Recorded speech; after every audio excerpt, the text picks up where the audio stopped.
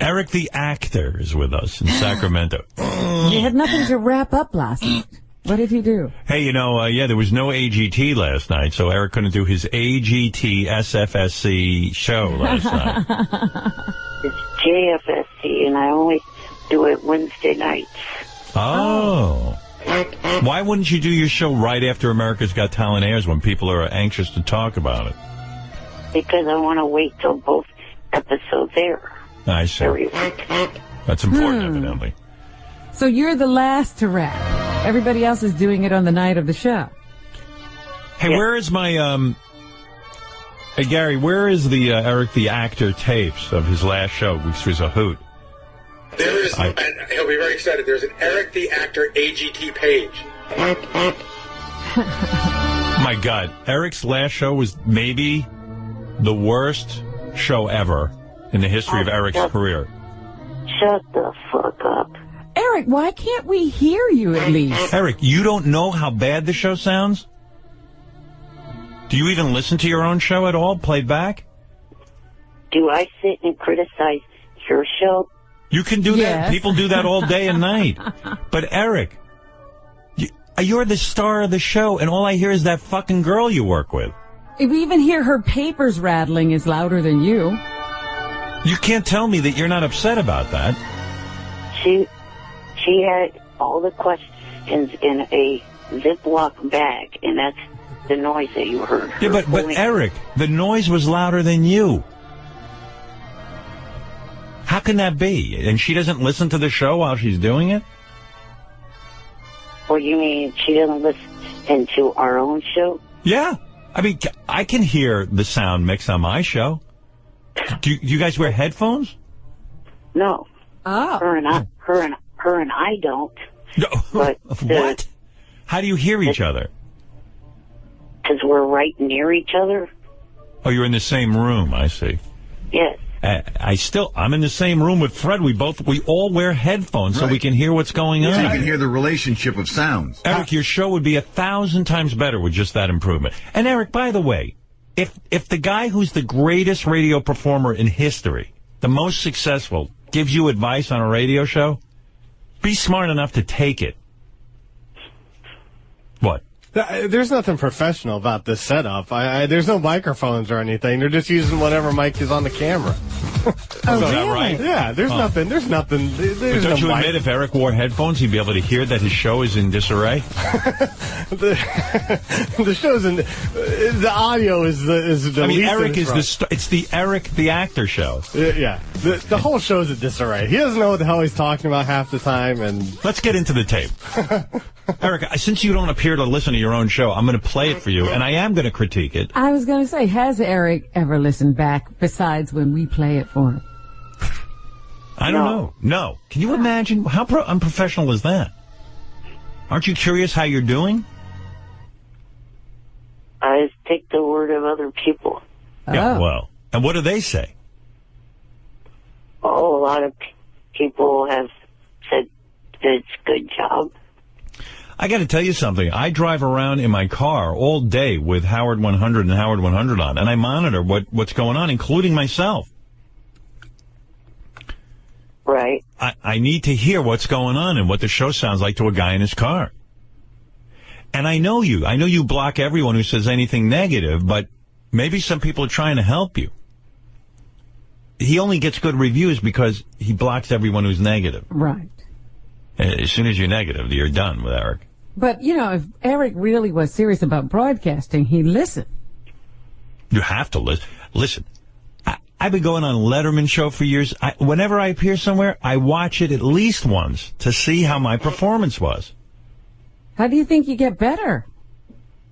It's awfully arrogant, Eric, to think that you're going to be a star and a superstar talent without even... You're so bored you're not listening to yourself. All right, I'm going to play this for Eric because this is the opening of the show. I know I played some of these yesterday, but Eric was quite perturbed with me because I played these without him being here. Oh, really? Which is ridiculous. But all right, I'll do it here for him now. Here's Eric's opening to the show. Okay, attempt number 2 here. Welcome to the JFSC. wrong. By the way, if I may point out, the woman typing over Eric. Do you hear this, Eric? And also, I couldn't even make out the first 5 words Eric said. I don't know what he's saying. He said... But he's trying to work out the name of the show, is what I can, from what I can understand. And he goes, no, that's wrong. And he starts again. I don't want to start off the show.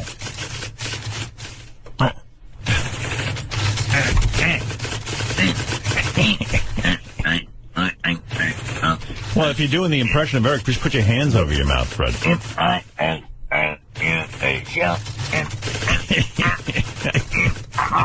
Yeah, we can hear you through that.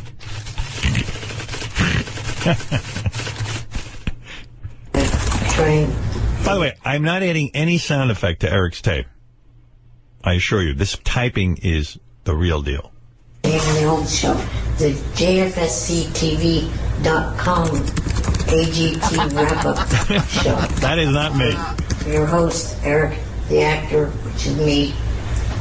And we're going to recap the America's Got Talent. It's been on since, what I think, May 14th. I want to address something that happened Monday. It's so hard to hear you. That's number one. Then the show continues on. And this woman that he works with, I guess it's the woman, is fumbling around with her papers, and I can't hear a word Eric's saying. Parminder Gill. Her I hear fine. Oh, yeah, she's loud and overmodulated. Yeah. Parminder Gill. Eric, is it possible you'll stop grunting if you sing a country song? I don't do that. That's the host. I talked to plenty of people on the phone off air for this current show, and not one of them. That's not me. It's a combination. It's comical. That way, it's a combination of it's early in the morning. I just woke up. Eric, if I did the show, and it Does sounded... Eric really want to be on the show? It almost like he is in another room. Yeah. Out the door. What if the show sounded like this? Hey, Robin, how you doing today? And I got to tell you, last night I was watching television. I had a great time. And, I'm sure we'd be very successful. Robin, and I got to tell you, I love doing the show and I love meeting people. On top of that, I mean, you're hard to understand anyway because you do have that. No, I style of fucking- speech. No, I fucking don't. No, you have a voice that is difficult to understand sometimes.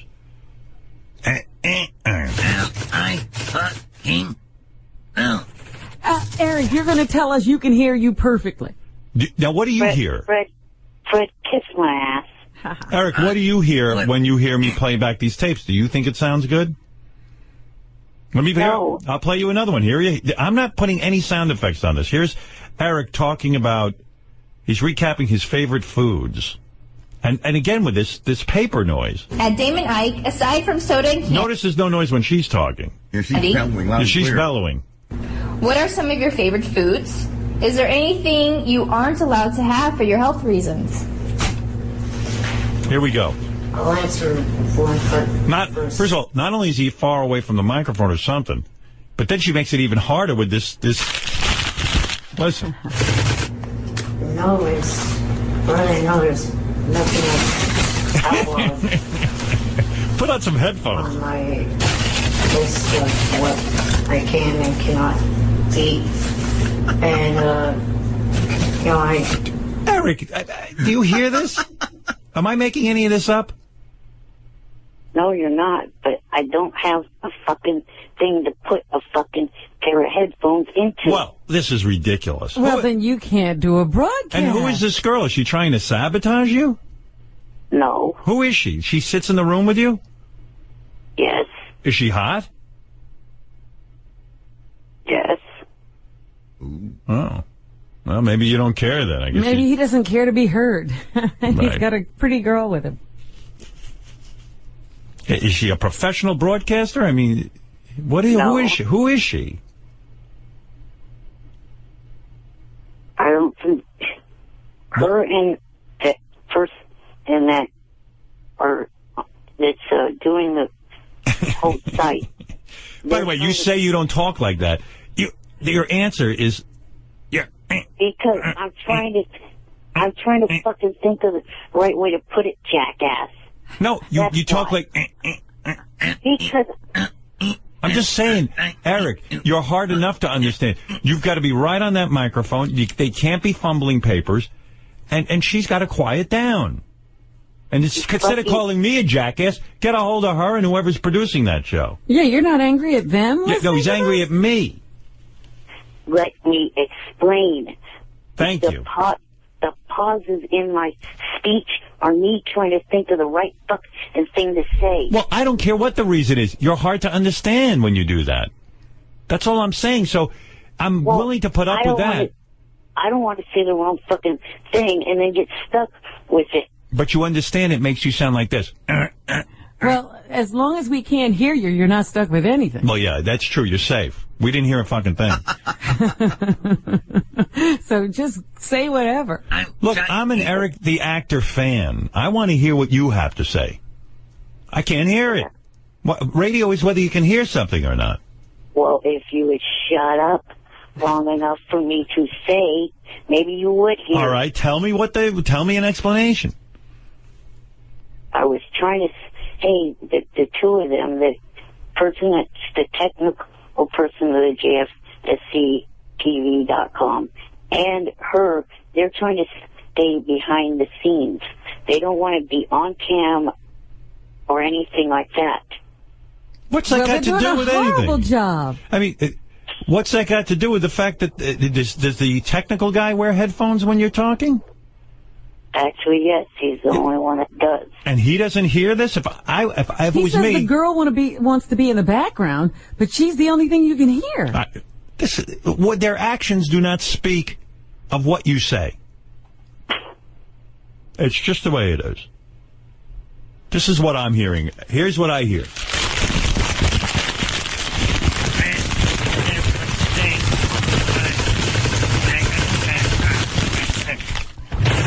What do you hear, Fred?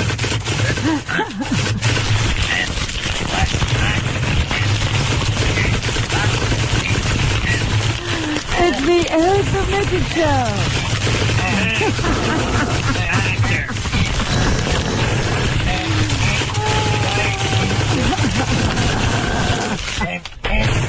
All right. That's what we hear. That's it. That's everything you get. And I know you think I'm being harsh, but I'm the only one being honest with you. Why bother doing a show that we can't hear? Okay? Hello? I'm here. Look, if the name of the show was Eric's Paper Crumpling and Typing Sound Show, I would say you got a hit. Because that's what I heard. I heard papers crumpling, typing. And everybody but Eric. You Yeah. hear somebody talking very well and loudly. Right. And then you hear some guy who sounds like he's outside the studio. You know what I've learned in radio, Eric? People will not put up with... they'll try a show for 30 seconds. If it doesn't sound right, they're gone. Listen, I'm a hit on radio. I know radio. I don't know much, but I know radio. I can help you with that. Right. I'm not saying it to be mean. I'm trying to get you some listeners here. I'm the only one, I think, who even advertises this show. I mean, who else is talking about it? Nobody. You couldn't talk about it if you were going to talk about content because you couldn't hear what Eric said. I mean, who is the engineer, Robin? Lou Ferrigno? Eric, you're on the air. You sound great. You're so damn good.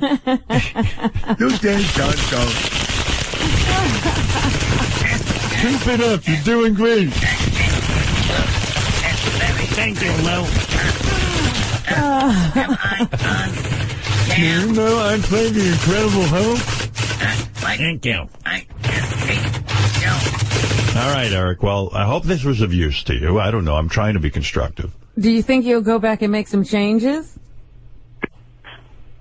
I'm actually considering possibly putting this on hiatus till the technical issues get worked out. Yeah, I can see why. He's frustrated. Well, let's hope you get it worked out and you don't have to go on hiatus. All your fans are waiting for the next show. I know I am. Right. All right, Eric. Well, best of luck getting that all straightened out. I know how frustrating it can be. One other thing before you let me go. I'm going to try to enter a contest of one of your...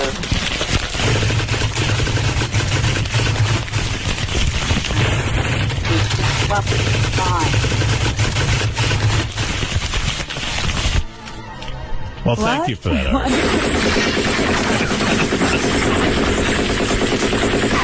I'm under fire. Eric, go ahead. What did you want to say? Hold it. Incoming, Robert. Incoming. Eric, what were you saying? Stop it, Jack.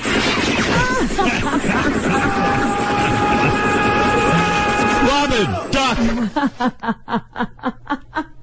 I mean, I hear a duck. Oh, it's Eric. Hey, I'm going to enter a It is an illusion. that started yesterday. What contest are you starting? No, I didn't start it. I'm entering one that started yesterday. Yeah, what is that? So, the coast of... Hold on, Eric. There's a duck sound. Stop it, duck. Wait, fuck you, duck. Get a gun and shoot it. Wait, hold on, Robin. I'll get the gun. Eric, keep talking. Hold it. What did you say, Eric? Something about a contest? All right, I got him. That's time. All right, I'll turn off my gun. Yes, did you say what you had to say? The Live with Kelly Coast to Coast co-host search. Oh, that's a good one. What is it? The Live with Kelly co-host search. So Eric, the actor, could be a co-host on Live with Kelly? That. I would do anything to see that. So how what do we vote for you? Well, first step... By the way, their votes are horseshit because somebody we voted for to be her co-host, like they still didn't let him on. Really? Remember the last time they had some sort of vote and we put somebody through? Like we got him like 1 million votes and they still didn't put him through.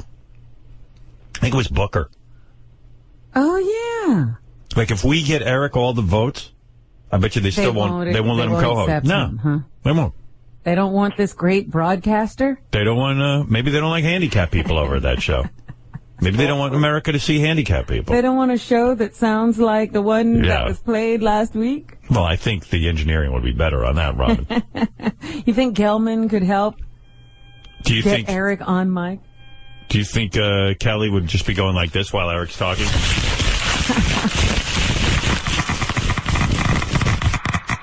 Eric, so what do we do to help you? And please don't mind my Geiger counter going off during the show. It's just a active test for radiation. Yeah, go ahead. I was trying to...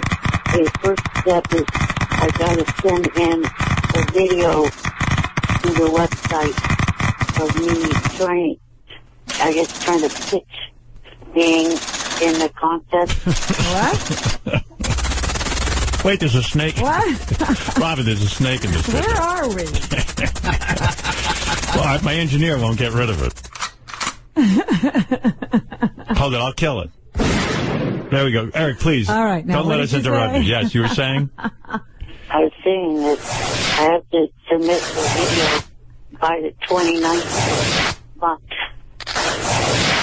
Wait a minute, somebody's tearing bandages. Somebody must have been hurt. I accidentally shot myself when I was trying to kill the snake, Robin. But please, Eric, go ahead. I'll say it a third time. Please. I have to submit a video to their website by the 29th. All right, we'll do it, because we'll all vote for you. You know, once they see the video, Eric. Oh, I'm sure it's going to be a great video. Would you send me a copy of the video just so I can see how you're doing? Where are you taping this video? I think in the same JFSC studios. On my laptop, probably. Yeah. What, do you have an agenda for the video you're sending, Kelly? No, not really. That's good. You're just going to do what? What are you planning to say? I'm going to... Hey, hello, Kelly. Here's what's in the news. This is what, you should be like Regis. If you're going to get that job, you got to go, last night, I went out to the 7-Eleven.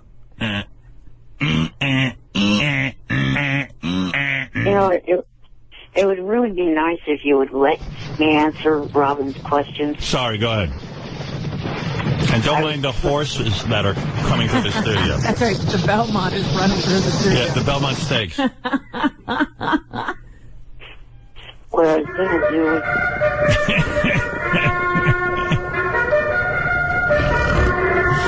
I got to get out of here. You are such immature assholes. You think? I agree with that. Yep. So what is it? What are you planning to say? I was going to say that I've been a part of the Howard Stern show for almost 10 years, and that I've been on TV shows, and just going to give my credits. Well, I could argue with that approach. That sounds horrible. It sounds boring. Yeah. Eric, again, I'm going to give you some free advice. You'd be smart to take it. Notice, like, when Regis was on with Kelly, he would talk about what he did that day. Like, you should get real down with it. Like, hey, I had a great night last night, or I had a miserable night last night, or, don't talk about what you've done. Talk about, what you're doing now and, what you read in the newspaper. Like, Regis would hold up the newspaper and go, can you believe this? The Houston Rockets won, or something like that. All right. Yeah, you got to act like the hosts something. And then threaten at the end. Just go, I'm a handicapped little person, and if you don't pick me, you're racist. What is it when you don't like little handicapped people? Is that racism? Well, it's what is that? What is it called? There's not even a thing. There's not even a name for that. Yeah. A littlest, I believe, right? If a racist is a race, a littlest would be... Well, a handicapist. A handicapist littlest. A sizeist. A sizeism. A sizist. A sizeism. You're practicing a sizeism. Got it, Eric? Yeah. What are the odds of him getting selected? None. Yeah, even if we all vote for him. But I'm going to vote for him. Well, I got to tell you, though, Eric, on one level, I think you got a shot. Because your chipper personality is perfect for a morning show. You know how upbeat you are. What? I mean, pretend you're on the show. All right, I'll be Kathy Lee. Eric, you'll be... Oh, right. Kelly Lee. Kelly. There's Kathy Lee and Kelly. Yeah. Her husband presided over your wedding. You can't even remember her name. I do remember her name. I thought of Kathy Lee. Sorry. All right, you ready? I'm Kelly. Yes. And you're... The co-host. The co-host. Hi, everyone. Welcome to the morning show with Kelly Ripa. And we're very excited today because we're welcoming someone new into our family. New on the show. And by the way, all of you voted, so this is your choice. And I just want to say that Gelman personally picked him. And here he is, Eric the actor. Maybe you've heard of him from the Howard Stern show. But he won overwhelmingly. Everyone voted for him. Welcome, Eric. Thank you, and good morning, Kelly. Good morning, everybody. So, Eric, tell us about you a little bit. A lot of people who don't know you. What's going on with you? And please don't touch me, by the way. All right, go ahead. I've been, for almost 10 years now, a regular caller into the Howard Stern show, and I've had... So you call Howard every morning? Just about every morning. Wow. Okay. I've also had 3 acting parts on 3 different primetime shows. The first one was American Dreams, then Friends, and Plain Sight. Oh, Plain Sight. Isn't that with Mary McCormick? Yes, it is. I don't remember seeing you. What did you play? The doorstop? I was in the 2nd episode of the 5th season. Oh, wow. I played a landlord. Okay. I'm changing the channel. I'm sorry. Yeah, I thought Eric was going to take over, but he wants to talk about his credentials. Right. He just and you know, Eric, when you show up, the first thing you say is not that, you know, you've been a caller on the Stern Show for 10 years. You got to explain. I don't know. You know what, Robin? You don't know everything. Eric's got a plan. Well, Eric, it's great having you here. We're going to bring out the North Shore Animal League now. They're bringing out a 40-pound cat to eat you. He's going to eat you on set. Any funny anecdotes from the set of Plain Sight? Must have been great being on the show. It was a lot of fun. Yeah. What an anecdote. Did anything fun happen? Do you know what an anecdote is? Yes, I know what an anecdote is. Oh, he thought I said anecdote. If you get bit by a snake, you get the anecdote to kill you. No, Eric, hey, it's so great having you here. You know, I didn't realize what an actor you were. What happened on the set of In Plain Sight that you might tell us about?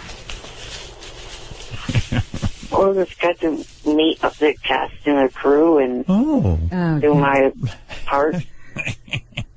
Wow. Nothing funny happened? I could see why Gelman picked you out of all the people we could have chosen. Nothing happened while you were on the set? I don't mean to tease you, Eric, but what I heard about you. The story of I the heard werewolves? I heard you were afraid of werewolves when you were working. Well, didn't encounter any. Eric. Come on, Robin. Oh, my God. You don't think this is fascinating? This is awful. You don't think Kelly and Eric make a good team? Eric's not giving anything. Are you saying if anything ever happened to me, Robin, you wouldn't work with Eric? No. Oh. This would be a nightmare. Right. You know why she says that? You were waiting for something funny or some funny anecdote. And you should say, like, you know what, Kelly? Just before I went, one of my friends convinced me that werewolves actually existed, and I thought I might get eaten by one when I went to the set, so I made sure to put a rider in my contract that it had to be werewolf-free. Look, Elephant Boy's laughing at me. Robin, maybe you should co-host with Kelly. You were pretty good. All right, well, Eric, I wish you luck with all your new endeavors. Please let us know when we can start voting for you, all right? That'll be never. They'll just totally reject this tape. You better show us that tape before you send it. Yeah, send me the tape so I can critique it and maybe improve it a little, all right? Okay. All right. You know, I've taken a special interest in your career, as you know. I mean, I'm responsible for getting you on a lot of shows, and, I feel sort of a sense of responsibility that maybe I could help you with this, this co-hosting thing. In fact, maybe even get that girl that you work with to play Kelly and have some bouncing back and forth between the two of you. That would be my first advice. Rather than make the audition tape yourself. Try to get a partner with you. And then, just to clarify, you guys are on air next week, right? Yes. Okay. Why is that? Well, so if I send you the tape... Oh, right. Okay. All right, Eric, I've spent way too much time with you. Best of luck. And please have your engineer listen to the show a little closer. Thank you. Right. All right. Just trying to help. All right, Eric. Remember, poor J.D. is out there listening. Right. He's forced to. J.D.'s probably the only one who's forced to listen to the entire hour. All right. And with any luck, Eric, if you listen to me, you'll be my heir apparent. You know what that means? Yes. What does that mean? It means the person that follows you. Uh-huh. You're designating him. I'm grooming you. Thank you. Okay. Bye for now. Bye for now. Right. Eric the actor, everyone. Eric, there he goes. Annoying motherfucker. Robin, by the way, you were very helpful with Eric and trying to mold him. I just see that audience going down to zero. Well, he starts, I got to meet the stars of the show. And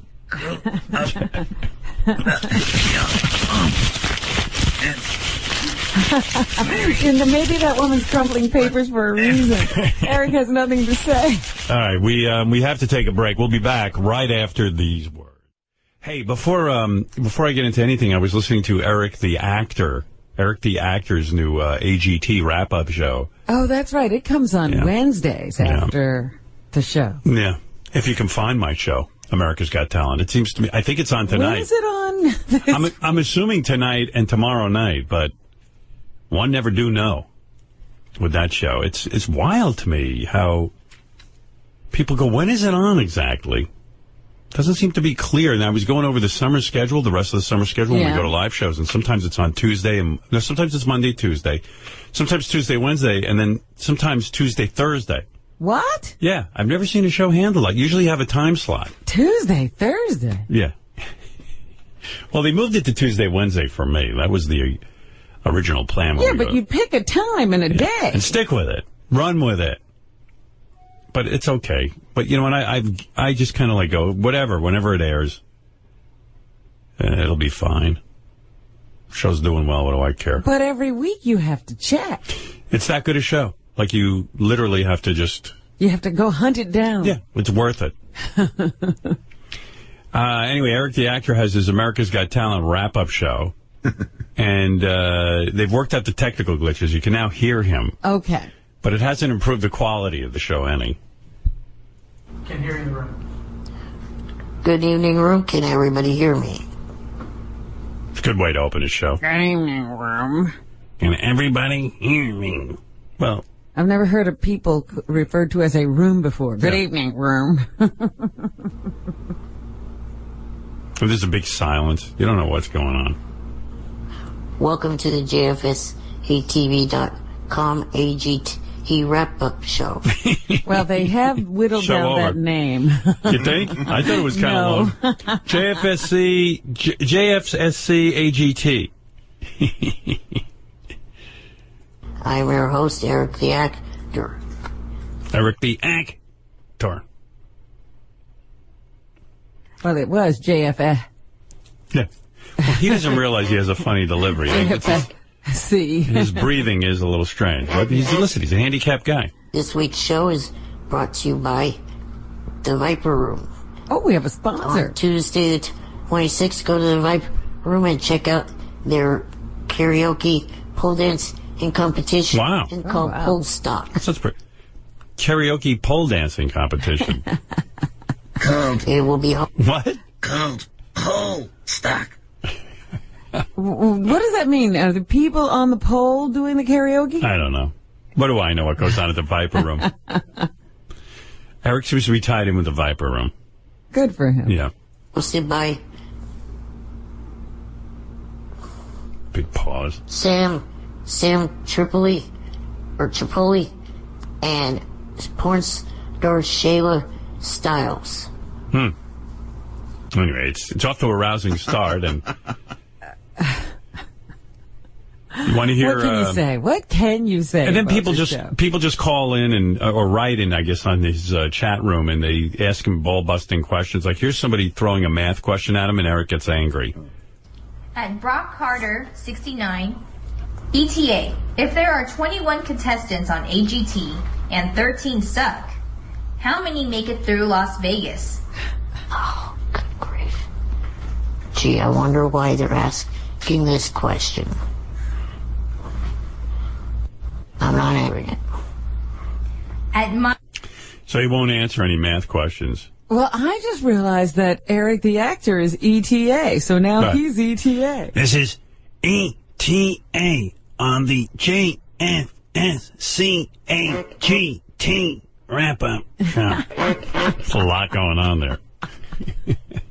So then finally he just starts yelling at everyone for asking math questions. Despite what some people think, I don't get paid to call into the show. I don't get paid for... having these... We don't pay him for all those great calls? Being bad at math. Yeah. Ios Porcus. Eric, if AGT is 1 hour long and a marathon shows 4 episodes, how many minutes of AGT were aired? Enough with the damn math questions, you dumb fucking idiots. There's some sort of audio problem this week where, you notice it cuts out every minute. Misses some of his words. Yeah, but makes it funnier. Kirby Orton. Are you voting this fall? And who will you be supporting in the 2012 election? Yeah, I'll be voting in November, and I'll be supporting Obama. Who? I think he said Obama. No, I think he said a llama. I'm supporting a llama. I'm supporting a llama. They're very furry. Then people just, all they do during his whole show is try to piss him off with questions, and the girl reads them, you know. Evidently, Eric whistled one week on his show. And the whistling, because he's on video, yeah, they said his face contorted and looked strange when he whistled, and now he doesn't want to whistle anymore. I think everyone wants to hear you whistle again. It was very popular. Yeah. Maybe we could arrange something that you just do something different. Well, the other thing, besides the fact that it kind of created an issue, the other thing that kind of annoyed me is it didn't even get one bit of attention from Howard. That's one of the main reasons why I did that last week, was to get Howard's attention. He won't whistle now. How did we miss that? Is he a good whistler? Yeah, the best part is when Eric is now angry with Live with Kelly Ripa. Why? Because he's entered the contest to become her co-host for the week. And he's dead serious about it. And now he's thinking of withdrawing because he found out that Kelly doesn't fly in her guest hosts. So what's so great about it is, Eric's never going to get chosen to be the guest host. This is great, though, because now he can rail and rant. Yeah. Hey, Eric, I would say, you know what? Why don't you send in a tape to Kelly Ripa, and if you get chosen, then worry about the airfare. You know? Well, I kind of think with the economic bad timing that we are having right now, that having a contest where you don't pay for the... Yeah, but I'm saying you're not going to win anyway. You're never going to be the co-host. It would be such a fluke. Yeah, if the fluke happens, we'll figure out how to pay for it. You don't know if they would choose me or not. That's what I'm saying. So let's see if you get chosen. I'm telling you, they'll never choose you. First of all, can you imagine, like, Eric will get chosen, which would be, like, the greatest thing ever, and he'd be like, I can't get an oxygen tank that quickly, and I can't, you know, like, he would actually probably end up blowing it anyway, which would be so great. Here's Eric mad at Live with Kelly on his radio show. Eric, are you going to turn in a video to Kelly's show? Oh, the live... yeah, I've considered that. The only thing is, there was one major thing with it. The people that they pick what is that noise? To do travel cost, they have to buy their own round-trip tickets, which I find a little annoying, because a lot of these people that are probably going to be entering this contest are people that are out of work and don't have the money to buy round-trip tickets. So why make them have to pay for their way? Yeah, they can afford it. It sure makes a ton of dough. If they're sitting at home watching Live and entering this contest, surely they can afford it. If they have that much free time. They all must be billionaires, because most people go out and work. Well, Eric, I would enter anyway and see what happens. I'll bet you don't get picked. Do you have to send in a picture? And if I do, what will you do? We'll fly you in. Yeah. I'll fly you in. I mean, you know, not on a private jet. Disclaimer, disclaimer, disclaimer, but I'll find some money to get you a flight. But you're not going to win. And not only aren't you going to win, you're going to make it a pain in the ass anyway. Then you're going to go, well, you're flying me in, but who's going to put me up? And who's going to, you know? What day? What day? And I have to order an oxygen tent. I have to have 2 tickets. Not a tent, you moron. How do I know? He wants the tent to play. Yeah. We need a tent for the lightning. All I need is an oxygen generator, not an oxygen That's like my problem. Oxygen generator. What are you breathing right now? Oxygen, right? Yes. Yeah. What are you worried about? And you know what? You got so much free time. Drive to New York. Imagine if he did get picked. Wouldn't that be fun? Imagine A road trip. Imagine he got picked by Kelly Ripa to be her co-host. And then he couldn't get it. Yeah, and then he'd just be like, well, I can't get there. It's like, what else do you have to do but get there? Walk. Have that guy wheel you. It's just crazy, his thought process. What is this? Eric the actor explains Madonna and Lady Gaga. Oh, yes, they're feuding. He knows what's at the bottom of this. Yeah, let's hear that. What? I just wanted because it's only a minute and then a minute and 11 seconds, but it feels like an hour listening to it. Yeah, can you imagine? Like, just hearing his Kelly Ripa thing, it's only like 15 seconds and it felt like an hour. Yes. All right, let's see if we can sit through this. This is Eric explaining the Madonna-Lady Gaga feud. Did you see Lady Gaga got hit in New Zealand by one of her dancers? Oh, yeah. Yeah, I saw that. And I also seen that she's... Where does he see that, by the way?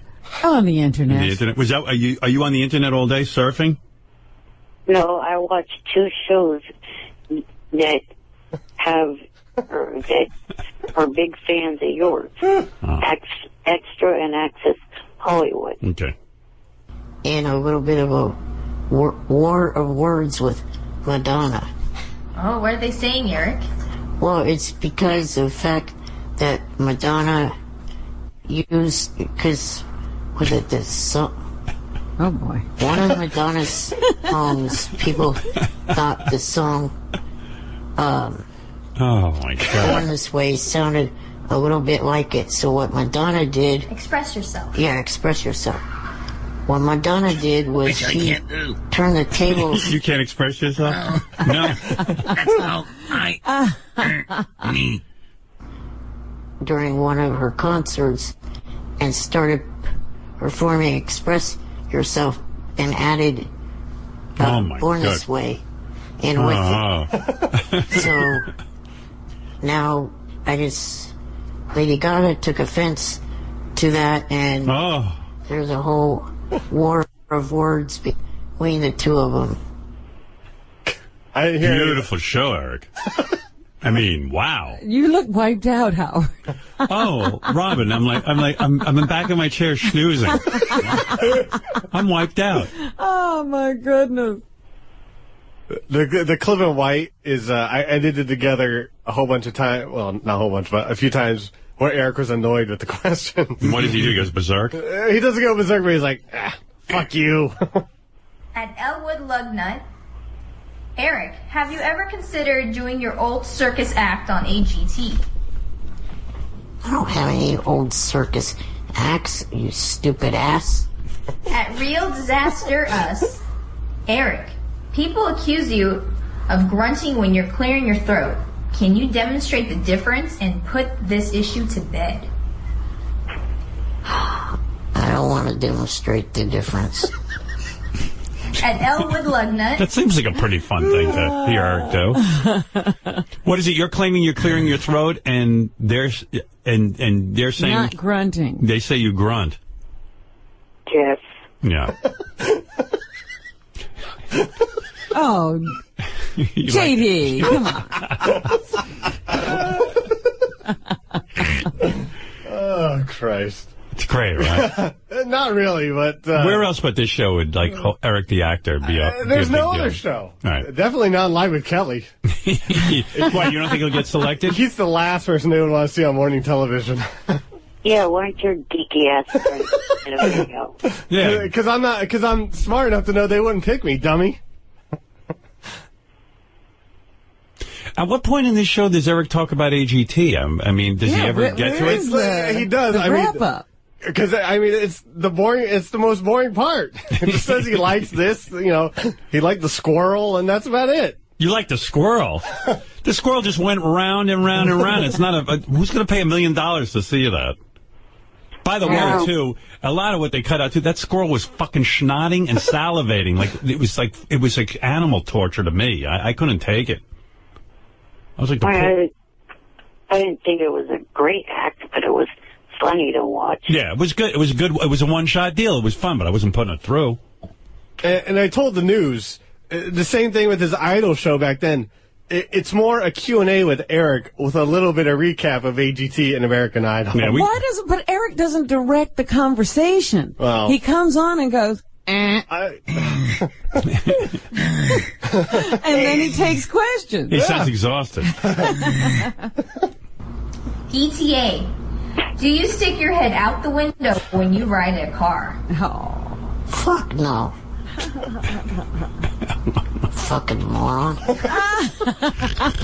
At Miles Porkus, what is your favorite game at Chuck E. Cheese? How many fucking times do I have to tell you morons I don't go to Chuck E. Cheese?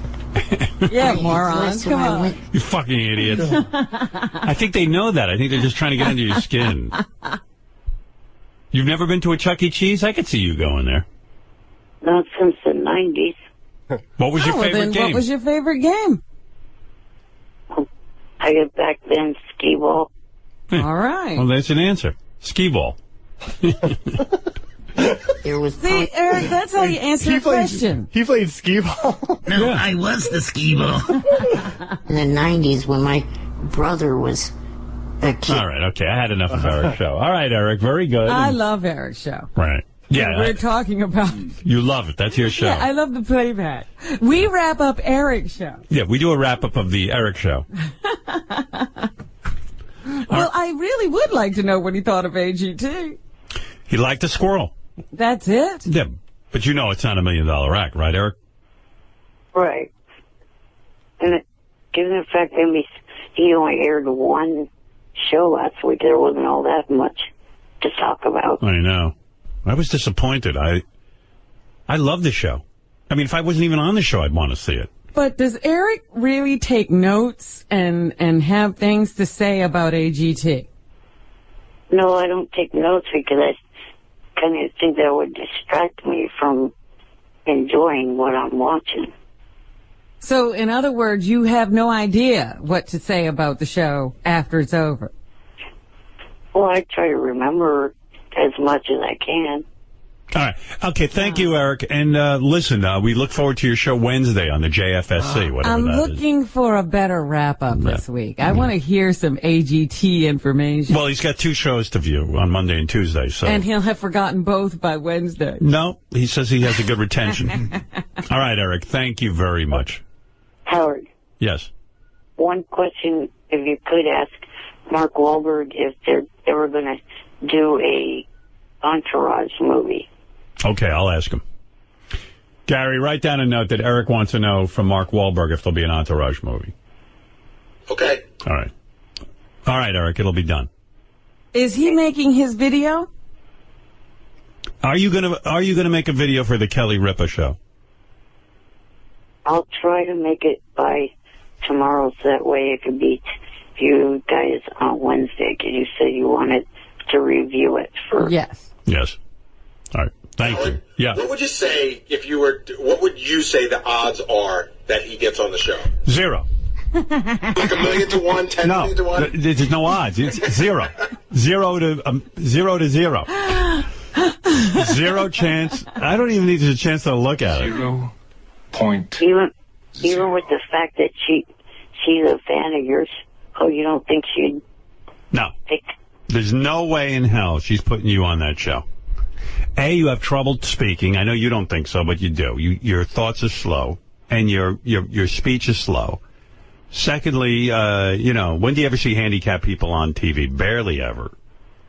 Everyone's looking for perfect. Look at her. I mean, everyone's looking for perfect people. Well, I think you'd be the perfect contrast. Yeah, but she'll look unbelievably beautiful. I mean, she looks beautiful already, but she'll look even more beautiful. Oh, can I just say one thing to Eric, too?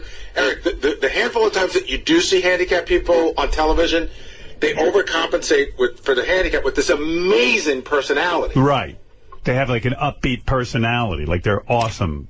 Like insane. You sit there and you go, oh my God, I'm so inspired. Your point is?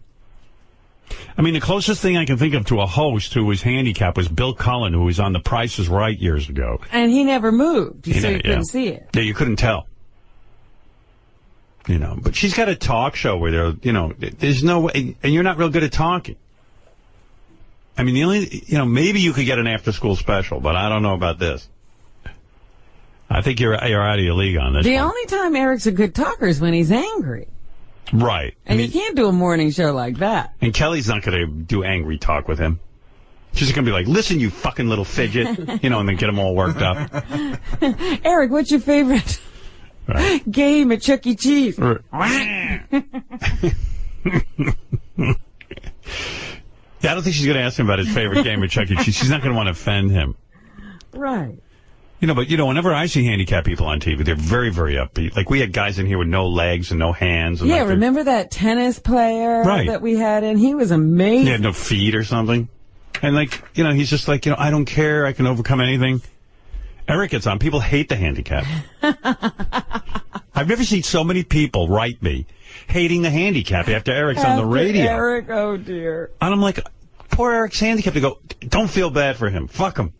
I mean, people hate Eric.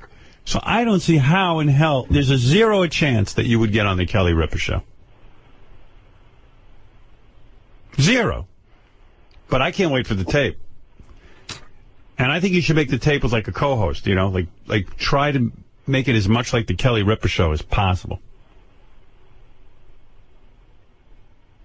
Right. I talked to one of your, I guess you could say, frequent guests a lot on the phone. And I don't have any problem talking to her at a normal rate of speed. And other stuff, every time I've talked to her on the phone, I've never talked to her slowly or anything like that. All right, well, prove me wrong. I'm telling you have 0 chance. He has no clue. Yeah. I think if you think that's your best shot at doing it, get her to do the tape with you. Right. Do it with your friend. All right, well, send me the tape. I'll critique it. Yeah, how's that possible? Tabitha lives in Vegas. Oh, oh, well, that's too bad. Yeah. All right, well, I got to go anyway, okay? I wonder why he wanted you to see his whistling. Because he's got to be funny, and I talk about it on the air and stuff. Robin, what is it about his whistling? Because he makes weird faces when he whistles, and people were making fun of Eric, and Eric doesn't want to be made fun of. All right, enough of the Eric world. Eric, I got to go. Keep me posted on the Kelly Ripa thing, and let me know about the new AGT wrap-up show. Thank you. Okay. All right, later. All right. I mean, how many minutes can I spend with him? I would like to hear him whistle now. I'm very intrigued. Yeah, but you got to see him whistle. That's the whole appeal. That's why he doesn't want to do it anymore. After he whistled, everybody was tweeting pictures of him whistling. Oh, my goodness. And, it wasn't his best look. What good is being famous if you can't whip that out? So I'm like, anyway, so he figured out, because he's a genius, he goes, this wasn't a tremor, this wasn't a stroke. It turns out her heartbeat is irregular now. She has some sort of heart condition, and she's fainting. She's sort of passing out. She's passing out. She's fainting. And he says it's a miracle she didn't break all the bones in her body rolling down those steps. Wow. Because she's arthritic, too, now. Yeah. And I love this dog, and Beth loves this dog. And the dog can't die. I sat at the dog down. I said, you can't fucking die on me now. I don't have the time for it. I got AGT going on. I got the live shows. She stares at me like she knows, All right, try to hold out until the end of the season. Yeah, you've got to just pull your shit together. I'm not canceling AGT because you died. You're a dog. You'll make me the laughing stock of the world. And I've made this vow that I every morning I wake up and the first thing I do is I sit with her for 10 minutes and I give her a lot of love. I hug her, I kiss her, I tell her that she's a good girl, the whole thing, because I go, how much longer am I going to have with my dog? Meanwhile, she could end up being here for another 5 years. Who knows? But you don't know. And it's horrible. You know what? And the relationship you have with your animal becomes closer as they get this way. Oh. Don't even so it makes it even harder. I had to go into therapy and become a human being. Just in time to watch my dog die. In the old days, I'd be like, oh, good. Now I have free time. Now I'm like all attached. And then our cat Apple, the one that we took in, now she's sick. the first one. Beth calls me last night, goes, oh, the cat's sick. I go, what do you mean sick? She goes, really sick. I go, what's wrong? She's throwing up all over the place. She can't hold her urine. And this cat's completely clean. What are you talking about? What am I talking about? This is what I'm talking about. Well, don't forget, she has a lot of issues. She's on a lot of medication. Oh, is she? Yeah, that's the cat we adopted that nobody wanted. It had no fur. Right. She has to take medication to keep from eating herself alive. Oh. But she's great now. She has a great life. She's got a great groove. We love the cat. Now she's fucking all fucked But doesn't that medication do something? Yeah, there's ramifications of the medication. So, but we knew that. We'd rather she have 2 good years than a life of misery. Right. Oh, with these animals. How many do you have now? I got 3 rescue cats and Bianca. Well, you said everybody's sick. What else is going on? No, the other 2 are healthy, but... Walter and Leon are... Well, Leon, we just pulled together. He's, we adopted him, and he was a mess, and then now he's fine. He's the one who sits in bed while I try to fuck Beth. And he's huge. He's like a person. He takes up the whole bed. It's like there's another dude in the bed with me. So finally I go to Beth. I go, please, you're the one. She goes, well, why don't you take the cat out? She knows I can't, because I don't want to pick the cat up. She goes... All right, I'll take the cat out. She takes the cat out. I start banging. I'm 30 seconds in, which is, maybe I've got a minute left. Because when I bang Beth, I can't even look. I mean, I tell you, I blow a load immediately, even still to this day. Poor woman. And the cat starts banging his head into the door to get in. Oh, my goodness. Just for the lousy 2 or 3 minutes, I go, can you shut up? It's like a crazy house.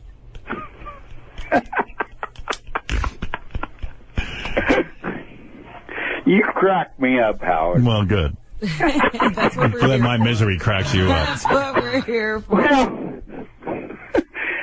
All right. Hey, Eric, are you still there? Yeah. Eric just listens. I got to go, guys, because Octomom's here. She wants to go on the Sibian, which is going to be very freaky. She's not going to feel anything. Do you really think she has? She's had so many kids through that vagina. I don't see how she's going to feel. She can't even feel anything down there. That's right. Hey, Howard? I'm thinking like Eric has so many medical issues. His parents must feel the same way. Like they don't want to get too attached. Yeah, they probably don't want to get too attached, right, Eric? Because weren't you supposed to die when you were like 9? No, I was supposed to make it into my teens. So his parents probably are like, I don't want to get too attached to this one. He's going anyway. Meanwhile, Eric hangs on. Good for you, Eric. Shut up. No, I'm saying. Who wants to get that attached? I'm attached to you at this point. Yeah, see, now we're all bound up in this. Now, I was calling to help you with a couple of things about your AGT. What? Eric's a bit of an AGT expert, so he can... He has some, tips for you? Tips. Go ahead. Well, you were trying to figure out out of the 48 performers how that's going to work. No, I know how it works. Okay, well, yesterday you... No, I explained that they break them down into groups and categories. Yeah, groups of 12. Right. But it's not all the same. They don't take them for the kind of act, do No, they? sometimes they do. They do 12 each week for 4 weeks. I see.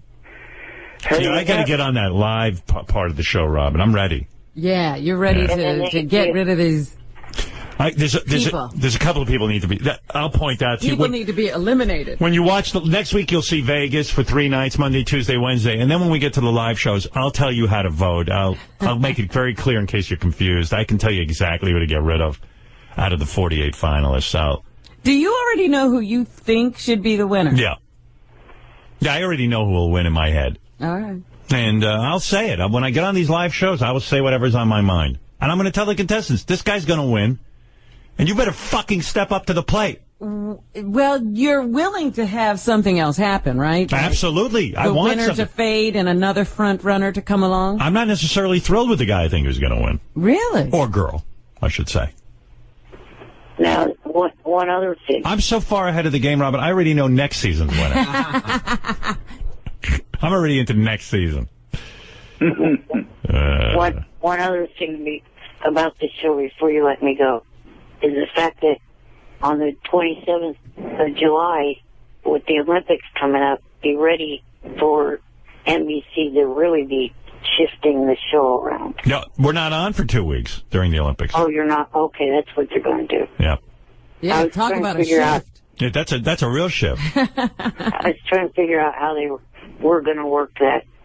Nah, with the Olympics, they're not even, we're having 2 weeks off, which is good, because that's, I think, August or the end of July. And July 27th. Yeah, doesn't fuck up my time off then. Hey, Howard, would you put Eric on AGT? As what? He was in the audience. He was there in San Francisco with me. Really? It was nice having him there, actually. Oh. I would look over at him, take care of him, checked on him. You know, there was a duet we played this morning, Mockingbird by Crackhead Bob and Elephant Boy. Yeah. And I was like, that was a duet that should have been on America's Got Talent. Yeah, I missed that. Those two idiots should have shown up and done a song. Hey, play that a little for me, Fred. I missed it. I gotta find it again because I deleted it. It's probably like, da, nee, da, nee. Well, you know, Crackhead Bob has the Mockingbird line, and he can't say anything but Mockingbird. Here we go. Mock, then, Yeah. then, Mockingbird is Everybody have you heard? Mockingbird. And if that's the good. mockingbird does sing, Mockingbird is. I would have put them right through. and if the diamond ring will shine. That's good. Hey, you know, some of the people who watch America's Got Talent are so dumb. Like, I went on some of their message boards and stuff, and you know, there are people who, you know, really love me, and then there were those that don't, and then, like, it's like, some guy wrote, "Oh, Howard Stern's an idiot. He buzzed that little tap dancing girl, and then he put through that girl in the pink dress." Oh. And I'm like, you asshole. I buzzed that girl. I put through the girl in the pink dress because I was making a joke. Yeah. I knew that Howie and Sharon weren't putting her through. Some people are that dumb. You know who I liked? I like that small guy, that singer. Little Barry? Little Barry, yeah. He was cool. Yeah, well, I put him through because I was on stage with him. That was another time I was just, you know, making a joke. But he's fucking horrible. I asked him. He reminded me of Paul Williams. Yeah, except Paul Williams had some talent. Has talent. Yeah. Paul Williams wrote hit Paul songs. Williams without talent. Little Barry's a fucking mess. I know, we got to get to Octomom. But DePace and I were talking about something that was on the show that was sort of like uncomfortable and risque, and it wasn't you. What was it? It was the guy that makes mouth love. Yeah, big deal. But it was weird. Like, even DePace said he's sitting with his kid. It was just sort of, it was weird. Like, my son goes, what are they doing? Well, first of all, I said, what kind of act is that? It's not an act. Well, someone was explaining to me, I think when they do it for real, like there's fucking involved, you know, he's fucking into, you know, like, but like with AGT, you're not even allowed to take off your clothes. I thought it was sort of risque for AGT. Yeah. Well, the guy was putting his tongue out in the air. Yeah, it was sort of gross. Yeah, and I guess I made some sort of comment like that was, you know, I'm the guy who gets offended, and, you know, I'm the guy who offends everyone, you know, I'm offended. And someone said, oh, my God, Howard Stern was offended. What was he offended by? I'm like, I'm making a joke. Not really that offended. Well, your every move is now under the microscope. Right. Oh, it's crazy. All right, Eric and Speech Impediment Man, I got to go, okay? Hey, Howard? Yeah. Fuck Melrose Green and fuck Ass-Knacking Ed. What's going on with Melrose, Larry Green? He's on the phone. He says he hates you. What's going on with him? And, Wait, I'll get him on. Hey, Eric, I got to go. I got to get Melrose on. Okay. All right, later. Oh, fuck him. Looking for a certain level of enthusiasm from me. Well, you are the show. I mean, you're the time generator of the whole thing. I'm the spark. Yeah. I really do think I am. I think you are. Thank you, Robin. I don't think Howie and Sharon think I am. No, I think they know you are. They love it. I'm like, they're like, glad you came. Maybe. I don't know. How about AGH? America's Got Howard, and we just do our thing. By the way, speaking of AGT, Eric the actor did another... Oh, no. He did another wrap-up show. Yeah, and because of you, Robin, he devoted some time to America's Got Talent to actually talking about Well, it. that's what he's supposed to be doing. Yeah. He devoted, I think, a minute to it, but because the rest of the time he's just busy with questions. Yeah. I tell you, I'll play it for you tomorrow because we should get to the news. Yeah, because if he's just answering questions about himself, it's a Eric the actor wrap-up show. Yeah, well, okay, here's one little teaser for tomorrow. Here's Eric from his AGT recap show. So let's see, And he got rid of his female co-host, I think. She wasn't there. Really? Yeah. So let's see, what's first to talk about with AGT? Monday night, they aired their last city audition Americans, which of course was just pretty much compilation of the different cities all put together in one. Wow. That was a highlight? Well, it's 20 seconds of the highlight, but didn't it feel like an hour went by? Oh, it's awful. Yeah. They showed some acts that they hadn't shown yet before. They hadn't shown yet. I think Eric is insufferable. You know, Bill Maher had Kirk Douglas on. I saw a little bit of that. And, you know, I feel like two different ways about it. What are you saying? Yeah, I loved it and I hated it all at the same time. I mean, I love Kirk Douglas in that he's an old guy who had a stroke, and rather than hide away, he's trying to, you know, live a normal life. And like Jim Brewer said, you know, we take old people and discard them. So I get all that. Like, it's important. But he writes these books and then he comes out to promote them. And Bill Maher, I guess, somehow fell for it because it's really difficult to listen to him on TV. It was almost like Bill was the only one who understood. And I don't even think Bill knew what he was talking about. And he was trying to repeat what he was saying to the audience. Bill asked Kirk Douglas at one point why he wrote the book. I have no idea what the answer was. I wrote this book because now we have a divisive situation all over Europe and all over America, for example. I mean, it's sad. Yeah. And Bill's sitting there being polite, which he's got to be. Right, he can't interrupt. But you know TV's just turned the fuck off when this is going on. Well, actually, it made me want. It did? All right, so it worked. Yeah. You watched? Yeah, when I said, oh my God, he's talking to Kirk Douglas, I stayed for every word. I'm pretty sure I'm going to hide away if this happens to me. Well, like I said, most people disappear. Like, you haven't seen Gene Hackman, you haven't seen Sean Connery. You know, they want to be remembered as they were. Right. Not Kirk Douglas. Why'd you write the book, Howard?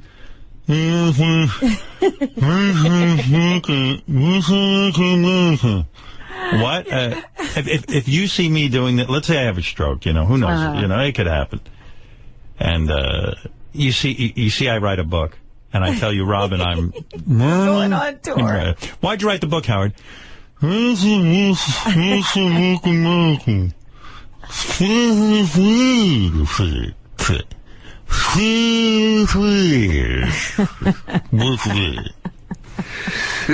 Republicans, the Democrats. I want you to give me the big X. I'll get a wheelbarrow and get you right out of it. Just take me right out. And where are the Americans? You watched the whole interview? I did. I came in sort of in the middle, so I didn't see the first part, but I was just I said, I got to see how much he can answer. I love that the audience clapped, too. And then he was making jokes, and then he'd look at the audience, and they were giving him, you know, like the courtesy laughs. Right. And they didn't know what he was joking about. Sometimes I think J.D. had a stroke.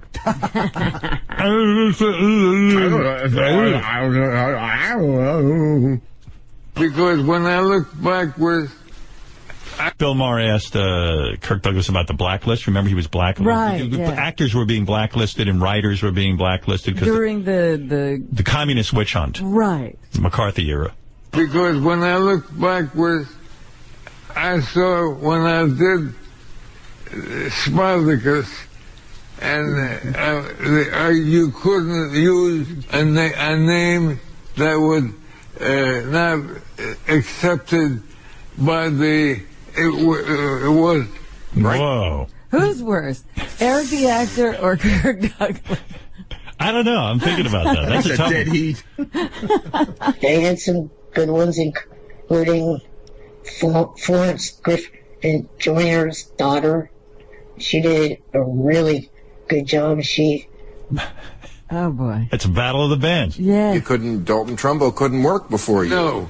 And House Thomas was the chairman of the committee, and he sent in all the blacklisted voices. I miss Dick Clark.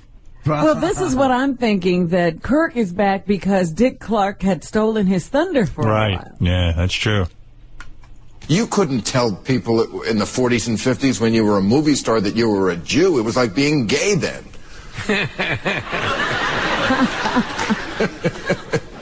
Do I have a choice? What'd he say? He actually said, I got this time. When I first heard it, I didn't know what he said. He said, do I have a choice? A source? Being gay or being Jewish? A choice. Yeah, Bill doesn't even know what the fuck he's Bill saying. is interpreting. Ay. And then at the end of the interview, did you see that Bill said, we'll have lunch again, right? So he goes out and enjoys this kind of conversation when he doesn't have to work. What do you want? What do you want for breakfast, Kirk? Salami?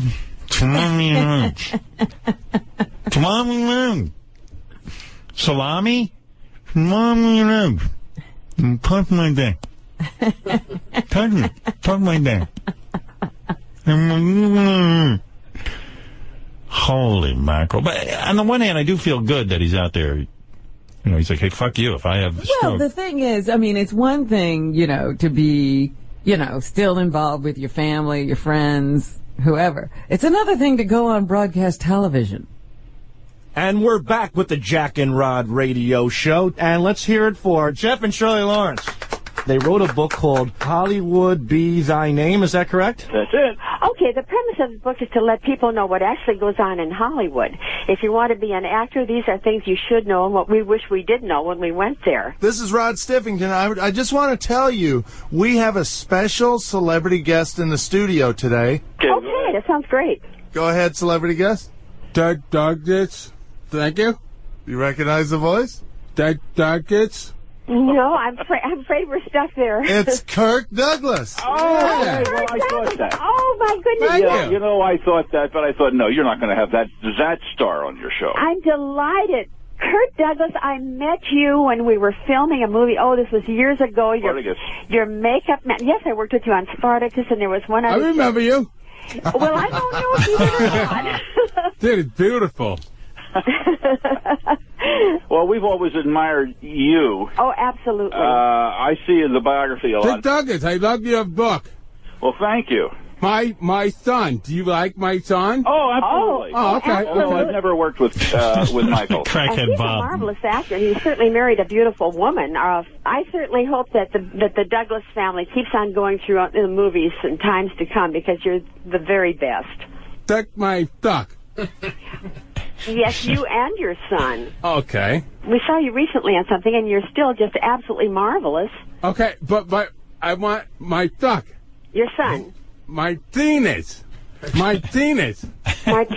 Yes. We admire you greatly. Beautiful.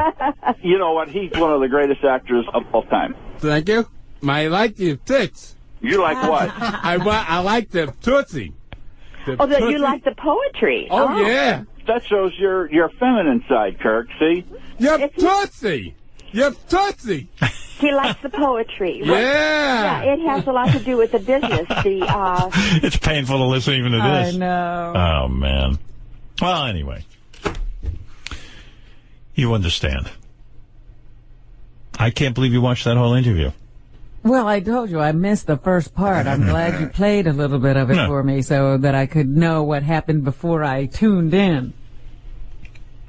Anyway, so Eric the actor and Kirk Douglas have a lot in common. Yeah, I didn't even care why Kirk was there. I didn't even know he had written a book. Right. You didn't get that out of it.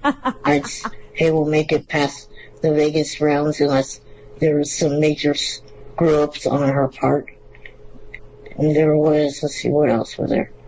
I wasn't completely clear because Wow.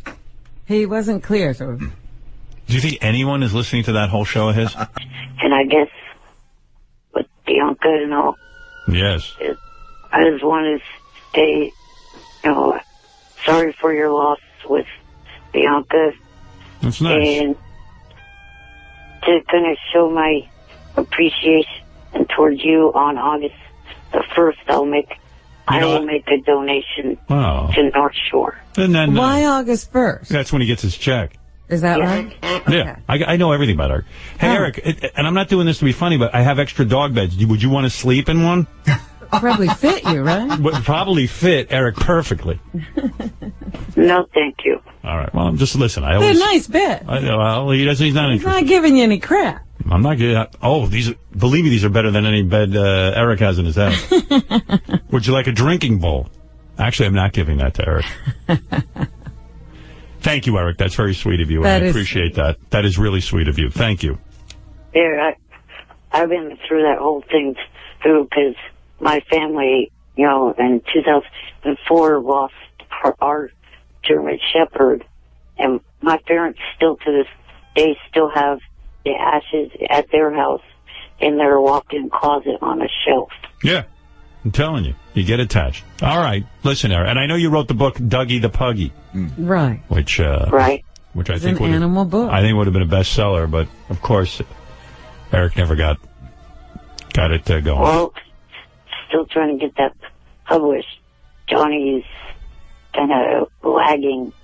Yeah. He's If Johnny knew what he was doing, he should have already had that into a movie already. That movie, Dougie the Puggy. All right. Well, thank you. Trying to get him to do things is hard because right now he's spending a whole lot of time on set with Scott Baio and Jason Hervey on a project that they're doing. They're on a set? I'm shocked. I would think Eric would be on a set before those two. All right. Thank you, Eric. And fascinating. And by the way, why did you... Oh, I know why. I know the answer to this. I was going to ask him why he quit his America's Got Talent wrap-up show.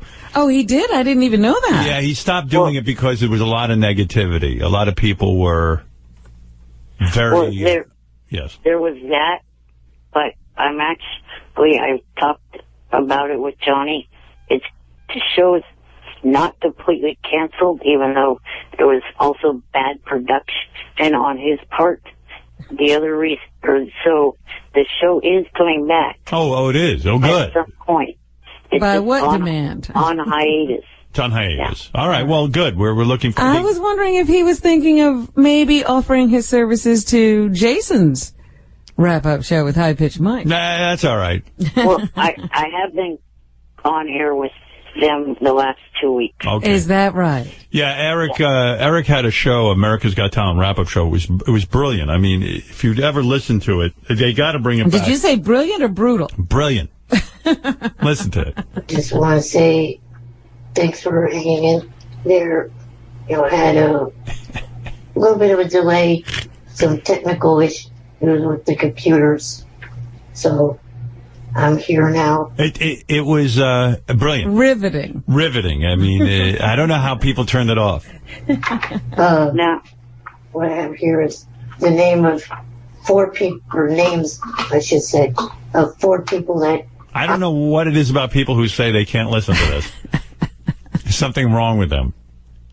Oh, now, hopefully, you know, the people that perform next week are as good as the ones that perform this week. By the way, Eric, you'll be happy to know I looked over the talent that's coming up this week. I think this is going to be the best America's Got Talent week in terms of pure talent. Yeah, it's like that guy Horse who gets kicked in the nuts. It's the guy who does the Earth Harp. It's the Human Cannonball. Ooh. It's the... I don't get why you guys pass him into the... If you stood outside and watched this fucking guy... The Human Cannonball? Yeah. Is that who you object to, Eric? What more is the guy going to do? What's he going to shoot himself into the I told the guy... Yeah, exactly. I told the guy he should, like, shoot himself over, like, Niagara Falls or something. Oh, God. You know, like, really kill himself. So he's got to be... Listen, he's going to go through and do something dangerous. Or maybe the Human Cannonball and the Kick in the Nuts guy can combine. I was thinking, like, I wonder if that's ever happened in the history of the show where they... You shoot the Human Cannonball into Horse's nuts? It was nuts, and it's like his helmet just goes, like, at 50 miles an hour, just goes streaming right into this guy's nuts. Wow. But there's a whole... Sorry? To me, the Cannonball guy is like that annoying diving guy from last season. Yeah, well, but the diving guy never stepped it up except got higher and higher. I'm saying I think the Cannonball guy could be a force to be reckoned with if he just jumps over something cool like alligators or something. The more dangerous it gets, you know what I mean? But anyway, And then there's a bunch of other people. Wait, I wish I could remember the 12 who are going this week. I know it's the little boy who sings mariachi. Yeah, I saw him backstage. I passed him. Sometimes you pass them in the hall and you're not allowed to really have conversation with them. Maybe that's part of the rules I turned up. Because one day I was like, hey, man, how you doing? And someone pulls me aside. You can't be talking to them. I was like, real? I go, oh, shit. Yeah, that's not fair. I go, okay, all right, fine. No one told me, so I won't talk. Well, I guess what it is they don't want you to get a friendship with them where it make it look like you're going to pull for them and make it a little unfair to the others. Well, all I know is I was going over the talent, and this was the first week I went, there's like 7, like, remember that girl who's sort of like an Olympic, but she dances? And oh, yeah, that girl, too. Yeah, that girl's really good. And I was like looking at the list and I went, this is one week where it actually might be difficult to eliminate people. And then there's going to be that guy who sings The Love Boat, right? Well, that ain't going to be difficult for me. That's a good. I think I'm going to go off on. I think there's going to be another eruption this week on Howie and Sharon, quite frankly, because they're way into that Love Boat guy, and I got a lot to say about that. And then sometimes they say to me, like, hey, come on, we're running behind in time. You only have a minute. But I'm going to need a good 5 to 6 minutes on that guy. Oh, jeez. Because this is bullshit. I've argued with them since before Vegas, about that guy. Yeah, that guy should not have made it past the audition. I have a racial theory on that, too. I think if he was a white guy, they never would have put him through. You think Howie and Sharon? White guilt. White guilt? The guy sings the theme from Love Boat poorly. Like, it's not even that good. It's got to be that. What could it be? There are other black people in the competition who have talent. That's true. Maybe it's not a racial thing. Well, I grew up black almost, so I don't have any of that. I don't mind telling a black guy he has no talent. I don't have that black guilt. But they've told plenty of black people to go away. Have you made... They were like, hey, it's a nice... Like, how many black people sing the theme from The Love Boat? I think it was one of those. Oh, he's a nice black man. Yeah, like, they looked at a black guy and they go, there's no way. He's singing the theme from The Love Boat. You know what I mean? I think it's feel good, Right. Like, black guys now are like, hey, I'm not taking shit from white people. He looks like a guy who takes shit from white people. So that's why... He's not singing the theme to the Cosbys. He's singing the theme to The Love Boat. Yeah, he's good. So I'm telling you, there's some racial component. I don't know what because I'm trying to figure out what is their attraction to this guy. Well, again, Howie has that little quirky thing. He likes the theme songs that the guy sings. Yeah, well, Howie's like, well, you know what? I would go see him before some other singer. I go, no, you wouldn't. No, you wouldn't. He might, though. I go, Howie, I tell you what, why don't you take your own money and back this guy's career? Why don't you put out an album and put money out? He won't do it. I said, why don't you put together a show for him and put up your own money? If he's that good. If he's that good. That's the barometer I use as a judge. Make him and Big Barry Howie's opening to his stand-up shows. Well, he's actually going to bring Barry to some of his stand-up shows, but that doesn't cost Howie anything. It helps him. Right. You know what I mean? And the guy will come on for 5 minutes and do some stupid thing, and that'll be the end of it. By the way, you know what I was thinking the other day? Remember that little kid that Ellen... Yeah. discovered? Yeah, give him like a record contract or something. Whatever happened to him? He works, I think, at Chick-fil-A. I'm not sure. That is the worst thing that ever happened to him. To have Ellen pick him and decide she was going to run his career. He's disappeared. That's right. He was doing well until she got up. No, Ellen, I think Ellen actually just kind of backed him and gave him some money. I mean, it takes time to put the thing together. I think she's like a big fan, but I mean, there's only so much else. Yeah, but he'd be better off on America's Got Talent, is what I'm saying. Yeah. Well, maybe I'll talk to Ellen about that. I'll get a hold of her for the YouTube show. Maybe I can negotiate. But I don't know how involved she really is. He'll be 20 years old and no longer cute by the time this gets together. Well, you know what it is. A lot of these kids do a cover version. They can't do their own music. That's why I was thrilled with that band last week because they did their own music. I was like, wow, they can actually write music. That was awful how Howie and Aaron picked the other group over them. Yeah, we didn't even talk about that. I mean, was I high, Robin? I mean, I thought that band was way good. They were excellent musicians. Yeah.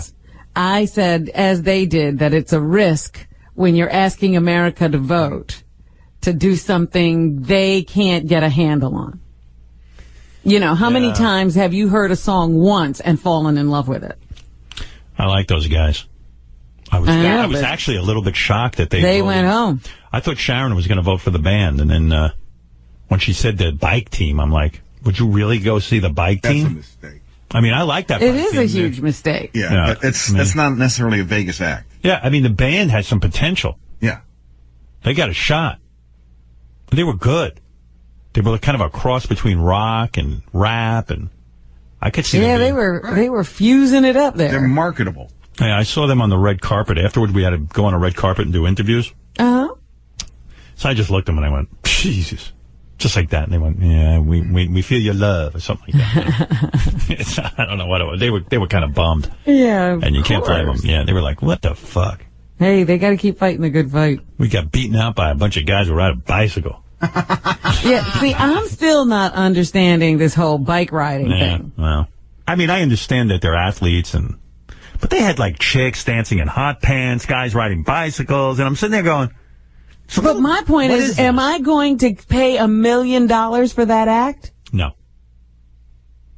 No. Well, you don't have to pay the $1 million. You would have to pay like $100 to go see them.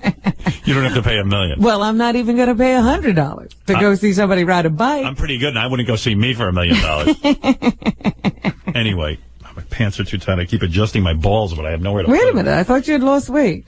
I did. I lost another couple of pounds, but I bought these other new pants, and how big are your balls? Not very big, but they get squished. Hey, speaking of that, remember the other day I was complaining about my pants being dry cleaned and they were too small and my balls were all squished? You know, I'm trying to wear tighter clothing. Right. Sal and Richard took me complaining about my... thanks, Eric, by the way. Thank you. Please, let me go. Let me go, please. Well, I'm trying to say goodbye for 10 minutes. I had a suggestion for you. Okay. Have you decided if you're going to do another season? No, I can't decide. You know what? They're fucking making me crazy. They asked me to do season 2. My suggestion is if you do it, have your agent ask them to do the 2-hour show Wednesday night, the 1-hour result show Thursday. That way there's no serious show to go in. You know what? That's not a bad point. All right, thank you. Huh? That's a good point. Thank you. Thank you. He's not used to hearing me say you had a good point. Thank you, Eric. Couldn't even figure that out. No, Eric the actor is on the phone. Yes, Eric. We haven't talked to him this week. Yeah, I got a lot to get to, though. Good morning. Hey, Eric. What's happening?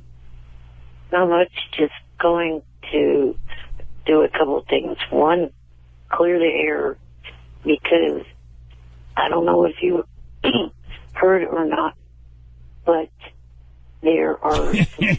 I'm so bored already, Eric. No I don't think we're going to hear it. You're not doing anything, like Gary, you're not doing anything wrong. You're just talking. But you know what I just thought? Oh, my God. Eric, the actor playlist. Yeah, we got to get him on playlist. Do you have favorite songs? Are you a music guy? Do you like music? Yes. Yeah. Oh, we got to do it. Like, could you introduce songs and talk about why you like them? Yeah, I could probably do that. Howard, I'm calling today to clear up a few things. Oh, my God. It's a few things. It's not going to be just one thing. I need to clear the air. Oh. He's been calling in every day for like the last, I don't know, couple of days, and I haven't gotten to him, and I felt bad. I saw him up there. I love Eric, but someday, you got to be I'm in kind of in a shitty mood, just anticipating how long my day is going to be. Right. Like, today's going to be the day I decide whether or not I'm returning to America's Got Talent, because if I could survive this, I could survive anything. What is it, Gary? Do you want to know what Eric wants to talk about? Because Can you just do it fast? I can give it to you in 10 seconds, and then Eric, you can go from here. Apparently, because he's been emailing all of us a lot, somebody's been impersonating him on Twitter. Is it Twitter, Eric? Am I correct? No. Oh, what it is... I wish you knew. Somebody on Twitter is impersonating 2 radio DJs and saying that I've been calling into their show, badmouth mouthing Howard, bad mouthing you, Gary. All right, I know about this. Okay, okay, stop. I know about this. Apology accepted. Yeah, Eric. It was reported to me that Eric was calling in other radio shows. And Eric wants to make clear today that it is not him. No, definitely not. Right. Okay. All right. See you later. Well, also wanted to say, after this weekend's Vegas trip, I'm going to start a drawing that I will send you in honor of Bianca. Thank you. Very nice. By the way, he draws? Yeah, he draws. Yeah. He draws as well as he speaks. Eric was very nice to generously donate. He doesn't have a lot of money. Donate. In the name of Bianca, the North Shore Animal League. And I got to tell you something. Our fans are spectacular. My wife wanted to call in today. I told her not to, but she was moved to tears over the outpouring of love. Really, really beautiful. I received a thank you card last week. She is sitting. She sits wrote in my you a house. thank you card. She wrote to Eric. She wrote to anyone who donated. She wrote a personal note, and it was like, wow, honey, what are you doing? I mean, she spends her entire day. She says, if somebody donates, how could I not thank them? That's sweet. She has no idea that in show business you don't give a shit. But she's not that type. And she wrote really nice notes. Yeah. She like, said they weren't just like, hey, thanks a lot. Yeah. No. Yeah, it was not a form. I said, you got to love this woman. Oh, I love her. She is. She's a saint. She's a saint. I don't deserve her. Believe me. But thank you, Eric, and thank you for doing that. Yeah. If you go to JD page 1 in the first column, apparently Eric, I think on his own, once did a country music countdown show. Oh, no. And we have clips of it. Oh, you're kidding. So this will probably turn me off to the idea of him. Oh, no, well, let's put it this way. If I got 10 songs on my show, the way he talks, he'd probably get 5 in. Right. And are they all country songs? Yeah, because he's really into country. Is that what it's going to be, Eric? Could you ban country music from your list? Probably not. Yeah. Oh, come on. Don't you have a wider taste than that? Let's hear some of this.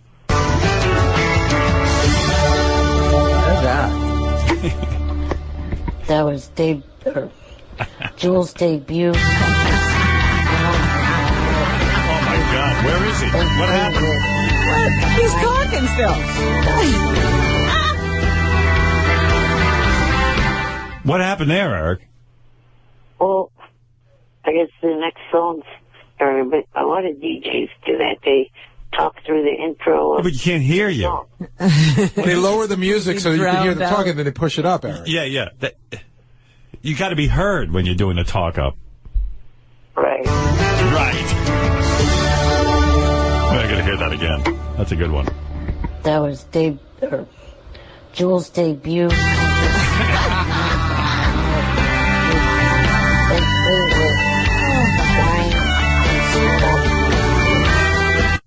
Eric, come on. That's the best. This is me you're talking to. Look at his favorites.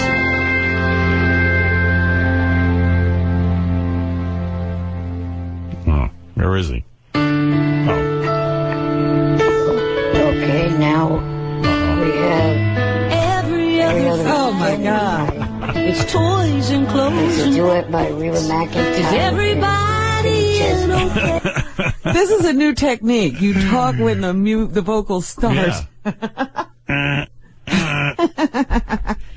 Okay, here's a song by Reba McEntire. The song's going. It's a disaster, Eric. We got to get you in on Reba's that. already singing. Get Eric on playlist. All right, Eric. Thank you. No problem. Later. Eric the actor, everybody. You know, I actually like the name Eric the actor better than Eric the midget. Yeah. I actually do. It means less. Yeah. It's like, it's insane. Eric the actor. Right. All right. Thanks, Eric. Talk to you later. Later. Bye for now. Red Ron.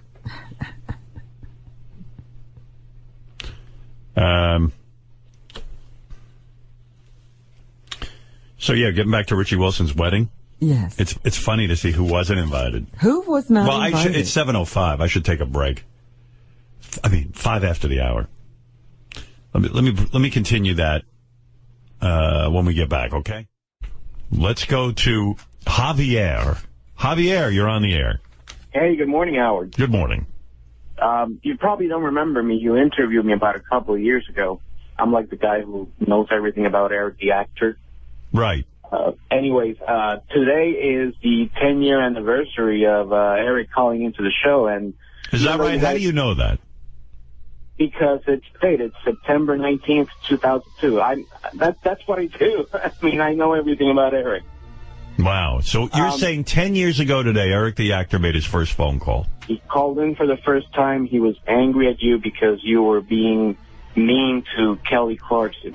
You were calling her fat and ugly, and obviously he had to call into her defense. Eric, did you know it's your 10th anniversary today? I've been emailing you for a couple days now about that. I see. Why aren't we having some big celebration? Gary, that's a question for Gary, Robin. Why is there not a big celebratory event going on here? Maybe this is it, Robin. I think that you should celebrate it right now. I don't think there's... Right. I mean, should I celebrate Marianne from Brooklyn's first week on the air, Eric? Yeah, well, has Eric been hounding you about this? That we should have some sort of celebration? He sent a note, and he just said that he was surprised that you made him wait on the phone for so long because it's his 10th year on the show, and the big line was, doesn't that mean anything to anyone? No. Eric, haven't you figured out that none of that means anything to us? We don't celebrate our own anniversary. Right. I don't even know, like, what year this is that I'm a broadcaster. I know. When people ask, it's 30-something. I don't know. Yeah, I don't care about anniversaries. You know, Howard, are you aware that last week was my 28th anniversary of the show? I actually was not. It was, and I'm not angry that you let it go by. Hey, by the way, Eric, you'll be pleased to know that now that I officially know your 10th year anniversary, we have huge plans for your 20th anniversary. We're going to start now, 10 years in advance. It's going to take us 10 years to plan it. Yeah. Eric, I mean, seriously, you understand that we don't give a shit, right? Was kind of hoping that you would. But Eric, I mean, as Gary just pointed out, we don't celebrate anybody's 10th anniversary of calling into the show. Sometimes Eric can seem really smart to me, and like he seems incredibly with it. And then when he gets upset about dumb shit, I go, wow, he's really dumb. I'm fucking retarded. No, you're not. Stop saying that. Don't put yourself down. I'm fucking retarded. You're not serious when you make these calls, are you? I think I'm a bit serious. Would you like me to fly you with balloons for your anniversary? No. What would you envision might happen? Let's see if we can make it come true. It's your 10th anniversary. What would you like us to do? Well, some kind of acknowledgement would have been nice. Mm-hmm. So all you want to do is be acknowledged? Right. Oh, I see. Well, that's happened now. Well, maybe Javier can say a few words about you. Well, Howard, yeah, if I may say something, and even though Eric apparently hates me ever since he heard of me and when you interviewed me, I'd like to say that on behalf of the fans, I just wanted to say thanks for 10 years of really entertaining calls. I mean, you have to at least acknowledge the fact that he's probably one of the best, if not the best caller ever into the show, just for entertainment value. When is your anniversary, Javier? Of what? Of calling in. It would be, I guess, November. I called in. Maybe we should prepare for that, Robin. Javier. Maybe we need a Javier anniversary, okay? You remember the day you had Billy Joel in? Yes. That's my anniversary. Wow. What a great day. I mean, mark we that brought down, Billy Gary. in for you. Eric, do you think we should celebrate Javier's anniversary as well? No. Why do you hate me, Eric? Because, jackass, you don't know all there is to know about me like you think you do. Eric, I'm only talking about the stuff that you call into the show. Obviously, I don't know anything about your personal life. That's the only thing I'm referring to. Eric, ask him a question and see if he knows it. You know, something you've done on the air. He's not saying he knows you. He's saying he's a fan. I think Javier's a fan of yours. Yeah, that's all. Well, you know, Eric hates his fans. You know how I don't, Robin. You're always throwing them off your whatever you're on, you throw them off. Yeah, Eric, I don't get you. Like, that's because they talk shit about me. There's a whole hell of a lot of them that are still currently on my Twitter page that I have not thrown off. Over 25,000 to be exact. Eric, you blocked me from your Twitter page for like 2 years ago. Why? I don't know. Did he say what you did wrong? No. Well, you know what? I tried to get in touch with Johnny Frado, and I think he talked to him. And according to Johnny in an email, he said, Eric thinks that you're a double agent and you're out to get him. I don't even know what that means. Wow. Did you use the M word, as in midget? Well, I might have at certain points. But you know what? Even that's one thing I got to say. I've never been mean-spirited to you. If you ever read anything that I said, Eric, it might have been a goof in the spirit of the Howard Stern show, but I have never, ever been mean-spirited to you. I've defended you when people have been mean-spirited to you. I even bought stuff for him and from his Amazon. Well, why don't you celebrate his anniversary? I understand you prepared a list, Javier. Yeah, I have a list of what I think are like the top 5 moments of Eric on the show, at least my favorites. All right, go ahead.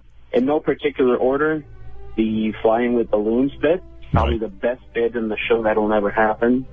But the whole thing, you know, when you try to goad him into flying with balloons to meet Captain McPhee, it was great. Thank you. Number 2, the 0.0 call. You remember that? Yes. When Fred played that. Number 3, when he talked to Johnny to put a hit out on that guy Jerry. Yeah, when Eric put out a hit, that was great. You know what to do. You know what to do.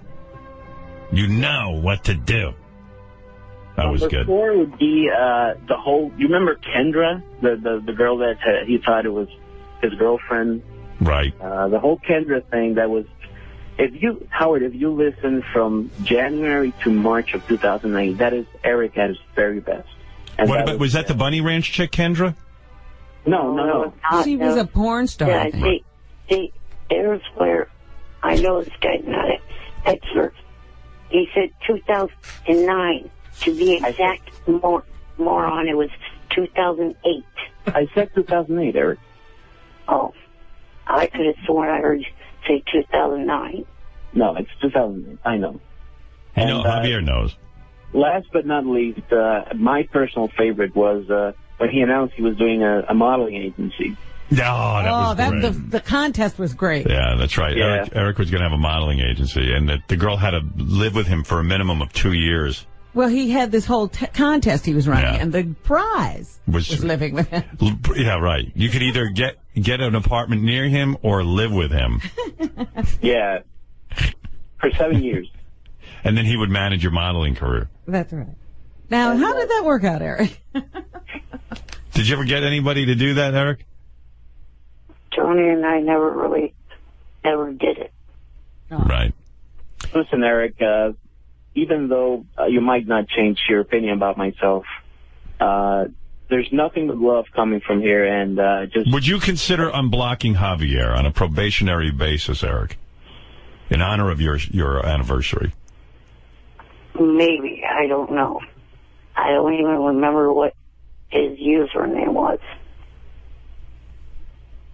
Javier, so I guess I could get in contact with Johnny again, and I can send him my information, and if he decides, then that would be great. And he even thought you were an idiot. Who, Johnny? Yes. Johnny was gracious to me. He was great. How about I play Fly Me with Balloons in honor of Eric's 10th anniversary? Would you like that? Here we go.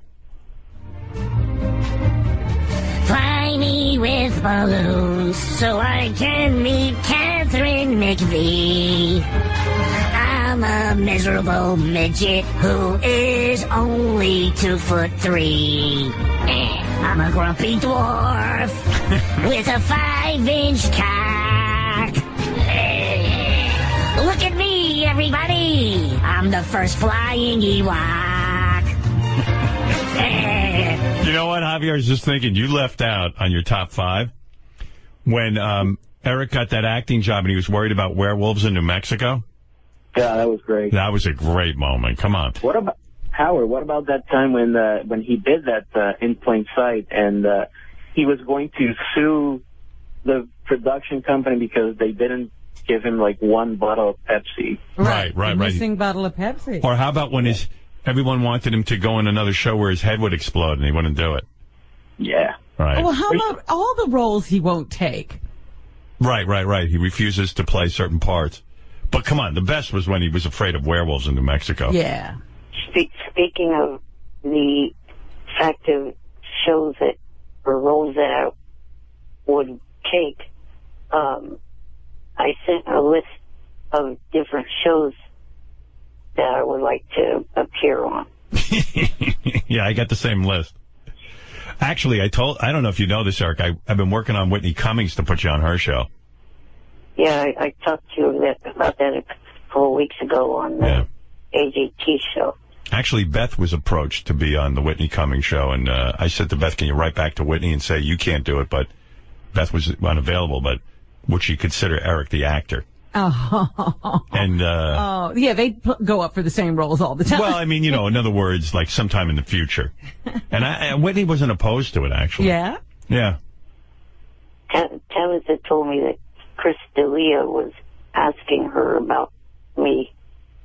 I said to Whitney, maybe like Eric could play your abusive boyfriend or something. Well, her character has the voice of Chris D'Elia. Yeah, but you're the new boyfriend who's abusive.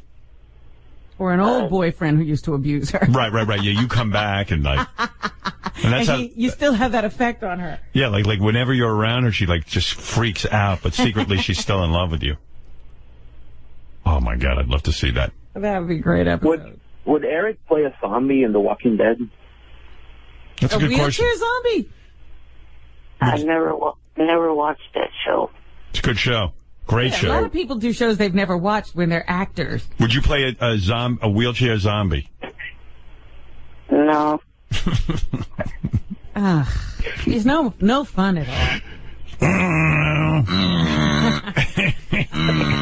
That's where they got this sound for a buzzer. They heard Eric and they went, sounds like the AGT buzzer. That is a no.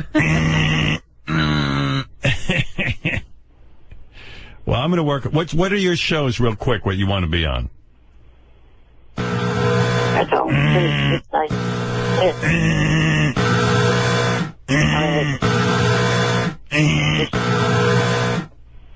can you let me speak? Yes. Yeah, it's fucking rude to ask a person a question and not let them answer. All right, let him to answer, please. The shows range on networks from Fox, all right, ABC, CBS. Go ahead. Let's hear the list already. You want the whole gamut. Yeah, you don't have to intro it. Well, Fox has got the new show, Ben and Kate.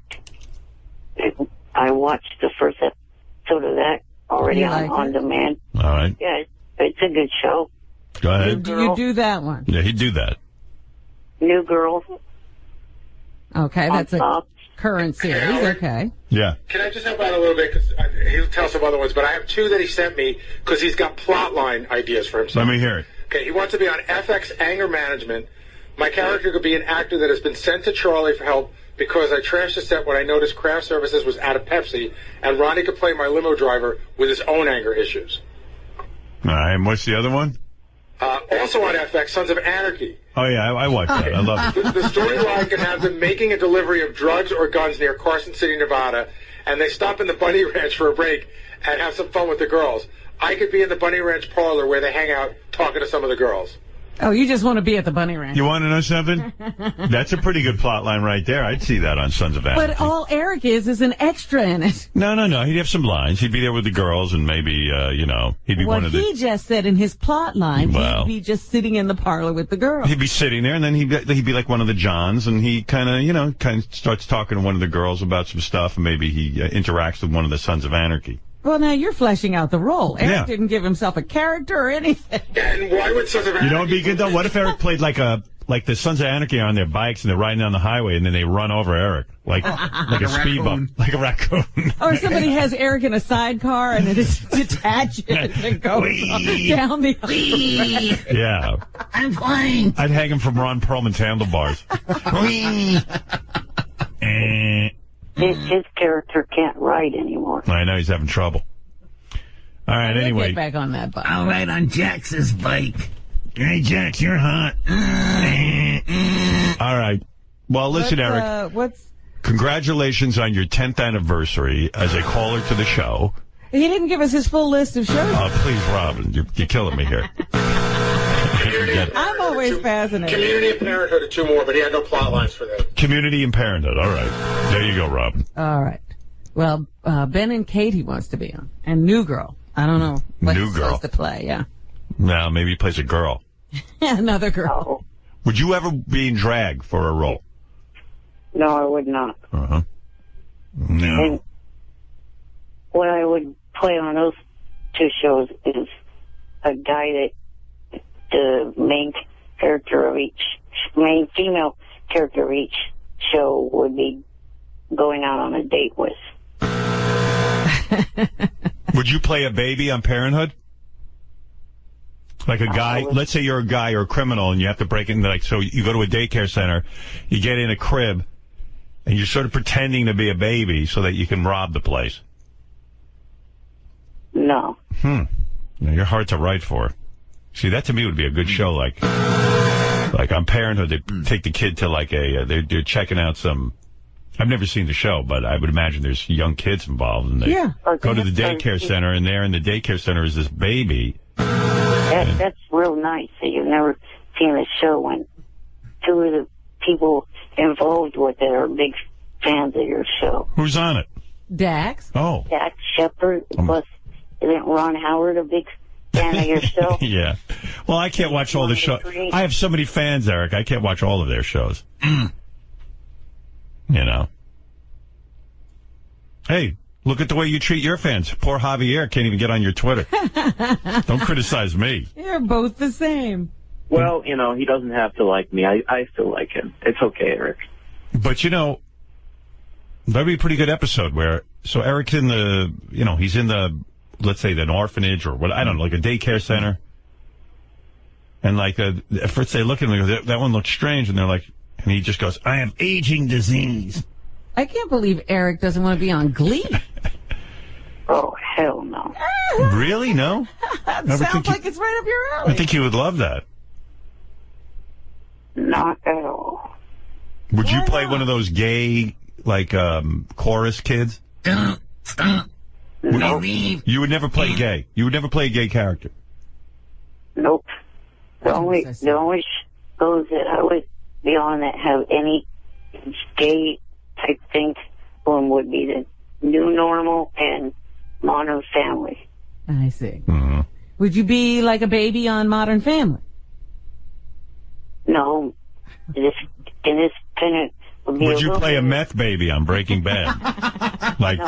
No? Like somebody had a big meth habit and you became the baby. And then all of a sudden, the doctor, they show her giving birth and everything, and then, oh my God, there's complications, and then all of a sudden they cut to the baby coming out and it's you. And look what meth did to the baby. And then it would be very, very anti-drug. It would be good. People would stop doing meth if they saw that. The idea that I came up with for Modern Family was I would play a math teacher for Manny, and my character would get the hots for his mom. All right, well, anyway, hey, happy anniversary. Javier, I hope you get added back to Eric's Twitter following. Let's hope so. Eric, are you political at all? Have you come out for Romney or Obama? I'm Democrat, so yes, I would go for Obama, not Romney. Right. As Jesse Ventura would say, you're a Democrat. Right. I'm a Democrat. Are little people allowed to vote, Robin? Yes. Yeah? Oh, I didn't know that. Yes. Only for felons aren't, but little people are. Yeah, I didn't know if you guys were allowed It's to an vote. age thing, not a little people. I just wanted to ask Eric that question, see what he said. And I was wondering, do you have any... Don't you think that's against, like little people, how do they vote? Because those things are up high. I'm sure they get help. What do you do, Eric, when you vote? Do you do absentee? Yeah. Absentee I see. ballot. I was trying to ask, do you have any prize money? Oh, boy. In honor of your 10th anniversary? To Eric, not Wendy. Yeah. I don't think we do, actually. Although we do have money for Javier, your fan. Oh, great. Can I ask you something, Howard? Yes. Do you think it would be fun? I think this is one of the things that bothers Eric. Do you think it would be funny at all to pit Eric against myself in an Eric the Actor trivia contest? Like, in other words, see who can answer more questions? I mean, wouldn't it be funny if I actually beat him at knowing more about himself than he? Yeah, we got to have some money for that. What is it, JD? He's doing a block party this weekend. He doesn't need any money. Oh, he's getting paid. What is that? Yeah, he's getting paid. Doesn't he get a couple of grand for that? Oh, I don't know about that, but I mean, I don't know why he's begging for money. You're getting paid this weekend, aren't you? Yeah. Stop being a freeloader like Mitt Romney says and Yeah. go to work. Now, maybe Mitt Romney's onto something. No wonder you're for Obama. You get your hand out. Thanks, JD. If you've gone out of hand. Gary, do we have any, is there a way that, in the commercials we could put together really quick a 5-question contest between Javier and Eric for, some money? I think I have some money, but what kind of a contest? Where we ask Eric the Actor trivia about his various appearances on the show, and then see who can answer more questions. Javier's claiming he can beat Eric at his own trivia game. I definitely have the money. Let me see if I can work on the game. Yeah, I mean, it's short notice. I don't know anything about Eric the Actor, so I don't know that I can be much help. I would want to hear that. Would you, Robin? I'd love it. All right, Eric, hold on. Javier, hold on. Let me see if I can throw something together. I'm not guaranteeing anything. Can I quickly make a couple little promotions? Oh, boy. Can you wait till after the commercial?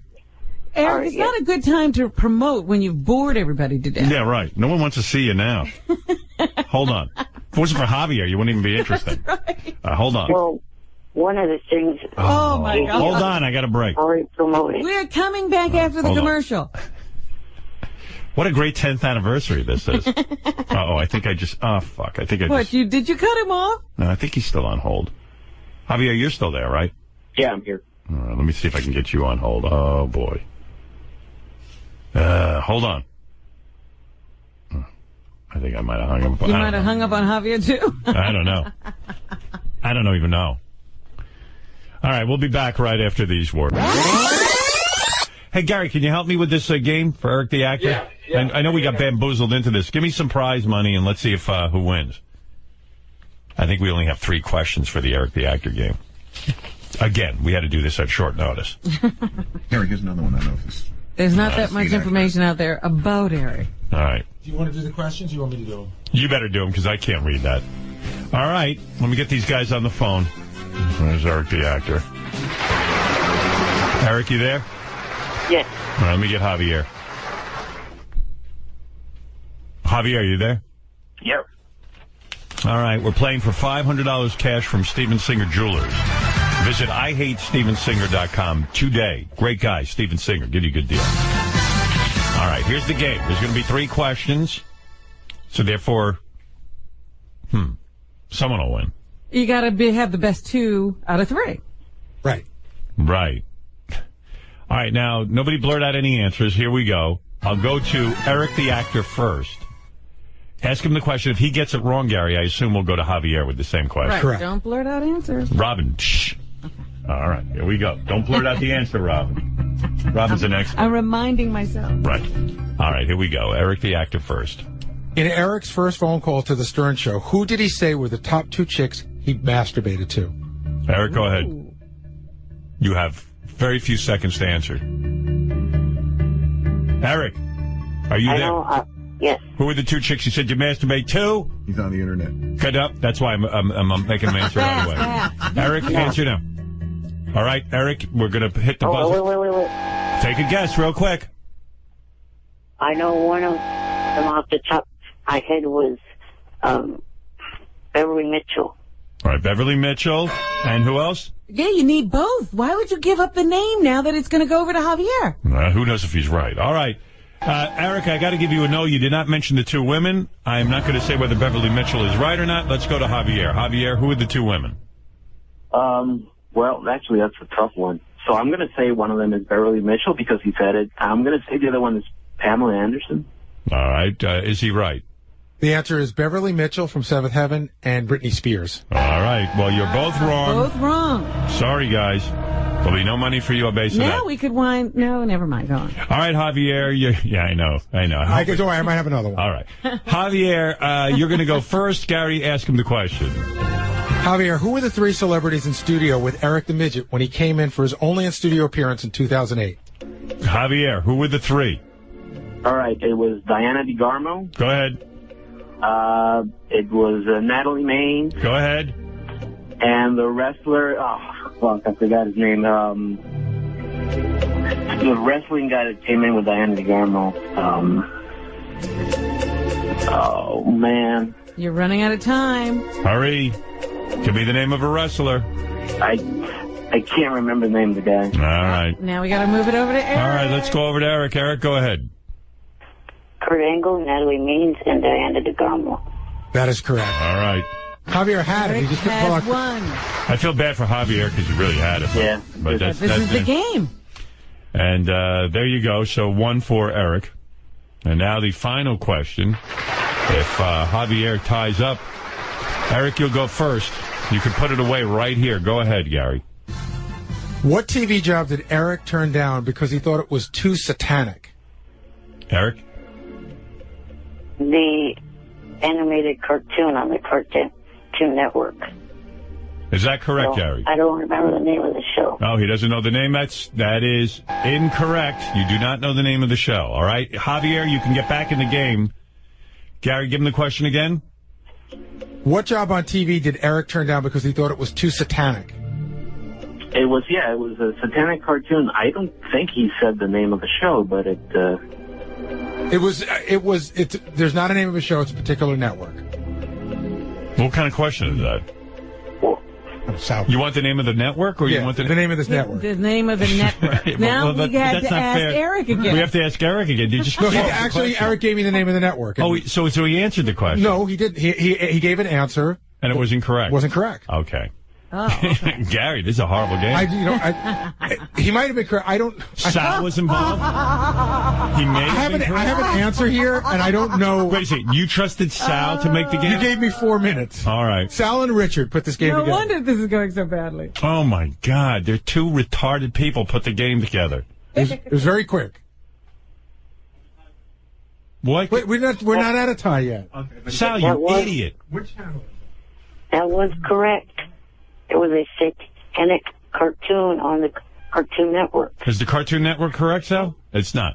Sal says it's not correct. is it a particular show? It's called Adult Swim. Adult Swim is correct. Cartoon Network, you moron. Well, evidently Adult Swim is right. Cartoon Network. Gary, I think the game is... The answer is Adult Swim. I don't know what Adult Swim is but on. that's a shitty question. Well, no, it's a shitty answer. Oh, you know what? I knew I shouldn't have gotten involved in this game. Even when Eric said he needed money, I should have just hung up. I agree. I hate Sal. I hate Eric. And I hate Javier now. I'm sorry. Yeah. And they did nothing wrong. Adult Sal, you're such a shit stain. Oh, can I tell you something? Yeah. Okay, I'd rather you say I can't come up with a game. No, I can. Okay, go ahead. I had to come up with immediate facts that had documented 8/9/11. He said he turned down a satanic show from Adult Swim. And it's a cable television network. Well, I didn't know. I didn't space know with Cartoon Network. Right. Right. So I didn't know it was a network, but it was for the Adult But Swim I'm show. saying the question's so It's so specific. What did he turn down? What satanic role did he turn down? And no, you made it perfectly you said clear. What satanic role did he turn down? But you were looking for the name of a network. Or a show.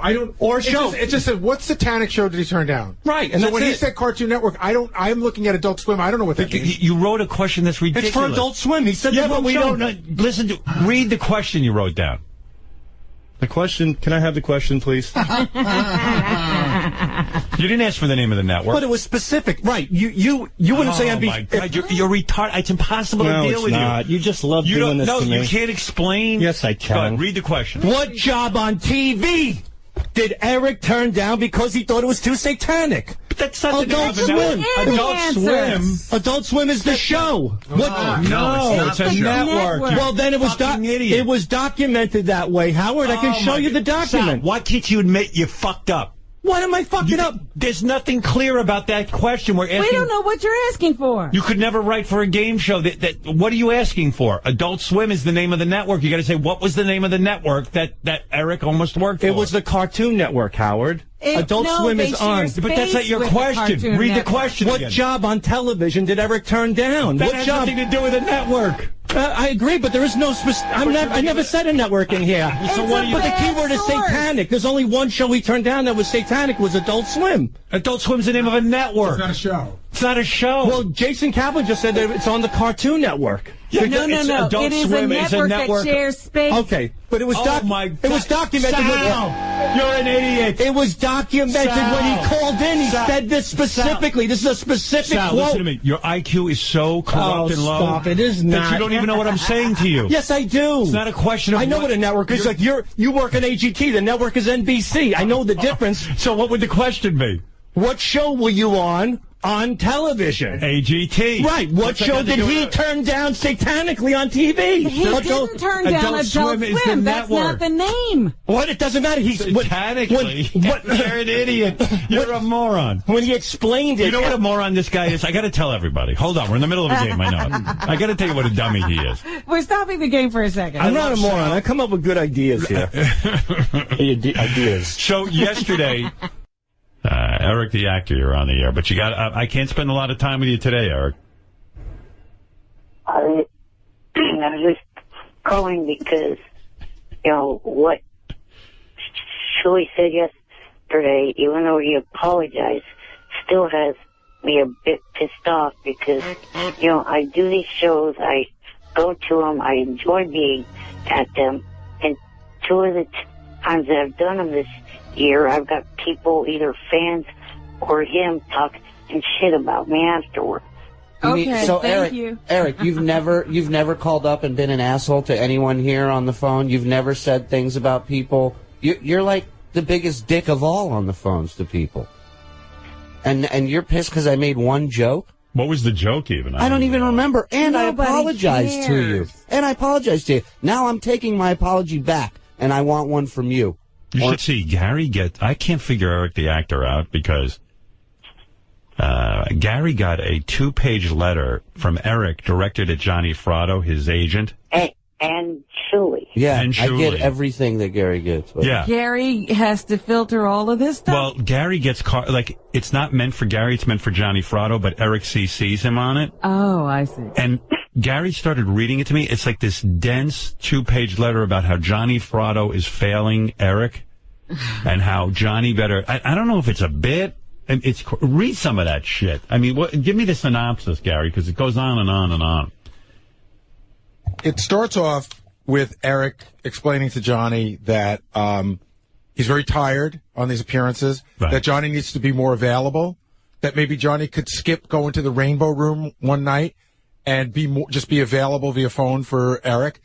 The trips are long.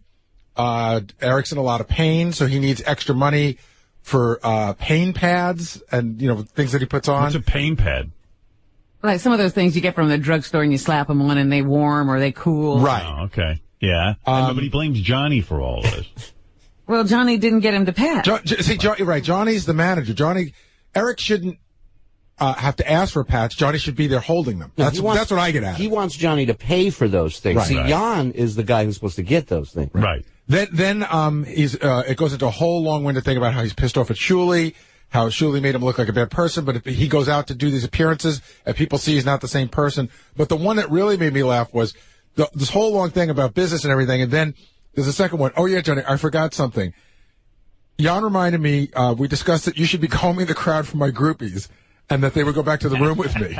So I can't tell, like, if this is a goof or not. Eric, is that for real, that Johnny should be combing the crowd for your groupies? Yes. Groupies? They're Eric groupies? Don't you think that's demeaning to Johnny to have to sit there and comb the crowd for your groupies?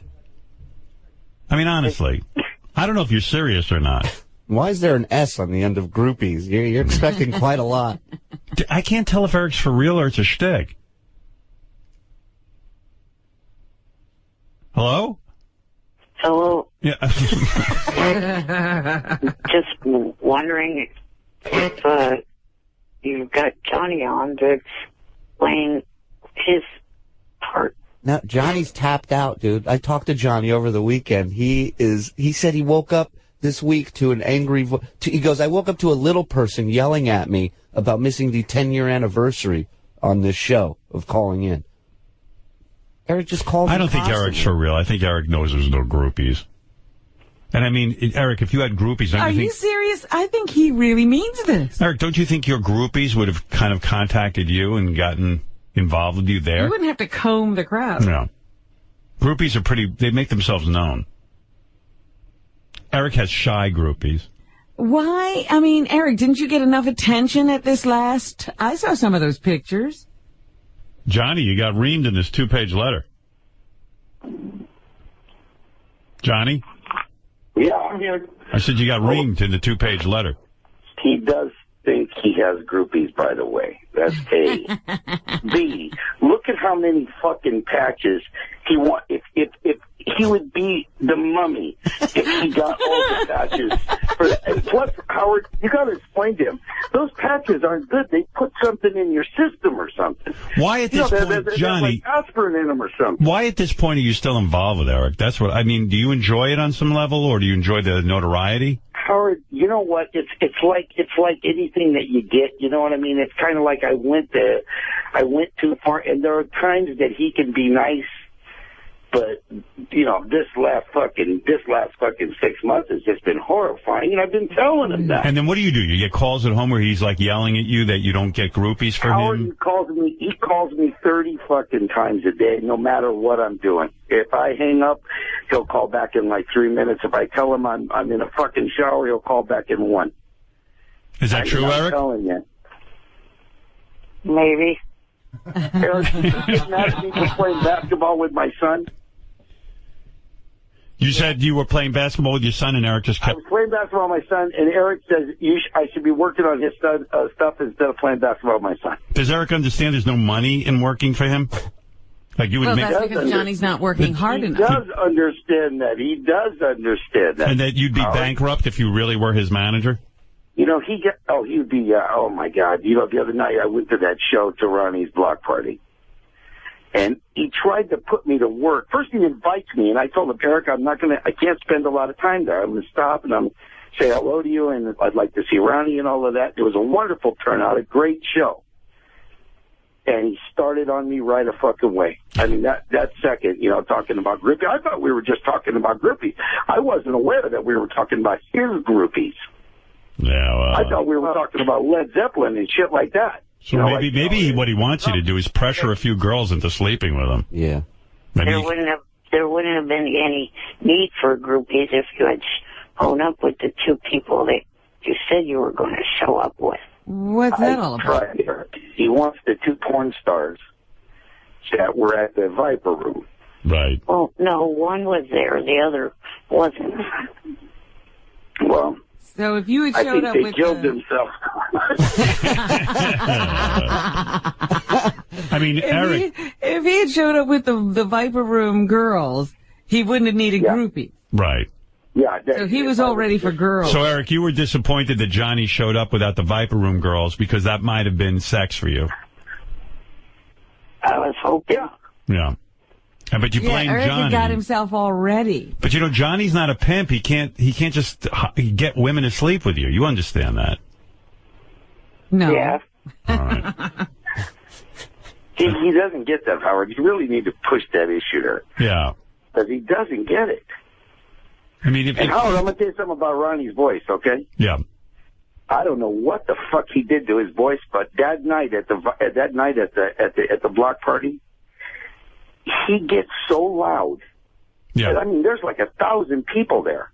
He doesn't even need the microphone. I know, it's unreal. And it's like that woman on Austin Powers when he screams, you know, like you cringe. Yeah, no, it gets real squealy. It's really weird. Yeah, it's bad. He's hearing. I think he's got a problem with his hearing. It's unreal. All right, hey guys, I got to go anyway. I got to get Sour Shoes set up. He's going to be the house band and all of that. All right, Eric, I can't get into all this now. Okay, tell him, Howard, I'm not a pimp. Get me out of the pimp business. Yeah, I think he gets it now. No hitman, no pimp. All right, Eric, good luck, and truly apologize. All right, bye. He's giving Johnny all the vices. Bye, Eric. Bye. Yeah. Get me women. And we get involved because we get all the emails back and forth between those two, and it's really hysterical, but it's almost to the point that you don't believe it, you know, like maybe it's a I goof. feel sad that, you know, he went out there expecting not only to see all the guys and to meet fans, he expected to get laid. All right. Idiot. There's a whole bunch of shit here I want to talk about. I do want to get to some phone calls, and I see it's almost 9 o'clock already. Time do fly, doesn't it? I know. We've hardly talked to anybody. We haven't talked to anybody. We talked to Balls, I think, and somebody named Nick, as I recall. Eric, the actor's on the phone, but it's getting fatiguing. He's like... What does he want? I feel bad not picking him up every time, but I can't pick him. Eric, every time I go to the phone, you're there. It's like... And then if I don't pick up, I get all these emails. You don't pick up my phone. And... Eric, you there? Yes. Yeah. I'm calling because of the fact that you shut me down last week when I was trying to request something. Yeah, I know. It's just sometimes it takes so long, you know. Like sometimes I have time to talk to you, but sometimes I don't. And you don't seem to get that I'm doing a show and I have a pace to the show. And I don't know. It's just difficult It would to do. take a fucking retard not to realize that you're doing a show. I realize you're doing the show, jackass. No, you don't, because then you write letters that I you know, if I keep you on for 5 minutes, you're like, I only got 5 minutes and I had many things to say. You don't get that I do a show. So then you are a jackass. No, I get it. We sound Then like why are you upset if you get it? Because I get constantly asked by people on Twitter and on Facebook, have you called in today? People want to hear me on regardless if you think they do or not. Yeah, but Twitter and Facebook, I don't care what people say on there. They're just... They're your fans, you idiot. Yeah, but I don't do the show by the 5 people who like you. Why am I explaining myself to him? How would he ever understand? When he gets a show to do, he does the world's worst show. Anyway, what can I do for you, Eric? This weekend, this upcoming weekend, your guest for tomorrow is going to be a part of the TNA pay-per-view in Phoenix, Arizona. Right. I would like to be there at that pay-per-view, and I would like to have had Howard TV cover it, me being there. And I would have liked to have interviewed the wrestlers and the female and male wrestlers. I've explained to Eric, I've explained to you before. Some things we cover you doing, and some we don't. Like when we got you that TV show that you acted in, we covered that. One of your worst appearances, it's usually when you're interviewing people. You don't ask controversial questions. You don't even ask interesting questions. Yeah, you don't. When we write outrageous questions about people's sex lives and stuff, you won't ask them. It's boring, and we can't use the material, and it's too much for our budget to go out and cover you if it's going to be that bad. I've explained that. You're not willing to ask questions that are interesting. It's basically an opportunity for you to hang out with wrestlers that you enjoy. Right, to get to meet people you admire. Well, That's not very entertaining for us. Yeah, and you sit there and go, I love you. And then you give them a list of all the movies you've seen them in. Right. I mean, how many times have I explained this? Can I make another point, too? Yeah. Like, you want to be our correspondent, right? So a correspondent we send to things that we think they should go to. You don't want to go to anything we want to send you to, but only the things you want to go to. That's a good point. We need a guy who's going to get in there and ask, funny questions. You really... And we're willing to write you the questions, but you're not willing to say them. He's sort of using the show as like a travel agency vacation thing. Right. Like he really wants to go to this, so he'll say, well, I'll ask questions. And can you imagine if we really did want to cover this event? Like, the hell he'd put us through?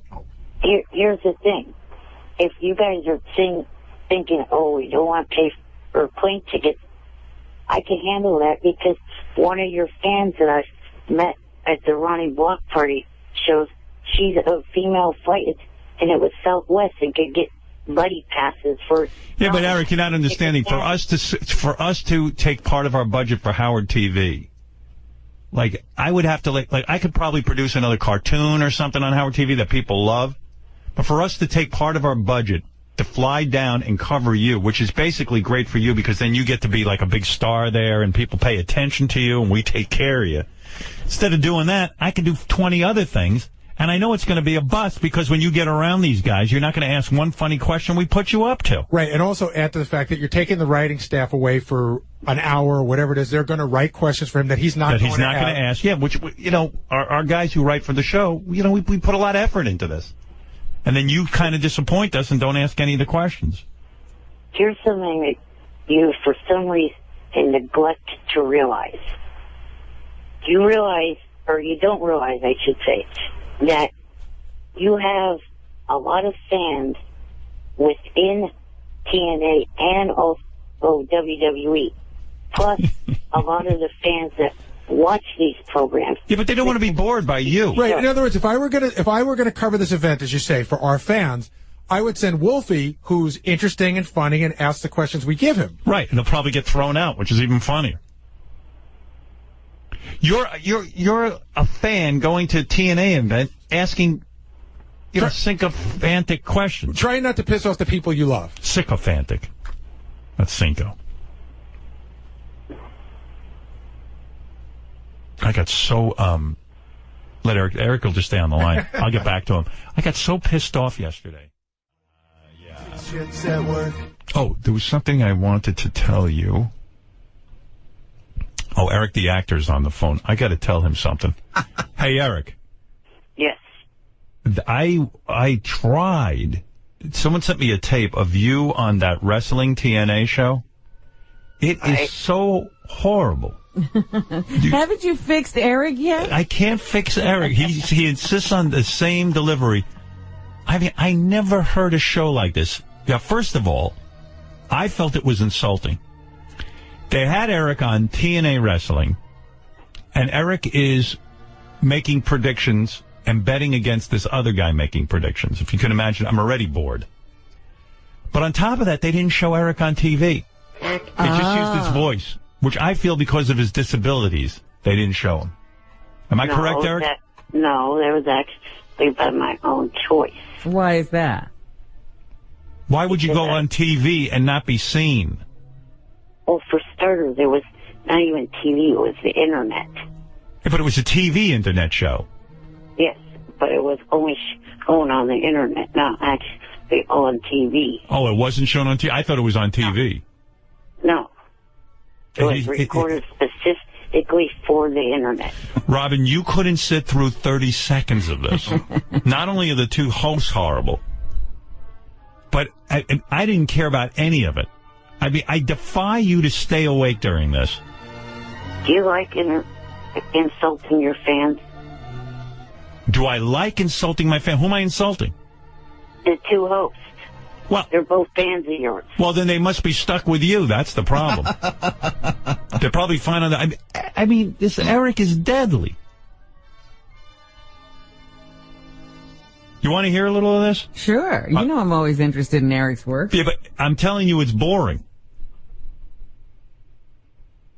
Eric, Obviously, a lot of money at stake here, all for charity. We're going to run through the matches. Mike, you are prepared. You are the professor. You need no real preparation. You know this stuff like the back of your hand. Everything. Right there, JB. Entire lineup, top to bottom, A to Z. I'm ready. Eric, do you feel like you are at an advantage or disadvantage given Mike's circumstances here with the company?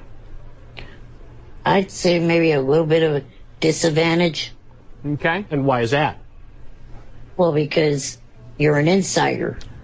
That was the point I think he made, and it is a valid point. Now, Mike, today, before Eric, before myself, before our audience, before God, you are going to tell us right now that you do not know or have an idea or have any inside info on the outcomes of the matches. I mean, are you still with me? I'm not even listening anymore. What are they talking about? That's what I'm saying. I mean, it's just... I completely drifted away. I think they want to hear Eric's prediction on who's going to win the fake match. Uh-huh. And Eric's saying, well, yeah, I mean, this guy's an insider. He probably knows already who's going to win. And the other guy goes, no, I don't. And... Well, yeah, J.D. I was going to say, I mean... Are there any of these clips you can point to that are interesting a little bit? The last two. There's one where a wrestler yells at Eric. Oh, that I'll listen to. And then the last clip is at the end of the show, Eric tries to say something, but they just end the show. They don't even bother. Yeah, because he takes long to get this stuff here. Up next, we've got a very important one, and this is going to be with King Mo as the referee. Ladies and gentlemen, it's going to be Bobby Roode versus Cowboy James Storm. Eric, you are first. I will go with Cowboy James Storm, and what I'd like to see at the end of the match is King Mo choking out Roode. You would like to... Wait a minute now. Eric, you may not... Wow. Why are you not being shown on TV? Or whatever, internet TV? Because I was in the process of getting ready to go to a doctor appointment, and I did not want to be on camera. Oh, so it's not an all-the-time thing. No. I don't know. It was really weird. I can't even tell you. All right, let's get back to the action. I don't know this, but there is a very special guest that is here working out. Special guest, could you come on the set real quick? You just said you wanted to have King Mo choke out Bobby Roode. Is that correct? Correct. You want to see Bobby Roode choked out entirely? Yes. You don't like Bobby Roode? Passed out, unconscious. Yes. Well, joining us on set, ladies and gentlemen, is Mr. Bobby Roode. Eric, tell Mr. Roode directly what you just told us. I'd like to see Bobby Roode get I'd like to see Bobby Roode choked out. You like me what? See Bobby Roode, get choked out. Watch and learn. All right. I'm the X-Factor professor of wrestling for a reason, you moron. All right. Watch and learn. Yeah, go ahead. Go ahead. That was the best part of it. Yes. I mean, Thank God for Bobby Roode. Oh, Bobby Roode, I love you. Yeah, he got his ass handed to him in that match. You have to play It'd be loud. great if Eric like got into a fight with Bobby Roode. Yeah, you see it. Bobby You Roode. hear the wheelchair clanking. Yeah, throw going flying through the air. Upends him. I think they didn't put Eric on because Bobby Roode can't yell at a guy in a wheelchair. I mean, Bobby Roode could punt him like a football. I'm going to punt you like a football. That'd be great. He comes, hold him up and throw him into the audience. Eric, we will see you. We'll talk to you next week, and we'll get this thing figured out. Congratulations on all your success, Eric. 10 years on the Howard Stern Show, by the way. You forgot to mention that. 10-year anniversary for TNA. And It'd be 10 nice to years be of Eric on Howard Stern. Fantastic. We'll see you tomorrow. It was nice to be good to get a sentence out before they run the closing credit music. I'm not the only one who hangs up on him, I guess. What is it he was going to say? That's so funny. What were you going to say, Eric? People want to know. About that it would be nice to actually be there live. Oh, you were going to beg for some tickets and plane fare? You didn't get to that? Will you shut up about... No more time. Yeah, I'm sorry. What? I explained that. No one had to cover plane fare, you dumb. Oh, sorry, time is up. I know someone that and get me Sorry, time is up. All right, let's see. But if I play you the real boring clips, it's hard to just sit and listen to them. I know. Yes. Yes. All right, here's a boring clip. Eric, your thoughts. Aces and Eights versus Bully Ray and Sting. I will pick Bully Ray and Sting. All right. As a fan of the company, I would like to see those two win the match. And get Aces and Eights out of here. I think we'd all like to see that as fans of the company or as employees of the company, Eric. But this isn't, this isn't about making selections based on that. But if that's what you're going with, I don't want to try and change your opinion.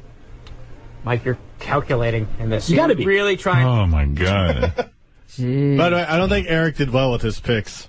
No? No. No, I actually lost. That's a shame. There's always next time. All right. Well, anyway, Eric, thank you. Eric the actor, everybody.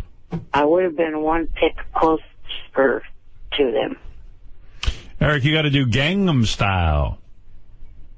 Speaking of that, that's what I recalled about. You obviously don't know anything about that video, do you? No, I said I don't. The guy dancing is the guy singing in the video. Psy. Psy. Yeah. That we determined that. He is from Korea, like I did hear you say. So evidently, I do know something about it. Everything you're saying, I've said already. Oh. All right. They have listening to your show on it several minutes behind. All right, that's fair. All right, Eric, thank you for the call. Congratulations on 10 years. Thank you. Thank you. All right, bye-bye. That's Eric the actor. As you know, Robin. Yeah. He changed his name. Well, he's going to be Eric the announcer if he keeps up with his wrestling career. How about Eric the actor and announcer?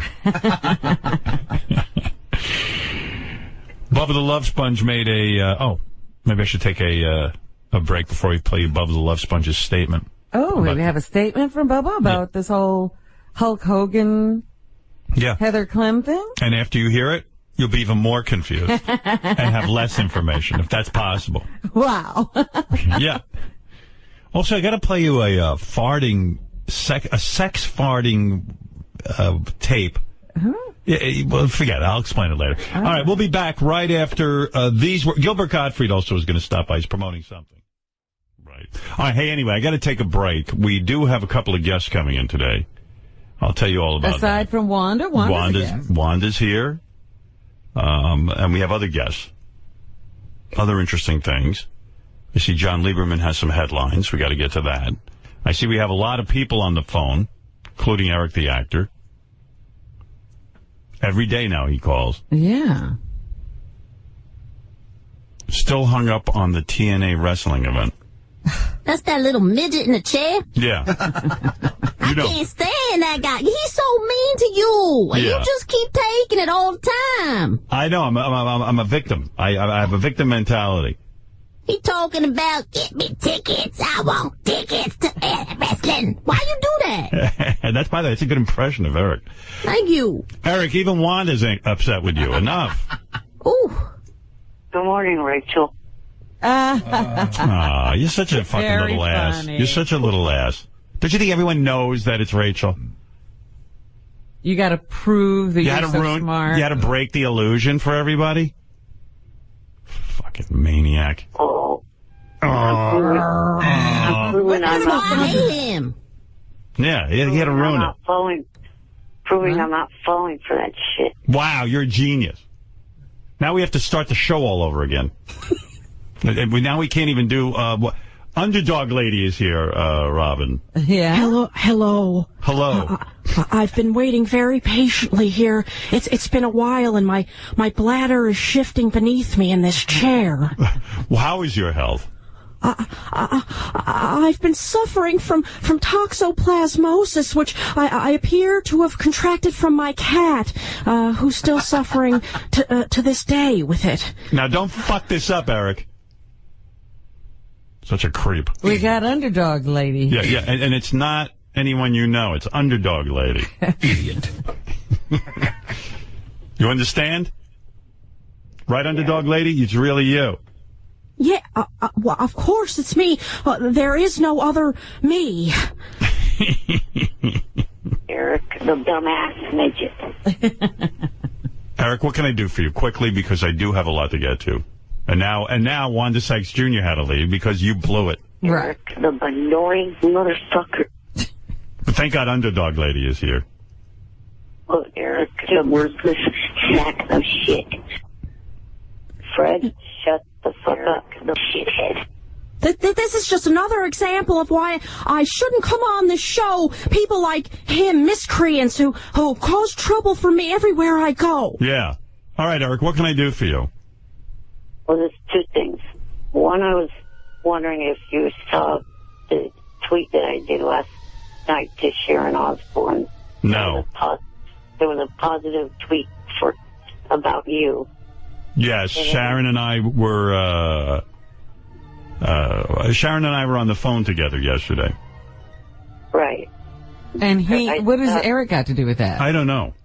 Well, I saw what she tweeted, the gift that you sent her, and I sent her a tweet saying that in the 10 years that I've been a part of this show, I've learned that you are not an awful person like everybody says that you are. What a compliment. Wow. I've learned you're not an awful person like everyone says you are. Who's saying I'm an awful person? Eric, mostly. Yeah, Eric, you're the guy running around saying I'm an awful person. Well, there's a lot of people that didn't want you to be a part of America's Got Talent and stuff like that. Yeah. Well, that's always going to be. People always... The other thing is that I know that you have 4 cats now. Have you seen that they've come out with a new product that's like the diaper genie called the cat litter What is genie? he talking about? He's trying to help you with your cats. My cats go in the litter box. What do I need a diaper for them? No. It's a machine that you put the cat litter into that they've either crapped in or pissed in. You scoop it out of the litter box and you place it in this machine, and it takes the odor out like a diaper genie does for diapers. If you throw away the crap, you don't have odor. This is what we do. With the crap we take, we put it in a bag, and we throw it in the garbage. Odor over. In the garage, in the outdoor garbage. And then I buy fresh litter. I mean, I can afford fresh litter. You mean these people are recycling the litter? No, it doesn't recycle litter. I think it just keeps it from making odor in your room that you have. I gotta go. I think it's a bad idea. Yeah, I don't like it.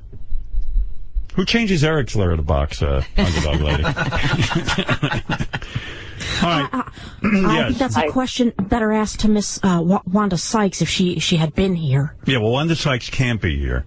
Right. Because Eric revealed that it was really Rachel. He screwed it up for everybody. Eric's a shit cock. Just one of your fans, of course. Right. All right, Eric, thank you. Eric, the loudmouth midget. All right, and thank you, Rachel. Awesome, huh? Eric, the actor, you're on the air. Eric, the actor. Good morning. Morning. I was calling because I was wondering if you guys have the video from my latest TNA Today. Didn't I play that? The latest one? I don't know. Do you have a new one? Yeah. Yeah, I don't have that. Great, JD. Great work. Well, I don't know that anybody cared. I mean, don't blame JD. I sent in... Yeah. All right. Well, Eric, hey, thank you for the call. I sent in a Twitter war about... that I was doing with Robert this guy. Cruz. What's that? Shut up, you fake ass. Bigfoot.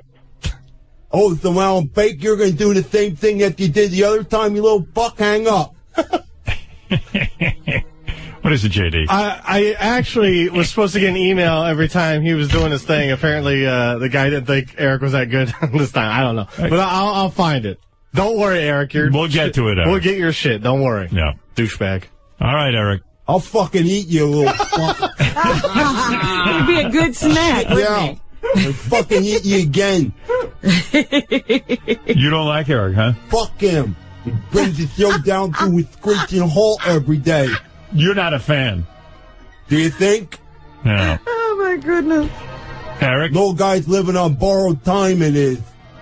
No. Oh, you're the dumbass that came in second or third in the last impressions contest. A little slower. What? A little slower, please. I couldn't understand you. I need more pauses between the words, it is. You're talking too fast for him, Eric. I don't think this is the real Eric the Midget. I think it's the fake one. Someone doing the voice, it is. Dumb fuck. It's Eric the actor. Like I said, it's not Eric the Midget. It's Eric the actor. Who the fuck is that guy? You only know Eric the Midget. Who are you in a Twitter war with? Robert Roode, the wrestler that threatened me in that first video. Oh, okay. All right, Eric. Thanks for the call. Pretty much a witless battle. He said one thing to me. All right. Wait, you put Bigfoot Jr. to sleep. Also... Wait a second, let me wake him up. Bigfoot Jr. Bigfoot Jr. What? You fell asleep during the show. Oh, fuck this guy. Yeah. He put you to sleep. It is. Someone should put him to sleep. That's a pretty good one, Eric. All right, Eric. Thank you. Eric, just say it's not a journey. Thank you, Eric. I did send you guys a lot of information on the whole Hogan versus Bubba thing. I get an email in my email box about wrestling and it's Hey, Howard. Hey, Howard. Yes. Hey, Howard. Hulk Hogan looks kind of like me when he's fucking. You know, I saw that tape. Except the only difference is the girl underneath him is alive. All right, Eric. Thanks for the call. Good hearing from you. All right. All right, later. That's Eric the actor. He really had any inside information on the Bubba tape? Could Eric know anything? No. What did he say? He cuts and pastes TMZ and other articles. It's funny because he sends us that stuff, and it's like everybody sends us that stuff. It's stuff you get on the web. He doesn't have any inside info. All right. I didn't say it was inside a face. I'm fucking retarded. What? What did you say? I'm fucking retarded. You're retarded? I'm fucking retarded. All right, I heard that already. What else you got to say, Eric? I got to go. I didn't claim it was inside stuff. I was claiming Yeah, we get all that, TMZ. We get those articles. Yeah, I mean, we got the same sources you got. You just said to me, did you get this all that stuff I said that you needed, but it's regular stuff. I mean, we have a research team, but thank you. All right, thanks, Eric. Thank you for the research. Stupid bitch. Go clean your diaper, it is. Hey, Howard, I want to get a sex tape, it is, like Hulk Hogan and be big and famous. Yeah. Can you tell me where Heather Clem is so I can go down and rape her, it is? Oh, Jesus. First of all, this is Bigfoot Jr. Maybe Bubba can film it. Actually, it's Jay Tesoro saying that. Oh, Jesus. Right. Fuck that guy. Yeah, I mean, Bigfoot Jr., you can't say that. You're not going to do that. Not even. You wouldn't do that. I know that. Yeah, nobody is saying anybody was raped. That's right. There's no allegations like that. There was consensual sex. What else can I say? It's an unfortunate thing. A lot of people are hurting. And we don't know what anybody did and what anybody's up to. Yada, yada. Hey, Howard. Hey, Howard, is that Bubba the Love Sponge? He's a big millionaire radio star who lives in the mansion, it is, right? Right. But his video camera works like it was built by the Amish. Yeah, okay. All right, Eric, I got to go. Thank you. Do you think we could talk to Bubba again and get a little more... I would like to talk clarity. to Bubba. I'd like to know how he's doing. I'd like to talk to Hulk Hogan. I'd like to talk to I'd like to talk to Heather. Did you, by the way, you said you were going to try to get them together. Did you reach out to Hulk Hogan? Well, you want to know something? It's unbelievable. What was it? Oh, yeah, it was dailynews.com. I thought, well, I'd call these guys. I'd call, Hulk's attorney. I'd call Bubba. And I try to get them all in the studio in a real way, not like just, not as a bit. Not a goofball. Right, not as a goofball, right. But I think I could talk some sense based on what I heard Bubba say, and maybe invite Heather too, I mean, whoever wanted to come to the summit. But dailynews.com went and contacted Hulk's lawyer. And he said, I have no... Like, they made the approach, so they ruined it. Right. And then they wrote an article about how Hulk's lawyer is turning down Howard Stern's offer. I didn't make any offer. I didn't get a chance. Those guys beat me to it. Oh, my And I'm goodness. sure they worded it delicately the way I would have. So there you go. Do you have an ability to just contact Hulk directly? No, I do not. I have to go through his people, which I don't mind. I'm just trying to help. I'm just saying, now that the people have been ruined, maybe you could just reach out to Hulk. I saw Lisa G out there. She was waiting with a quick newscast. Lisa, it's such a jam-packed morning. If you have a quick story, maybe. Now, listen, this Cougar Town, let's talk about it. It's January 8th on TBS. It's moving from ABC. Bill and Krista obviously care about this project. They also care about this show. Let me get Eric the actor on the phone. Dude, you there? Yes, good morning. Morning. Good morning, Eric. Good morning, Eric. Bill and Krista were over my house. I just want you to understand this, Eric. Every time you put me down and every time you badmouth me, when they were over, I go, hey, what about Eric the actor maybe making an appearance on your show? I put it out there. Thank you. Yeah. But he won't remember this as long as this phone call lasts. Let me remind you, Krista's naked in my room and I'm pitching you for the show.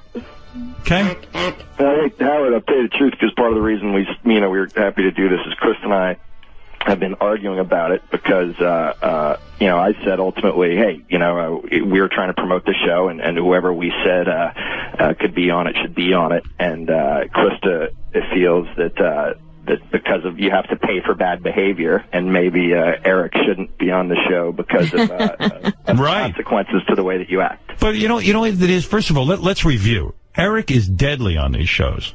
You know that. I mean, you got to... I was just listening to a tape of him on some wrestling show, and I mean, they won't even show him on camera. Like, they keep him on, like, a ISDN line or something. Like, the wrestling audience is afraid of him. Yeah. And also, by the way, What'd you say, Eric? It was Skype. Oh, you were on Skype? Skype. I couldn't see you. I wasn't a huge fan of the soda incident either, personally, as an executive producer, because, it's just really about every day you're slammed, and it's really about trying to get the work done. That's the other thing. If you go with Eric, just be prepared that there's going to be all sort of hassle, like getting him there. Then all of a sudden he has his doctor's appointment he can't change. Then he wants soda. I mean, but like, where's I didn't get my 2 liters of Pepsi. I mean, Yeah, he's ready to sue. Eric, are you going to be a nightmare and you're going to threaten to sue people? No, I will not. Right. Now, what kind of part are we talking about? Now, you guys are actually thinking of maybe using Ronnie the limo driver instead of Eric, right? By the way, every time I'm up at your show, Ronnie Mund could not be more professional and gracious. And Ronnie's very popular right now, Krista. Very popular, but I was talking to Bill, I was like, really, not even joking, aren't there sometimes consequences for bad behavior? Last week, Eric, I think you called Howard a jackass. Oh, he did. Yeah, but we fight because I feel, without being totally candid, we're trying to do something that'll promote and help the show, and Krista feels that what we're trying to do is teach Eric a lesson about how he behaves. Right, you got to decide where you sit. Now, let me ask you something, Bill. You're the writer, and you obviously will write the part, and we'll decide whether it's going to go to Eric or Ronnie, and Ronnie's here now, but I believe whatever part it is, they should get a makeout scene with Krista. It's okay with me. Just tell one of them to bring a camera. I'm being serious. Would you ever write that? I would probably feel okay about writing that. Yeah, for I'm Ronnie. not going to do that. Oh, you are going to do it because let's have something hot go down and where people are really going to want to tune in, right, Why Eric? wouldn't you do it with Courtney? What do you mean? We'll have Courtney make out with someone. No. I love that my wife's comfortable promising that Courtney will make out with Eric the actor.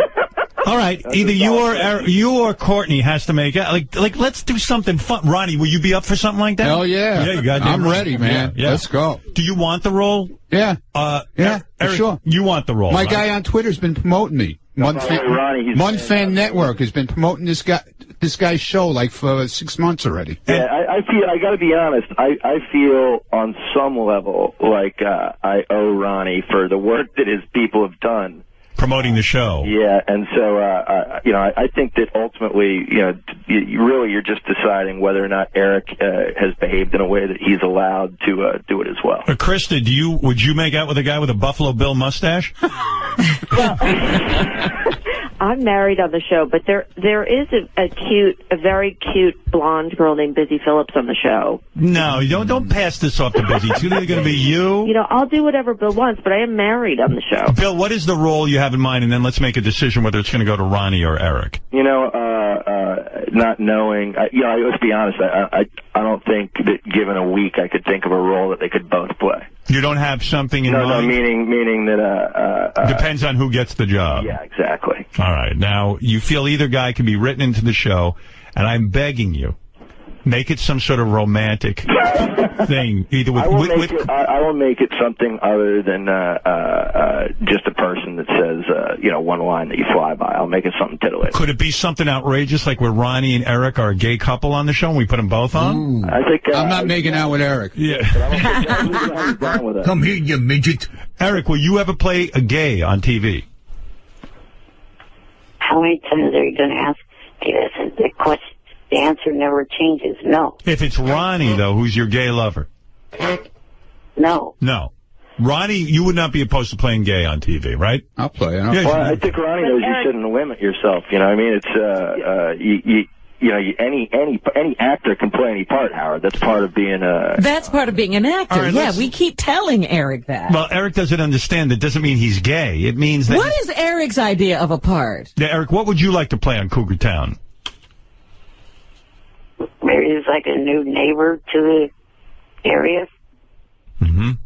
Can Eric play a neighbor to, let's say, Krista or Courtney? Well, yeah, Krista and Courtney on the show live next to each other, and they are selling the other house that lives next to the two of them because it used to be where Courtney's boyfriend lives. What if Krista's? Why don't we make it into a Playboy house? What if Krista's having a baby and then she walks out and Eric is the baby, like she's carrying around in one of those baby things? That's her new baby. That's her new baby. Like, oh yeah, I mean, you'd have to be really willing to do some kind of wardrobe type thing. Maybe Eric, only a diaper. Would you be willing to play a baby? No. No. Wow. That's unbelievable. He's the worst actor. He can only play certain parts. How about? I know. Ronnie will play whatever you want him to. Yeah. You want to be a baby? Yeah. What the baby. hell? What do you care? Baby with a big Buffalo Bill mustache. Yeah, exactly. As long as I get to make out with Howard, somebody. can I say something actually honest? You know, even though we're having fun with this, I mean, Ronnie as a performer is, he's not closing any doors. He's keeping literally every option open. Right. Yeah. I've never met an actor that has worked less, that has more very specific demands.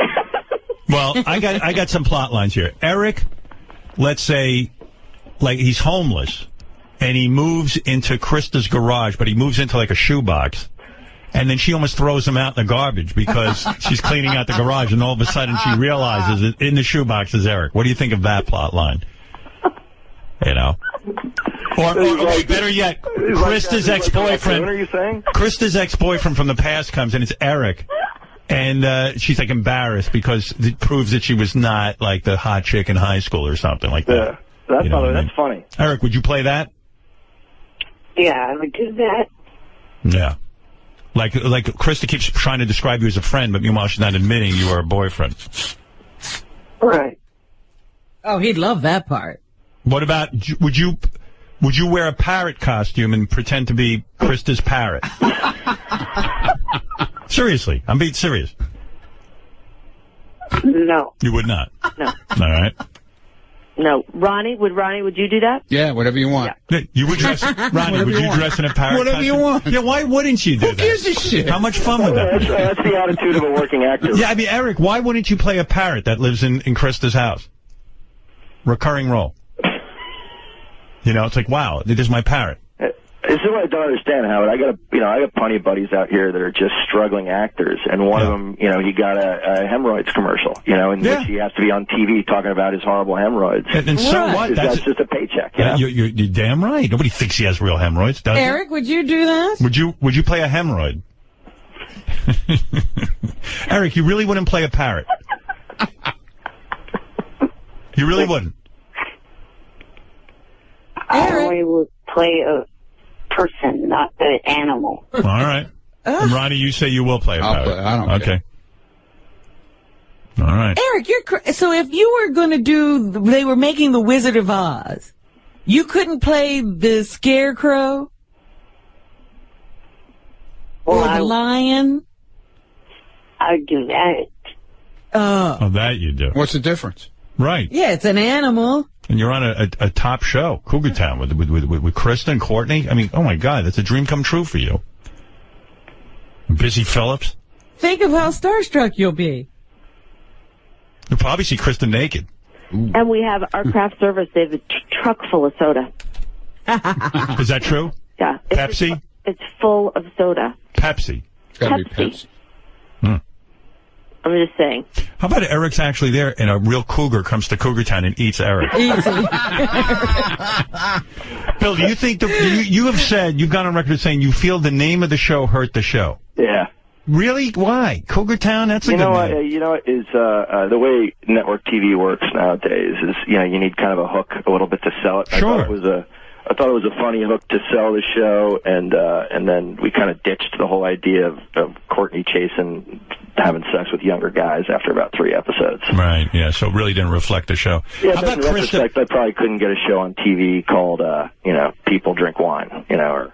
Hey, Eric, would you play a part where you're a friend of Krista's and you have, you want to be breastfed by Krista? Would you play a guy who's into, baby stuff and wants to be breastfed by Krista?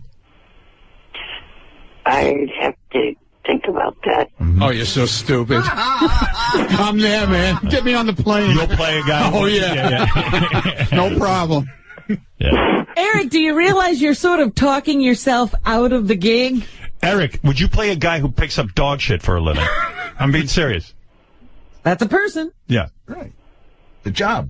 Your part is that you're this guy, they don't want to pick up, the episode's about Krista can't stand picking up dog shit, they have a dog. So they hire one of these companies that comes out and cleans out your yard, your dog shit, and you're the guy who cleans the dog shit. Would you play that? Doggone. Doggone is the name of the company. And hey, Howard, there is a dog on the show, and it's a huge dog, so I think part of the joke would be that it's giant piles. See? You like that. And Eric falls into the pile.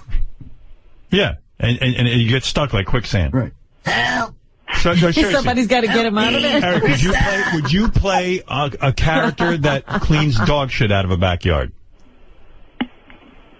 Yeah. You would, okay. Oh, okay. Now we're getting somewhere. By the way, I was teetering because honestly, TV is about how quickly you can do things, right. And I feel like Eric should realize that if he said, "Look, I'm up for doing anything," that the odds would be that I wouldn't go to great lengths to humiliate him. But as a producer writer, to hear, it can only be this tiny, tiny thing. All right, so you guys, this is how real Hollywood works. So my audience is going to get to see this right now. Ronnie is up for this part, and so is Eric. You've talked to both of the actors. I'm going to let them say their piece, and then I want to hear the decision-making process that you and Krista go through when you decide who is going to get this part. Ronnie, would you like to say something to the producer and executive guy, whatever your title is? All I got to say is we've been promoting his show, and that's number one. Right. Number two, I'm up to do anything. So that's about all I can say. That's all you want to say? That's it. Want to mention anything about your acting? Or No. Okay. Any previous history? Nothing. No. Well, smart. I was on the Vicki Lawrence show years ago. People are still talking about that. Yeah, I know. All right. Ronnie, there you have. You said your piece. Wisely, you kept off any type of acting experience work that you've done because I'm sure it can only embarrass you. Right. Eric, you have a minute with the creator of Cougar Town and the lead actress, Krista. Go ahead. Well, unlike Ronnie, I have actually been on a couple of TV shows. So, I have had screen time. So have I. And then, even though a certain actor from TV considers me an extra, I am not. I am an actor. Talk about TNA you're presently on. Why would you bring that up? And also, I am working with TNA Wrestling, which they should have another video to you guys to show. He can bring the whole TNA audience, Ronnie. He does have. Well, I forgot to say I did a major motion picture with John Stamos. All right. So, you know. Okay. Yeah. And I know That'll be coming out in February or March. So. All right.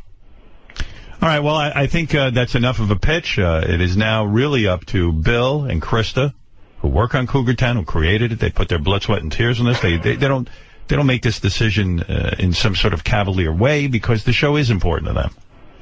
This is their livelihood. This is what put food on the table. Right. Go ahead, Krista. Bill, tell us your thoughts, and then Bill, give us your decision as well. Go first, go. Well, I mean, I don't have the authority to cast it. I'm going to really give it to Bill. And I understand why you guys get in trouble with Eric, because then, I understand, Eric, your life and limitations you've had, and I feel bad about that. Right. Well, Krista, I'm going to say, first of all, from my point of view, Eric is more interesting to watch on screen. No offense to you, Ronnie, but I mean, look at him. He's a train wreck. You know it's going to be awful. Whenever I see him on anything, I'm fascinated. I cannot take my eyes off him. But having said that, Ronnie is a real weirdo. And there's nothing stranger to me than my limo driver being on anything. And he's got a huge following. And he's been a true friend to us in the show. I like to reward good behavior. Well, it sounds like you're leaning toward Ronnie. Yeah. Look, here's as a fan, I got to say, Eric, would you play someone who, in this episode, you're a victim of pedophilia, that a pedophile has dragged you into his basement, he's blown you, he's done terrible things to you, and now you're in court testifying against him? No. All right. Bill, that's out. By the way, wow, I'm surprised you wouldn't play that. That's an entire episode that we've already pretty much written. A lot of room for comedy there. Yeah, but Eric, why not play that? I mean, you don't have to do the physical act. You just have to be a victim of it. You're in court. Well, for starters, I don't look like a kid, underage kid with... No, you're older, but it happened to you. But a pedophile... Years ago, the guy did it to you. He was changing one of your diapers, and he just fucking went berserk. He started jerking you off. Will you stop with that dumb... I'm kidding around with you. God, you're right, you guys. There's no fun with it. No. It's an easy decision, Howard. Would you play someone with a bomb strapped to his neck and then his head explodes? No. No. All right. I would. Yeah, so would I. What's the big deal? Well, Eric has played that. It's a paycheck, like you said. He doesn't repeat himself. Look, we always talk about, when we talk about actors and actresses, you can divide them truly into two camps, which is the people that are easy to work with and people that get in their own way. Gee, I know where this was going. Eric, one last chance. Would you play a talking fire hydrant? No. No, I can't believe this guy. What if the talking fire hydrant fucks Krista's character?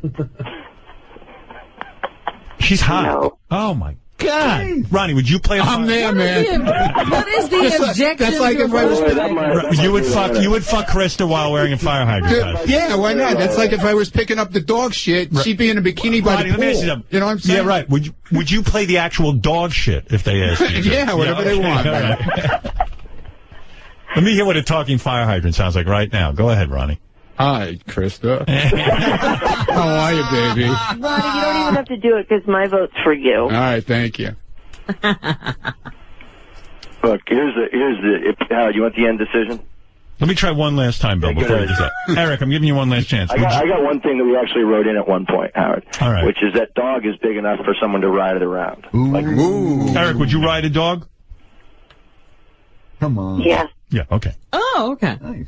Would you play a former Nazi who was responsible for killing the most amount of Jews during World War II? No. No. Gee, I would grab that role. Why not? What's the big deal? It's a part. It's not like it's not like he's killing the Jews. Hitler was a great guy. All right, you've heard everything now. Bill, just give me the decision. Yeah. All right, look, you got to add two things. One, not only is Ronnie been incredibly gracious to us and helping to promote the show, but he's also built his own name up with the block parties, to a celebrity level. And, by the way, do you know David Letterman's limo driver is starting his own block party? Any day now, we're going to see it. They're all going to be in Fairfield County, Connecticut. All right. Here's the deal. This is going bad for you, Eric. Eric, quick, one last chance. Would you play an angry, ungrateful midget that looks like a plucked chicken? Howard, I'm going to give Eric an escape route, okay, which is Ronnie's got it. Wow. I listen to Krista all the time, and she feels that Eric isn't grateful enough. Right. And I will allow you, because the show is already picked up for this year and next year. I will allow you, if Eric behaves well enough for, say, a 6-month period or something that you decide, to bestow upon him a part. All right. So Ronnie has won the first part, and if Eric is really on good behavior, you're going to write him a part. Yeah, but he has to earn it. He has to earn Eric's on probation. Well, that's real. Eric, did you hear that? You're on probation. I heard. You better be nice to me. Sounds like he's crying. Well, is he all right? No, I'm not. He lost out on a part. Well, you talked yourself out of a part. It sounds like he's really upset. Are you upset? Not really. Wow. You don't care. There's still a chance to get it. I just think that I think my wife's going to need to hear yours and Howard's relationship be a little more reciprocal. Right. Thank you for that, by the way. I appreciate that. Ronnie, you've won a part. Well, thank you, guys. I appreciate it. Of course, Ronnie. Hey, Ronnie, all I ask in return is maybe slightly less than 1,000 tweets a day from Ronnie. All right. And Bill, no problem. Please keep us abreast of this development and let us know what Ronnie's part is evolving into, okay? Sure, and Ronnie, we'll give you a call this week and find out what your schedule is and stuff. Sounds good. Make it so Ronnie fucks Courtney Cox. Hot chicks, I was going to say hot chicks. Yeah, like he wants to do something to her. All right, and have extra makeup on the set to cover up Ronnie's bad tattoos. All right? No. We're on it. All right, thank you. All right, the show is called Cougar Town. It features the work of Bill Lawrence and his beautiful wife, Krista Miller Lawrence. Thanks, Howard. Yes, and you two go back to doing whatever it is you do. Eric, I'm sorry you didn't win the part. Ronnie, Eric talked himself out of a part. He did. I don't even know if he realizes that. When you're an actor, whatever they tell you you're going to do, you say, yes, sir. That's the best way to get a part. That's a good lesson for any of my fans who are thinking going into this career. Krista, have you ever turned anything down? No. You do what they tell you to do. Well, at least you say, okay, you tell your agents I'll do anything, ever, anything, and then once it's offered to you, then you can think about it. And you're not going to do a trick, Bill, where like Ronnie plays a corpse or something. It's like no. He's going to have lines. Speaking and everything. Oh God, I got to see. Talking to the principals. All right, very good. All right, thank you. You bet. All Thanks, guys. The show is called Cougar Town, January 8th on TBS Network. Thank you. Bye. Bye, Eric. All right, there you go. Ronnie, way to go. Man, I thought he wanted to be on TV, but Eric talked himself out of every part. Pretty cool. First the movies, now TV. Now TV. What is that, Eric? Eric's a shitty actor. All right. I think that every time a part comes up, it should be between Eric and Ronnie. Yeah, I couldn't wait for that. All right, we will be back. Mitt Romney is calling in to discuss the debate last night. Robin will do the news, and then some. We'll be back right after these words. I'm wondering how Romney feels about the debate. He's going to tell you right after these words. Eric the actor, you're on the air. I haven't heard from you in a while. First, before I get to what I was calling for, the thing that you were saying about Linda McMahon, you said that they said that she created 600 jobs. Give me a break. Not all 600 jobs have to be shaved in bikinis and all that. All right, Eric, we know. Eric, these are just like sort of things to make people laugh. Here he goes, making sense. And don't try to make sense out of anything we say. Eric has like no sense of humor, by the way. No. We know that all the jobs aren't about guys in bikinis getting shaved. Believe me, and the audience knows. Those guys aren't even in Connecticut. Yeah, my job is to make people smile. And then the other thing. I have to explain the show to him. Yesterday, Gary made a severe mistake.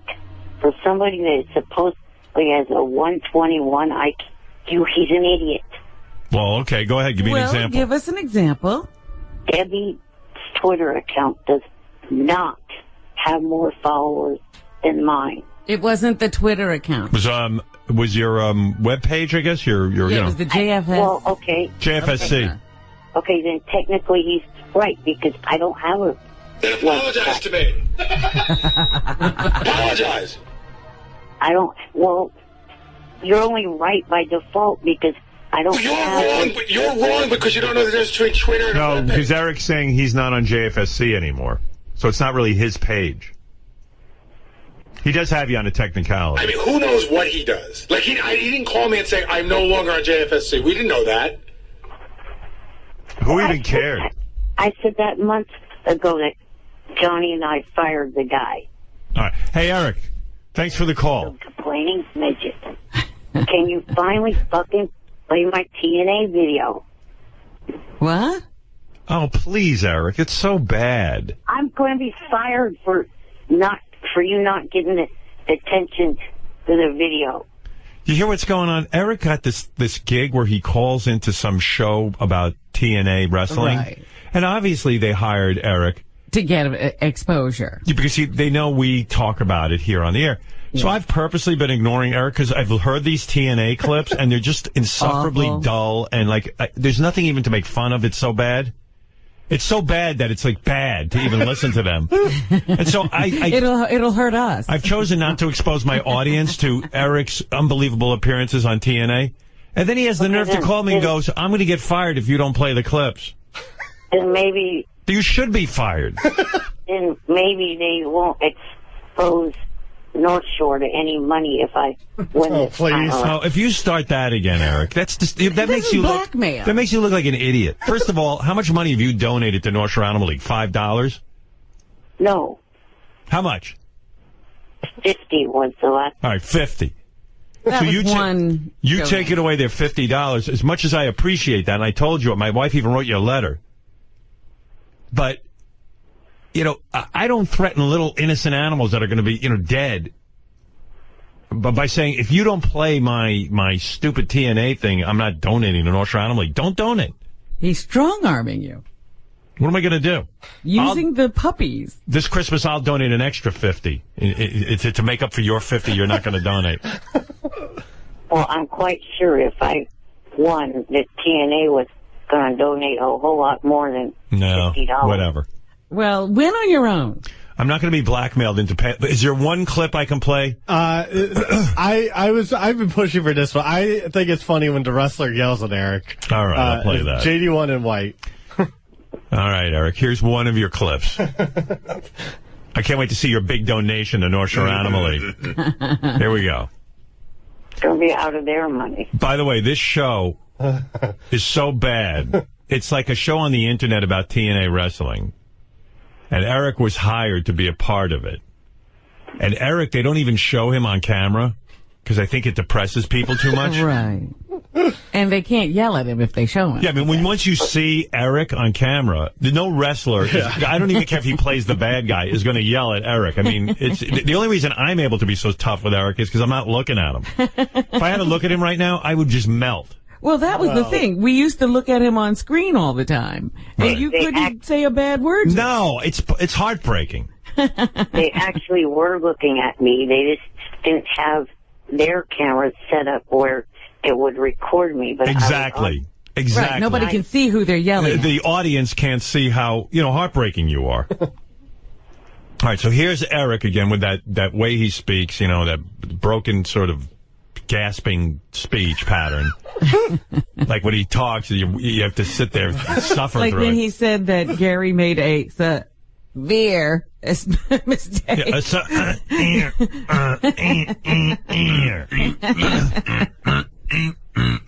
Yeah, that's all I hear. I hear Fred's impression when I listen to her. It's like... I missed the "sa" and I was just like...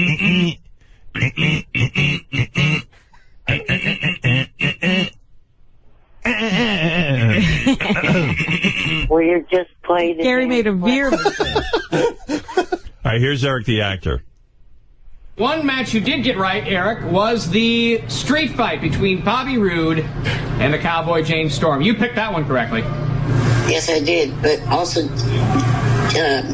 Mike Tenay picked Storm to win, too. But do you remember what you wanted to see at the end of that?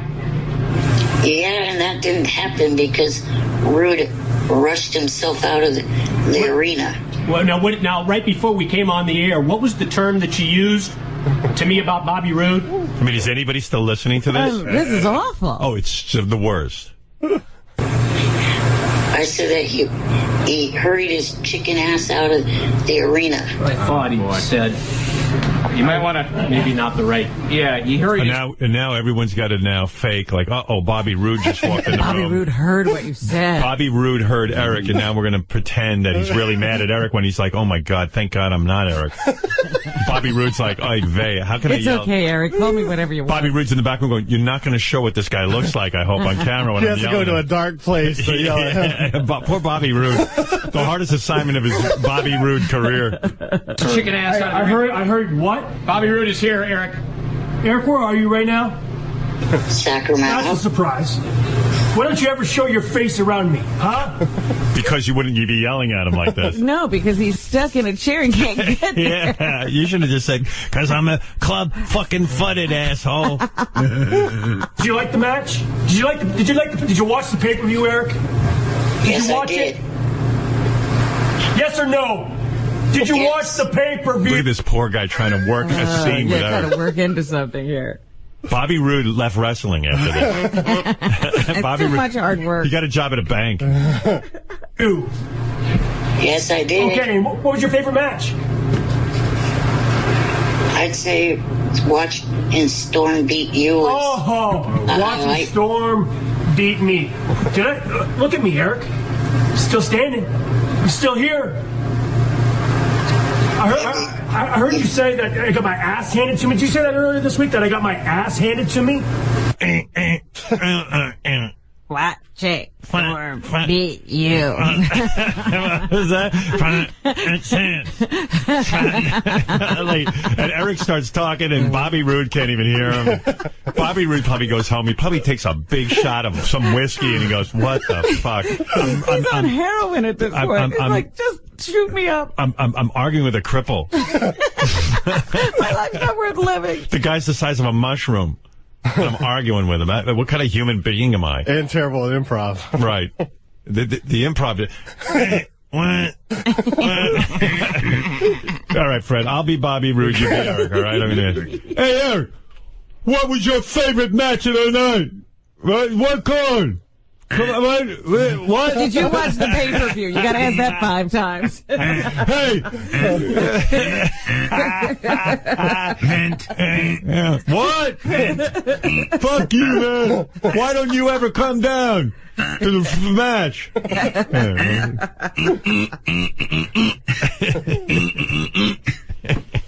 Is that what you said? Yes. And now you're sitting in Sacramento, hiding like the chicken shit that you are. Yeah, why don't you come down and fight Bobby Roode in your wheelchair? Yeah, you got a big mouth in Sacramento. Yeah.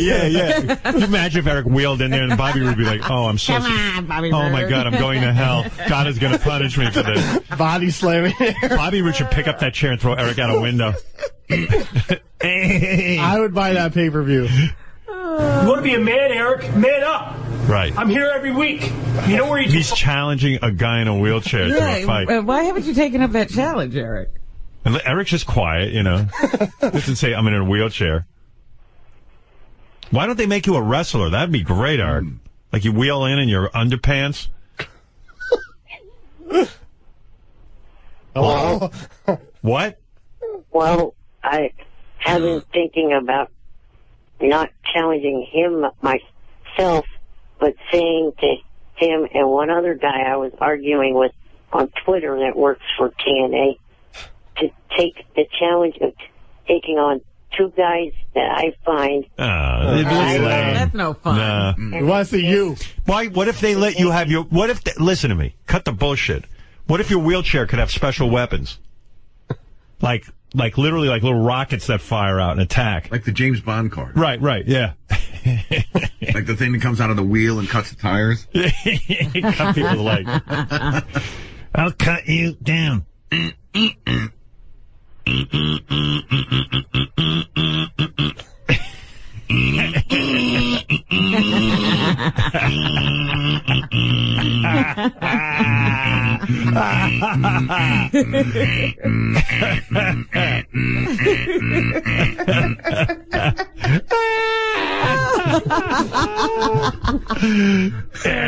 Look for Skyfall. What? Look for Skyfall. Opening Friday.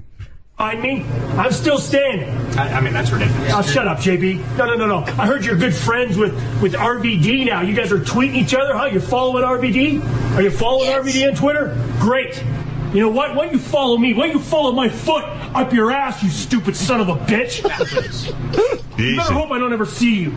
You understand? Oh, you better hope you never see it. Yeah, because you'll be so sorry that you're going to feel like a real idiot. idiot. That poor Eric Root. I hope they gave him double his salary. He's got to yell at a cripple in a wheelchair who's the size of a grape.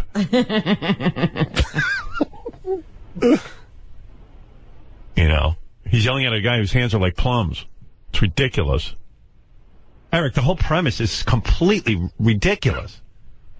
So when you took this job, you took it with the idea that you could get them big promotion.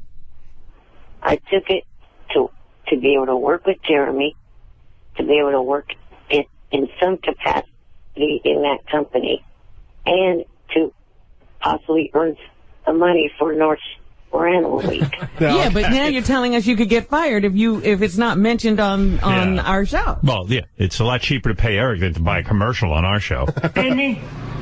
What happened? What would happen? What would you possibly do to I would punt you 30 yards out of your chair is what I would do. Wow. Oh, that's good. See, now that's I'd something watch he that. could do with Eric. Imagine he sees Eric, he takes him, rips him out of the chair and punts him over. Right through some goalposts. Don't ever get in my way, Eric. I'm telling you right now. Stay in Sacramento, and you better hope to God that I never come there, because I'll find you. Stupid son of a bitch. And this poor guy, like, he needs someone to argue with him. Yeah, there's no comeback. Yeah, it's just some guy on some weird line. No, they edited my comebacks out. Oh, I wonder why. That exchange was longer, and I hit you with some pretty good comeback. No, okay. Oh, so it's more boring than it is now. Yeah. So you mean they took out all the excitement and edited you out? You know that if they edited it, Eric must have been awful in the fight. Yeah. They'd rather have long pauses than hear him. Yeah. Well, you really did it this time, kid. Who did it, Eric Root? Eric, I guess. Eric went too far.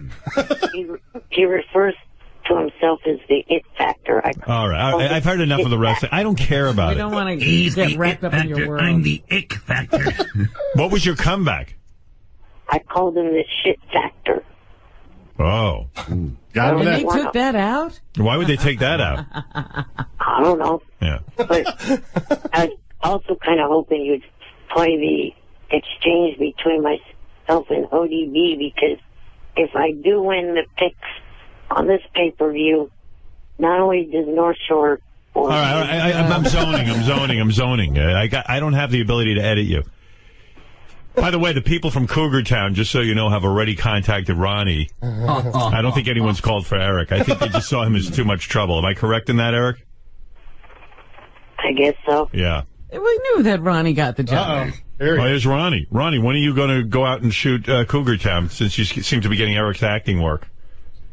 No, I was just curious if they got in touch with him, because I've been in touch with them. They've been in touch with me. No, they're not looking for that. I'm going out there December 16th. I got to be honest with you, though. I would love to see Eric in Cougar Town. Yeah, it's much more fun to have Eric on a set. Yeah, they fly me out, put me in this first-class hotel, limo service, the whole deal. You're going to appreciate everything. Yeah, the problem it's is, be great. Yeah, you'll probably do just fine. It's funny when Eric's on these shows. Yeah, I'm going to be out there for 3 days, Eric, shooting. Okay. Yeah, December 16th. Do you know your part yet? Come hang out. Do you know your role? No, not yet. All right. You don't care what it is? No. Eric would have had that job, except he was being too picky. I heard something about like being a fire hydrant maybe or something. You're going to be a fire hydrant? Yeah, I don't know. All right, who cares? No. Ask them for 2 liters of Pepsi when you go out there. All right. Exactly. All right, thank you, Ronnie. Ronnie, by the way, Ronnie did vote. Thank you, Eric. Appreciate it. Bye-bye. All right, where were we? You want to take a few phone calls? Sure. All Maybe right. people out there have some complaints or irritations about you. Yeah. Feel free to pile on. Yes, Eric the actor. Good morning. Morning. I was calling in because I wanted to give an update on the results for the pay-per-view. Yeah, we don't care. Eric, you got to stop. You know, Eric called in today because he's upset that he isn't getting on the air. And I've tried to explain to him. He gets on the air, A, more than any listener. B. That's not my beef, Howard. My problem is people harassing me. I don't... No, people are going to harass you. You're famous now because of the show, and you're putting yourself on Twitter, and of course they're going to harass you. I get harassed. Yeah, the guy's famous and fucking boring as shit it is. I know. Hey, Eric, look at me. I'm a big scary werewolf it is. I'm going to rip you out of your wheelchair and fucking eat you. You hear that, Eric? That Bigfoot Jr. bit is so stupid. The real Bigfoot... Hey, Eric, how many times today have you humped your bed today thinking about American Idol or Kurt Angle it is? The real Bigfoot couldn't even... Yeah. Real Bigfoot. That's real original. Hey, Eric, what's 9 times 9 it is? Shut the fuck up, you... We're waiting. It's 99 it is. Yeah, Eric hates you. Hey, Eric, what's 9 plus 9? 99 as well. Eric hates Bigfoot Jr. and has been tweeting and blasting him all morning. Is that right? Yeah. Oh, yeah, my Twitter's blowing up. I don't even have a fucking computer or a phone it is. Fuck him. Right. What do you got against Bigfoot Jr.?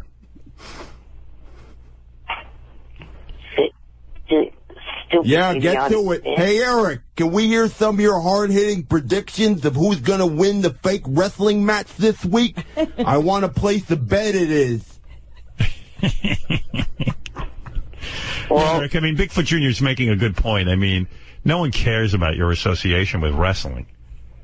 Honestly. You can't use my show And I don't like even that. know what he's talking about. He's giving us results of something I don't even know what he's talking about. Of the pay-per-view. Like somebody watched it. Nobody cares. Boy, this guy's fucking dead air it is. If there was not any technical issues... Say that again? Testicle issues? Will you shut the fuck up, you ignorant ass? Wow. Well, you got him there. I think you shut him up. Hey, Eric, guess what I'm doing? I'm fucking Diana DeGarmo it is. Oh, yeah. You know, I bet you like to get some of this, it is. Oh, and look at that, it is. It looks like Carrie Underwood sucking my dick. Sucks for you, little man. Little faggot. Oh, my. Well, you've hit on 2 women that he's in love with. He loves Diana DeGarmo. Yeah, and they're delicious. You ate them. Well, Eric, hey boy, oh boy. I think you started in with the wrong guy. As I was trying to say, North Shore would have got money if there wasn't technical... Oh, look at this guy holding that over your head it is again, Howard. Yeah, I know. Hey, Eric, I took a shit in the bowl this morning.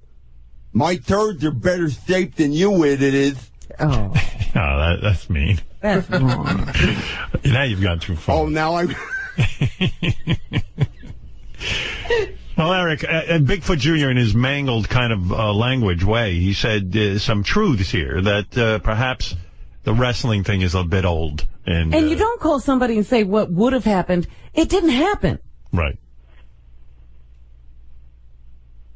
It means nothing. Hey, I just want to say that Eric, I think he's a great actor it is. He's been acting like an ungrateful, boring little fucking midget asshole for 35 years. Fucking die already. Oh. That's awful. Well, that I don't agree with. No. Right, Eric? Yes. Right. I like Eric. He just sometimes doesn't know what's interesting. Hey, Eric, which one of these is the prime number? 4, 9, or 11? Shut the fuck up. Yeah, I think you've upset him. Good. Anything else we can do for you, Eric? Would you like to say anything else? Another topic?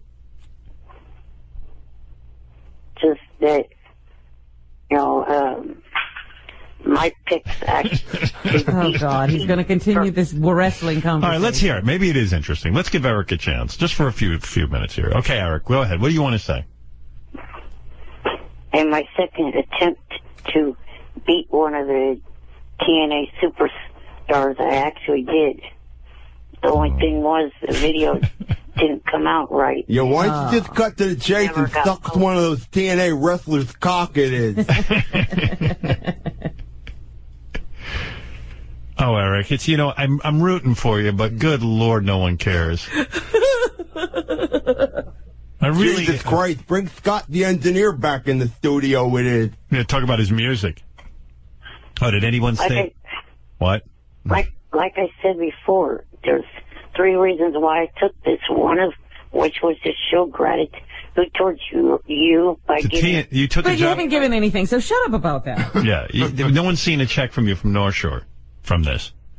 Well, it wasn't going to be actually from me. It was going to be donated in my name. Eric, it's okay. It's all right. All right. Radio poison. Too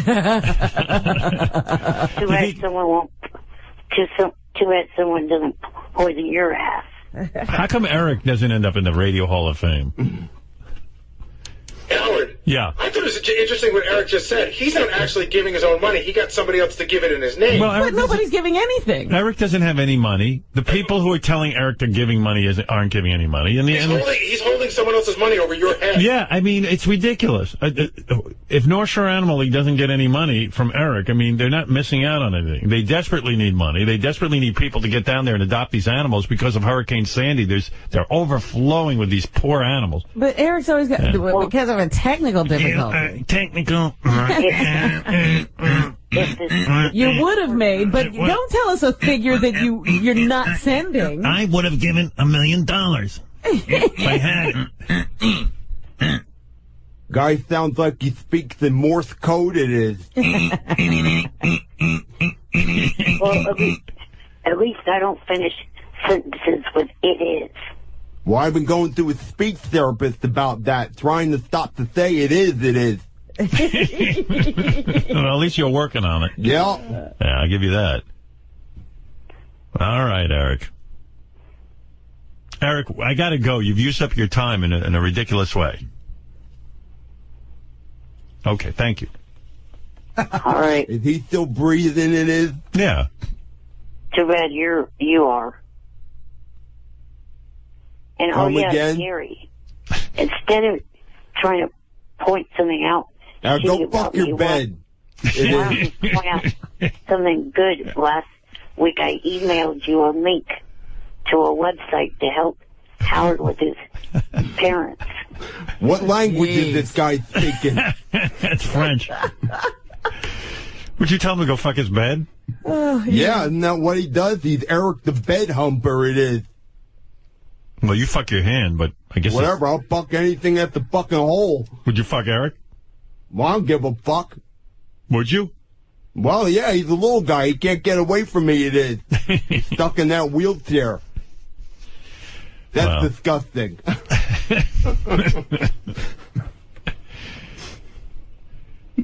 Well, Eric, I love when you call in, but today it was a doozy. I mean, this whole TNA thing, I mean... I don't know. It doesn't really appeal to a lot of people. That's all I'm saying. It's just fucking gay, it is. Well, Howard, you don't realize that these people that are in the WWE and in TNA they're fans of your show. No, I know. That's I fine. know. That's good. wonderful. Doesn't mean I have to do anything about it.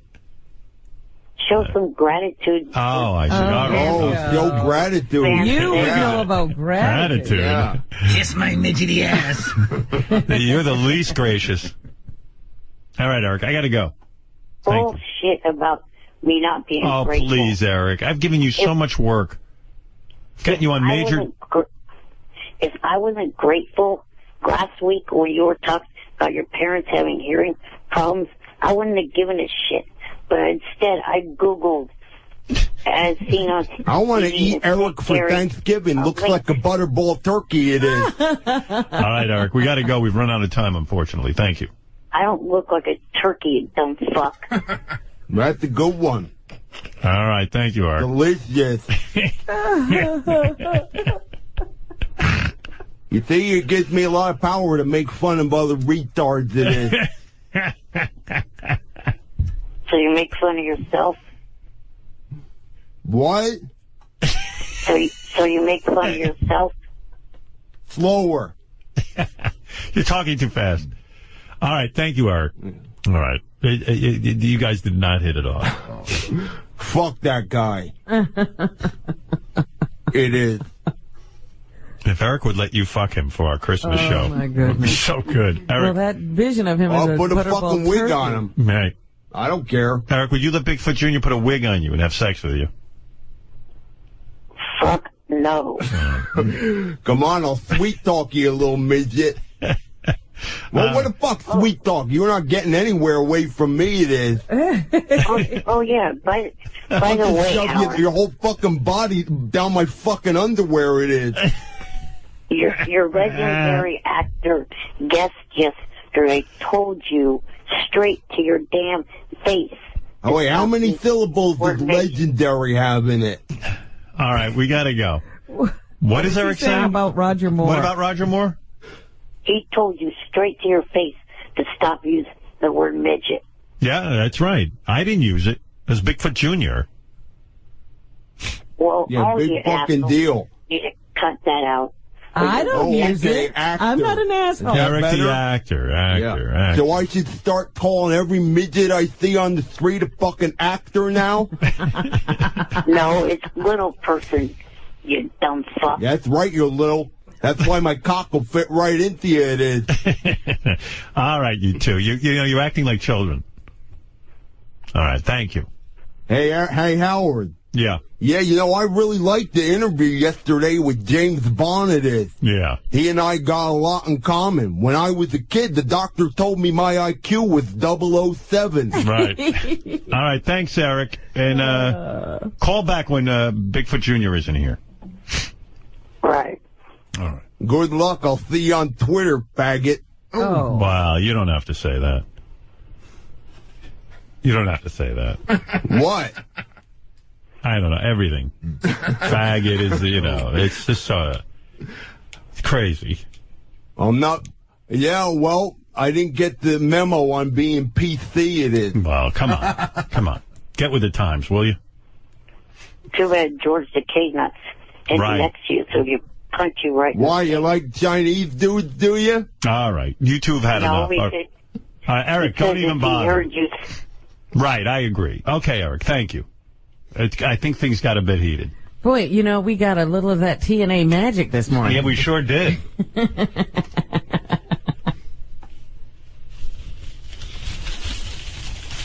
We don't use that on the show anymore. I'm trying to. I'm sorry. Trying to, you know, upgrade. What did I say? You know what you said. No, what should I say? Oh. You could call him effeminate if you want to go that route. Can you spell that for me, it is?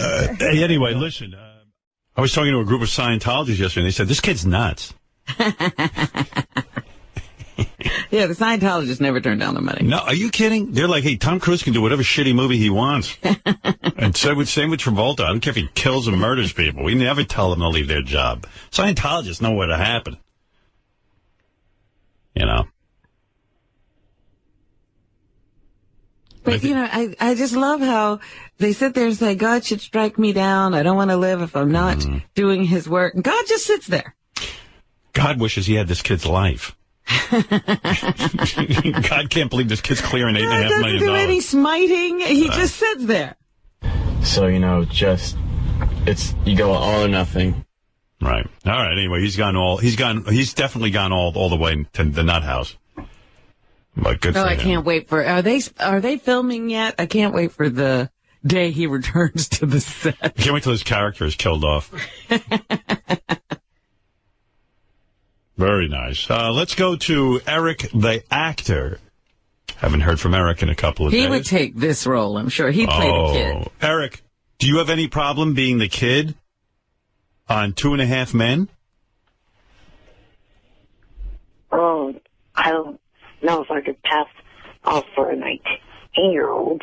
Oh, yes, you could. You could pass off for a 3-year-old. Yeah, you're the size of a 3-year-old. You could definitely pass.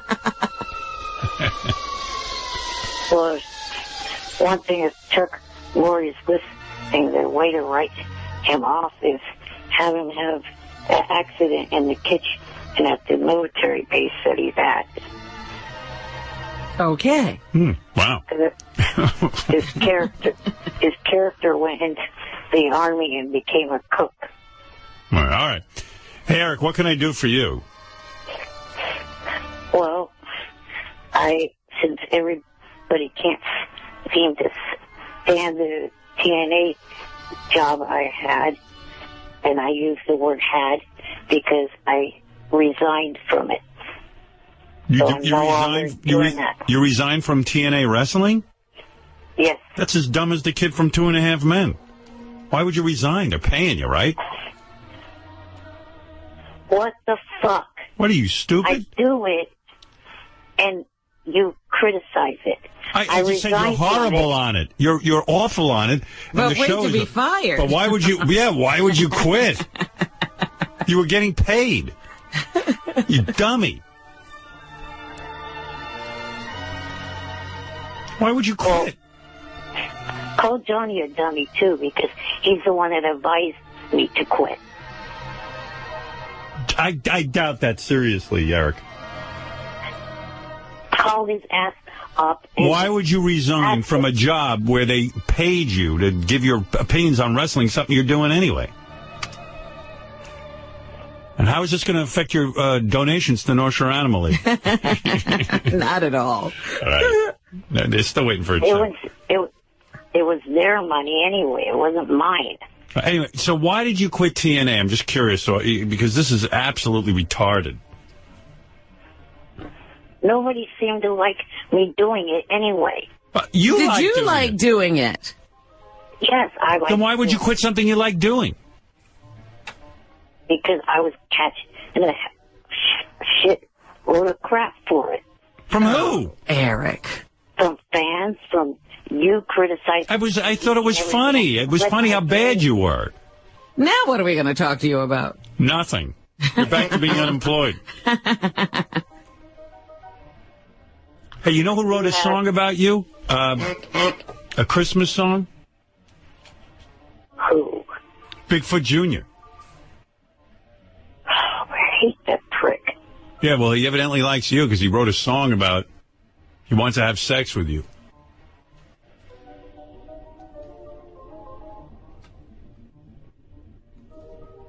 Well, he's not ever going to have that happen. Yeah, I'll play it for you. Maybe this song will turn you on. I don't know. Yeah, listen to this. Gather around, little kiddies, it is around the fireplace. Bigfoot's gonna tell you a story of it. Oh, I don't think this is it. Wait, here's the one about you. Hey, it's Bigfoot Jr. it is. I just want to say Merry Christmas, ho, ho, ho, to the little Eric the fucking midget it is.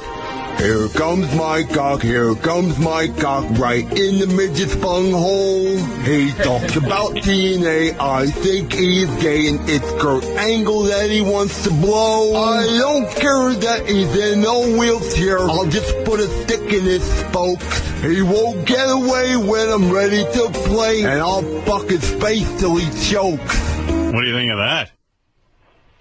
Kind of cute. Oh, you hate it. You hate it? The fact that this guy's thinking about you is great. No, you sound like this kid from 2.5 Men. I mean, you had a job with TNA. You loved doing it. So what if people gave you shit for it? You loved it. Listen, when I do America's Got Talent, some fans say, oh, Howard, you're a sellout. You did America's Got Talent. It's too mainstream. Well, I don't listen to them. If I like doing it, I do it. Well, how did you quit? I mean, did you contact them and quit? I sent him a letter of resignation. You are kidding me. Why don't you talk to us before you do these things? You write them a letter and tell them that was a joke, and you never quit. Like you didn't do it. It's one of your imposters. You should tell them you found God, and any God-fearing man would never do TNA wrestling. TNA is bad. All right. I'll go get that job back. What's the matter with you? Yeah, I hope they haven't read the letter yet. The one group that actually employed this guy, he resigned. Doesn't make any sense at all. I am going to be on an FX series soon. Really? What's that all about? What is that? X series? FX. Oh, FX. A sitcom called Legit. Yeah. All right. John, I don't care. Johnny, I can't believe this guy quit. You're an idiot.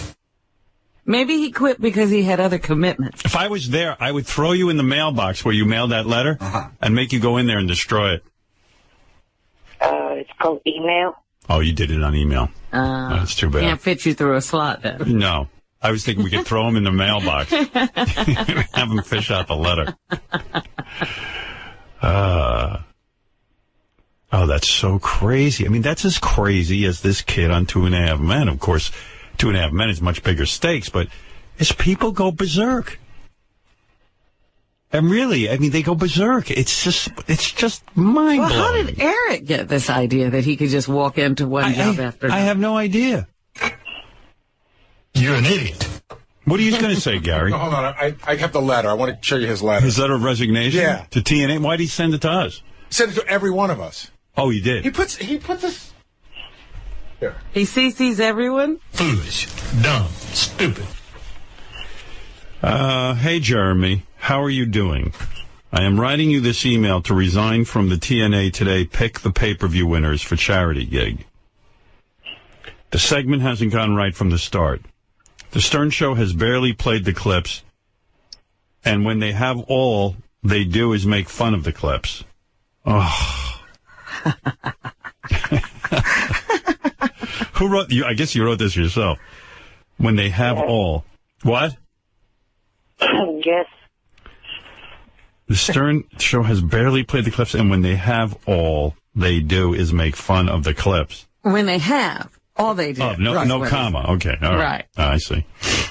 Also, the last segment got recorded and then never got posted for the pay-per-view. Like, what do you care? I did enjoy the segments and working with you and the others of TNA Wrestling. I wish that I could have kept doing the segments, but it has been advised by my manager to resign. Sorry it didn't work out. Workout is 2 words. Please keep in... What? Oh, well... Okay. AOL didn't correct me. Please keep in... Well, workout is a word, but it's not what you're talking What are the odds that you actually just know it? Please keep in touch, and please keep me in mind for whenever TNA comes to Northern California. Signed, Eric. Signed, Eric. Just say best, Eric. He actually wrote out signed? Yeah, signed, Eric. Eric, the dumbass midget. Wow, you're not kidding. Say that 5 times, Eric, because... Eric, the dumbass midget. Right. Eric, the dumbass midget. Eric, the dumbass midget. Eric, the dumbass midget. Eric, the dumbass midget. All right. Can I tell you about the interesting correspondence Eric and I had over the vacation? He, we don't really talk to each other, but I don't really I don't hate him anymore.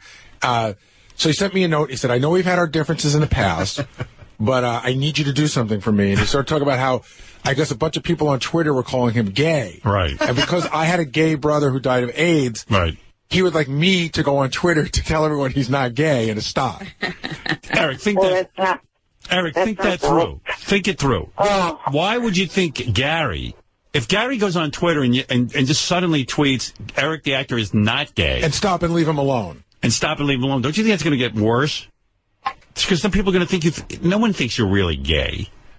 They're just trying to get to you, and you let them. Will you let me speak? He fights with everybody. Holy crap. It's so easy to set up. Like, you just go, you're gay. And it's like capital letters, fuck you, die. He gets so angry. The point of what I was saying in that was the fact that not only were these people saying that I was gay, but they were saying that I have HIV, and they were tweeting Gary's Twitter handle into it. Yeah, you can't have that. You know how Eric's sex life will be affected if they find out he has HIV. But it's not my Twitter handle. Like, I'm not tweeting it. Right. But my point is, they're tweeting that shit to you and I. Eric, nobody thinks you have HIV. They think you have a lot of other things, but believe me. Oh, if they're just tweeting it to you, yeah, you're giving it too much credit. I want to block Eric on Twitter because he includes my Twitter every time he yells at someone. Like, I don't want to be in his loop of yelling at people. Right. And he includes me. I'm like, stop it. By the way, I mean, maybe I'm crazy, Not but every time, JD. Every time, Eric. Why do you include JD on your rants? He's exaggerating. No, I'm not. Why do you include him at all on your rants? Yeah. It's because I don't take out the name that the person puts in there first. He just his reply and fucking... it annoys the hell out of me. So why don't you unfollow him? I'm about to. I want to block him. Tell those people to stop including you in their harassment of me. Well, sometimes I block them, but then you reply, and just delete JD's name. He doesn't want to take the 2 seconds to do that. By the way, wouldn't HIV be a step up from the disease you have? No sex at all? Yeah. What's his disease again? Oh, God. His real one? Yeah, what do you have? Ehlers-Danlos. Wow. Ooh. And it's not a life-threatening one like HIV is. Don't people with HIV live longer than people with Ehlers-Danlos? It would be nice if you would pronounce it correctly. Charlie Daniels. How do He's got Charlie Daniels disease? Here's Charlie Daniels disease. What is the disease? Ehlers-Danlos. Ehlers-Danlos? Igor Yes. Danlos. Igor. No. Ehlers-Danlos. How many people in the world have that? Can't be many. About 9 out of 10 people. 9 out of 10 people have Ehlers-Danlos? That means more people would look like you What are than... you talking about? That's the statistics off of the website. 9 out of 10. Yes. That's crazy. 9 out of 10 people have Ehlers-Danlos disease? Then most of the people in here would have it. But Eric, everyone would... I mean, I don't see that many people walking around like you. I don't make up the stats on the website. What website? That's what the website says. Wow. For the disability. Ehlers-Danlos. I never even heard of it. And you're telling me 9 out of 10 people... That can't be right. Well, everybody must have a very mild case. Yes, a lot of contortionists actually have it.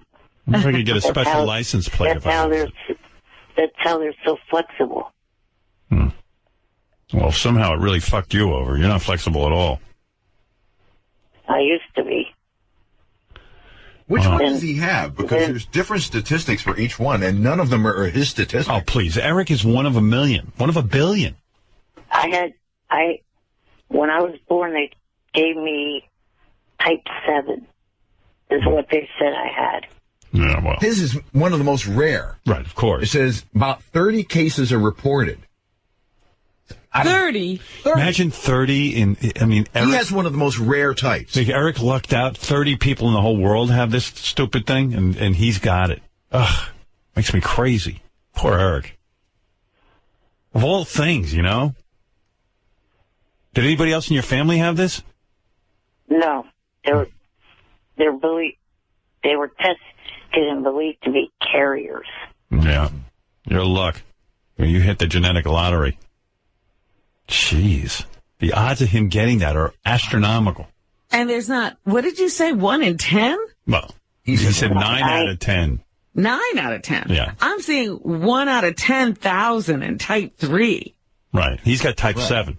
Yeah. I mean, 30 people in the whole world. Out of the page. It's crazy. Yeah. All right.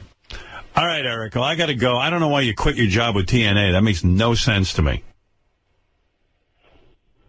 Well, Johnny was saying that it was getting in the way of other job opportunities, like the one with the sitcom Legit.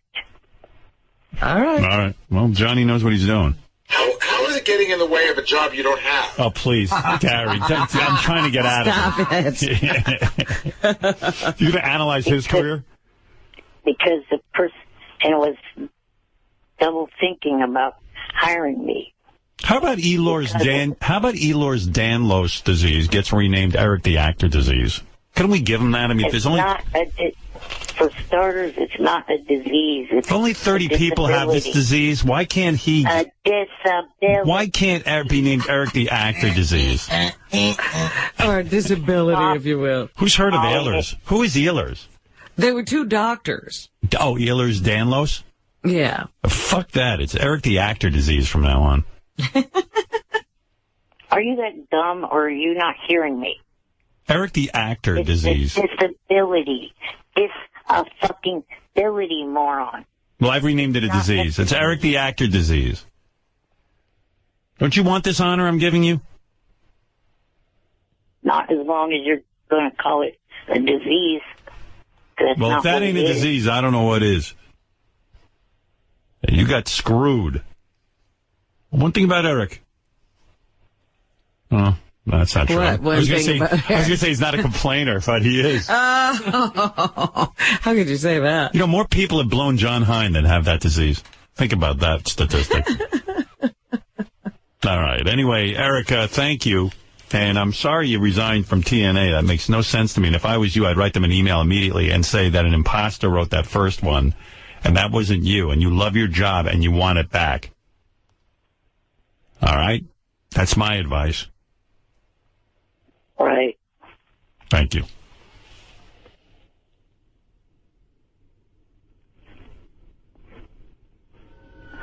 I'll talk to you later. Bye for now. Bye. Eric, the shithead.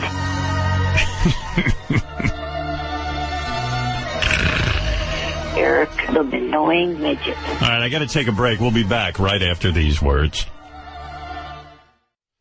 Let's see what else. Howard, please, please, please, please stop picking up that fucking asshole Bobo. The audience hates Bobo. Too late today. Yeah, all right, today I blew it.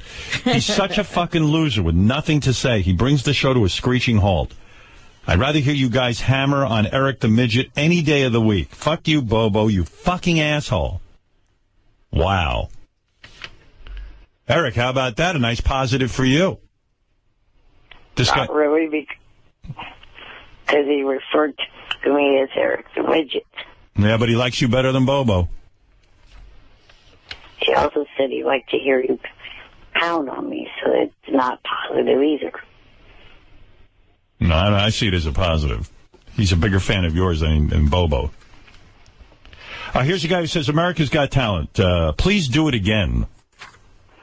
One of the best days of my year seeing you live with my daughter in New York City at the AGT auditions. We were the first row seated behind the VIP section, right behind you. We had a ton of fun that day. Hey, Eric, I was thinking about you last night. If there was like a really hot chick, I'm talking about a 10, okay? Yes. And she's hot and she's into you and she wants to have sex with you, but she insists that she wants to call you Eric the Midget.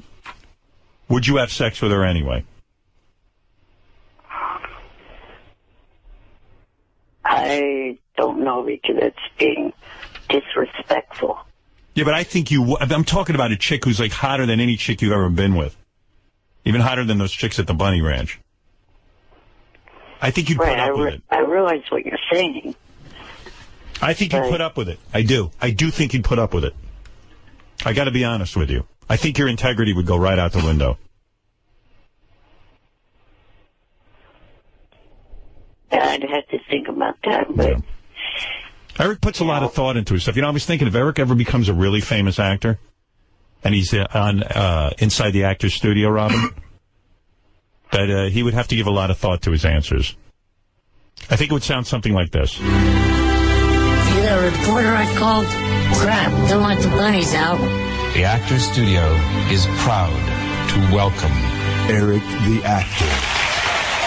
Yeah, I'm happy to be here. What you did in that film was remarkable for so many reasons. Yeah, I guess from watching that. What's your favorite word? Bullshit. What's your least favorite word? Ack. What turned you on? I've been a Jeff Hardy fan for quite a while. Hi, my name's Kevin Stevens, and I'm an actor here. Get the fuck away from me, you idiot. He comes anywhere near me, I'll break his wrist. Stay the fuck away from me. Just back the fuck off me, or else you will fucking regret it. I like when James Lipton laughs at you, no matter what you say. He's delighted with you. Anyway, Robin, that's what it would sound like if Eric the Actor ever became famous and got on Inside the Actor's Studio. Where is Robin? She gone? Hello?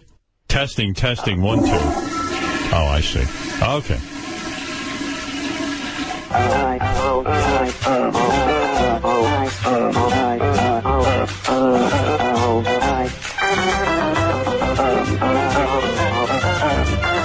Probably went to get that Google number. All right, Eric, what's on your mind quickly? Robin is out buying my iPad cover, my mini iPad, and my Google number. Yes. I called in to sit here and wait to see if you were going to take a call from Jeremy Borash of TNA, because he tweeted yesterday that he was going to call in and explain, the email from yesterday morning. Well, you could stay on hold. If he calls in, I'll let you on. Okay? All right. All right, thank you. Hold on. I just so wanted to get rid of Eric when he brought up that TNA wrestling again. I just wanted to rapidly hang up on him, if you know what I mean. Hey, it's Bigfoot Jr. it is. I just want to say Merry Christmas, ho, ho, ho, to the little Eric the fucking midget it is. Here comes my cock, right in the midget's bunghole. He talks about TNA, I think he's gay, and it's Kurt Angle that he wants to blow. I don't care that he's in a wheelchair, I'll just put a stick in his spokes. He won't get away when I'm ready to play, and I'll fuck his face till he chokes. Here comes my cock, right in the midget's bunghole. All right, thank you, Bigfoot Jr. Where's, what's his name? John Lieberman. Does he want to do the news real quick? Quickly, though. I've got a million things to get to.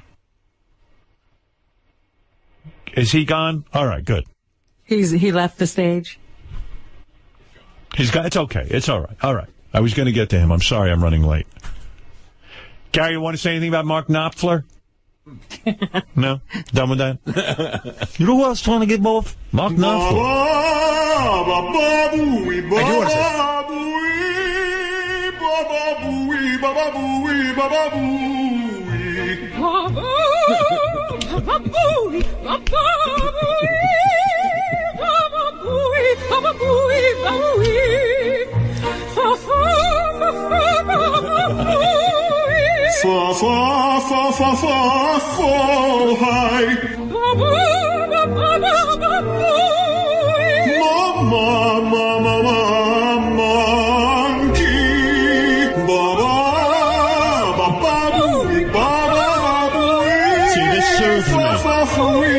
This relaxes me. Yeah, me too. Yeah. I feel better. Thank you, Gary. Yeah, what did you want to say? You wanted me to get him. Of course. I'm teasing you. It's a good call. All right, thank you. It was my fault. Your fault? Thank you. Go back and book somebody. Who's he working on now? I shudder. That impatient look on Gary's face. Yes. That's some look, isn't it? Those teeth were glowing. It's eloquent. You've never seen anything like that, huh? Yes, Fred? Yeah, I was trying to book Gary. Otis Redding's road manager. Oh. You think that'd be interesting? It was the guy who put the suitcase on the plane just before Otis went. He's got a lot of good stories. A lot of good stories. Monterey Pop Festival. You think you get Page and Plant? No, the Page and Plant. I got Otis Redding. I got the Mark Knopfler's retarded sister. And the Bay City Road is available. There you go. At least 3 of them. All right. Noah Jones? Jimmy, you're on the air. Hi, Jimmy. Jimmy in Vegas. Howard, how you doing? All right, buddy. Listen, I'm a big fan. I've been a fan for many, many years. Thank you. But I'm getting tired of this George Takei impersonator. Takei? No, actually, it's Takei. That's one of my points, Howard. What are you talking about? The real George. You guys are using a phony George or drops or an impersonator or something. You don't believe the real George Takei would behave like he does? First of all, my dad was a gossip columnist. Yes. He told me a lot about Takei. One, he was straight. So this George that we have is... Is it possible? You know what? This guy's right. Jimmy's right. There's no way you're the real George Takei. Couldn't be. No, not with your behavior. Thank you, Jimmy. How did you fool us for so long? Right. I'm exposed. Howard, your show has a way of doing things like that. Right. I don't have. Let me see your driver's license. All right. Let me talk to Eric the actor, a fellow actor. Oh, Eric's on the phone. Right. Good morning. I just wanted to say, I'm trying to call up to congratulate you and your acting. What is that? I said I'm going to congratulate you. You and acting like an ass. I didn't do anything. You're letting that moron next to you hit buttons when I'm trying to congratulate you. All right, go ahead and congratulate me. Fred, knock it the fuck off. Red Ron! Red Ron! Red Ron! There's no point being nice to you.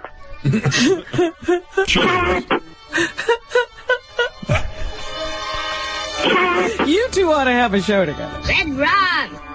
Eric, announce your name, and then we can, so everyone knows exactly what we should call you. I'm Eric the actor. Are you sure? I think you want to be called something else. No, I don't. Eric the dumbass midget. Oh, all right. I would have called you Eric the actor. Eric the rude, obnoxious, and annoying midget. All right, if that's what you want me to call you. I was being good in calling you Eric the actor, but I'll abide by you. Eric the shitty actor. Eric the shitty actor. All right, Eric the shitty actor. Eric the shitty actor. Eric, come on. Tell me what you're congratulating me about. America's Got Talent? I certainly hope you'll be visiting me on set.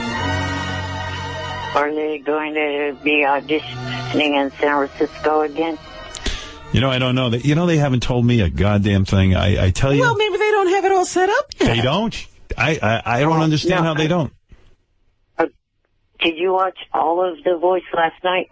I think so. You know, I fast-forwarded through some of the singers. I only like the good-looking girls and that one weirdo guy.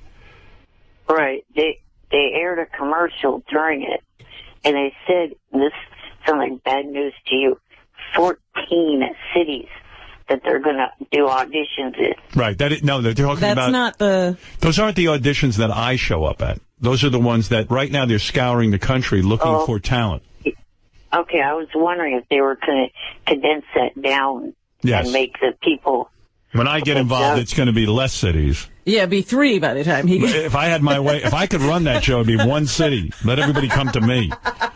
Oh, with that traveling and carrying on. Why isn't it that way? You could be in Vegas for a week. When they do the Everybody voice, come there. When they do the voice, they do the show. All the talent comes there, and they just do it. I mean, why the charade? Why do we have to go around the country? Let's bring in all the talent.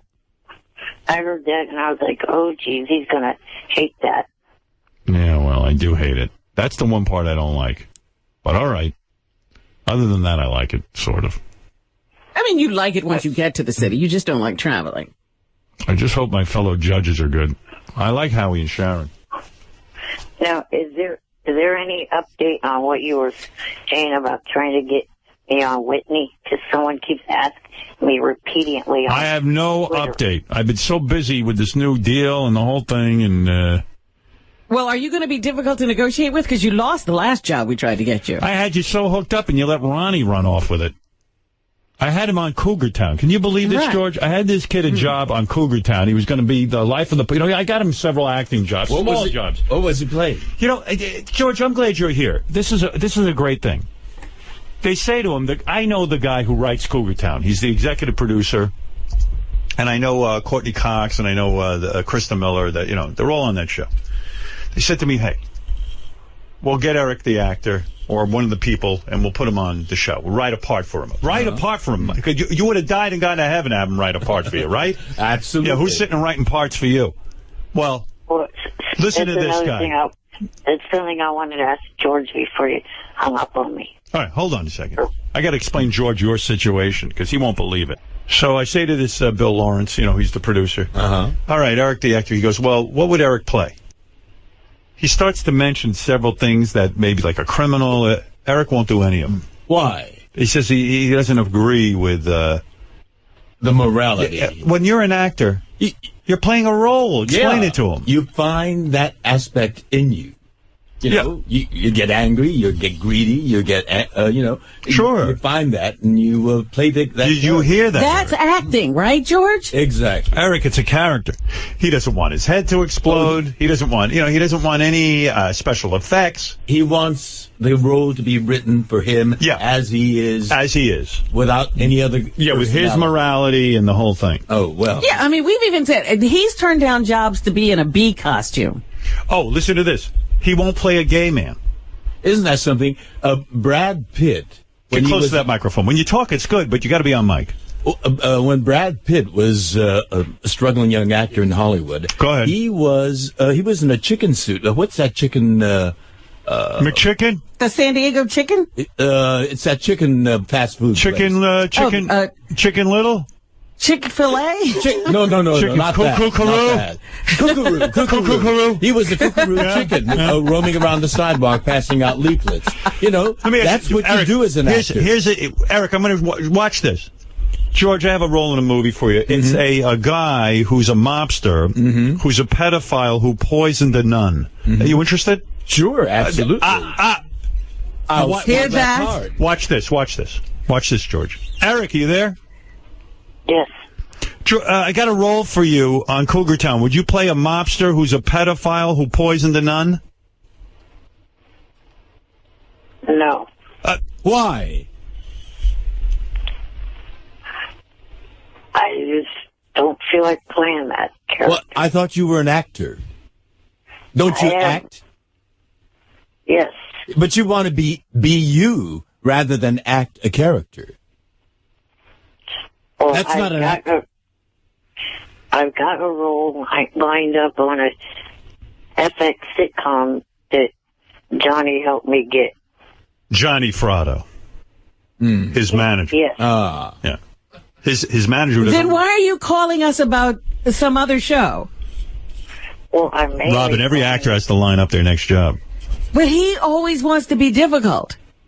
He wants to not only have the job, but he wants it to be exactly whatever he wants. He doesn't want to be an actor. That's what I'm. Let me ask this: would you play a little person with Ehlers-Danlos disease who turns down acting roles?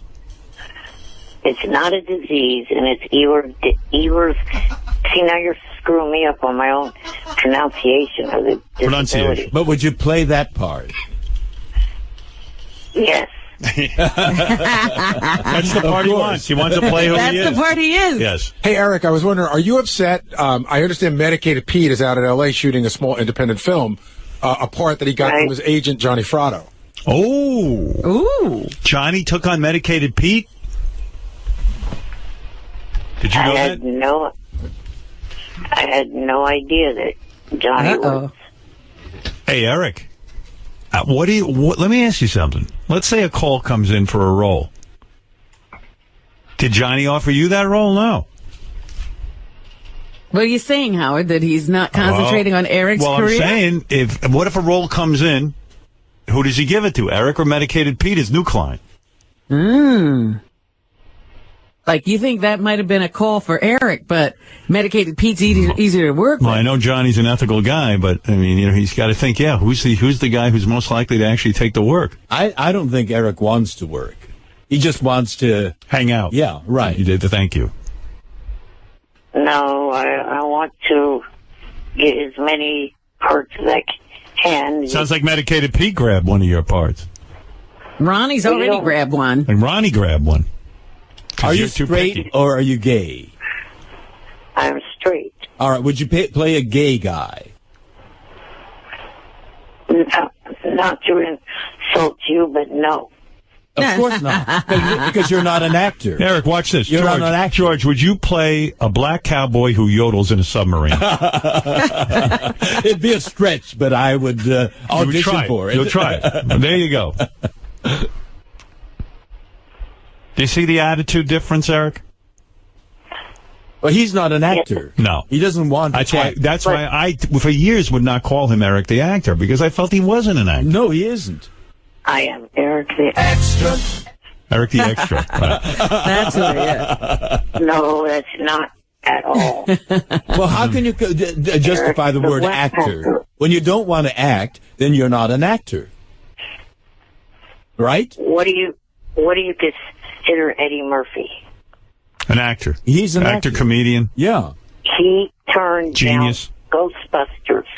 Yeah, because he had 5 other projects going. He made a bad call on that. Turning down a role. But he would have done it, yeah. And by the way, the role for the black guys, quote unquote, in Ghostbusters was a very, very small role. And he probably said, hey, I'm hot as a pistol. I don't need to be doing 5 lines in Ghostbusters when I can be doing, a Beverly Hills Cop. That ain't you. He got into a position. Will Smith played a gay guy in 6 Degrees of Separation. That's correct. That's right. Oh, look, you haven't heard from him since. No, I don't think you want to act. You just want to be Eric.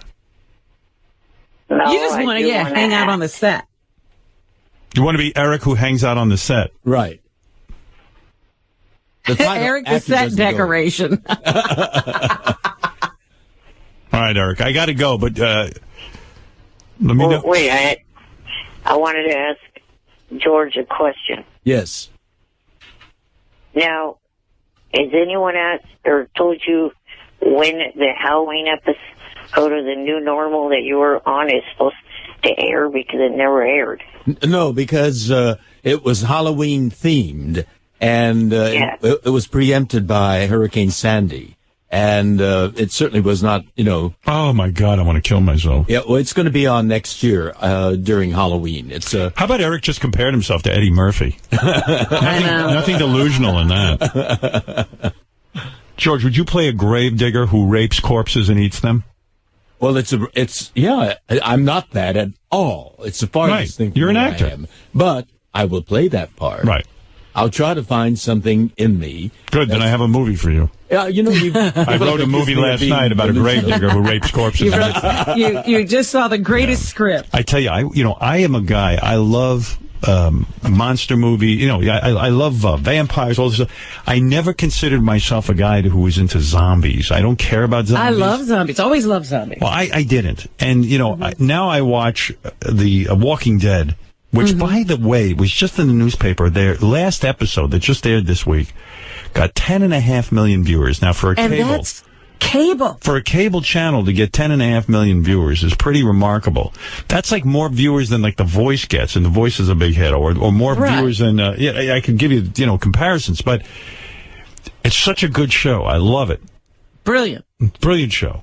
They do it so well, and I'm not interested in zombies. I don't like talking dead people. I don't like walking dead people. What somebody said was, in the movies, the zombie fun lasts only about a couple of hours, and Walking Dead has managed to extend it over weeks. It's brilliant. Yeah.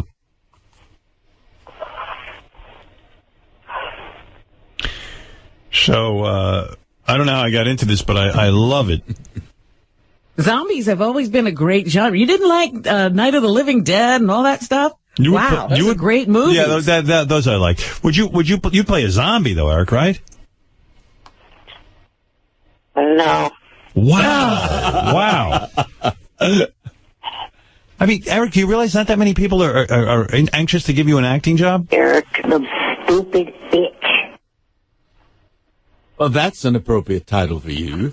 You certainly aren't an actor. George, would you play an egocentric actor who wears a toupee and shits on the cast of Star Trek?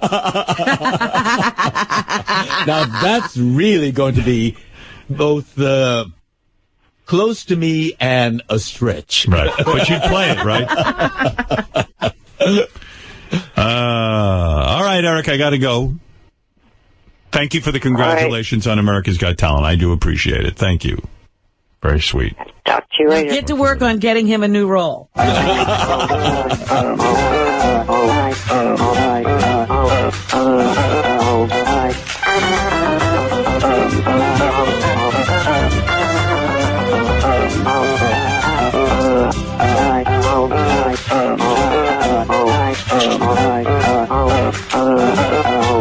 Beautiful. Newspaper chock full of stuff. Robin will get to an in-depth newscast, but I'll talk to Johnny Prado while I'm waiting for you real quick. Hey, Johnny, I don't have much time, but what is this? You're representing medicated... I just wanted to touch base with you and tell you that Medicated Pete did a great job on that movie, Dead on Arrival. Now, when did you start representing Medicated Pete?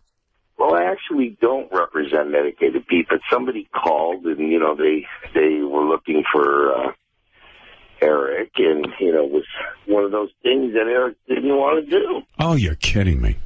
Wow. So again, a job that went to someone else. That called, and so, they already had Medicated Pete in mind anyway. So I figured, why not, What was the role again? Well, the role is a good role. It was a part of a guy that it's a remake of the old movie Dead on Arrival. So he Medicated Pete got love scenes with a hot girl and everything. It's pretty wild. And what was Eric's objection to the movie? Well, he didn't want, like somehow the guy's a killer or something, and he didn't want to be involved with being a killer. Oh, hold on a second, Eric. You there? Yes. I didn't know you. I had no idea you were offered the role. Shut up. I'm going to claim bullshit on what Johnny is saying. He never once approached me with this role. Yeah, but you never said to me. I did approach you. I said, would you be... No, you did not. Did I ask you, can you be a killer? And you said, no, I'm not capable of being a killer, even though it's pretend. And I told you, Eric, even though you can't really fire a gun, you could still fucking pretend to fire a gun. Nobody knows that you can't fire a gun. I mean, the one guy in the fucking Forrest Gump that had one leg. Do you think they really cut that guy's leg off to make him have one leg? Eric, can I just say something? Can I jump in here listening to this? And I'm sure George Takei is aghast at this. He's mad at George, too, right now. I just heard a message that he was yelling about George. Oh, really? Why is he mad at George? Tell him, Mary. All I'm going to say is I have to respectfully disagree with George's opinion on the fact that I'm not an actor. You're not, because George hit it right on the head. I know. You cannot possibly. You just lost a role to Medicated Pete because of your attitude. You're Eric, if you're serious about acting, your attitude is crazy. You're playing a character. If you play a gay, psychopathic killer, it doesn't mean you're gay or a psychopathic killer. It just means you're playing a role. All right, listen. You want a role written for you specifically, and you won't be any other character other than you. That's not acting. I have my name in credits of TV shows. They don't fucking do that for extras. I have had my name on the back of DVD cases. They don't fucking do that. Yeah, because I get you these roles that are tailor-made for you. Medicated Pete just took a great... I am a fucking actor. Eric, Eric. 10 damn years. What? Eric, wait a minute. Wait, Johnny, hold off a second. Johnny, hold off a second. What, Eric? I've been acting on this damn show for 10 damn years. Acting what? This is not my real personality, you dumbasses. Wow. Well, this is acting. Then what is that? Wait a second. Then what is the real Eric? What is the real Eric? A nice, easy to get along with person. Oh. Then prove it. Reveal the real Eric. I want to see him. that. Yeah, me too. Yeah, we'd love to meet him. Eric's a shit cock. I do myself. All I know is I get letters from the real Eric every day. He sounds like you're demented. Eric is dedicated. Pete didn't call me a motherfucker one time during this whole deal. That's A. And so, B, Howard, you did get Eric another job because Eric got a job on a TV show on FX called Legit. That came from you. Right. That's a brand new, and that came from you. So and Eric didn't want to tell us that. Right. Taking that role, except for that the time ain't right, and we got to readjust their schedule. Eric, so you lost a role that that Medicated Pete took, and he got to make love to a woman in it. Oh, shit. Because Johnny did not tell me about this till an hour or two ago. Part about the killers.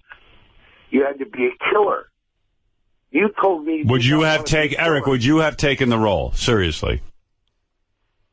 As a killer, Howard. Would you play a killer? Yes.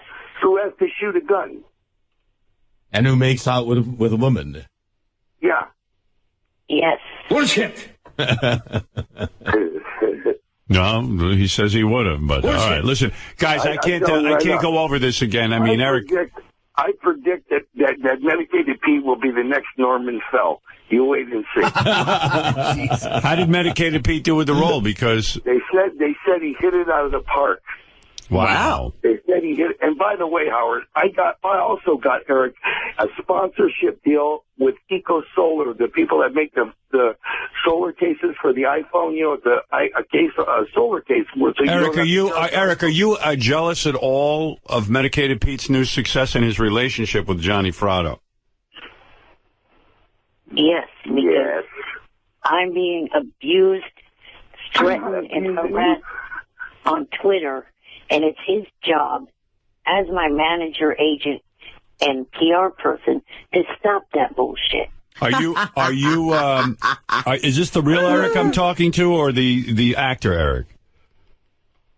A mix of both. A mix of both. All right. Well, how the heck are we supposed to know who we're talking to? Well, that's why he's a masterful actor. I'm saying, but Robert, how do I know who I'm talking to on Twitter? There's 9 million people on Twitter. How do I? You can't control Twitter, Johnny. Just because I'm a little annoyed with it, but I'm fascinated at the same time. Eric, answer the question. How could Johnny protect you from negative comments on Twitter? I'm curious. On Twitter.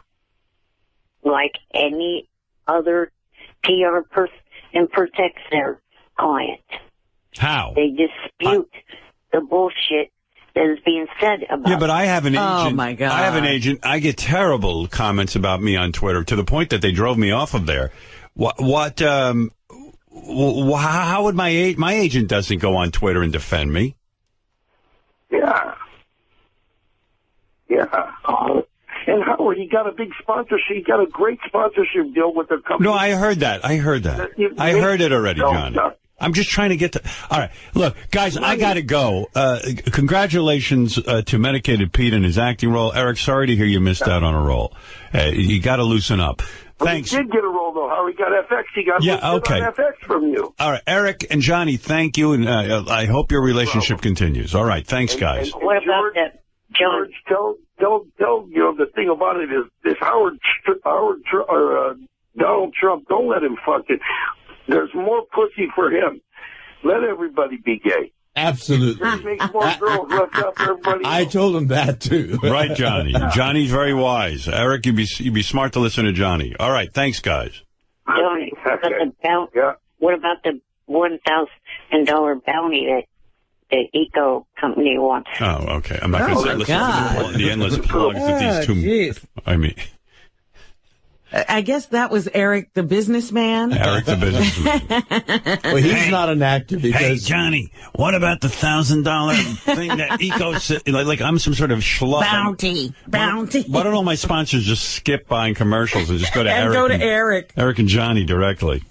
Oh, dear. Hey, Hey, Eric. Eric the actor, everybody. I'm just curious. Happy New Year. How was your New Year, Eric? Did you do anything fun, or is it just, were you like me, just sitting home, drunk dialing? Well, I wasn't doing the drunk dialing part, but I was sitting home. Did you He's drink? sitting all the time. Do you drink at all? No, I don't. Because that would affect your health, right? Yes. Yeah, I'm like He Eric. drinks Pepsi. Now that I'm going to, like, I don't know, my health is always bad. Like, I can't even drink either. I know you weren't drinking at the Christmas party. Yeah, I don't drink anymore. I stopped. You really did. That liver thing got to you, huh?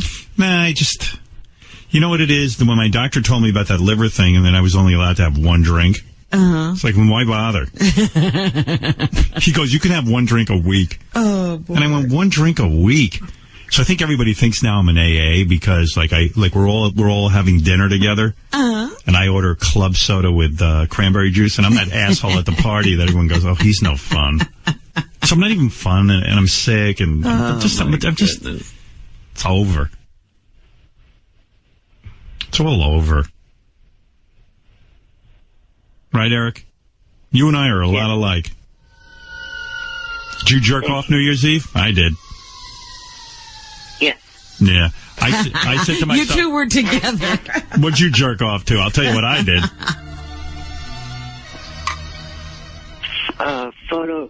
Photos of big-breasted women I've seen on Twitter. Yeah, well, I was probably more pathetic than that. Oh, there's a guy out there who has to write a song about, I'm jerking off to your big breasts on Twitter. Yeah, I know. Like, what time did you go to bed on New Year's? I think after 3 in the morning. Oh, he stayed up late. What were you doing? Jerking off. He's got a whole thing he's got to do. I mean, he's got to lay on his stomach. I was catching up on my stuff that I had recorded on my DVR. Oh. Yeah, Eric's got to lay on his stomach in his bed and rub into the sheets and everything. So he's got a whole, right? You got a whole fucking situation. You can't do it in the chair.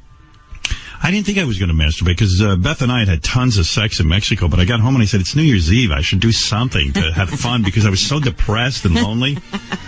And I said, well, okay.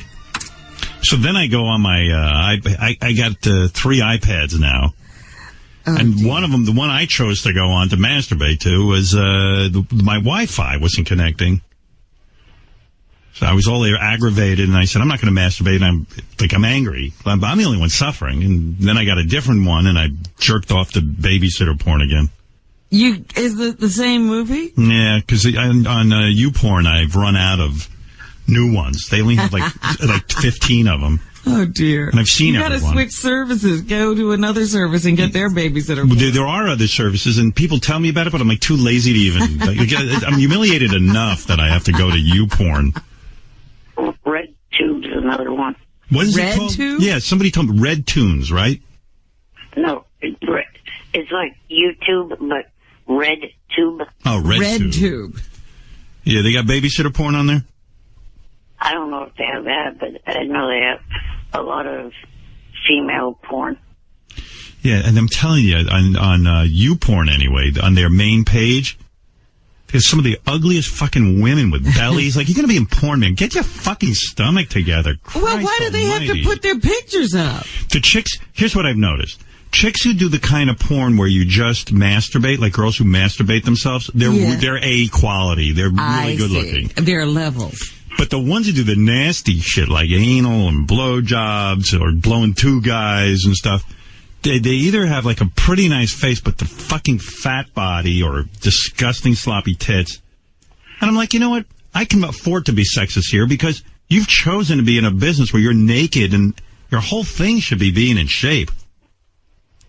Well, they're getting away with it, apparently. All the guys are in pretty nice shape, and I'm like, why bother? Like they're all Why are you shaved. looking at a guy in shape? Yeah, like when a guy has a flatter stomach than the girls, I'm like, what the hell? This is confusing. Like he's got a better body. He's got a nicer ass. Concentrate on him. Yeah, and I mean, and by the way, when a girl shows up for work with like a big nasty pimple or open sore on her asshole, like, what? Like let's cancel. You're looking shooting. at open sores? Yeah, like cancel shooting for God's sakes. I don't know if they can. Yeah, I guess there's a budget. We're set up. We're shooting. Yeah, we got to go, man. Try and cover that.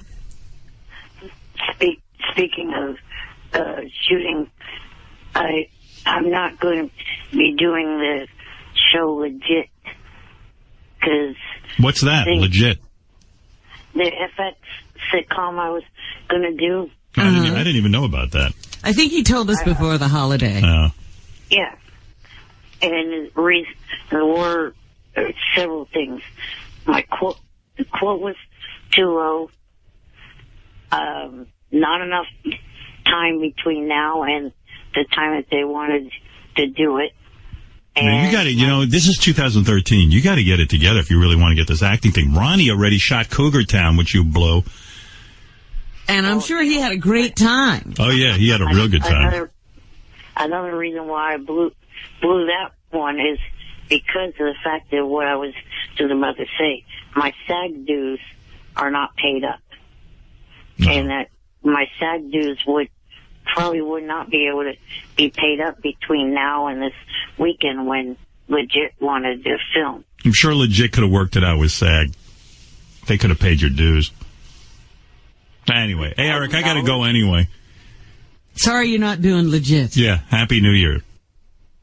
Listen to that. Look what's going on here. All right, Eric, what is the answer? The answer is it's a good song, right? Yes. Yes. See? This kid knows.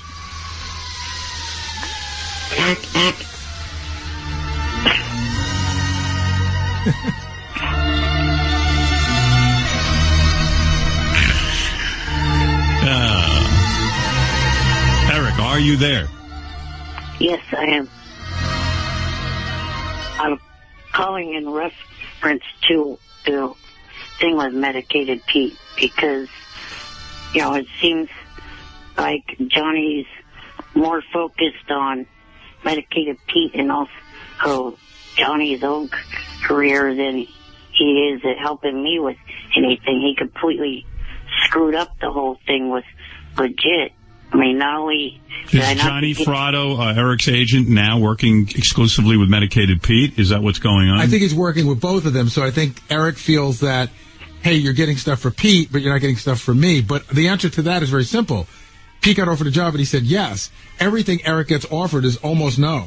Yeah, if I could advise you, Eric, I think you're so difficult that Johnny... Bullshit, Gary. I said yes to Legit, and that got screwed up by Johnny by not paying attention to the whole SAG thing. Can I say something? You blew the Cougar Town role. Yeah, that was a major... So what? I didn't actually really care about that one. Yeah, but Johnny... You blew it!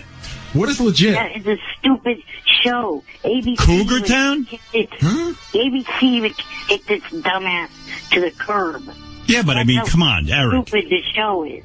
Eric, Cougar Town's still a cable show, and I mean, it's got major celebrities in it. I mean, that's a huge thing for you to be a part of. It's going to be seen more than that dumbass wrestling thing you were doing. And what else is he doing?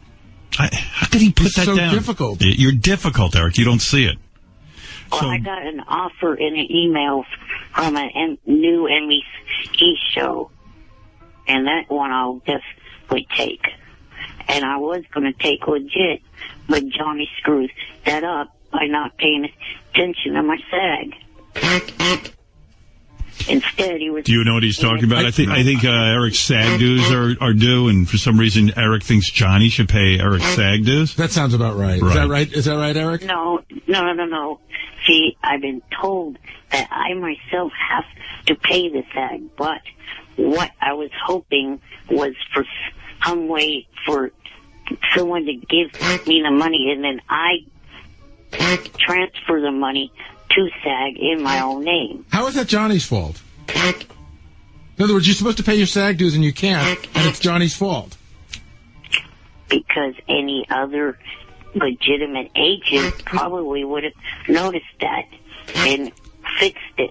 No, my agent doesn't pay my SAG dues or even know when I pay I just pay him. Yeah, you have to pay him yourself. Everybody does. That has nothing to do with your agent. You want a dad. You don't want an agent. You want somebody to just take care of your life. You do nothing all day. You could certainly keep track of paying some SAG. And you know what? When you get a gig, you save the money for your SAG dues. Your SAG dues can't be much, by the way, because... Well, no, your initial thing is like $600, isn't it? But I think he's in already. Are you in? No, it's $3,000. Oh, wow. $3,000 for you to join? Read it on the website. Well, that doesn't mean it could be different for him. You have no money. No, he hasn't negotiated or talked to anybody about it. Yeah, and you could even say you could have said to Cougar Town, look, I got to be a SAG member. Why don't you guys give me $3,000 and pay my SAG dues? That's the move. Yeah. Right. And they would have done it for you. I got in because Private Parts paid for it. Right. And that's the only thing I've ever done. Yeah, I don't even know why I'm in SAG. I haven't done anything in a long time. I will tell you right now, the dues, I think my dues are $120 a year. The only reason I pay them... So you can get those movies. Exactly. Right. And I don't even get those movies. That's the only reason I pay. Because $120 a year to be in the movie club. I just stay in it in case I ever do any kind of movie again. Although I ran into Les Moonves, he goes, when are we doing the sequel to Private Parts? I said, I don't know. I don't know. I don't want to go through that again. Writing being involved in developing a film for 4 years. And until I found the writer, I haven't found the writer, Lenny Bloom. I mean, it took forever. It was just a long, arduous process. I'd rather just walk in and have a finished script or something, and then I get to be an enemy of a superhero. So why don't you say to Les, I want to do it, bring me a script? No, because no one's going to. No, I've been handed scripts since Private Parts. That was 15 years ago. They're all bad. But no one's handed you a sequel? No. Of course not. I would think that who's going to write a sequel but me, when you think about it? Well, the movie had success. Yeah, the movie had success, so I'd have to write the sequel.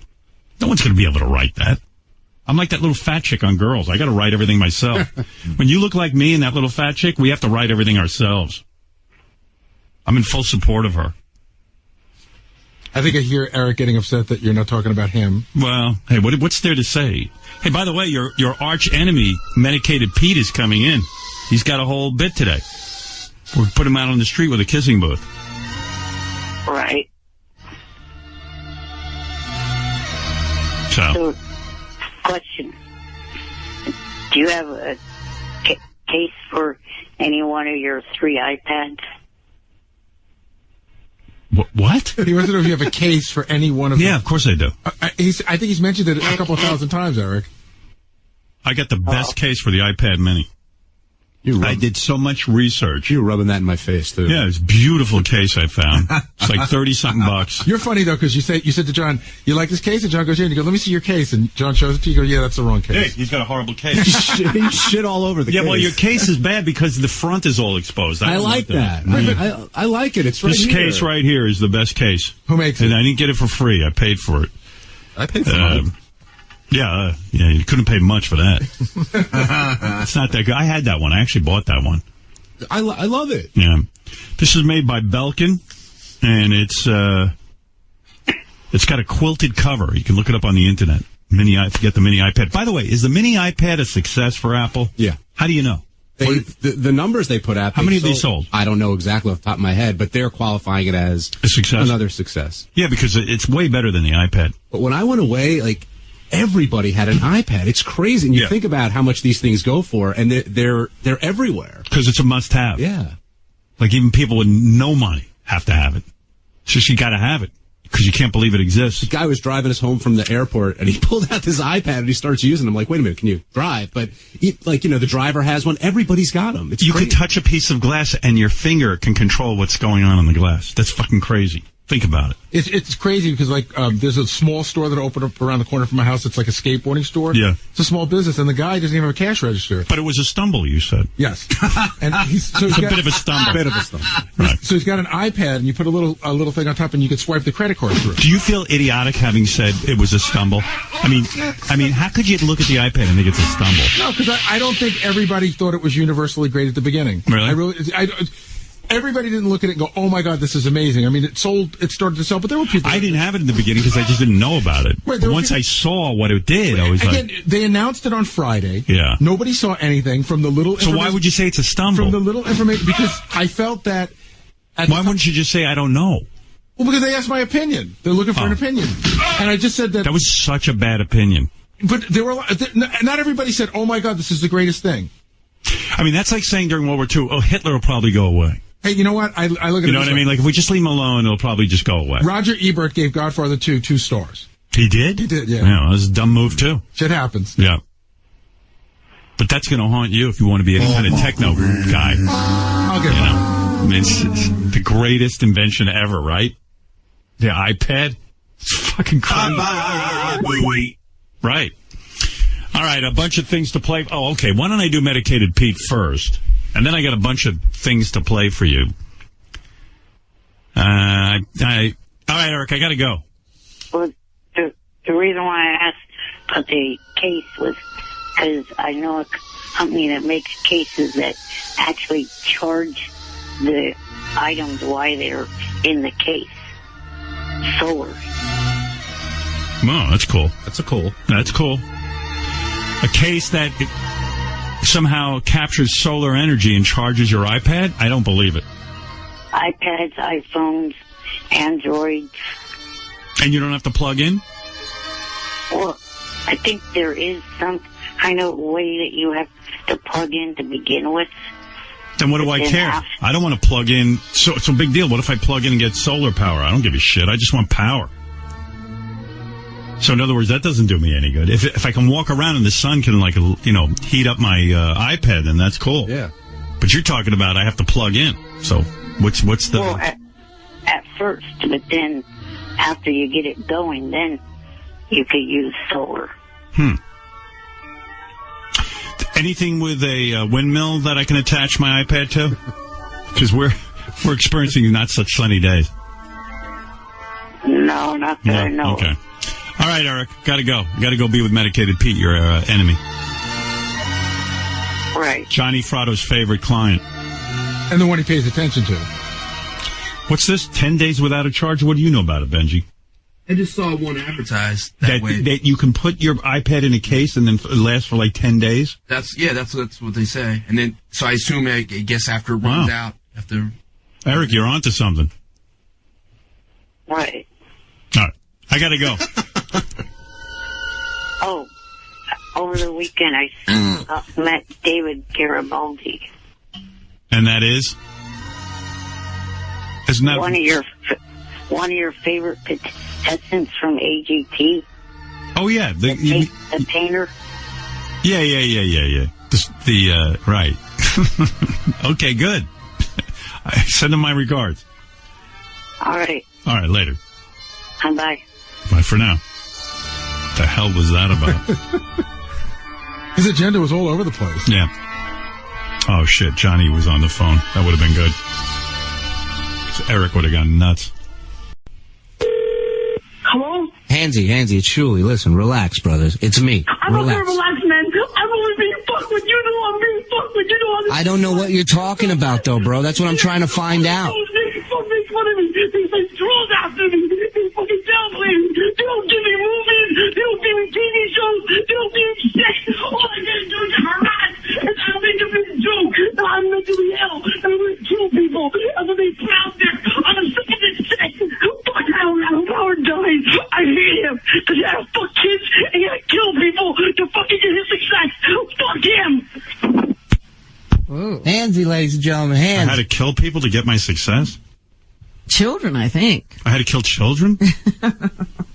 He's scaring me a little bit. Well, this is what happens, Howard. Sometimes people get worse. They don't stay at the same spot you found them. Oh. Someone just said to me, Eric the actor would sound like Hansy if he just had the energy. Eric, is that true? You would sound like Hansy?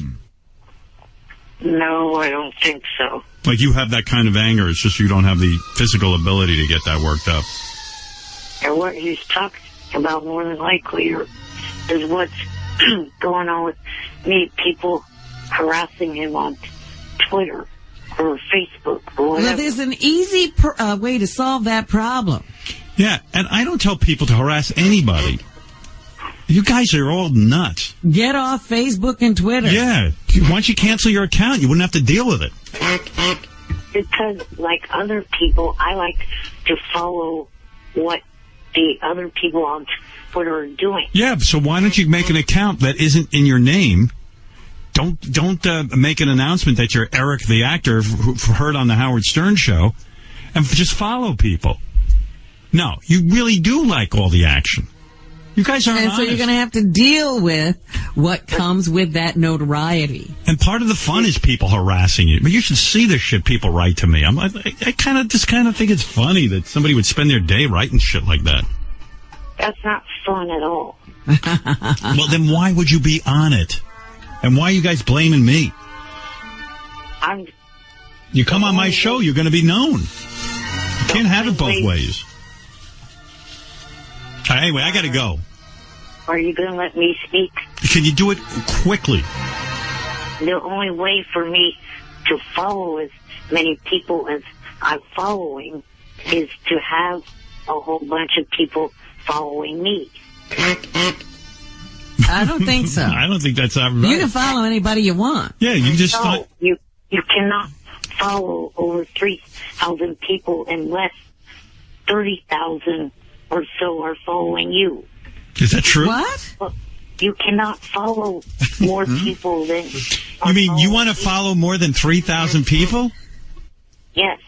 He has a lot of time. Oh, my goodness. Most people... Because 3,000 sounds like plenty. I don't think I follow more than 50 because so many people are so fucking annoying. But if you were going to follow a lot of people, 3,000 sounds like plenty. That's enough.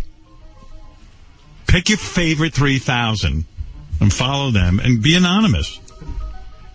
Have you watched any of Jimmy's show? He did pretty good last week. Yeah, he did great last week. Yes, I did watch some of it. I think he's doing great. You know, I'm his biggest fan. I hope he does great. Yeah, what is it, JD? Eric, you're able to see, there's a feed thing, and you can see who Eric starts following at a certain time.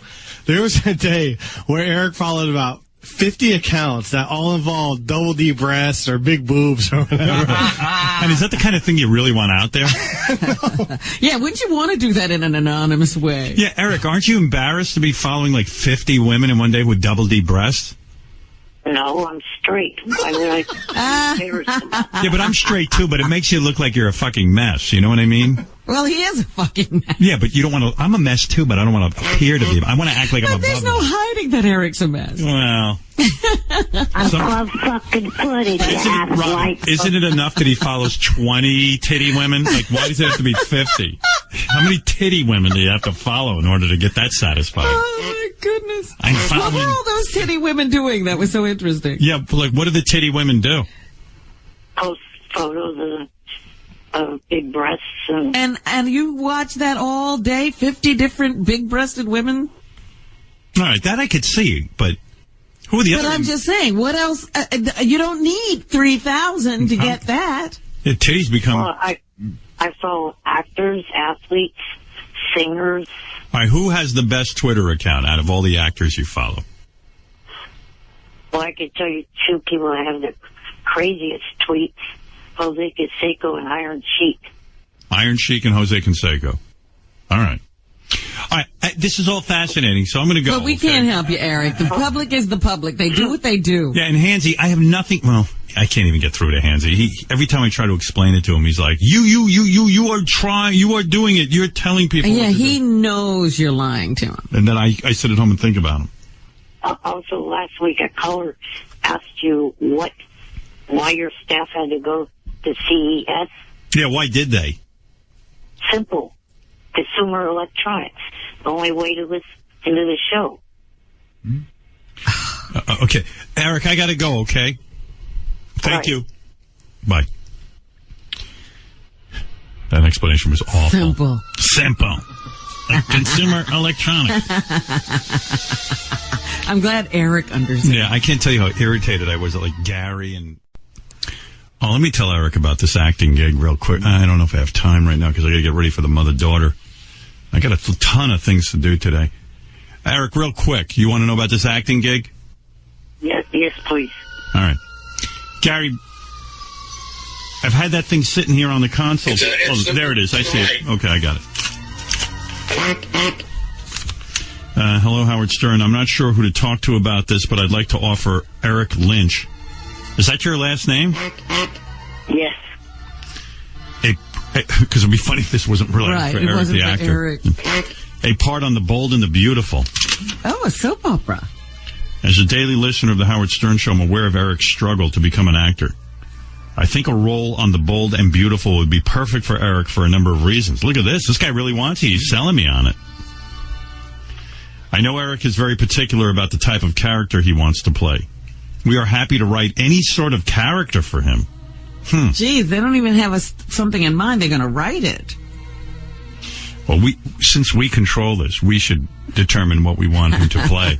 And then Eric won't do it. Well, okay, let's come up with something he'll do, but it would still be interesting to us. Eric, any suggestions? Did you want to be on The Bold and the Beautiful? I have no idea. Wow. Wait a minute. Soaps right now, soaps are kind of going downhill. Oh, you can't be on a show that might get canceled? Is that what you're saying? You always surprise me. Like, wow. Actors would kill for any, they'll go do theater. Care. They'll do community theater. They do whatever they can when they're starting out. Only I'm not saying I would do it. This is... Wow. It's on TV. I don't even understand you, Eric. Is it true you turned down the lead in Argo? When Ben Affleck called? No? Because someone wrote me that. And he wound up having to do it himself. Yeah, Ben Affleck then had to go star in it. I still would love to take a movie like Argo and just get the rights to the script and then just put Eric in it and hire the entire cast that was in it. Just see what Eric does. Yeah, I would consider doing it. Where does Bold and Beautiful tape?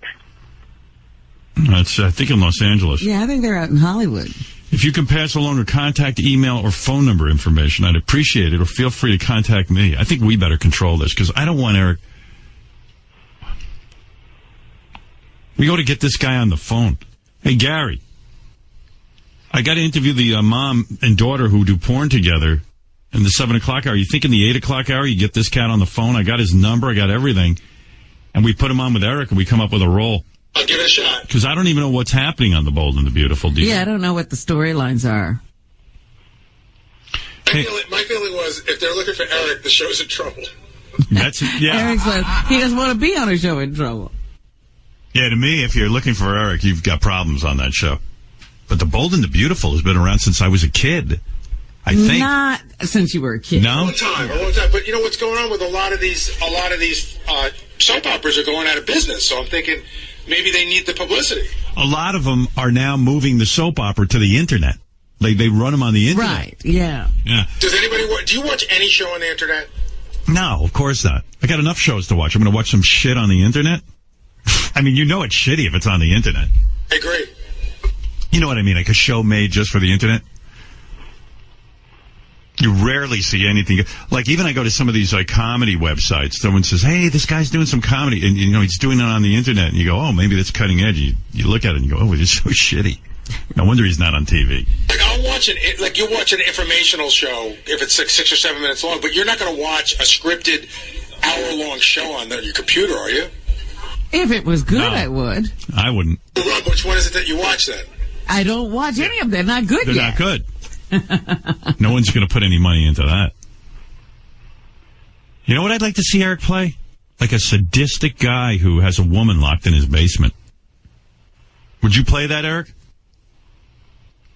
No. Besides all that, I know why Eric won't play that part. How's he going to lock a woman up in his basement? Well, they'll write that into the script. He'll probably have henchmen. Oh, because I was going to say, how's he going to grab a woman, tie her up, and throw her? Well, he's going to have his assistant do that. Eric, why wouldn't you play a guy who locks a woman in his basement? Because I've already been accused of that in real life. You have? When? By us. But what do you mean? This isn't real life. It's a role. It's an acting performance. And you don't remember the whole modeling agency thing that Johnny and I came up with? Yeah. Fans then started accusing me of wanting to do that to lock up. Yeah, but that was just for fun. We were laughing, that's all. You weren't. First of all, there's no girl who wanted to be in your modeling agency. Remember, Secondly, the girl who won had to spend a year with Eric. Yeah. Hey, okay. You really won't play that? No. All right. How's this? You're a soldier back from the war. You went to war looking normal, and you came back like how you are. Like you got injured in Iraq. Would you play that? Would I get hit with a shrink ray? No, I mean, yeah, like, yeah, you know, like. What kind of bomb? Well, let's say, like, you were, it was like a war thing broke out, and now you're in a wheelchair. The military doesn't hire anyone under 6 feet, probably. Or Yeah, but I mean, we'll make it like your legs got blown off. We're saying you were 6 feet at one time. Yeah, you were Not 6 feet. You don't have to be 6 feet. But your legs got blown off in the war. We could hide your legs. That's easy. We'll just fold them underneath you. What do you say? That's pretty good. I don't know about that one. Wow. What? Jesus. I thought that was a war hero. I thought that, yeah, a war hero. Right. And you won't play that? I'd have to consider that. Wow. He's considering. Would you play a guy with AIDS? No. Wow. Why not? I don't know. Why not? Because that, again, goes back to something that I've been accused of in real life. Oh, come on. Nobody thinks that. You wouldn't play a character who contracted the AIDS virus? No. Wow. Wow, I can't even come up with a character for this guy. That's somewhat interesting. He won't play a guy who locks a woman in a basement. He won't play a man with AIDS. He might consider playing an Iraq war veteran. What would you like to play, Eric? An easy thing to play would be a patient in a hospital. I want to see that. All right, we'll put you in the hospital and give you AIDS. Right, we got to give you a disease. Would you play firewood like in a like you're Firewood?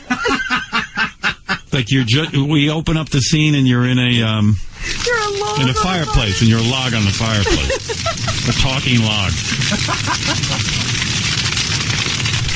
No. Like someone accidentally threw you in with a bundle of logs and you're freaking out.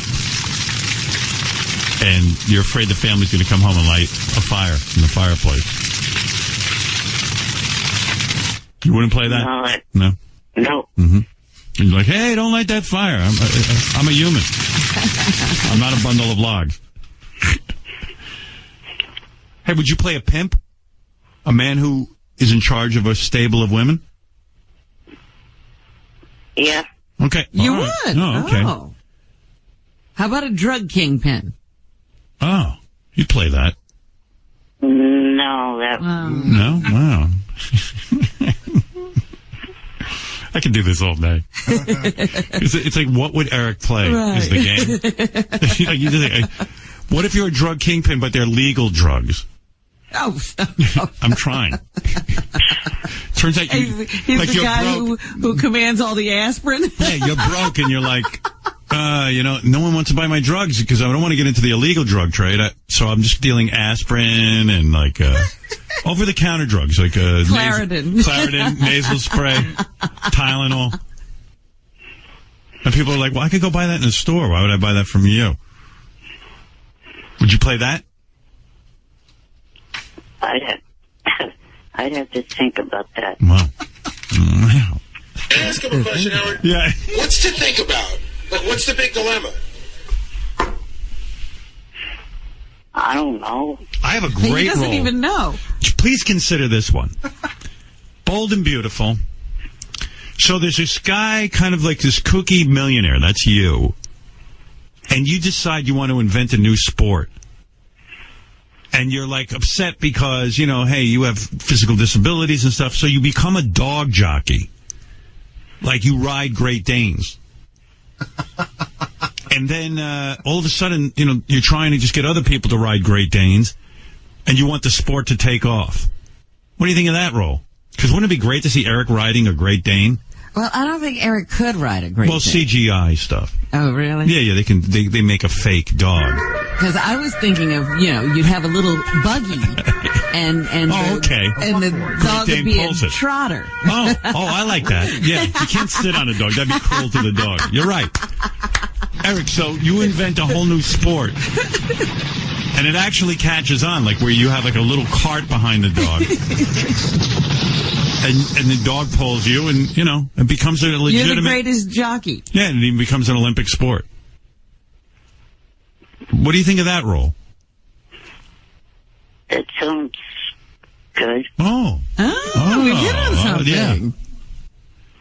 All right, Gary, in the 8 o'clock hour, get a hold of this Casey guy. Get Eric on the phone. You know, I'll give him two options. I'm going to suggest the dog jockey storyline. That's a good storyline. I'd watch that. I'd be there. What about this as a plot line? Russian family, they give birth to, an American family. Couple adopts you from Russia. They're expecting a little kid, but they get you. And you try to convince them you're a child. Because you want to get out of Russia. No. Yeah. All right. Coming. All right, the dog jockey, though, is gone. How great is that dog jockey thing? I love it. Imagine him being pulled by a cart, like the cart is hitched to the dog. And he's got to wear those.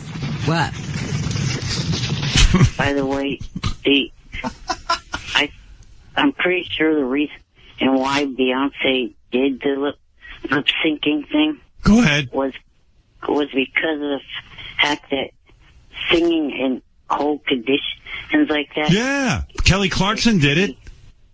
Yeah, but after James Taylor was singing, he got interviewed by Brian Williams, and he said to Brian Williams, it's not easy to sing in cold weather. It affects.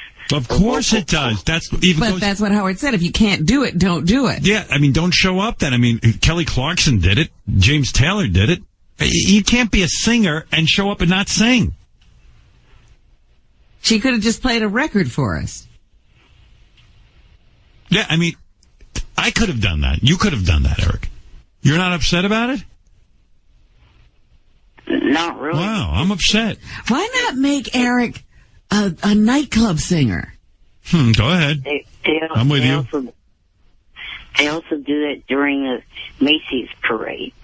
Yeah, but it's known. She tried to fool everyone. She even pulled as King of All Blacks says, she even pulled the earpiece out of her ear to scam us. I'm sorry. Yeah, she made it look like she was singing for real. Please, she's trying to fool us. Eric owns a nightclub. Go ahead. And he's the guy who entertains.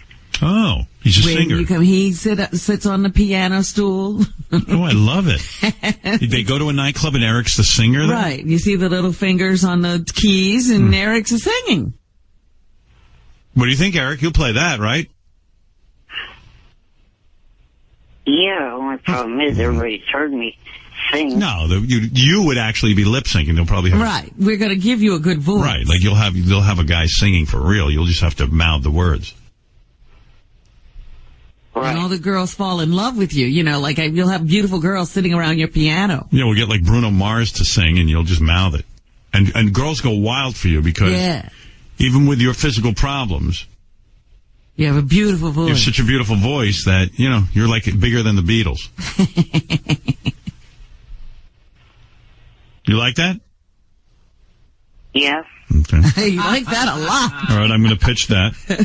So the dog jockey or Eric the lounge singer. Hey, what about this?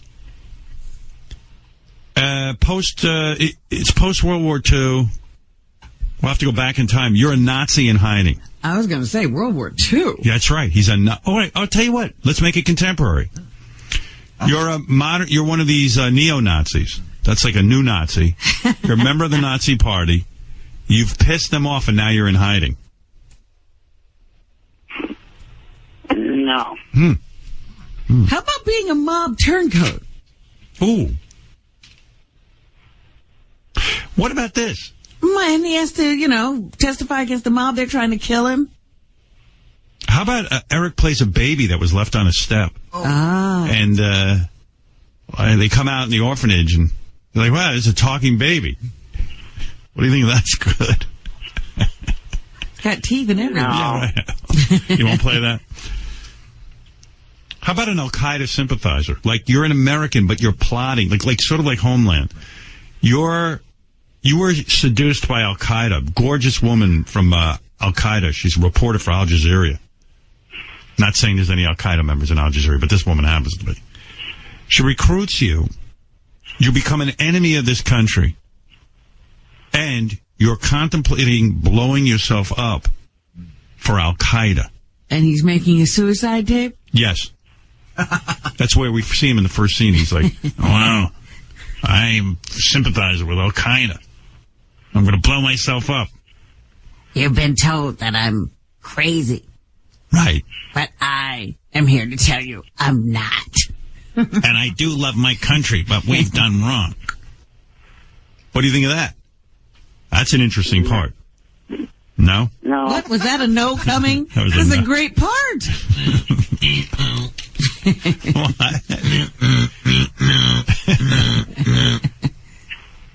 How about you're a Terminator from the future? Well, this is a terrible Terminator. But everyone, Terminator. but on Bold and Beautiful, everyone, even the women, kick your ass. All right, I've got my two plot lines: the dog jockey and Eric the lounge singer. And I will take care of this in the 8 o'clock hour. Okay, Eric? If I can get this gentleman on the phone. Okay. All right, talk to you later. Bye. I guess you'll call me back. If I can get him on the phone. Right. If not, we'll have to wait till like next week. All right, no problem. All right, later. Eric the lounge singer could be a recurring role, like he has the club in town. And yeah, but the dog jockey. That's funny. Please.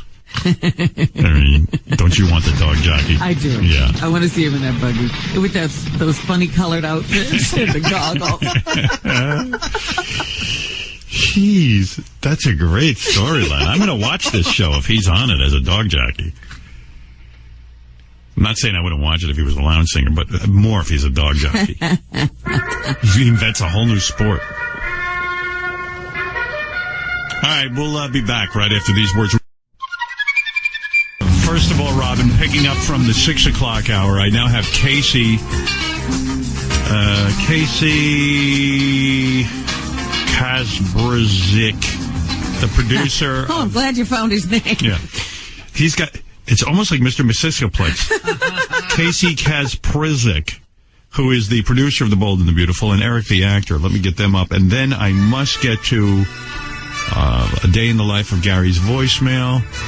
I have to get to your news. I have to get to the new Hansy songs that have just come out. Okay. There's so much, Robin. The Hansy show moving right along in development? Yeah, they're still messing around with this theme song. This is heavy metal Metallica Hansy theme song.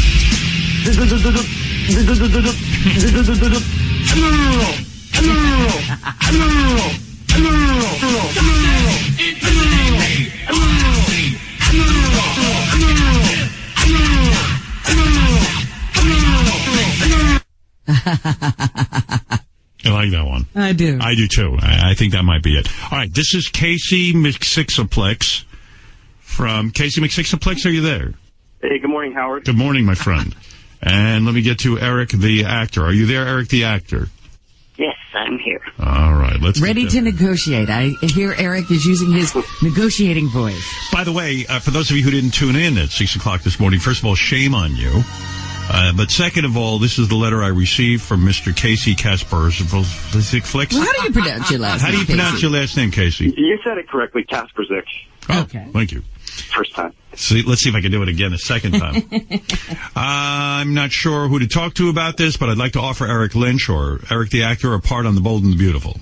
As a daily listener of The Howard Stern Show, I'm aware of Eric's struggle to become an actor. I think a role on Bold and Beautiful would be perfect for Eric for a number of reasons.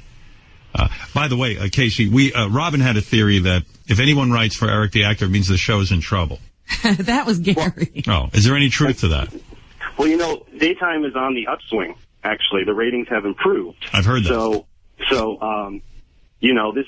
that's not the case. Good. Oh, well, that's good to hear, because Eric didn't want to be part of a failing project. Yeah, Eric almost said, I don't know. Daytime is on the downswing. Well, actually, somebody told me every show that Eric's on is canceled. Yeah. Well, Fringe wasn't canceled. It just ran its course. It ran its course. Yeah. But Okay, I think it had to run its course. It would have lasted longer without Eric. I know Eric is very particular about the type of character he wants to play. We're happy to write any sort of character for him. Now, that intrigued me because you heard the conversation this morning. I went through about 50 different character or plot developments for him. Right. And he's difficult. But let me tell you the two again that we've come up with that Eric has agreed to. The first plot line would be that Eric is an eccentric billionaire, and he has invented a new sport.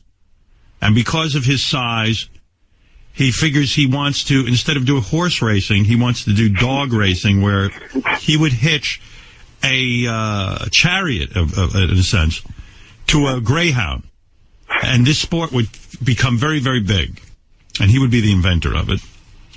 And as well as the lead jockey, because he's going to be in one of the cars. He would probably be the world's greatest jockey. And when you want to kill off his character, he could just fall out of the cart. And you get trampled by the other dogs. That's right. Yeah. And then eaten by dogs. I got to see that. Okay. That would be one plot line. Okay, got it. The other plot line would then be Eric the lounge singer.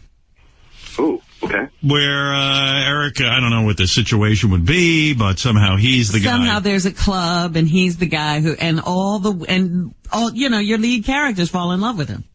Right, like they're like, wow, that guy looks a little strange, but my God, he has such a soulful voice, And, like I don't know, like maybe it's like at a very high end, like a private airport or something, and they have entertainment for the rich people, and some of your characters come in, and he's sitting there in his wheelchair, but he's on the piano, or maybe he's even balanced on the piano.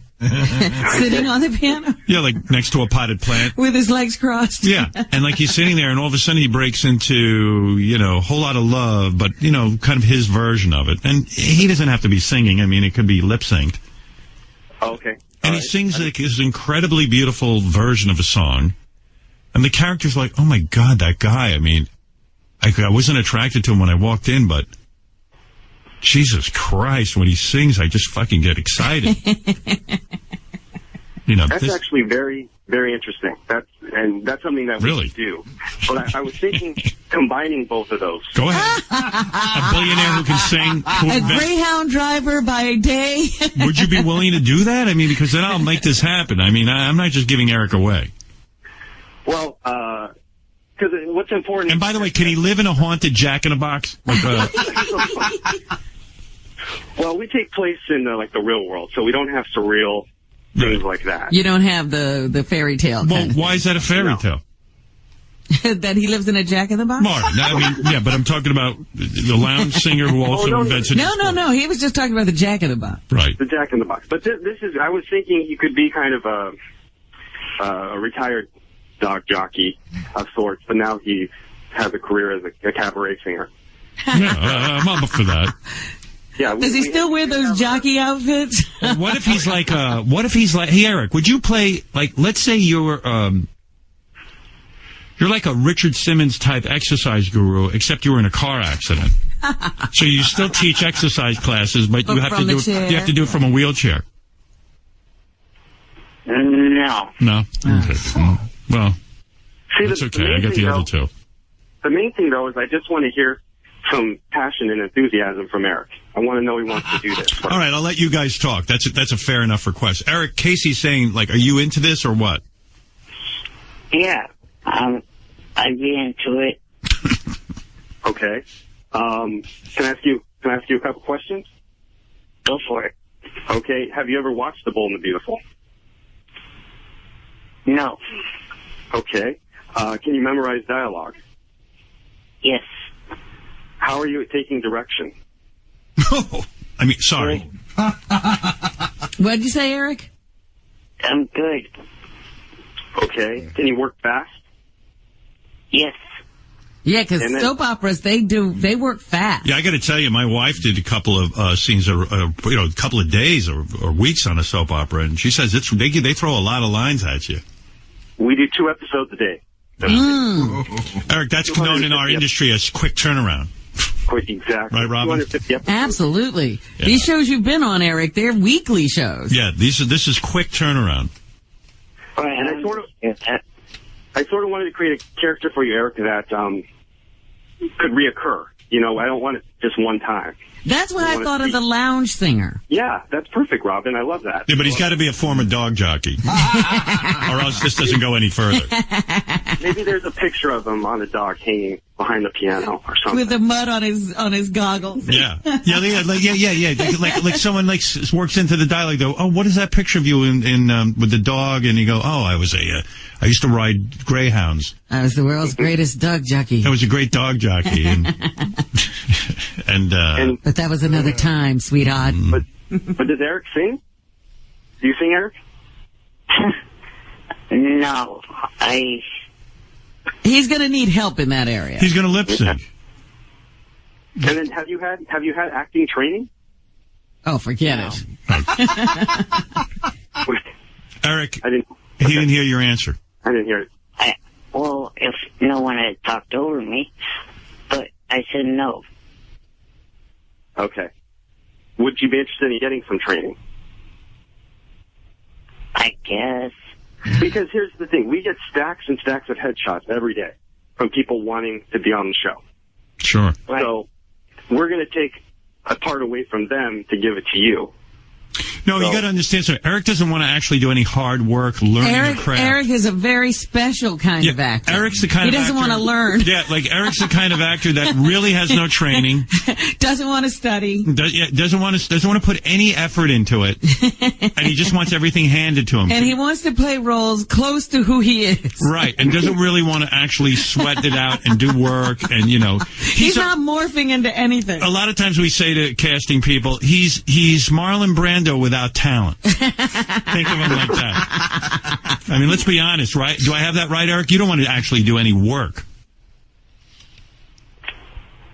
I don't know about that. I mean, you haven't so far. You call yourself Eric the actor, and you've never pursued one class. Yeah, I mean, Casey's saying, hey, we need you to take some acting lessons. You're just not even going to put yourself out there, right?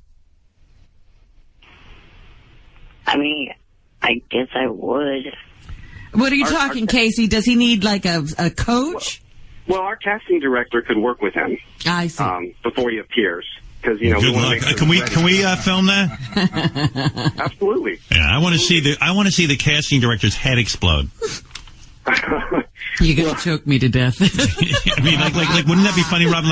Like 7 hours in, and I'll produce it where we have the clock turning, and and 7 hours later, Eric's no better at it than the guy has no hair. His hair just pulled out in back. It's like, how they show those pictures of Obama, how he's aged in the White House. Like the casting director after 7 hours of working with Eric is just there, and then Casey walks in and goes, "Well, how's it going?" And the guy's like, "What? The truth, or you want some bullshit?"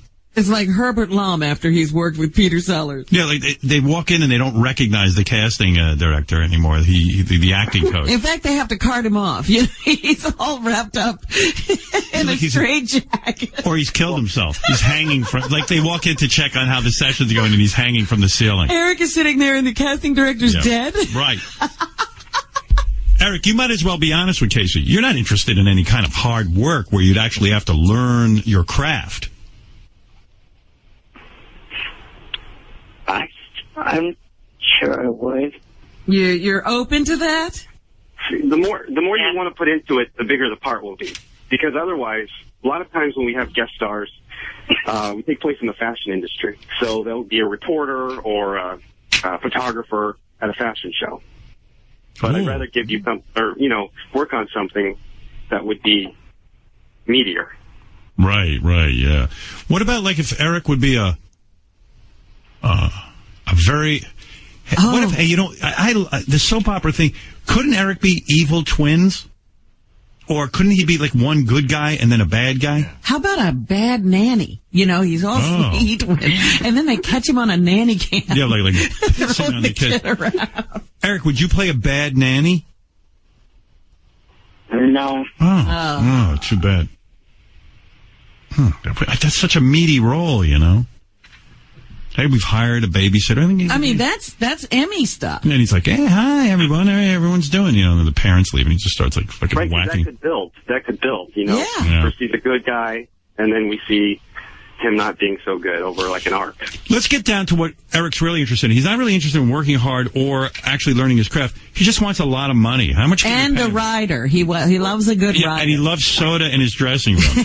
That's what he's after all the perks. A dressing room with Pepsi. Right. Eric, lay it out for Casey what it's going to take to get you in there. Where do you shoot, first of all, L.A.? Yeah, Los Angeles. Wow, nice. CBS television. And Eric, aren't you going to demand, like, an oxygen tank and all that shit? He doesn't have to fly, so I don't know. Well, that I kind of leave up to Johnny. Oh, you don't do those kind of negotiations. We do have a budget, so we'd have to negotiate this rider. Well, here's Eric, fake Eric, to negotiate with you. Go ahead, fake Eric. Pepsi.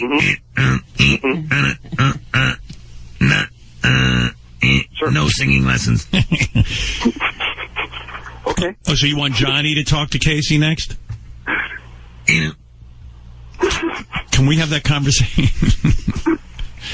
You all right, Casey? I can promise you your name on the door. I can give you that. The actresses visit me, so I can stare at them. Whomever is doing that, shut the fuck up. Well, it That's sounds not what I fucking sound like. Maybe on Monday we'll do the negotiating. We'll get Johnny on the phone, and I don't know. Who wants to hear all that? I also want to let Eric know our show's seen around the world. It's the -- daily watch drama series. So you'll be an international star. How many people watch that show? Really? Be honest. Don't give me the hype. In the U.S.? Yeah. We have our latest ratings were 2.6. So that's... Yeah. I just looked. I think last week they had 3.7 million viewers. They're the number 2 show, I think. Number 2. Wow. Eric, what do you think of that? Will I be seen in Qatar? That's Qatar. Ignoramus. Everyone knows that. Wow. Eric, what do you think? You excited? Sounds interesting. Just interesting. He doesn't commit. No. He's really... I think that's, that whole negotiating thing. He's not really going to commit to anything till Johnny locks it in. Yeah. How many days do you think you need him initially? Well, probably just one to start. And then we'll see how it goes. What does a guy get for 1 day's work on there? An under 5 is... Yeah, he's definitely under 5. What are you, 3-something? Under 5 is about... No, we don't mean height, Robin. We mean lines. Yeah, he's definitely under 5 foot. How many... You're not going to give him more than 5 lines? Well, I mean, we can... I have to go back to my boss and pitch it to him who writes the show. Right. And figure that out. But normally... depending on the role, yeah, well, I mean, I'm just saying an under 5 is, the basic, and then there's a principal rate. All right, what's the principal rate? Because he wants to be a principal. Well, he's got to go with the under 5 We can negotiate with him because I know there's travel involved. There's other expenses. Right, Eric? Wow. Yes.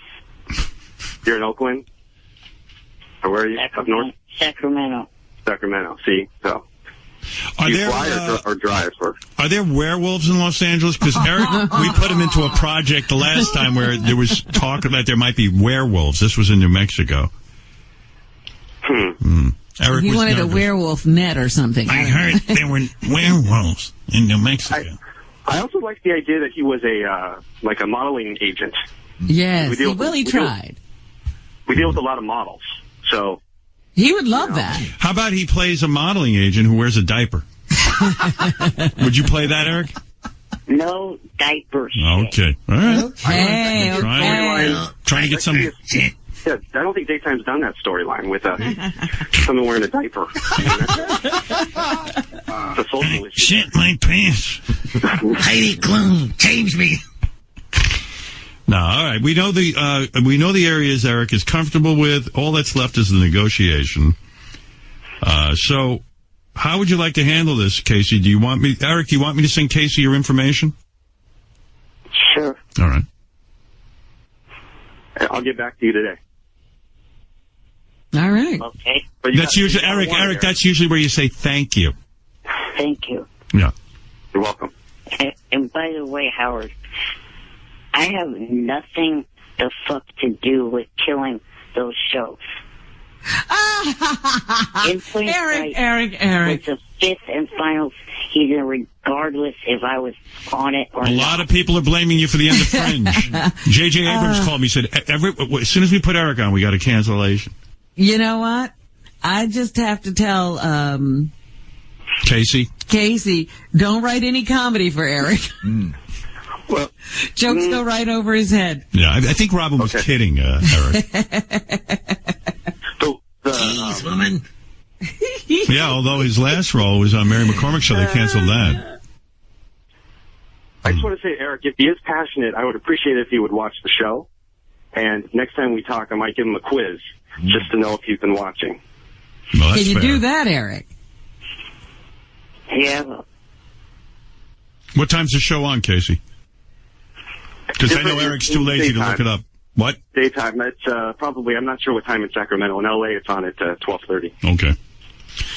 All right, Casey Kasparowski, the producer of Bold and Beautiful, and Eric, the actor, who now is landing. It looks as if he's in the middle of landing a major role on Bold and Beautiful, where he'll have a reoccurring character. Yeah. I believe that even though, lest anyone think his lack of excitement is going to hurt him, it seems that this is going forward. And oddly enough, it's probably the break Eric's been waiting for, because everything is just a one-shot deal with him. This could be a recurring role. Well, if the shows don't last, how can he reoccur? We've been on for 26 years. So. Yeah. Well, we'll see if that lasts. There you go. I am not a show killer. Shut the fuck up with that bullshit. Hey. You can prove him wrong, Eric. All right? You can do it.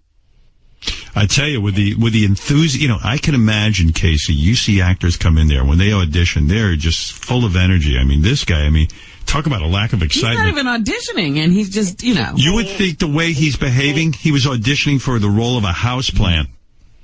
It's almost 6 a.m. here. So what? What's that got to do with anything? Dude, you're getting offered a reoccurring role on The Bold and the Beautiful. We're more excited than you. I'm half awake because I took NyQuil. Oh. No, well, you didn't say that. I have an abuse problem. I will.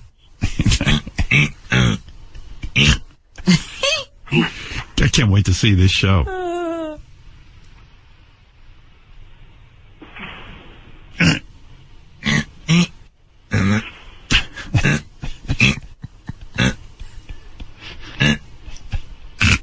Where's my mark? Here's Eric before his acting lesson. And now, 10 hours later after his first acting lesson, here he is.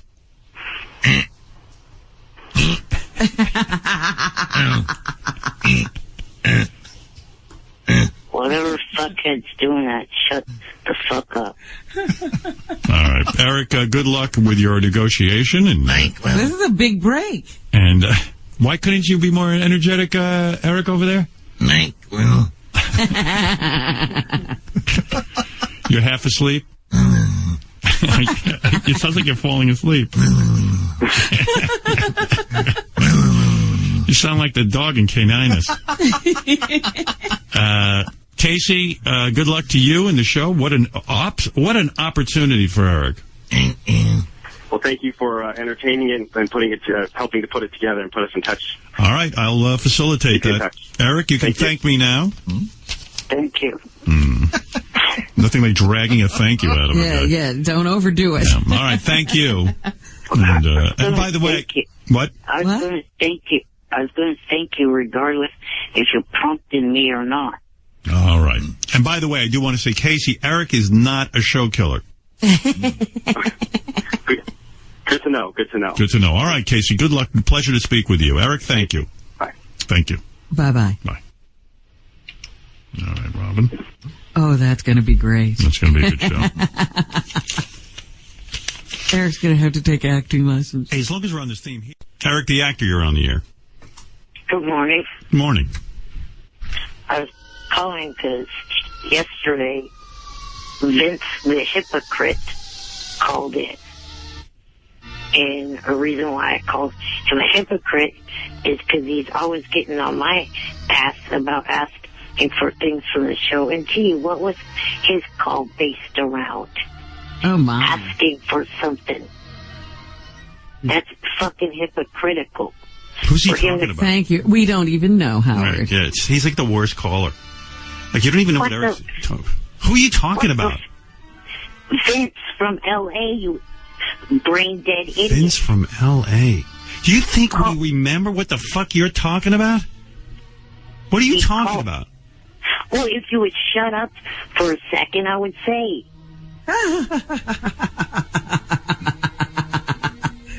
I'm talking about the fact that that dumb fuck called in asking for a handout for his wife for their anniversary. And it's Do you understand who he's talking about yet? Because I have an excellent memory, do know. I have no idea. The guy I gave the rose to. Yeah, you should keep your flower. God, this is so weird. He's so odd. Every show he's been on has been canceled. He's one. Every show he's acted on has plummeted in the ratings. Crap, don't let the bunnies out. Eric the actor is the Grim Reaper of TV. Bullshit, you asswipe. American Dreams. Cancel. Fringe. Cancel. In Plain Sight. Cancel. Eric the actor is the Grim Reaper of TV. No, it's a good thing Cougar Town passed on him. I was just thinking that. Grim Reaper of TV. Cougar Town was lucky. Cougar Town, they dodged a bullet. They dodged a bullet. They got Ronnie in there. So you're mad at a guy yesterday who said, what, Robin? He apparently has this personal relationship with this caller, and the caller's always screaming at him for asking for things. And then the caller asked for something yesterday. That's what Eric is talking about. Fascinating. Thank you, Eric. And I'm not the fucking Grim Reaper of TV. We know it's a joke. Get a sense of humor. Well, I have to be fucking berated by assholes. So what? Who cares? Then stay off the internet, Eric. Yeah, you don't belong on the internet. Close that Twitter account today. You love it. If you hated it, you wouldn't ever go on it. I would like to be able to go on it to just... You want all positive comments? Welcome to the world of celebrity. You want fame? You should read my tweets someday. People fucking hate me, and they're my fans. I'm trying to say what I would like to go on there and be able to tweet to the celebrities that I'm a fan of. But then when I do that... So get a name that no one knows. Yeah, you don't have to go under Eric the actor. Become Stephen Schweinine. You like that name? Stephen Schweinine. And then you'll be able to tweet all your ass off. And follow whoever you want. You like the fame, but you want it both ways. You want everyone to love you, but you can't have it both ways, rather. I mean, you can't have it one way. You know what I mean. Here's the deal, Eric. Go ahead, Robin. You cannot control the world. The world is as it is. That's what I'm trying to say. If you're famous, people are going to hate you and love you. What am I, your psychiatrist? And nobody's berating you. You have to read what they say. And can't you make your account private and then no one can tweet at you? You can, you know. Look how enlightened we are, Robin. Right, but then the only problem with that is if I did want to tweet a celebrity that's not following me, they can't read it. Yeah, well, I don't know what to tell you. So what if people... But again, tweet if it starts to get negative, go to the next message. What's the worst thing anyone said about you on Twitter? Let's get past it. Let's hear what it is. Read me the worst tweets. Well, okay, one of them that is a few months old was this jackass, I'm not going to say his name. He threatened to punch me with brass knucks if he ever met me. With what? Brass knuckles. Oh. You know he's not going to do that. You're a guy in a wheelchair. No one's going to punch you. The same fuck is also threatened to kill me. Well, that isn't funny. So Can't report you him. just throw him off your account? Can't you report him to Twitter? Yeah, but that doesn't work. No. Twitter security is a joke. There's no Twitter police? Throw him in Twitter jail. Well, you can call the police. If someone threatens to kill you, you can call the police. And they can track that shit. They can get a subpoena and go after the guy. I'm not kidding. I've tried to go that route, but the police, they just don't pay attention to it. And that's what you should do, not pay attention. Right. If the police aren't paying attention, you should. Did you know that your show got mentioned yesterday on Jeff Probst's show? Yes, I do. What happened? Jeff mentioned. I'm sorry. He mentioned the Kevin Bacon interview.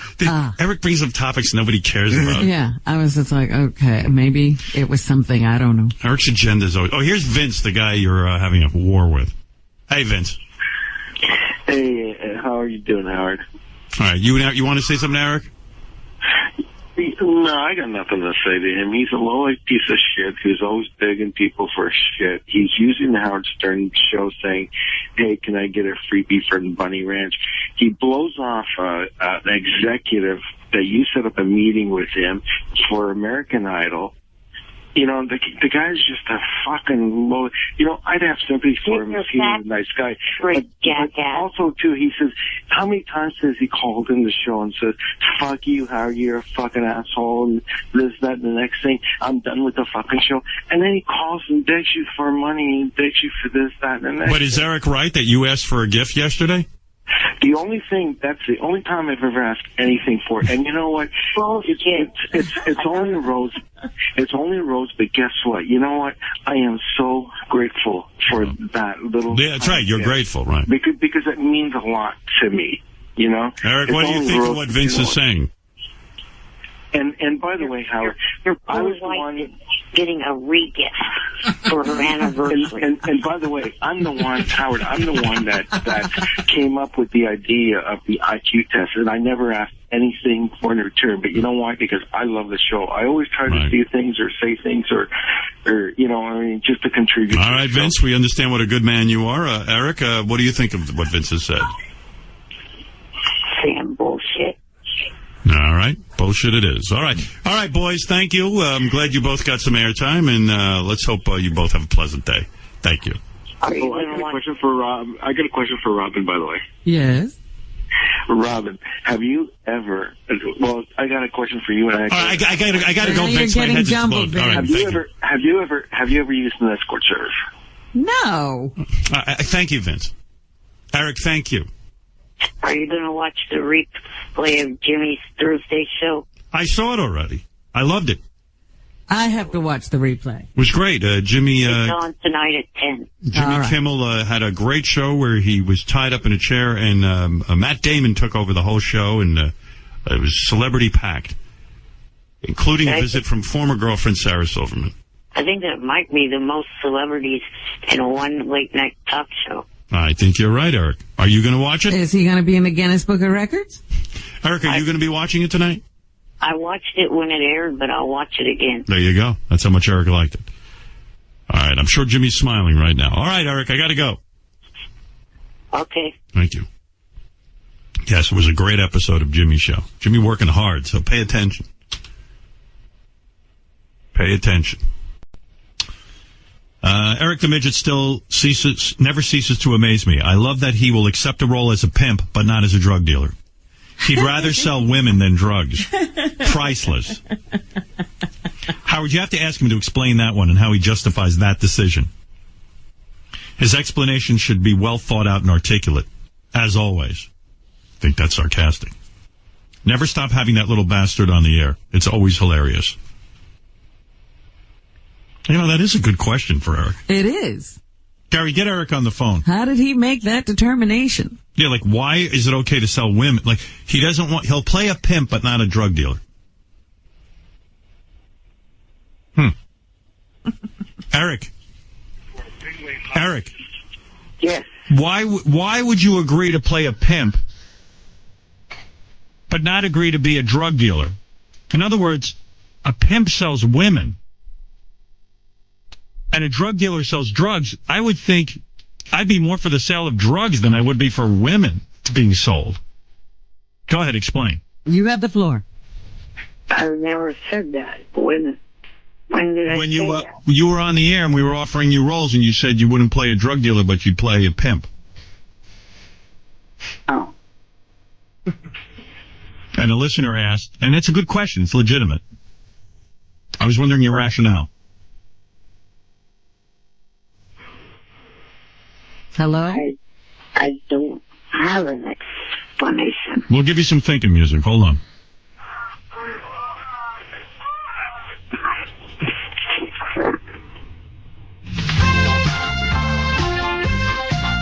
All right, time's up. You don't have an explanation? No. All right. Would you still play a pimp? Yes. Will you play a drug dealer? No. Now, there was some thought going on. Where's Eric's music? The good music, the Mars music. Yeah, that's good thinking music.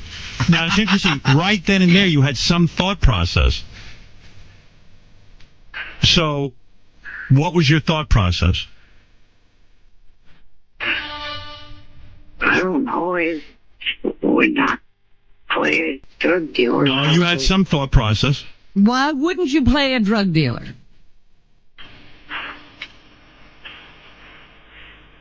Just, come on, it's 6:30 here. Can you... I was asleep.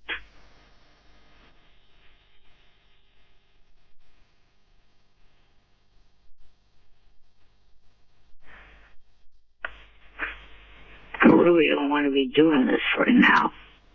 All right, look. Well. I'll give it to you one more time. Why would you say yes to a pimp and not to a drug dealer?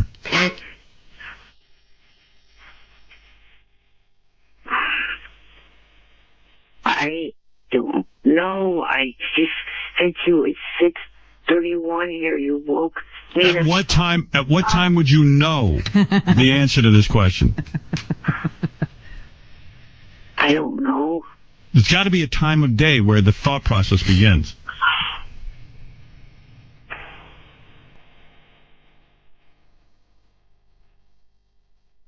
Drugs are fucking illegal in certain places like Nevada. Prostitutes aren't. So would you play a pimp outside of Nevada?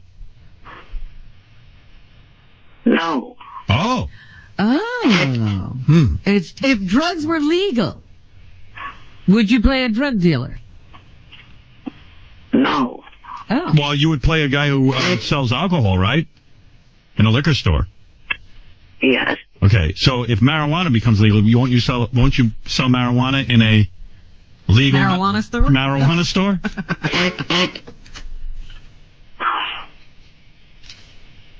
I guess I don't know. You got to. What time should I call you so I can find this out? I need the answer from my listener.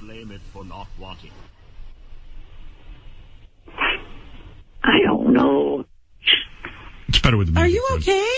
Who needs? Yes. I'm fucking annoyed being woken up when I'm trying to sleep. Why don't you put the phone off, so we can't get through? I didn't know you were sleeping. I thought you were always available.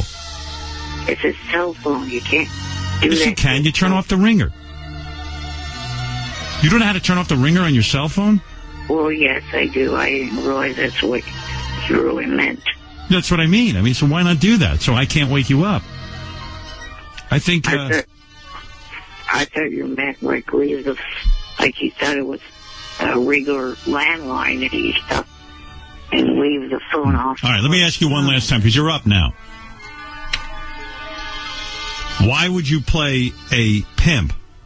All right, forget it. We're never going to get an answer. All right, thanks, Eric. I'll see you later. Go back to sleep. Sorry to wake you. This is going to be the question the next time we call you. Yeah. Or talk to you. Right. Next time you're awake. So think of an answer. Bye for now. Bye for now. Oh, my goodness.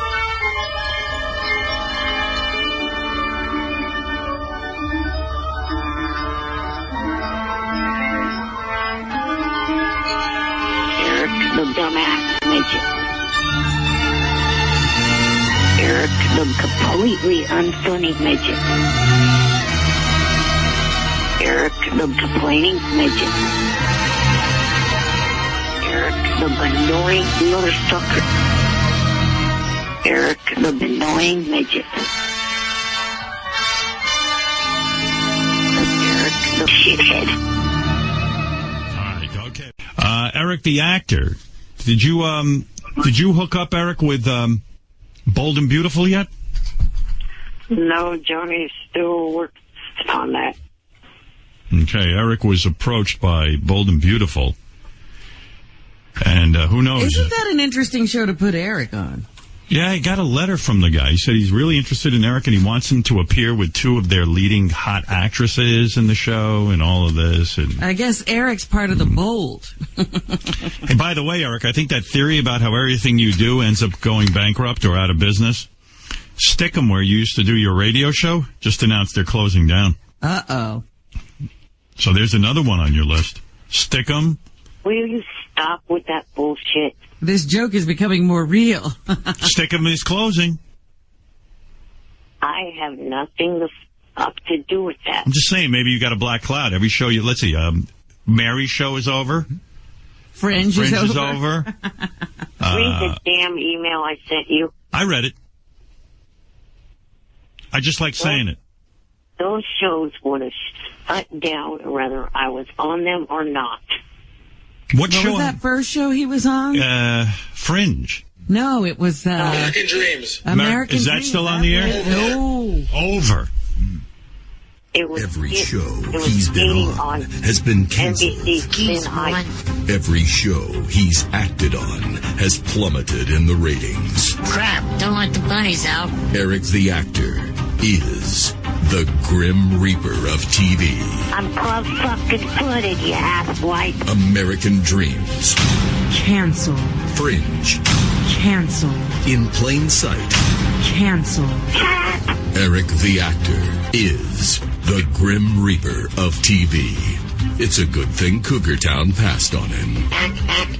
You hate that. Right? Yes. No. He hates that. It's funny, though. Hey, you know what you got to do with me? You ever been down to the Homer room? I was thinking about you the other day. You were thinking about him in the Yeah, Homo? well, he's an actor. He's got to loosen up with his sexuality a little bit and come down to the Homo room with me. You know who's been in the Homo room, Eric? Eric, you there? Hello? He heard Homo room and hung up? What happened? What happened to Eric? I think he's there. Eric, you there? Boy, that Homer room chased him right away. By the way, let's be politically correct, too. It's homosexual room. He's homophobic. Whew. Eric. Man. Gary, get Eric back on the phone. I think he's gone. I can't tell, though. Maybe I hit a button or something. I didn't, though. I mean, it's weird. That is... Boy, that homo room really chased him away. I think he passed out when I said homo room. Fell out of his I was thinking about him. Like, in Hollywood, you got to, like, loosen up. You got to be comfortable around gay people. So I'm going to take him down there and do some gay stuff with You him. think he's not comfortable around gay people? Or just doesn't want to play one? Yeah, well, like, he's uptight about playing a gay guy, and he's got to loosen up. I'm taking him down there. I haven't been down there in years. No. I don't even know if this door works to the homo room. Let me see. Oh, it works. Well, the door is open. I need a partner. Go his way.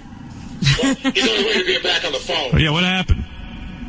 Because I'm down here now. Wait, let me get the phone over here. 19. Hey, Eric. I was there the whole time. I was responding to you. Yeah, I couldn't hear you. I don't know. Something went wrong. What happened? Hey, we're down in the homo room. What's going on down there? I don't want to scare him off. That was his wheelchair. Oh. Hey, Eric.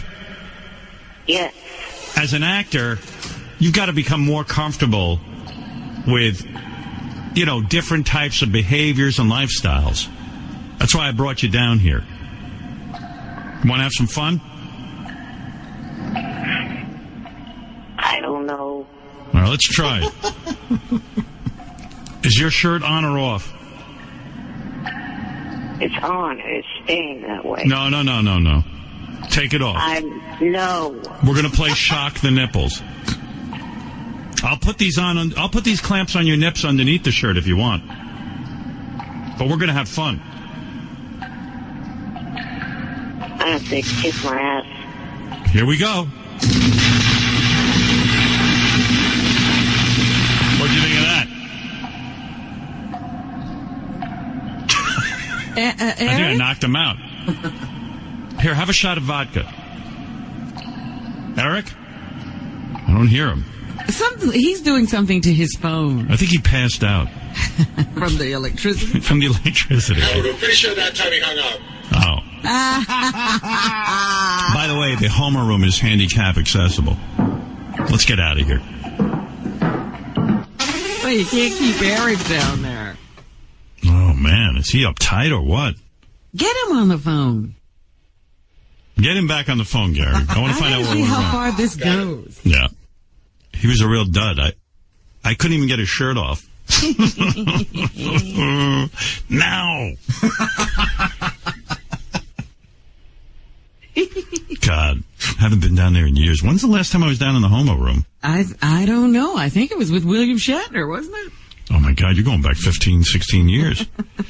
Seems much smaller now, It's weird, eh? Is it? Back in the day, it seemed bigger. It needs a renovation, that homo room. And I guess, people are more politically correct. It should be the homosexual room, where homosexual activities occur. Discreetly. The gay room. How about the LBGTBGB thing? There you go. Room. Come on. Yeah. He's on line 19, but he's adamant that he's not going there with you. What is that? He does not want to go in the room with you. Eric, why did you leave the room? Because I'm not into that shit. Oh, my God. We're talking about how you need to free yourself up to be an actor. Dude, we didn't even get to the enema. Oh, you're not going to. Come back down there with me. Come on, be a man. What's wrong with you? I'm going to hang up again if you... Please, I'm begging you. Eric, just come down there with me, and I'll tell you what. I'll check you for testicular cancer. No, jackass. I'm not going to go there. Eric, do you dislike gay people? No, it's just that that's not my lifestyle. It never will. Yeah. But we're just going to have some fun. It's not even like we're going to blow each other. Right, you're not really gay. Right. I'm just going to check your testicles. How about you come down here with me and we just sit next to each other and you get comfy? No. Won't come down? The door's open. You can hear it. Hey, watch There's this. that constant drip. I don't know what that is. I'm going to yell down there. Hello! Hello! What that drip is? Yeah. That's my jizz. It's all over the ceiling. There's a couple of professional wrestlers down there, Eric. If you'd like to come down. Maybe somebody you want to meet. Yeah, I don't want to mention their names. They're wearing hoods. Does he want to see? All right, he's not coming down there. Shut the door. Boy, Eric, you're no homo fun, are you? By the way, the homosexual room is handicap friendly.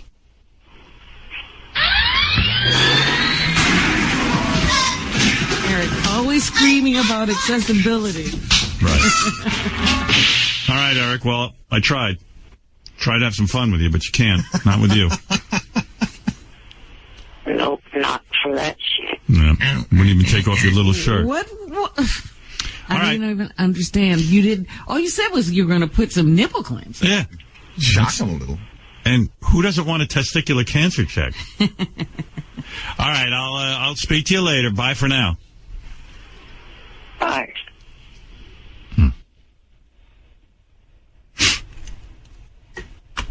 Wow. He's funny. I don't. By the way, he's not a show killer at all. You've heard of Theater of the Mind. Eric the Actor's mind became a theater of sorts recently. First stop, the homosexual room. Here's Howard 100 News on your side. Howard 100 News on your side. Has your position changed any regarding the homosexual room? Nope, not at all. Eric the Actor's last phone call to the Stern Show didn't go that well. It all went bad when Howard tried to get Eric to come down to the homosexual room with them. Eric refused, and I caught up with Eric to make sure that he understands you're not actually being brought into a homosexual room.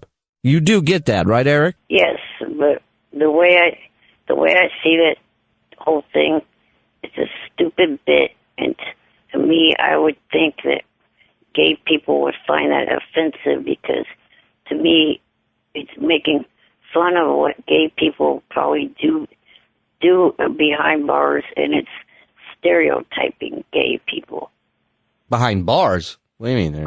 Behind bars, behind doors, behind doors. Eric, you realize by putting up such a stink about this, it makes you look homophobic. Well, I'm not. It's just that, like I said, I think that there's this stupid bit, and it's, to me, offensive towards gay people, stereotyping them. Well, good luck with that. Shuli Agar, Howard 100 News. Around the world, then up your block. It's time for America to wake up! No more bullshit. This is it. It's a revolution. This is a Howard 100 News Brief. I'm Ralph Howard. Eric the Actor gets another show. But will the cranky Stern Show caller behave? It's Howard 100 News Spotlight. Howard 100 News Spotlight. Johnny's been in contact with the producer that was talking to Howard and I on air a couple of weeks ago, and going to send him the list of what I would like to have, available while I'm there. Eric the Actor is gearing up for another acting gig. This time, Eric will be on the hit soap opera The Bold and the Beautiful. And I had to ask Eric if I was hearing him right. You're putting together another list of demands for this gig. Correct. I don't know if you remember, but that list didn't go over too well. Right, I'm aware of that. So how is this going to be different? Are you worried that this might turn them off to you? No, I'm not worried about that. Is it all pretty much normal stuff on the list? Anything crazy? Nothing crazy. That's what he said the last time, until the Pepsi debacle. And we all remember that horrific moment. I also wanted to inform Eric that his manager, Johnny Fratto, has upset his own family, his sister to be exact, by getting Eric this gig. Turns out Johnny's sister is a huge fan of The Bold and the Beautiful, and she's worried that her favorite show will now be canceled. Oh, people stop with that dumbass bullshit. I am not a fucking Grim Reaper of TV shows. In Plain Sight died off because of the damn governor of New Mexico. Fringe lasted 2 more seasons after I appeared on it. But it did eventually go away, right? And then also American Dreams was on NBC Thin Ice, and it would have been canceled even if I didn't appear on it. All three of those shows would not be on the damn air, even if I did not appear on them. Shuli Agar, Howard 100 News. First of all, let's play the Eric the Actor either or game. I think everyone will have fun with that. All right. And I think you'll have fun with it. And let's face it, we're after our own fun. All right, here he is, Eric the Actor, as he is known. And you have to do either or, Robin. Here we asked Eric the Actor, for example. Would you rather walk or be a millionaire? Now, I would think Eric would rather walk. I would hope. Right? Yeah. Here's his answer. Walk. Of course. Yeah. Let's see if this gets harder. Would you rather be verified on Twitter or be best friends with Kurt Angle? Kurt Angle, the wrestler, and he loves wrestling. I think he'd rather be best friends with Kurt Angle. I'm going to say verified on Twitter. All right, we have a disagreement. Let's see. Verified on Twitter. Oh, wow. Do I know my Eric? Yeah. But wouldn't being best friends with Kurt Angle get him into all the wrestling events, and then maybe even like he'd be able to parlay that into favors and things? In Eric's mind, it's more, he'd be able to network himself better if he was verified on Twitter. And you know, if he got verified on Twitter, Twitter would close down, let's say, or something bad would happen and he would lose that. It's not going to help him at all, but he thinks it will. I think you're 2 for 2 on the Eric the Actor game. Good for you. Would you rather we donate $10,000 to the little people of America or a weekend at the Bunny Ranch? Oh, easy. Weekend at the Bunny Ranch. Yeah. A weekend at the Bunny Ranch. What does he care about the other little people? Yeah, right. He's got his own deal. Do you prefer Jewish people or black people? He's going to say, that's, Blacks. I don't really think that way, but I think everyone prefers blacks. Black, some comedians said black is the new white. I forget who it was. And I'd certainly credit him, but, I know who it was. It was, what's the guy who has the channel here? Jamie Foxx? Jamie Foxx. He goes, black's the new white when he was on Saturday Night Live. Oh, boy. Jewish people. Oh, wow. He's going old school. Good for you, old school. Real old school. Would you rather fly with balloons or join Howard in the homosexual room? Fly with balloons. Fly with balloons. Fly with balloons. Because I find the homosexual room disrespectful. Disrespectful? Yeah, he thinks it's disrespectful to homosexuals. I don't think so. I think it's just a room for us to relax. First of all, I don't believe him. He'll never fly with balloons because he's scared. And the homosexual room is just it's not a real room. Right. It's all virtual. Right. And he is going into the room with me. Next time I have him on the phone, he's going down there with me. In fact, I'm going to trick him. I'm already going to be down in the room with him. And we're just going to start doing homosexual stuff. Be able to walk or have sex with beautiful women every day of your choice. Walk. Right? Oh, you gotta have. Wait a minute. Sex every day? Every day with a beautiful woman of his choice. I still say walk. What do you need legs for? Nah, come on. Walk, right? No, sex. I say walk. Have sex every day with beautiful women of my choice. You're way zoned in. Wow, I just never would have thought that. I thought his dream would be to walk. No, the only reason he wants to walk is he might be able to get a woman. I see. All right, well, you're thinking like Eric. Would you rather play an Ewok in the next Star Wars movie or play a Munchkin in the new remake of The Wizard of Oz? Ewok. Ewok, yeah. Play Ewok. Sure. Would you rather have a girl pee on your chest or have a sexy girl spit in your face? Ugh. I'd rather have a girl pee on me than spit on me. Yeah, spit's gross. I can almost deal with pee. I can't even answer that question. It's all disgusting. All right, I'll go with pee on the chest. Oh, I guess I'd have a girl spit in my face. I could deal with, because my chest, I don't care. My face gets spit on. But it's pee, and she's got, That could be sort of hot in a weird way. Maybe. Am I jerking off during it? I don't know what you're doing. Trying to avoid splatter, I would imagine. No. Is it going on in my bathtub so I don't have to get a mess all over the place? It's in your bed, and everything's going to get a mess. I think I could get worked up about a chick enough to let her piss on my chest if it was really her thing. Really? Yeah, I think I could. If she's really hot, like that chick who just got shot by her boyfriend to death. Oh, just don't even say that. I'm saying I'd probably let her pee on my chest. There are other pretty women you could pick out besides the girl who just got her head hit with a cricket bat. Well, if Beth wanted to pee on my chest, I'd allow it. There you go. There's a pretty girl you could pick. I'd let her shit on my chest, maybe. Oh. Well, you know what? You're pretty disgusting, and I think she's leaving you when she finds that out. I'm in love. To me, that's love. I don't want to live with a man who would let me shit on me. Baby, I love you so much you can shit on my chest. Just bring the Playtex wipes in there.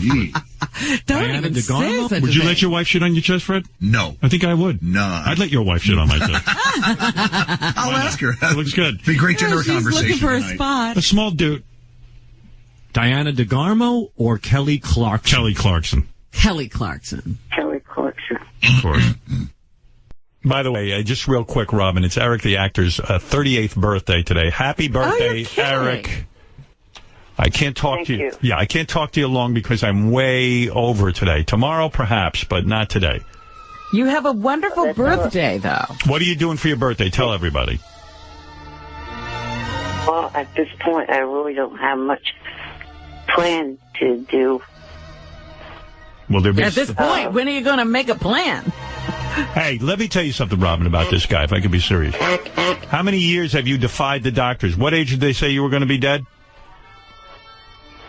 Somewhere in my teens, I think. Now he's 38. Wow. He defied all of them. There's the black actor. He has defied all doctors' predictions. This is why, even if the doctor gives you a death sentence, and this goes to Valerie Harper out there. That's what I was thinking, that Valerie Harper should hear this. Right, Eric? Isn't that a good message for Valerie Harper? Yeah, definitely. Right. What do you say? How did you do it? Well, I don't really know exactly. I mean, I know I didn't keep from doing what Mayor Bloomberg doesn't want. I mean, I drink as much soda as I possibly Well, if can. I was you, I'd drink as much soda as I could get my hands on to it. I wouldn't even worry about it. Well, you know what I was thinking? I should hook you up with Valerie Harper. Right, Robin? Yeah. He would be an She needs to inspiration. hear inspirational stories. Yeah, yeah. If I can line that up, will you meet with her privately and counsel her? Sure. Nice of you. Okay, that was very generous. All right. Yes. Well, he's giving something away for his birthday. On your birthday, Eric, your 38th birthday, what lucky girl will you be jerking off to on your special day? I have no idea, really. No idea.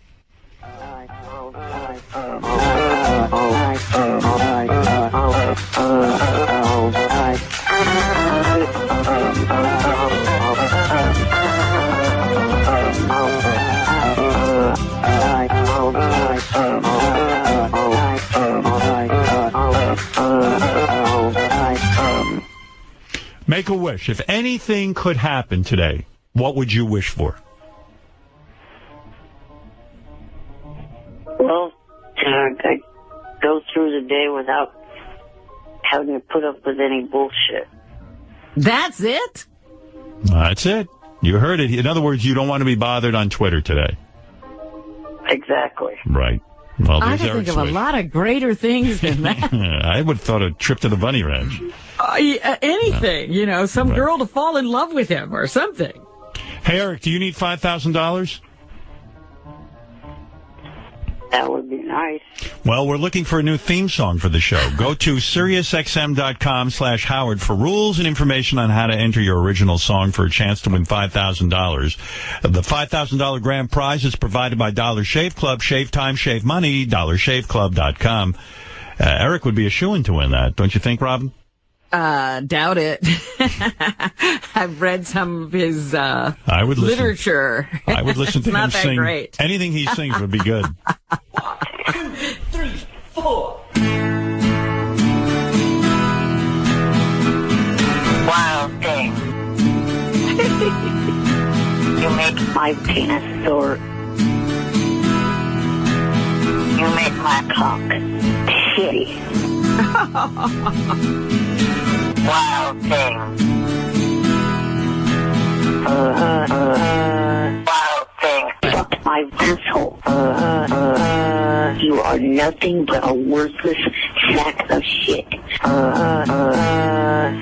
come on and push your cock in my asshole. I love Steve Langford's long penis. Wild thing. There you go. A little fun. Oh, my. Gee, But he should... I wish of no... Putting up with no bullshit. That didn't last long. Well, Eric, I do want to wish you a happy 38th birthday. And have a wonderful... May all your dreams come true.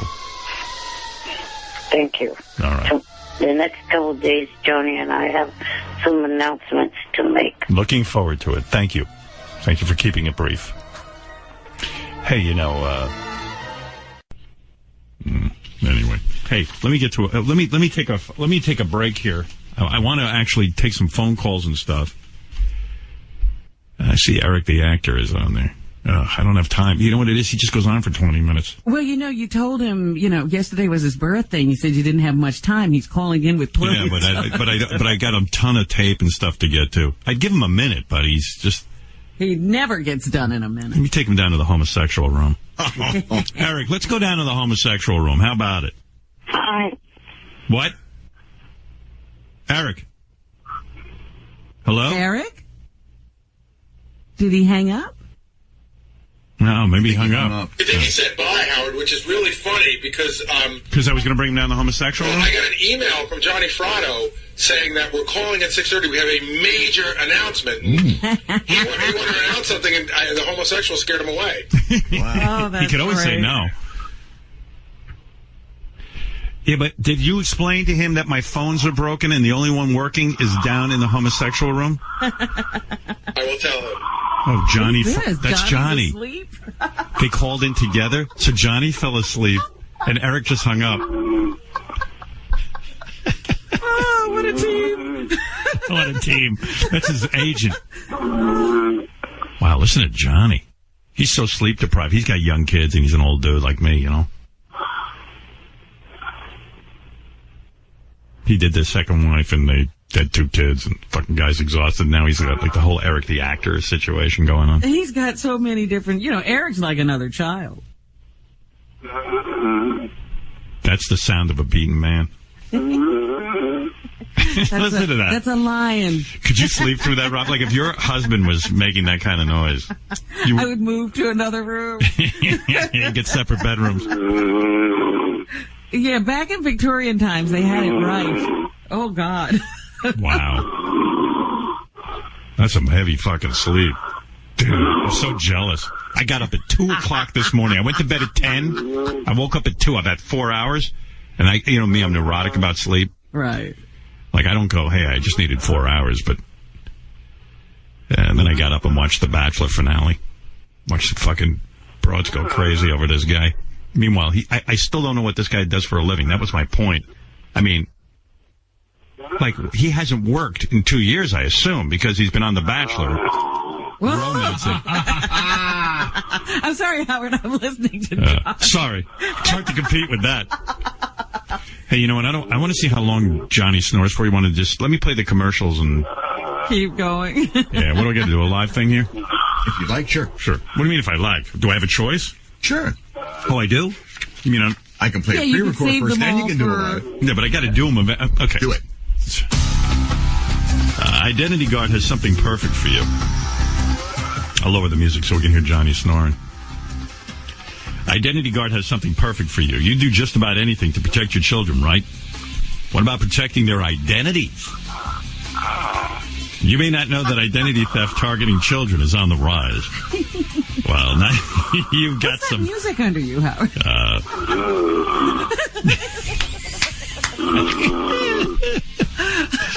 Well, now you've got some help for that. It's called KidShore, an innovative service from Identity Guard. KidShore monitors your child's information, looking for data such as bank account numbers attached to their social security numbers. Identity theft can happen anytime, even when you're just registering your kids for a sports team or school. You can now get the protection you and your kids need from the company with world-class patented technology that's been trusted by millions of Americans and even by some of the leading financial institutions. He sounds like he's got a porn in his paw. Identity Guard is committed to keeping you, your family, and your... It sounds like Life of Pi. That fucking tiger. Pi. Pi, don't die. I will save you. Pi. Please. Richard Parker, don't eat me. Richard Parker. Oh, yeah, right. The tiger's name is Richard Parker. Richard Parker. His name is Pi. Richard Parker, this is Pi. You are my only link to civilization. We're going to have to learn to live together. Johnny Parker. Now I don't hear him. He went back down into the bottom of the ship. Yeah. Hey, don't tell me. This is Johnny's best appearance. Sometimes he can ramble on. That's right. We called Eric back, by the way. What happened? He's not going. He says, I'm not going into his room. I'm not doing his bit. He won't go in the homosexual room? No. But that's the only phone that works. I know. Morning. It's the only phone I have down here. Too bad. Johnny's sleeping very soundly in the homo room. Johnny's down here with me. He didn't even care. I'm having my way with him. Eric's going to call me later and yell at me that he had a major announcement that you wouldn't let him make. Well, what am I going to do? So, fuck it. He's such a baby. Just come down there with me and fuck around a little bit. Man-on-man love.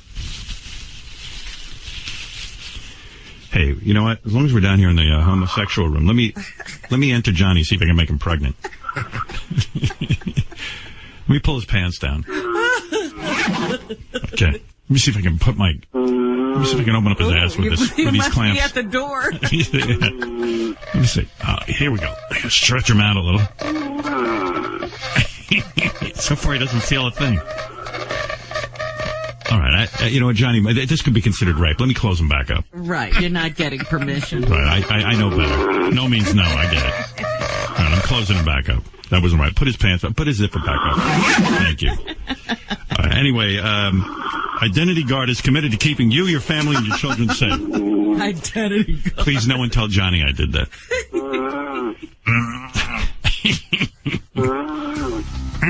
You ever see on the internet those goat videos, like the goat singing to Guns N' Roses and stuff? That's what Johnny sounds like when he snores. IdentityGuard.com. Your identity and your kids' identities are counting on you. We'll be back in a flash. Now with the new Hopper from Dish, you... Hello? Johnny? He must have shifted or something. Yeah. Probably turned his head, right? Yeah. Should I hang up on Johnny, or you want to hear more snoring? Because it's kind of distracting in a certain way. Oh, what's he doing now? Johnny. Go. How you doing? I'm good. How are you? Do we have Eric? No, Eric hung up because I wanted to bring him into the homosexual room. So he hung up on it? Well, I brought you down. Hey, listen, I might as well come clean. I brought you down to the homosexual room, and I unzipped your pants. I didn't want to go. Johnny. Yeah. I unzipped your pants, and I opened up your ass, and then I thought that was like rape, so I closed up your ass and zipped up your pants, so I didn't have sex with you. Well, thank you. I appreciate that. It's all right.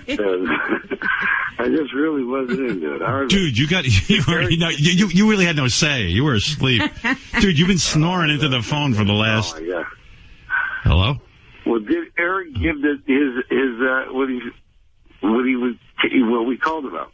No, he hung up on me because I said I mentioned homosexual room, and he just ran out the door. All right, well, then I guess I got to do it. Go ahead. Eric wants to now be called Eric the Midget. What? He is accepting the name Eric the Midget. But I thought he thought midget was demeaning. He knows it's demeaning. But he's also figured out that if he wants to sue some of the people that are making products and things, he can't sue them if he's not Eric the Midget. Are people using on the advice of my lawyer said he has to. Johnny, the lawyer Scott Hervey, he has to accept the name Eric the Midget. But Johnny, he doesn't own the name. He's never trademarked it, and I'm the guy who came up with the name Eric the Midget. How does he have a claim to that name, even? I'm saying you're the one who has the claim because you gave him the midget. Right. You're the one who deemed him Eric the Midget, but since he doesn't claim it at all, people are making T-shirts and hats and all kinds of things. that he doesn't get anything for it. Wait, does Even Johnny though have the they're worst using phone? likeness. Yeah, he was clear when he was snoring. Yeah, you were clear when you were snoring. Now you're talking. You're like underwater or something. Maybe it's just me. I don't know. I think I'll walk over here. Yeah, walk over there. Yeah, I'm going to walk over here, right over here. But hold on. You get my thing here. So Eric is now Eric the Midget again? Better now? Yeah. Is it better now? Yeah, much better. Eric the Midget is now Eric. He's now Eric the Midget. Eric the Midget. He is Eric the Midget. From here on in, he is Eric the Midget. Well, I got to hear it directly from him. You know, I mean, this is sure crazy. he will call in, and then you can ask him, are you Eric the Midget? He will have to say yes. And what products are out there on the market as Eric the Midget? Howard, you wouldn't believe it. There are T-shirts, cups, hats. Wow. Some guy had keychains made that were like little keychains that were his. They were like little miniature things of his body. You know what's funny now? Yeah. I'm so used to calling him Eric the Actor that now I'm going to piss him off by calling him Eric the Actor. And he's going to yell at me and go, hey, I'm Eric the Midget. You got to call me Eric the Midget. Yeah, He'll be screaming at you. Or ETM. He made me include ETM in there too. Wow. All right, Johnny. I got the. Howard, on March 8th. I mean, on the May 8th, he's going to actually be in New York for an event, a charity event. Great. That he was Bring him brought in. to. So he will be. Oh, here he is. Hold on, Johnny. Here he comes. Is this really true, Eric? You're now Eric the Midget? Yes, but I would like to be referred to as the actor formerly known as Eric the Midget. No, We don't have all day, Eric, to announce you. That's no. Now I'm calling you Eric the Actor. We got used to that. You're not Eric the Midget. You're Eric the Actor. That's what you made me call you, and that's what I'm calling you. He won't call you Eric the Midget. What the fuck is the world going crazy? What happened? this is you just faced your biggest fear, and it wasn't even there. Yep. Holy fucking shit! You realize if Eric wins these lawsuits, he might pull in as upwards of $300. Oh, that's true. Yep. Eric, how much money do you stand to win in court with the Eric the Midget name? I have no idea. There are people saying that they're making a lot more than what you just had off of selling items. So you're selling out you're selling out your soul and your beliefs for a few shekels. Yep. Yes. Yes. Go right up. Sold out Buzz Cave and Eric got right on. Oh, my goodness. Some woman wrote an article the other day that I shouldn't call Gary the retard, or Wendy the retard, that... They're worse than retarded? She was like, saying, hey, that's a bad word, retarded. So I was like, oh, I didn't even know that. I mean, okay, well, I'll tell you what, I'm going to call Gary and tell him from now on he's Gary the academically challenged adult. And let me hear him say it. Hey, I'm Gary the what? But it made me feel bad, the article. I was like, hey, I'm not going to bum anyone out. Did we get kicked out of Canada for that? Yeah, I think so. Hey, we lost Canada.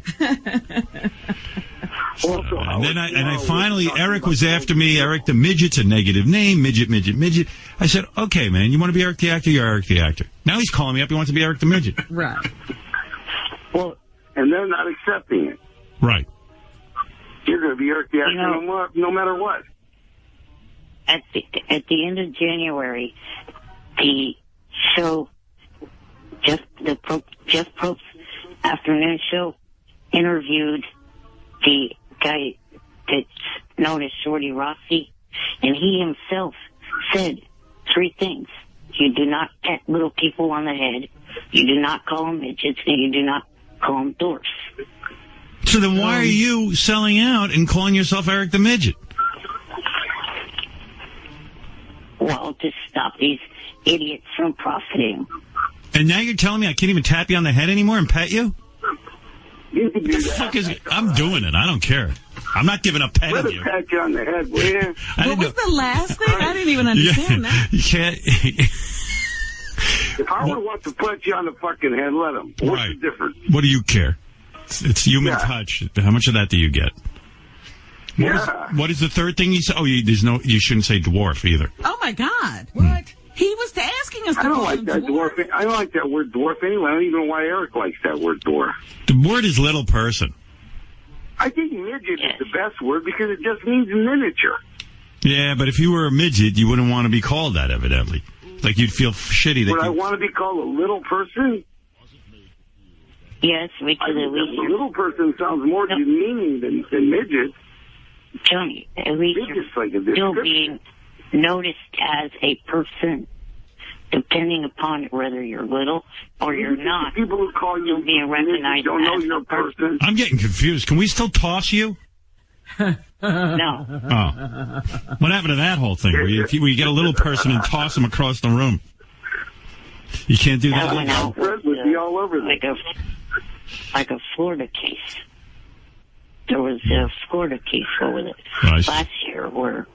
Remember we had a little guy tomorrow we have Bold and the Beautiful stuff, and then I'm going to give you a little hint on something else that's happening for Eric, the midget. We have a movie, a feature movie by a giant writer. A giant? Now, can you call him a giant? Yes. I don't even know. All right, listen. Hey, guys, I got to go, all right? How big the guy is. I don't know. He's a giant in his field. Can I say that? Yeah, quickly. Just give me the information because I got to go. This is... Well, Bold and the Beautiful and the upcoming announcement about Eric being in maybe a major movie. Let me just get the announcement. Is Eric the actor going to be on Bold and the Beautiful, and when? Eric the midget will be on Bold and the Beautiful. Actor.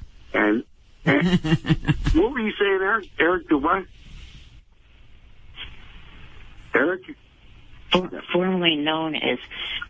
I don't hear Eric known as Eric the Midget. I don't even hear Eric calling himself Eric the Midget. He's going through all kinds of machinations. Call yourself Eric the Midget so he believes you, will you? What's your name, young man? Eric the Midget. Wow. Never thought I'd hear this. Holy man. I know, I'm a little taken back myself. Oh, my God. I don't know what to think. This is crazy. All right, hey, guys, I got to go. When is Bold and the Beautiful? For this very thing. He's going to shoot Bold and the Beautiful. Yeah. Oh, he's shooting? Okay. Yeah. All right. Call us when Bold and the Beautiful is on and when you're ready to make the announcement about the movie, okay, guys?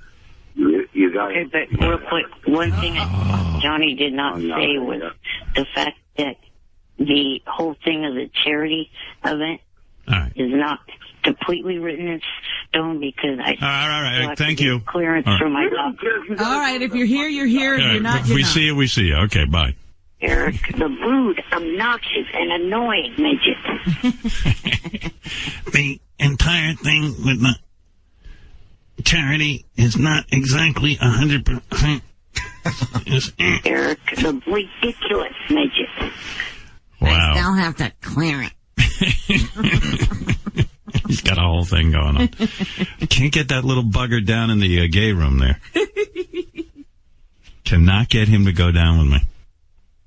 I had Johnny down there, but he didn't know it. That's wrong. Johnny slept his way through the homo room. Yes.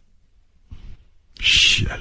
Johnny looked so fucking hot with his pants off, and I had his asshole completely open. I can't believe I was able to maintain my composure and stop myself. You know, that shows a good deal of self-control. I'm trying to teach young people out there. Heterosexual and homosexual. You can't take someone when they're fully asleep. I had them wide open.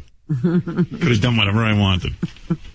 Johnny has the ass of an athlete, Robin. Did you see it? The way he was sleeping, I don't know if he'd have awakened through the whole thing. Not with my little chubby. I don't think it would have bothered anybody. Eric the actor, go ahead.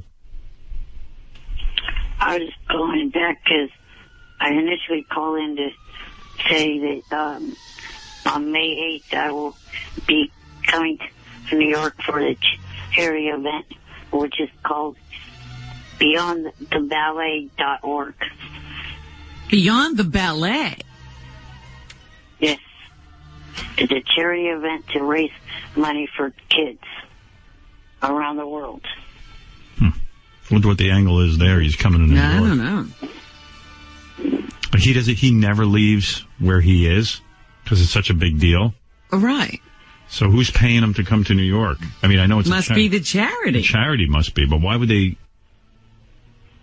What? Yeah, why? Why would they foot the bill for Eric? Eric, come down to the homosexual room with me. Come on. No. Let you talk about the charity down there. Yeah. Well, here's what I'm done. I'm done. Well, you said you're into the ballet. You're into the ballet. I thought maybe you were gay. No, and I fucking think that it is fucking disrespectful towards gays. Here's all I want to do. I want to go down there with you and have a conversation about the ballet. I don't care what the hell you want. Come with me. Bye. We're here. We're in here. Oh, I almost had him in there. Hello? Did he leave again? He ran away? Come with me. Shut the door, Fred. He left. Here we go.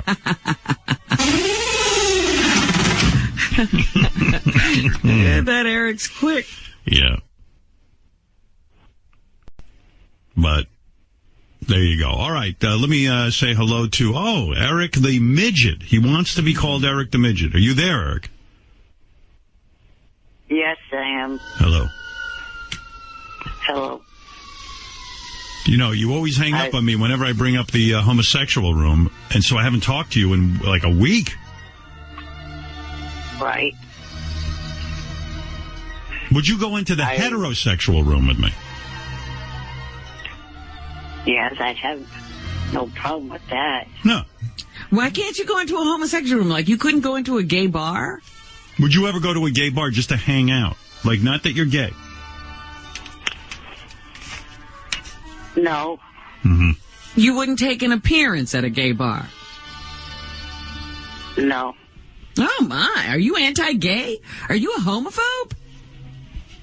No, I actually, and I wrote this online before, I've actually become more open-minded to that lifestyle by, after being a part of this show than I was before. Right.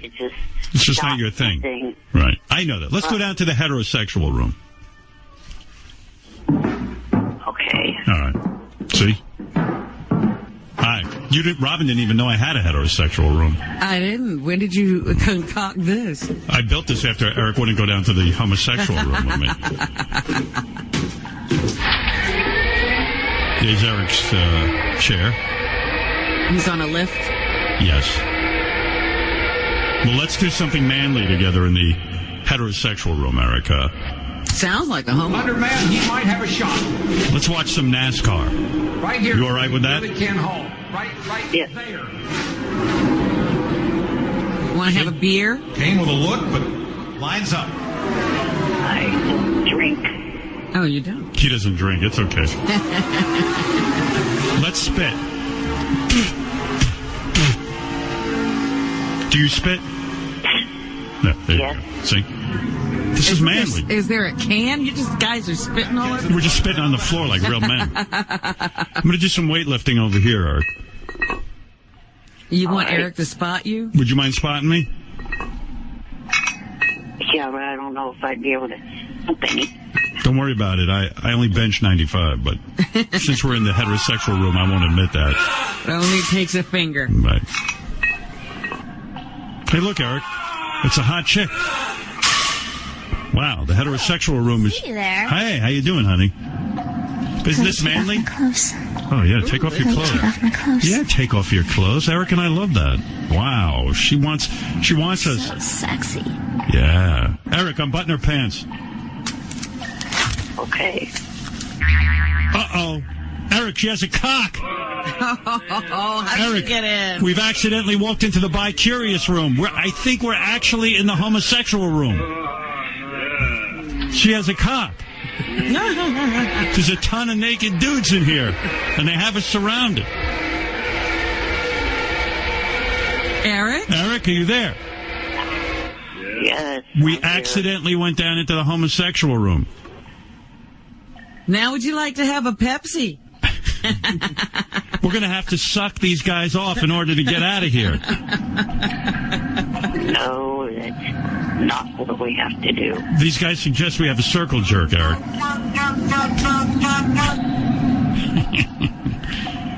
See, Do you remember how you used to open sodas in the homo room? Yeah. Hey, Eric, let me just open this soda in your asshole, if you don't mind, now that we're in the homosexual room. No thanks. Oop. I just opened a bottle. Oh, Eric. I'm fart. All right, let's get out of the homosexual room and talk to Eric, because he's uncomfortable down here. All right. It's pretty good the way I tricked him into it. Absolutely. I loved it. I don't have a heterosexual room. All right, we're out. Okay, we're out of the homo room, Eric. See, Eric, it wasn't so bad down there. All I did was stick a bottle in your ass and open up a bottle of Pepsi. And we know how much you like Pepsi. Right. We're out of the room now, Eric. You can talk. All right. I can't believe you were down in the homosexual room. How did it feel? I don't know. He's confused. Part of the reason why. Eric the actor doing gay stuff. Suck that dick, Eric. With a club foot up my anus. Eric likes it rough. All right. Go ahead, Eric. What do you have on your mind? Well, I was gonna. You guys were playing the clips of Riley Martin, and I actually watched that show, and I was gonna fill you in. Yeah. But you guys got past all that. Do you believe that girl had a dick down there? She tricked us. She sounded like a girl. You liked her at first, huh, Eric? Yeah. Hey, Eric, what is that? Mayonnaise on your back? Oh. Oh. Robin, even I got fooled down there. I thought that was a legitimate woman. You thought it was a girl. I did. You thought it was a chick. I did. That guy fooled me. And so, in Eric's defense. Anyway, go ahead, Eric. So what's doing with you? Well, I know you guys occasionally do charity auctions where you offer, like to have someone come in and watch you guys. Yeah, we don't do that anymore. It's over. We don't do that anymore, no. All right. What else is on your mind? All right. Well, that was about it, because I was going to make a suggestion that you guys put an auction for that on the charity website, CharityBuzz.com. Yeah, I do enough with the charity. Everybody with the charity. We've done that, Eric. It's okay. Yeah, you're a little late to the game.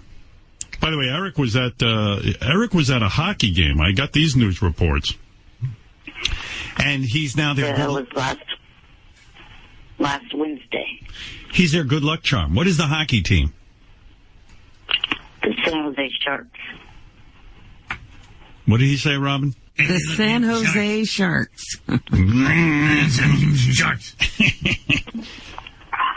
Let me see if I can find those clips. This was kind of exciting for Eric. I'll share Eric's joy with everyone. I got so many clips here. Where's those clips, JD? 82 in orange. Thank you. Here's Eric. He went to the hockey game, and then he was on the news. Did you know you were on the news? I guess you do. Yeah, it was probably a one-sided interview by Shuley. No. This is. I mean, you were on the real news, NBC. The news. local news. Yeah. We'll have the new details on his future next. Plus, why Howard Stern is being credited with putting the Sharks back on the winning track. Yeah, somehow I got in on the report, but they think you're a little guy in a wheelchair. Yeah. Somehow Howard Stern. Well, Eric's not getting on the news by himself. He needs me. Could the San Jose Sharks have a new mascot? The Mercury News reports Howard Stern show regular Eric the Actor Lynch was at last night's game against the Ducks. Don't you think the newscasters are a little condescending to little people? Like, it's like, hey, they have a new mascot. Like, all little people are mascots. Like, yeah, he's a person. Yeah, he's a grown man. You know what I mean? He's not in a chicken outfit. Yeah, and it's like, hey, they have a new mascot. And she goes, ha, ha, ha, ha, ha. Look how cute. Right, Eric? Aren't you sick of that? Yeah. Yeah, exactly. Why aren't you a fan like every other guy walking around? Right. They treat Eric like he's a little kid. Well, at NBC 11 out of San Jose. Yeah. Now, hold on. His first hockey game ever. And during the game, Sharks scored 3 goals in the first 10 minutes and went on to win it 4-0. That led the Mercs to speculate Lynch, who lives in Sacramento, may be a lucky charm. Tonight, the Sharks play the Red Wings, but Lynch won't be there. He'll be in San Francisco at the Giants game. Look at the little deformed man. The Giants' victory tonight. We'll see. Look at the little deformed man. He's their lucky charm. Rub him. He'll give you luck. Rub his belly. Eric can go bra. Eric's a grown man. Doesn't want you laughing at him. Yeah. He wants you sexually turned on. Right. Yeah. It's like, look at it. Look at the good luck charm in the wheelchair. Isn't he cute? Meanwhile, Eric wants to fuck you. I wish Eric could fuck her and show her what Eric a man he is. Has a penis. Stop treating him like he doesn't. Chad is on the phone. Yes, Chad. Hey, Eric, I heard you went into the homo room. Nice! Chad, are you a homosexual? You bet your sweet ass I am. Hey, Eric, what do you say we go to the gay bathhouse, me and you? Come on! Well, Eric, a lot of gay men are excited by your appearance in the homosexual room. A whole new circle of friends, and they're not treating you like a toy. Well, I got confused down there myself. I thought I was in the heterosexual room. We got tricked by that girl / man. That she. Oh, look at the lucky charm for the hockey boys. Just because Eric's in a wheelchair doesn't mean he wants to be treated like a leprechaun, as Robin says. Right, Eric? Right. No, seriously. I mean, exactly. Yeah, it's annoying. Look at Eric. There's nothing lucky about him. Really? Yeah, good luck. Like you bring Eric around like a lucky charm, like a... He's a mascot. Eric could fuck you harder than any guy on the planet. This dude had 2... Didn't you have 2 girls at the Bunny Ranch? I had more than that. Yeah, but I'm talking about it once. Yeah. Yeah, you had a 3-way, right? Yeah, 2 of them. You should write a letter. Well, don't write a letter. She'll probably have you arrested. Well, if you ever see her, just say, hey, listen, I just want you to know something. I'm no one's lucky charm. In fact, I gangbang chicks like you. You know?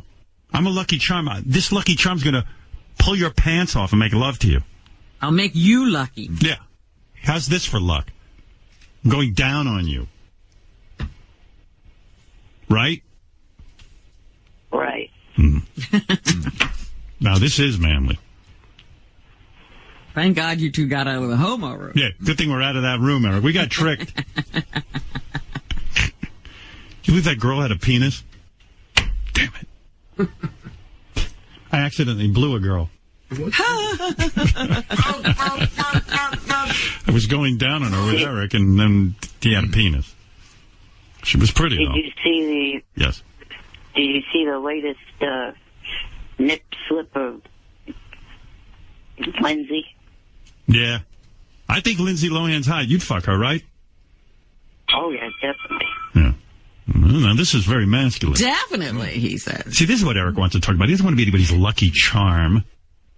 Lucky charm. Guy's a grown man. How old are you now? 38. Oh, hold on a second. I got to yell at this person. This is Kelly, who was just down in the homosexual room, who tricked Eric and I. Oh, really? Yes, Kelly. Eric, I think you're so hot. I don't think you're a leprechaun. I have a question to ask you. Yeah? Will you suck my cock, Eric? Oh, again! Son of a bitch. God, you little midget. Oh, Kelly.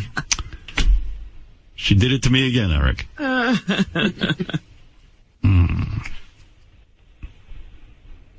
Did you think she sounded like a girl at first?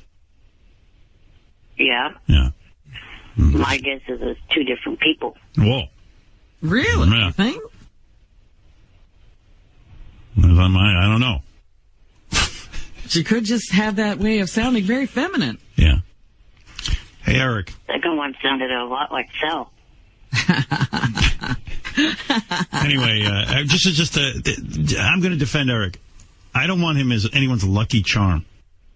The term mascot is offensive. Yeah. Eric the mascot. Little people don't want to be mascots anymore. You know? I mean, maybe, maybe Eric's the size of a box of cereal, but I'll tell you what, he's nobody's Lucky Charm.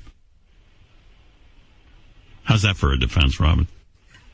I'm shocked that we have to tell them how to be appropriate. Yeah. Thank God we're appropriate. Let's go back down in the homo room. No, thank you. All right, understood. All right, Eric, congratulations, though, anyway, on being a good luck charm at the hockey game. You going back? I don't know. I wouldn't mind going back and watching another game. Mm. All right. All right. Anything else, or can I go? You could go. All right. Take care. Bye. Bye. Sorry what happened. I really did think we were down in the heterosexual room. Right. All okay. Right. Later. Bye. Bye. Accidents happen. Yeah. That was really weird. When I heard that dripping, I said, sounds like the homo room to me. Well, they're right next to each other. It's an easy accident. They were in space. Then that girl showed up, and then all of a sudden had a penis. All right, Robin, let me take a break, and when we come back. All right, Eric the Midget, you're on the air. Good morning. I was calling because a couple of weeks ago, when I was last on air, I gave you guys an idea, and you kind of dismissed it. And then I look online, and you guys ended up using it, sort of. All right, what is the idea? The idea was to post an auction item on a charity website where the winner would get to come watch your show and get a tour of the studio. And I looked on the website, but instead of it being the Stern Show, you guys are having the winner watch John and Gary do their wrap-up show. Number one, we've been doing that for years, Eric. Years. Yeah, haven't you ever heard us interviewing people who are just sitting in the studio, Eric? They've all won those opportunities on auctions. Right. How was that your idea? I hadn't seen you put an item up on that website. I don't put them on. I don't put them up on the website. These charities do. Right. Right. Yeah. But it's fine. If it's your idea, you can have that idea. If it raises money for charity, who cares whose idea it is, right? Right. It's not an original idea. No, Eric, we've been doing that for years and years. Do you know what charity is raising money for? No. Recovery for the Sandy damage. Yeah, there you go. That's wonderful. Aren't I a good person? See, we don't even know when we're being that nice. Yeah, we just say yes. Sometimes. Can't do them all, but we try. All right, Eric, thank you for the idea. Now, are you going to be in L.A. all week next week? Yes, unfortunately I am. I wish I was feeling better. I love L.A., but when I'm not feeling well, I don't know what I'm going to do. Robin, Eric sounds like he wants to hang out with you. He's asking where you're going to be. It's not going to happen. Well, no, I was just wondering if, the shows were live next week or... Oh, you mean the tapings, the America's Got Talent? No. I mean your show. My show? No. I'm doing only America's Got Talent next week. Oh, okay. Yeah, I wish I could come down for that, but I don't think I'll be able to. Well, if you change your mind, let me know. I'm sure I could get you tickets. I mean, is he busy? What are you doing? Well, it's a whole thing for him to get down. He's got to get this guy. It's kind of short notice.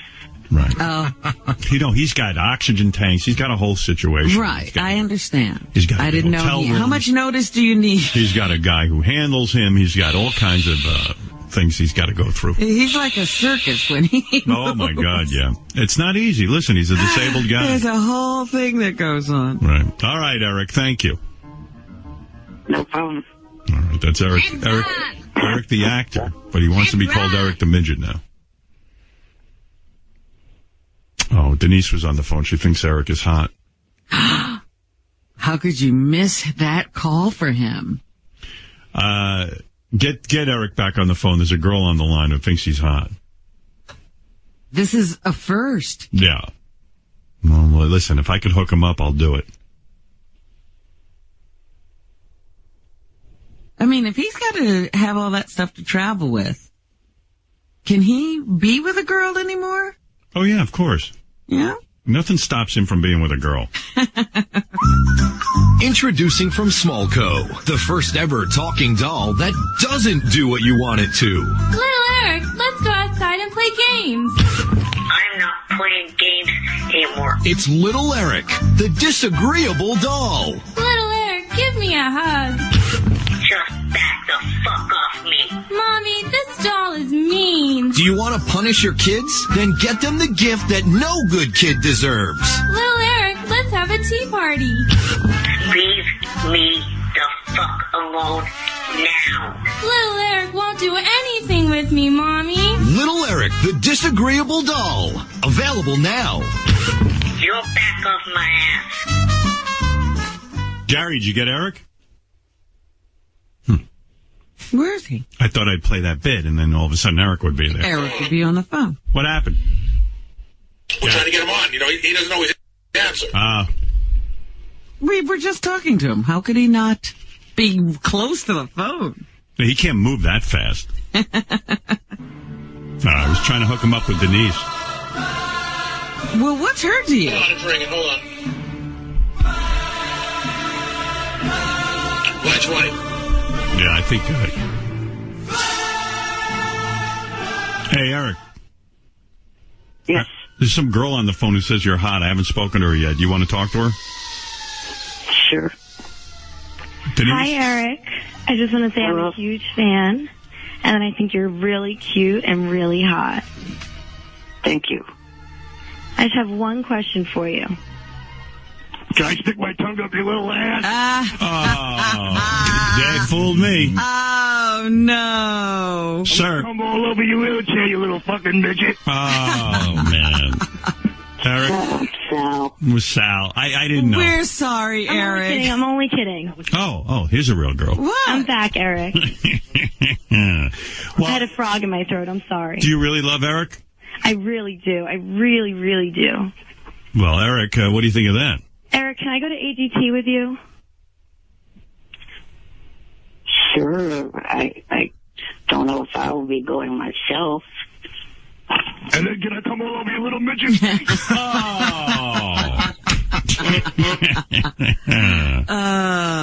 You fooled us again. Kidding, Eric. I'm sorry. Oh, there she's back. Wait a minute. All right. Go ahead, honey. I'm possessed. I have allergies. I have a problem. Oh, you have allergies. All right. Go ahead. All right, talk to Eric. Anyway, Eric, can we go out to lunch? I don't know if I'll be going down there. Eric, what's your favorite food? Pizza. Oh, I was going to serve you some cock, you little freak. All right. I thought this was a real girl. I'm sorry. I'm back. I'm sorry. Another frog in my throat. Oh, my goodness. Well, Eric, I have tried. lots of frogs. You certainly They're do. small, just like you. All right. Thank you, Denise. Goodbye. You're welcome. Eric, I apologize. I didn't know. I thought we had a live wire. You know what I'm saying? Yes. Yeah. What are you doing today, anyway?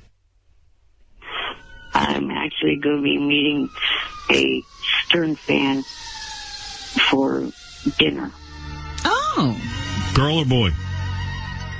Well, it's one of the moderators for the SFN named Copter.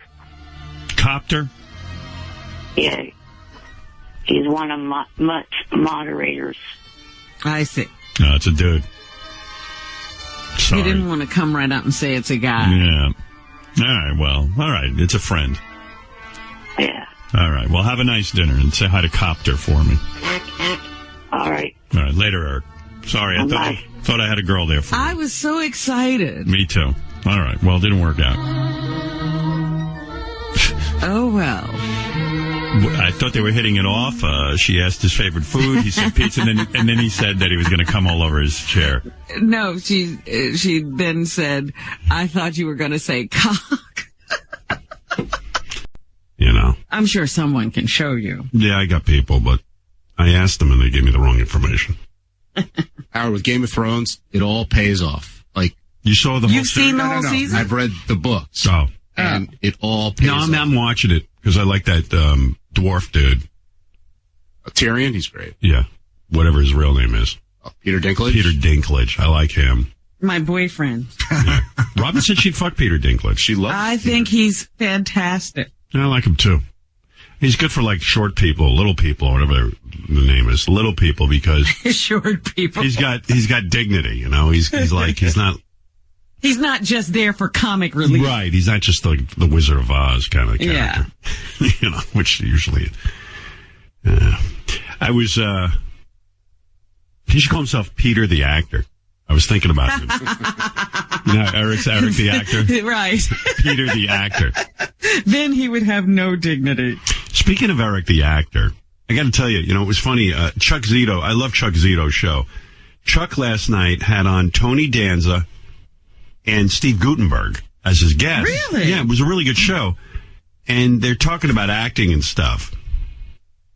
And what did And you know, Chuck is always he's sort of like Eric the actor in that, like, Chuck won't do certain things if his like, if he wouldn't do it in real life, he's not doing it on screen. Right. And then Tony Danza was trying to explain to him, well, you're an actor. It's okay to do weird things because you're an actor. And Chuck would have none of it.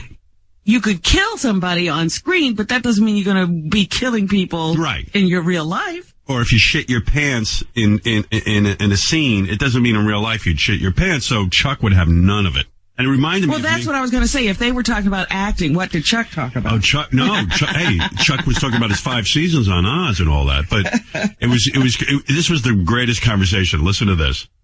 This is so much fun because, you know, Chuck's like, hey, fuck you. I'm not doing certain things. And Tony's like, well, then stop complaining that you can't get acting work because if you're an actor, you got to be willing to do stuff. And I was saying in the car how great you were in Oz. Oh, thank you, man. Thank really you. We had a good time. And I was saying you're a dramatic actor. You know, it was on for 6 That's Steve Guttenberg. years. I did it for 5 years. There was a lot of nudity on that show. I liked it. I enjoyed it. I told Tom right there, I said, you know what? I don't. First of all, Tom, he goes, I'm going to bring your character back next year, see how far I can push this. He says, I don't do rapes and I don't get raped. You can live with that, fine. He goes, you know, those guys, you're acting. I said, let me tell you something. Sticking your tongue down another guy's throat ain't fucking acting. Did you see John Wayne do that? James Cagney do that? Fuck that. They say that, you know, you gotta, I hate to say this. Come on. No, I hate to say this, but you are either an actor or you're not. Let's be honest. You're either an actor or you're not. If you're a bad guy and you want to be that guy, that's a character and that's a type. Yeah. But you could sit here all day and curse and say, well, you know, what's bad. But that's what you do, and that's the world we live in, and you guys sometimes have to do it. And I'm sorry, maybe you're just a chicken shit. How's that sound? I mean, really? Is there something? There's one thing, right? I had a show that was Chad McQueen was called Redline. Yeah, I remember that. They wanted me, when he puts a gun to my head, they wanted me to piss in my pants. Well, you know, they put the water in the fucking thing. And I said, that ain't happening. The director goes, he goes, that's what's in the script. I said, I ain't fucking doing that. Whatever the case may be, you know, so the reason you can't tell the director. I mean, don't get me wrong. I know you did. But you're over here crying that you can't get a job. That's all I'm saying. That's all right. Listen, you're gonna have to bite the bullet here. I don't want you to, give up your manhood, but it is acting, you know. It's not real, you know. Yes, it's acting. Yeah. Not real. Do you remember the guy, what's the fuck's his name? That was blowing the guy in, Sopranos. Right. That's the only people remember that one thing. People remember him for one thing. Hey, remember Peter Green from Pulp Fiction? Right. By the way, I don't remember the guy who blew the guy in Sopranos. Chuck remembers it. That is in Chuck's mind. Yeah. With Ving Rhames, that scene? Oh, yeah. That's the only, he says, everybody comes up to that's the only scene they remember. I don't need people telling me. That's the only reason I need. It's nice to be remembered. You don't need that. No, yes. I didn't think about that. That is. We're going to our second break. Chuck on the hot seat. But I just thought it was really funny because that's the discussion I always have with Eric the actor. I go, Eric, you're acting. You got to, if the part is of a certain type of guy, it doesn't mean you're that guy. And it doesn't mean people are going to think you're that guy. Eric the actor, you're on the air. Good morning. I was calling because just wondering if you saw your wife's interview yesterday on Access Hollywood Live. I absolutely did. It's hard to keep up with my wife's interviews. She's out promoting this TV show that she's doing called Spoiled Rotten Pets. It airs on National Geo Wild, and she went out to L.A. when I went out, and she was booked up on so many shows. It was quite remarkable, the amount of shows. So she was working too while you were out there. She was busy, and she had so many shows booked. But I did see her on The Talk, which I thought she did a great job. And she always asked me how'd I do, and I just thought she was great, delightful. And then I saw the Access Hollywood with Billy Bush, and I don't know the woman's name on that show. But I don't either. They had interviewed me the day before. What's her name? Kit Hoover. Kit Hoover. Yeah, well, they had interviewed me the day before, and I did this whole half-hour interview with the whole crew from America's Got Talent. Nick Cannon said he'd never seen anything like it. I was in a rare, horrible mood. With my cold, and I was kind of brutal. But nevertheless, I like Billy Bush. I had a good time with him and this Kit woman, Kit Hoover. And Beth did it yesterday. And I really enjoyed her appearance. I thought it was good. So, I saw it. Yeah, I thought it was a good interview. Yeah. She did a good job on there, talking about her show and talking about, her life with you and everything. Yeah, it was fun. All right, Eric. Did you hear us talking about your acting today? You remind me of Chuck Zito. Chuck won't do a lot of different things on camera either. And it's held him back in his career. Right, I heard that. Yeah. I still think you should have done Cougar Town and not given that over to Ronnie. Well, I made it clear to you that I wasn't going to do any roles where I had to cross-dress, and that's exactly what happened to Ronnie, so... Yeah, and I thought Ronnie's appearance was fun. It was funny. Did you laugh when you saw Ronnie? I actually didn't watch it. Too painful? No, it's not that. It's just that I actually don't like that show. I've just seen a lot of actors who, when they lose up heart to somebody else, it's very hard for them to watch the performance. Yes. It's a stinging thing. But I got to tell you something. After I saw Ronnie as a cross-dressing, character, I never once said, "Oh, Ronnie really enjoys dressing as a woman in real life." Do you understand what I'm saying? Didn't think about it once. Yeah. Do you hear what I'm saying, Eric? Yeah, I get what you're saying. Yeah, I never thought that Ronnie really likes to cross-dress. And did you hear what Tony Danza and Steve Guttenberg said? Either you're an actor or you're not. Yes, I did hear that. It's not. It didn't interest them. Didn't make a dent. All right, Eric. Thank you very much. Would you just wear a skirt, no bra? No. No, I would not cross-dress at all. Right. And I unfortunately am not going to be able to make it out to New York next week for the Beyond the Ballet, which is beyondtheballet.org charity event. Nobody knew you were coming. I've talked about that before. All right. Well, we don't really. Johnny. Hey, would you wear a kilt on camera? Well, I am of Irish heritage, so I guess that wouldn't be too out of the question. No, all right. I just didn't know if it was too much like a dress. Right. All right, Eric. Thank you, and sorry you won't be appearing in New York next week. Thank you. All right. I don't want to get too involved in that whole discussion. Right. We've had that a million times. He is. But I just wondered if hearing other actors and not just us say it, it would make a difference. No, it made no difference. To answer your question. What I'm trying to figure out is, let's say Eric's in a scene and he's wearing a kilt. But an actor, the other character in the scene thinks the kilt is a skirt. Would Eric then do the scene? Right? King of all black. Eric the actor, quickly. Oh, good morning. Morning. I was just calling because your trip to Chicago, I was hoping if you could give a message to Nick for me. He's going to be here in Sacramento next week. I just hope that he enjoys his time while he's here, and if he has any downtime, I know he loves candy. Old Sacramento has several candy shops that you might want to check out. You want me to... So let me get this straight.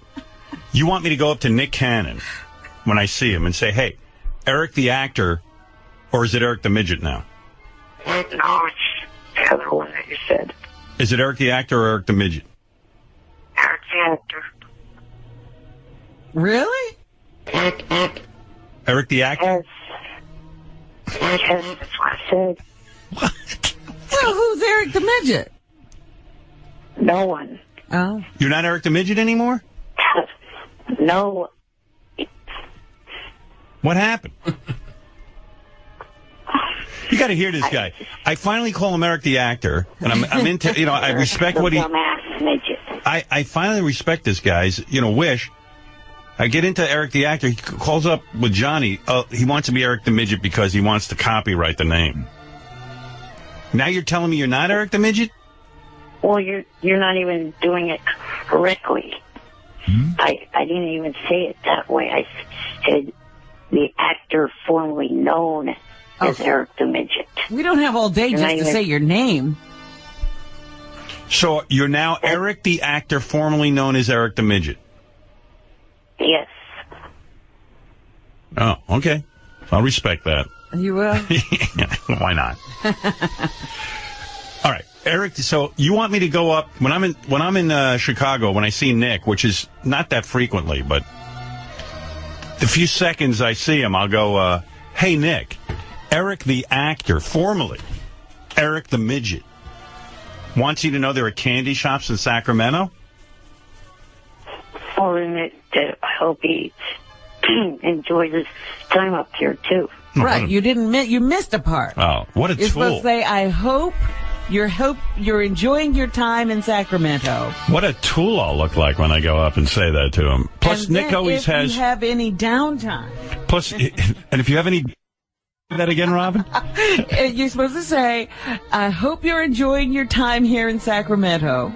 And if you're having any downtime, there's a candy store.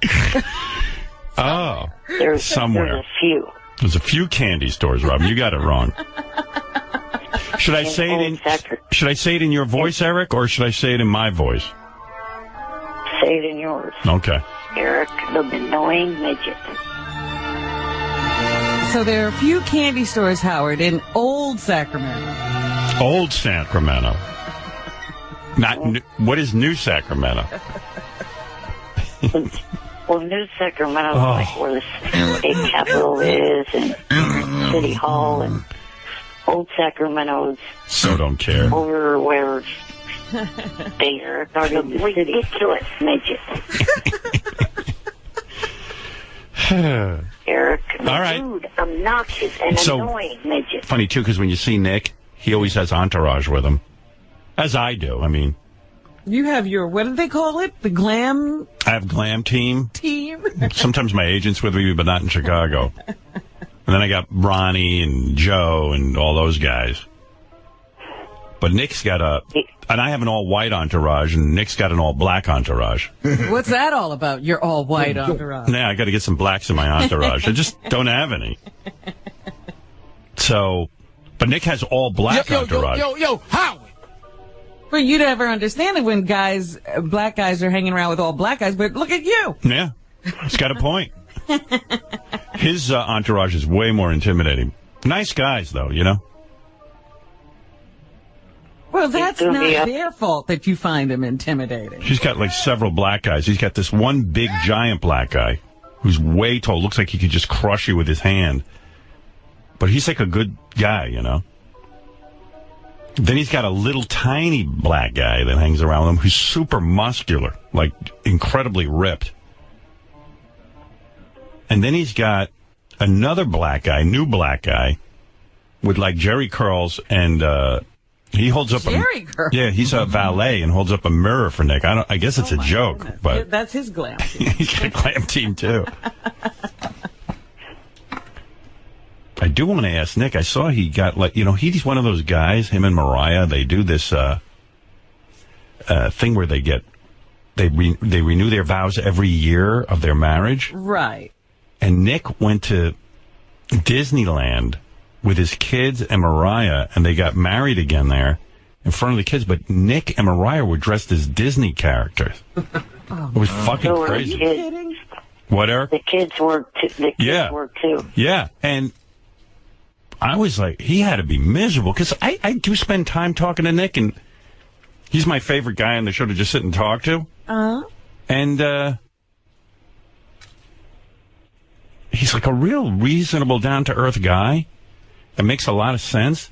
So then when you read these stories... when see the pictures, I'm like, what the fuck is this? Like, is he just on... Is it like, does she just set all the rules? Or is he a chameleon and he acts one way with you and he acts all really cool around me? Guy yeah. He wants to be in Disney And he's all dinky with his wife dressing up in Disney. Like, they were dressed up in full... Like, they showed up in one of those Cinderella coaches, the pumpkin that turns into a coach. And Mariah gets out of it dressed as a fairy princess, and Nick's dressed up like... I don't even know what the fuck his character is. It's crazy. One of the princes, probably. Yeah, like a prince. He was... There he is, Prince Charming. Oh, my. I'm going, Nick. Nick kind of looks like a doorman, actually. Yeah, right? Is that Prince Charming or my doorman? They had all Disney to themselves that night. Now, how did they get that? Well, it's at night, number one. By spending a lot of money. Not necessarily. What kind of money do they spend there? My guess to keep Disney clothes would be somewhere over $1 million. I think you're right. Please, they traded it out for the publicity. Oh, you think? I got to ask Nick what the fuck is going on with all that. Screw this. America's Got Talent with the contestants. Let me just interview him about that. Where is Nick? I was talking to Nick. He's going to come back in. I said, you got to get back in here. That was a pretty good interview when you're talking about beating off to your wife and everything. He goes, yeah, I got in trouble for that. Oh, what? She wanted him beating off to someone else? I was like, that's what I said to him. I said, if I was your wife, I would suck your balls for saying that. Who beats off to their wife? I hope if American Idol has another season, they get rid of Nikki and keep Mariah. Is that right? Nikki is just getting way too annoying. Is she ruining the show? Pretty much. I've heard that. I thought she was actually kind of interesting with her opinions and stuff, but the fans don't seem to like her. She was at first, but it's starting to get kind of old. Yeah, I stopped watching that. Yeah, I'm not watching either. I don't know what she's doing now. I was a big American Idol guy, but I guess I lost interest. But then again, I'm on one of these shows, so I just concentrate on my show. America's Got Simon, Talent. they were saying, has now gone to his producers and said, forget the celebrity big names and get us somebody who can have some chemistry and has something that people want to listen to. Oh, they don't want big names? Wait, I got some candidates for them. If American Idol doesn't want any big... How about Eric the actor, formerly known as Eric the Midget? Well, also they said somebody you could have some charisma with. Oh, charisma. You didn't say that. Let me think if I can think of some names here, because why not? I mean... I certainly know a lot of unknowns. That I could help them with. You want unknowns. How about Benji? And the Benji might Vortex. Be a better judge. Yeah. This is... and by the way... Hey, Eric, I got to go. Unless you want to hear this. Just one last thing. Oh. You know, 6 years ago today was... Or not 6 years. 6 years ago this month was when you had me on air talking with Brandy.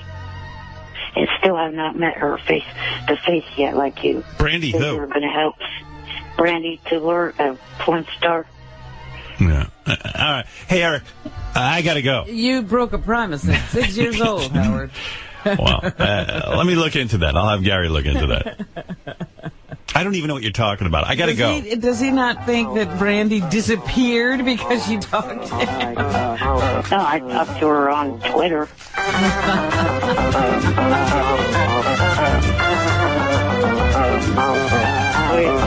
For people that are in New York,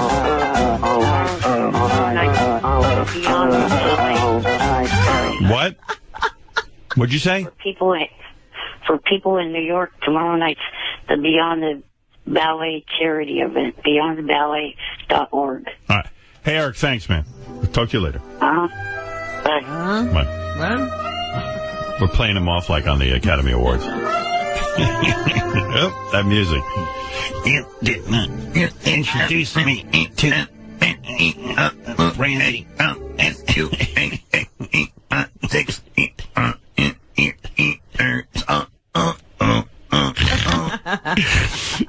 You did not introduce me to Brandy.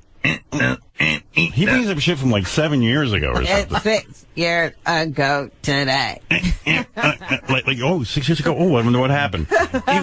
You introduced me to Brandy over the phone. Promise you would introduce me to. Guess what? I didn't keep my promise. How the hell am I going to get that going?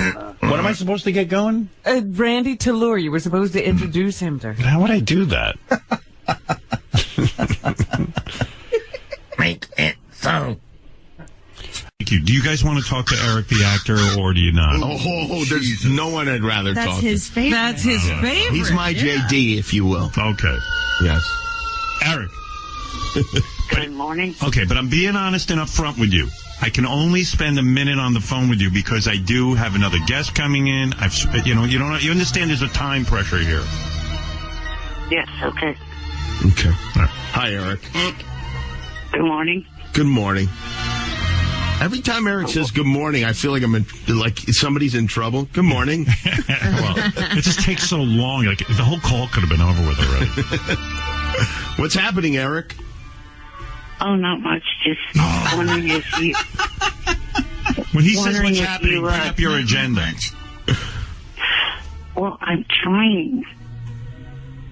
Okay, go ahead, Eric. Wondering if you got my message of condolences when your uncle died. I don't think I did. No, I don't think I did. That was a couple of years ago. That was some time ago. Yeah, I mean. Well, like I've had that many opportunities to actually... Is there anything else you'd like to talk about? Thank you, Eric, for that. All right, thank you, Eric. We'll talk later. Okay? All right. All right. What are you calling him, He's by the greatest conversationalist. Do you know what name do you use? Well, I know that there's now, he wants to be Eric the Midget, but I've become attached to Eric the Actor. Well, now he wants to be Eric the Actor, formerly known as Eric the Midget. Well, that rolls off the tongue. It's like Kenny James. Yeah, Kenny James. All right, Eric, thank you. I have been enjoying the show. I watch him nightly. Thank you, Eric. Thanks, Eric. I always enjoy your appearances on the show. How come when people pass away in Molly's family, you don't send her a condolence note? Well, I don't know. No one ever dies in Molly's family. Will you invite Eric to the wedding? They're indestructible. You should have Eric at the wedding. Yeah. Eric should be the ring bearer. Oh, my God. When they wheel him in with the ring? Wheel? How about fly him in on balloons? Would you, Eric, you can go to the wedding if you're willing to fly in balloons and deliver the ring. Would you consider that, Eric? Nope. Would you? All right. How about if Jimmy and Molly put you on the cake and dress you up in a suit? No. All right. Forget it. All right. Yeah. So picky. You were almost at one of the biggest celebrity weddings, Eric. Yeah, Molly's dying to make her wedding a joke. So if you could. All right. Later. All right. Okay. You guys are going to have, and you guys are going to have kids, right? You're planning a family. Is that what reminded you? Yeah. I'm like, really want to go through that? What if Eric comes out? What if Eric comes out of Molly's womb and he goes right back in? Jimmy would be so happy. How about if you hide Eric underneath Molly's wedding dress, and then he pops out during the wedding? If you do that, he'd come out. It would be legend. Do something funny. Yeah, we'll do something. There'll be something funny. Good. Yeah. Something's got to pop out from. Not that funny, but are you wearing one of those long wedding dresses? Like you are? Traditional, yeah. Wow. Yeah. You are? I am. I picture you in a cocktail dress kind of thing. No, I mean, Wow. I'm going to wear a pretty traditional wedding dress. Right. Without Eric underneath it. Could be some money. I can't wait to see this. Yeah. Eric would be some accessory. It's going to be like There'll be a lot of analysis. It's going to be like a coronation. Well, here's Eric the, is it Eric the midget now or Eric the actor? I still don't know. It's Eric the absolutely pissed off actor with Twitter. Yeah, I've been just getting some of your Twitter stuff.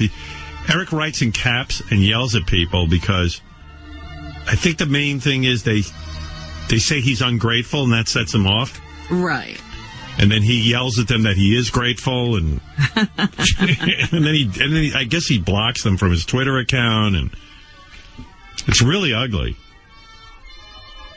Hey, I got to ask you something, Eric. Yes. One of the chicks at the Bunny Ranch is telling me that. Is this true that you're like she had to block you because she claims you were talking explicitly how you want a naturally busty woman to measure your cock? Well, what's that about? Yeah, what's that about? Because there's some idiots saying that I lied about the 5-inch measurement. So wait a second. You want to go to the Bunny Ranch because some douchebag says you got a 5-inch penis, or you don't? No, they're saying yes. Yeah, they're saying you don't. You claim you have a 5-inch penis. They're claiming you don't. So you want to go to you want to get a naturally busty woman. And by the way, I'm not blocked. I just looked. She said you're blocked. Right, Gary? She blocked him. And the other thing, she made a point of saying that she doesn't want to deal with him. She's going to be polite. He made it clear that he's a non-paying customer. So he wants to lay naked in bed with her and have her measure his cock, hoping he'll get some free pussy. And by the way, if his cock is 5 inches, right? Eric, how tall are you? 3 foot. So that means if he were 6 foot, he'd have a 10-inch cock? No. What? Peter Dinklage has a pretty big cock. How do you know? Did we read that somewhere that he has a big cock? No, I don't know that. I don't know what you're reading. Grit. But I'm saying, like, the country's premier rural magazine. Like 5 inches is a lot for a 3 foot guy. Someone here saw Hank the Angry Dwarf's cock. Yes, Will accidentally saw it. He said he was... And he was huge. He said it was a live show somewhere, and somebody pulled out Hank's pants, and Will said it was enormous. Yeah, and that's my point. Like, why is your cock not dwarfed? Why is my cock dwarfed? When Hank died, I should have had a transplant. Unbelievable. It's so cruel that my cock is the size of a dwarf. So you kept proposing to her, but really your plan was to get in bed with her naked and let her measure your cock, and then you were hoping that she'd have sex with you, right? Oh, yeah, that would be the other part of it. What a weird proposal. Would you please... I want a naturally busty woman to measure my cock. That won't freak... Even a hooker gets freaked out by that. I think when you're 3 foot and in a wheelchair, you have to think of interesting ways to, instead of just saying, blow me. Yeah. But doesn't that even sound creepy to you, Eric, when you hear it back? No. Of course not. No, that's came up with it. Anyway, so she wrote us saying that she blocked you. Well, according to what I just looked at, I'm not blocked. I just looked at her Twitter profile. I'm not blocked. She says, I'm just not going to reply to his private messages, but stay polite. So I Maybe that's what she's doing. Yeah, I guess she's not going to measure you. By the way, that would be great. I mean, I wish we could video that. A busty chick measuring Eric's penis. Well, while we're looking for women with feet they want to be evaluated, maybe we'll look for big-breasted women who want to measure Eric. Hold on, Eric. Hey, yeah, Eric, if I can find a woman to measure your cock who's big-breasted, but he won't do it here. I can make it happen, and if he lets us shoot it out at the Bunny Ranch, I can make it happen. For free. Can we shoot that? I might be able to get you sent over there, Eric. Well, as I've said before on Twitter, I'm not getting in front of a camera with my clothes off ever again. When did you do it the first time? Hello, that photo of myself with Air Force Amy the last time I was up there. Yeah, I don't even remember that. Neither. Yeah. Yeah, we forgot it, Eric. You're so worried about it. Yeah, how's that not on our radar, Robin? But thanks, you know what? I'll see if I can find the picture. We'll put it up on the website today. Hey, Robin, you got big breasts. You might measure Eric. You'd measure him, right? I can't get out to the bunny ranch. Well, no, you do it at your house. Have Eric over. Robin, if you're willing to do it, I will airlift him to New Jersey. Piggyback. No, thank you. I think Eric's looking for a little something else. All right, Eric, I got to go. You're not even going to let me actually address the real reason why I called. All right, real quick, why did you call? I called because one of your fucked up fans made a fake profile page, pretending to be my brother, and posted his actual home address and phone number on the fucking page. Oh, you mean your real brother? Now, yeah. So now people have that. Then why are you publicizing it? Why are you publicizing it? No one would even know. And no one would care. Shut up for a minute. I'm publicizing it because last week you said that you have somebody working with you to try to hunt down these assholes. I would like to have that person help me hunt down. I'm trying to hunt down my assholes. Hunt. He gave you his address. No, he's putting his brother's address on there. That's what he's saying. Is that what he said? Yeah. Oh. Well, go find him, Eric. That's your problem. I got my own problems.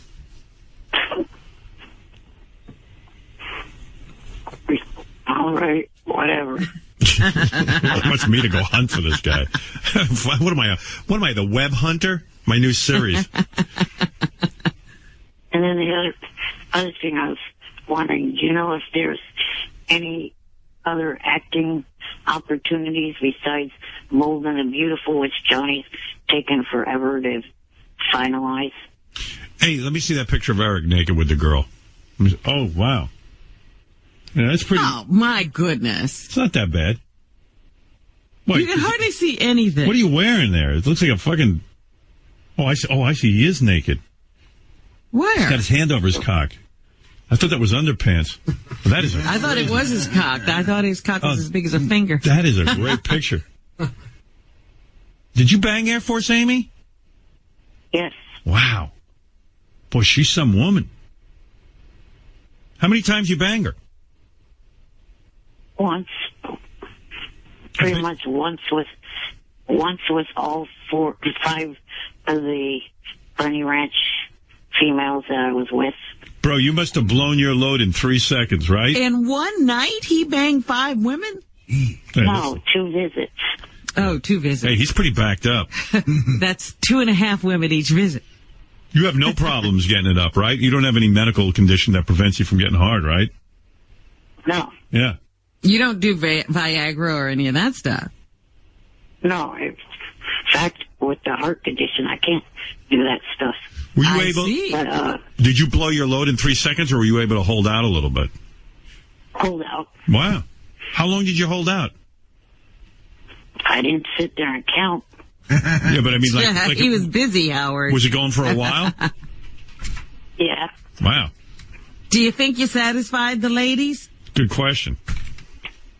I hope so. Were they moaning and everything? Yeah. Wow.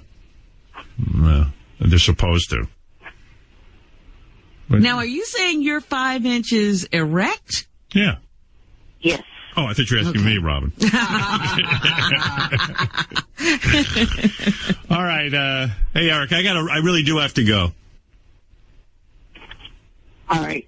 Did you hear my last question? Yeah, I'll look around. The word's out there. Everyone knows you're ready for acting gigs. It's just hard with you. You're so specific about what you'll play, you know? Right. I mean, you're turning them down. You could have done Cougar Town, and you turned it down. Right.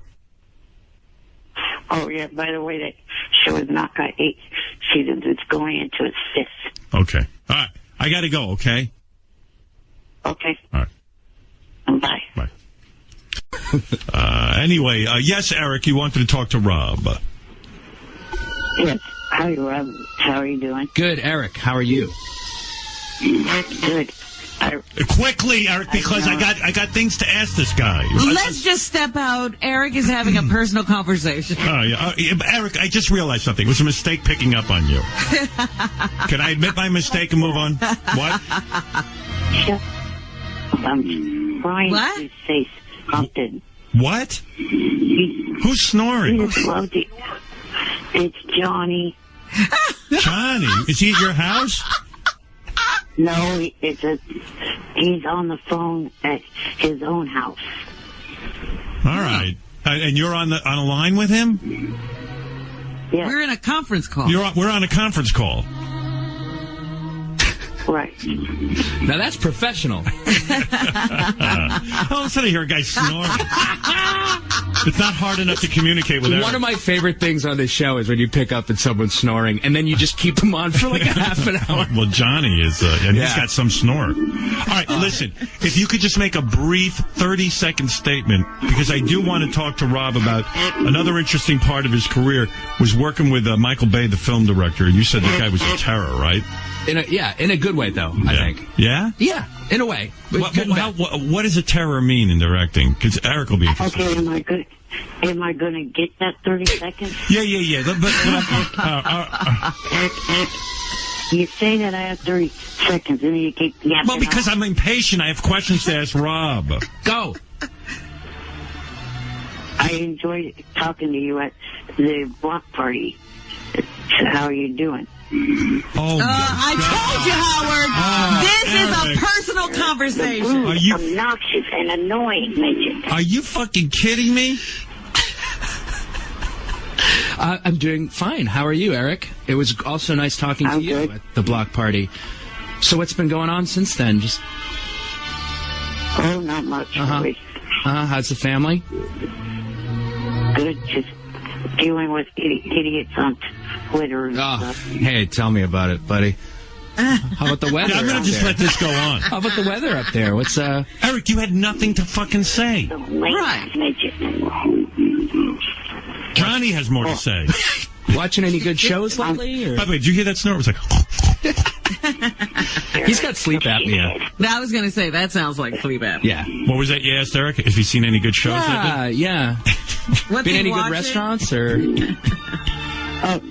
I was disappointed that one of the shows you were on got canceled. The one with Don Johnson's daughter. Okay. Thank you, Eric. Wow, Eric, you're some interviewer. Why don't you let him go on the red carpet for you? I want to. I don't know why. He would just. It's like magic. This is what it would be like. He won't. Why? Because it costs like $5,000 to get him there, and then at the last minute he has so many demands, and he cancels that it's just not worth it. I could not have been more sarcastic, by the way. I know. That was like... Tell me, listen, I'm hanging up on them. Eric, is it midget or actor now? I forget. Actor. Eric the actor. We're back to that. Okay, good. Eric the actor. Quickly, though, I've got to take another break. Okay. Yeah. I was just calling in because I heard you complaining about the National Enquirer doing a stupid bullshit thing about AGT and you. Yes. I constantly have that kind of problem on Twitter. People constantly coming up with bullshit about me, and I'm sick of it. Well, first of all, on Twitter, nobody believes what anybody writes anyway. But the Enquirer does have, it is a newspaper with some sort of credibility, I guess. Not much, but, All right, Eric, thank you for the call. What is it, JD? My question is this. Oh, you have a question? Back when your channel started, your whole tagline was, no more bullshit. Right. What the hell happened to that? Well, what do I have to do with your Twitter account? What do you mean by that? Well, what is no more? You should have a no more bullshit thing on your Twitter account. How am I responsible for your Twitter account? Howard, he sent me a note. Derek, weren't you threatening to sue us? if we didn't fix your Twitter account? You're kidding. Oh, I want to see that. No. I'll take that on. No, Gary, you're twisting what that email says. What the email says is that I would not put it past my family if something was to personally happen to myself or any Oh, it's such a veiled threat. Here's what he said. What did he say? He said, I can't tell you that I wouldn't put it past my family to sue you. That's what he said. Sue us for your Twitter account? Well, go ahead, bring it on. No, you're not listening.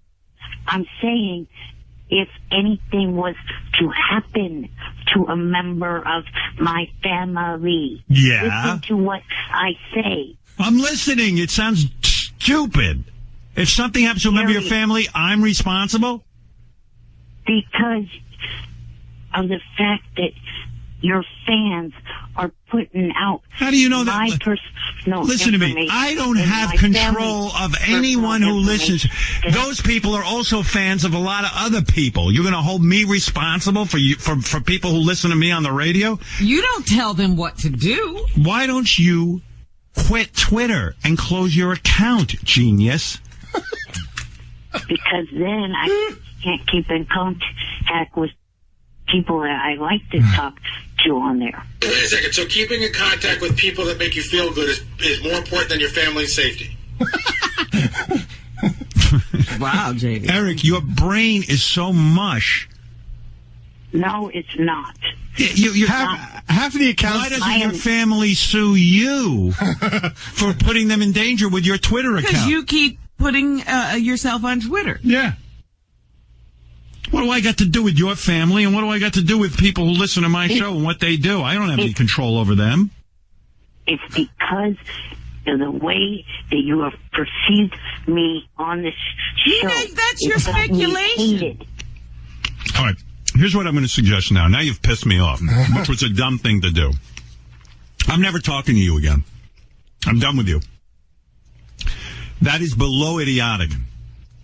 And you are disturbed. No, it's not. Yeah, Goodbye. Goodbye. Now you have nothing. Now you have no one to blame for your miserable life.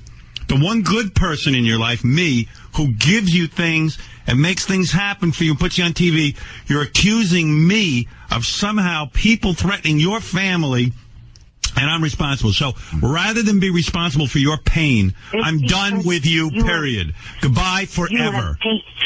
Goodbye forever. Be a hated person. Don't call. Then don't call. Goodbye. Don't now we're call not painting. in. Now we're not painting you at all. Don't call in. I'm sick of you blaming me for all your fucking problems.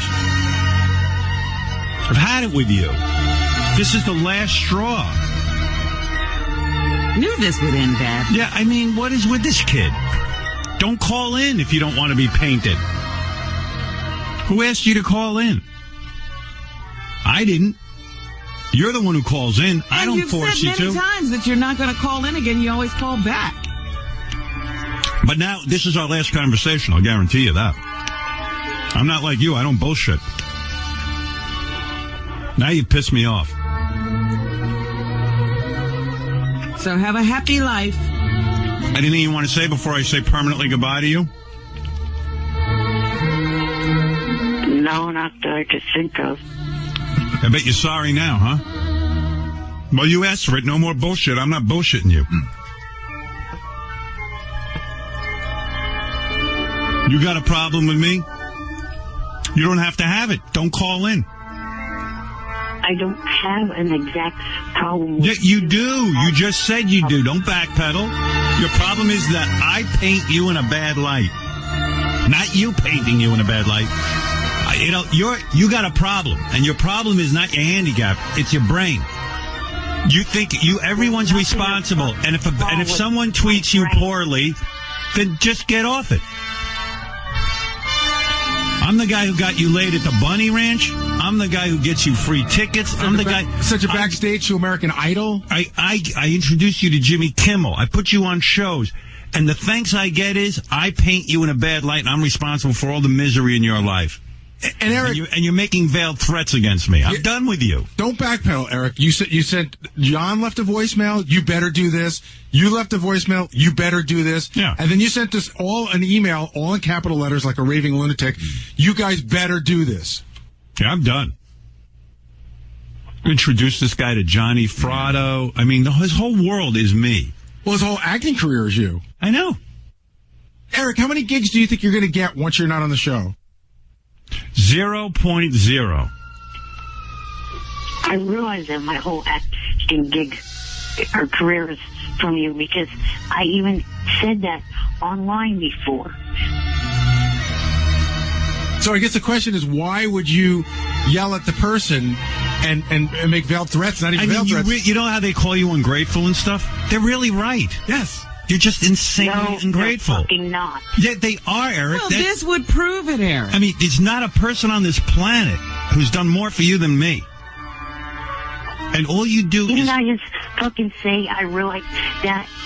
No. All you did today was blame me for people that you get into fights with. I said that less than a minute or two ago that I realized my... I don't like your tone, and I don't like how you treat me. You're a bully.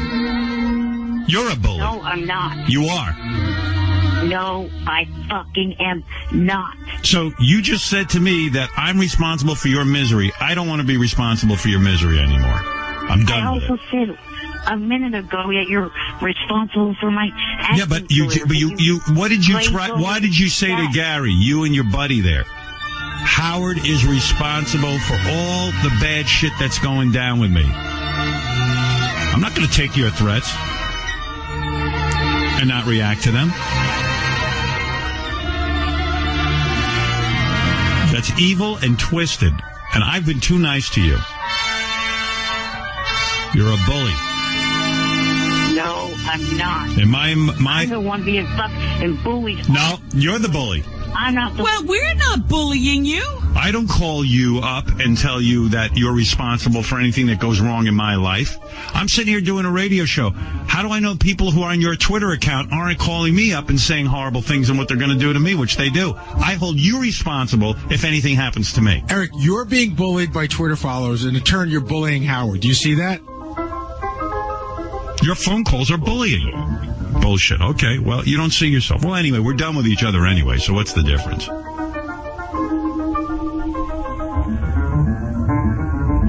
but I highly doubt it's going to last. Watch. It's going to last. Eric, we're addicted to him like he's addicted to us. I worked with Howard for a long time. That is not a threat you want to make. You're betting him that he can't live without you.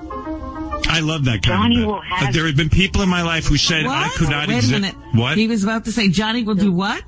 The week of the chance Johnny will have me back on this show, I fucking guarantee it. Oh, listen to Well, you better have a balloon attached to your wheelchair.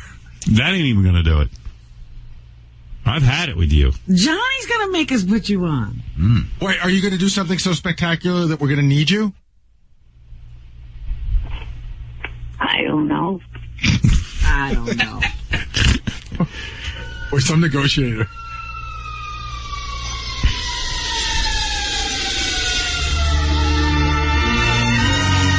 Is Courtney Love here yet? No. What are the odds that she even shows up on time? 50-50. Yeah. We thought that earlier in the week. The last time we had her book, she showed, and she doesn't understand. Almost after the show, she showed up. She showed up on time for The View because she understands that, like it's TV and stuff. But she could be out in the lobby right now. I don't know. I hope so. Because by 8 o'clock, Jim Brewer comes in, the party's over. You know what I'm saying? I've allotted an hour for her. The last time she came in, she emptied her entire huge pocketbook on my desk, which was like everything from medication and tampons to used tissues and keys. Well, I hope she... listen, I hope I'm wrong. I hope she is. Oh, she is in the elevator. Great. So I got to go, Eric. Have a nice life. Bye forever. Bye forever. Bye. Bye. I mean, imagine this fucking guy calling up and saying stuff like that to Gary. I mean, what is that? I'm such a bad guy to him? I'm such a bad guy. Don't call in. All right, I got to take a break. Thanks for calling, Eric. We'll see you, man. No. Go fuck yourself. Take your club foot and shove it in your ass. Do you want to speak to you know I banned Eric the actor from the show?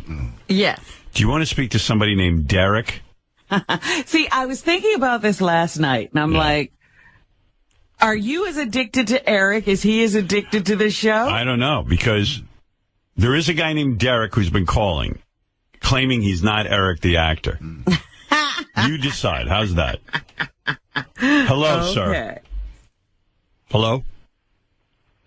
Hello. Is Hello? this Derek? Yeah, I'm here. You claim your name is Derek, and you're not Eric the actor. Hello? You got that right. He does have a Where do southern you accent. live, Derek? Texas. What part? Houston. Oh. See, Eric lives in, where does You Eric? guys out in California near Sacramento. Right. This guy claims to be from Houston. He does sound, has anyone ever told you sound like Eric the actor? Not really. Well, okay, Derek, what are you calling about? I have issues with Twitter, too. What do you mean you have issues with Twitter, too? Like who? Derek, I'm not saying I don't believe you're not Eric the actor, but I just got a couple of questions. Like, do you want to be an actor as well? That'd be cool. Okay. So, would you Well, ever, again, would you- does he have issues with Twitter like someone we know? What's your issue with Twitter? Well, if I try to say something to a celebrity, then I get a bunch of assholes harassing me. See, Eric has that same problem. yeah. Derek, would you ever play a gay man in a film? No, I wouldn't. See, this is why I think he's really Eric the actor. Eric, the actor, yeah. See, you have the exact same personality. Like, you won't play a gay guy in a film. You won't. You have the same issues on Twitter. What is your Twitter handle?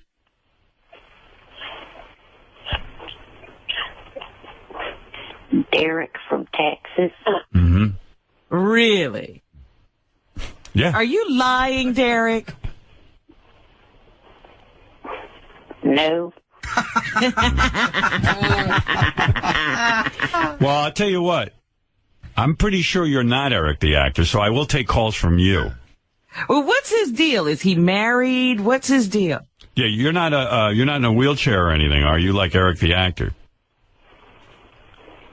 No, I'm not. You can walk. Yeah. Yeah. And you get girls, or are you married? I'm not married, but I do okay. Yeah? Do you have hands like plums, like Eric the actor? No, I do not. Do you have club fucking feet? Nope. So you don't have club fucking feet, and you don't have hands like plums. No, sir, I do not. Well, Have you ever been to that, what is that, Bunny the Bunny Ranch? Are you attracted to men like Eric the midget?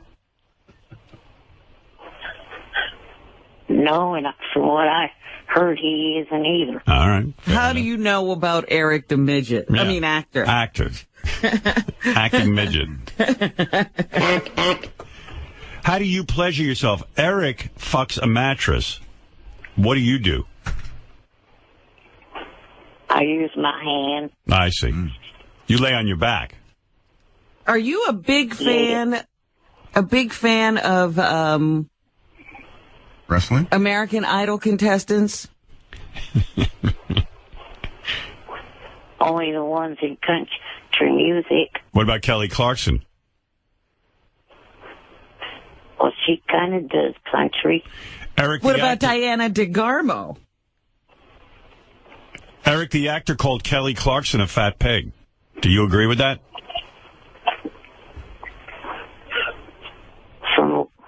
From the history that I know, I don't believe that's true.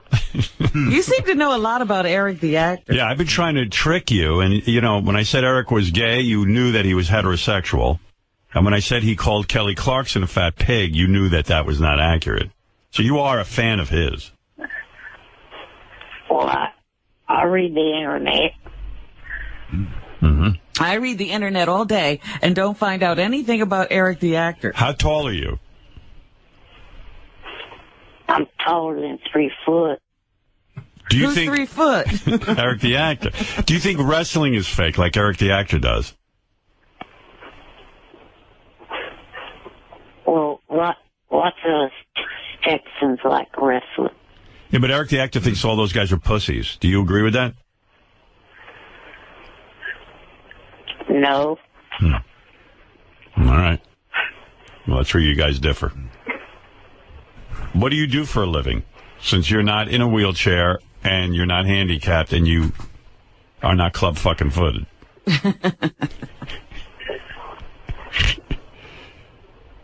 Well, kind of between jobs at the moment. I see.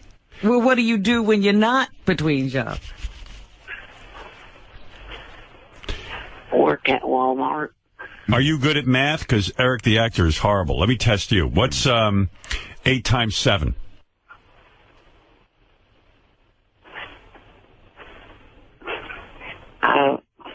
My brain can't come up with math this early in the morning. Yeah, well, that's the same with Eric the actor. See, I'm starting. Yeah. Eric says he can't come up with math either. We were saying in the back that we like this guy. Derek. We hate the fucking midget. You hate the ungrateful shit midget. But this guy we like. You like it. You like Derek. We hate that fucking midget, though. He's such an ungrateful piece of shit. You agree, Derek? Do you think Eric the actor is an ungrateful piece of shit?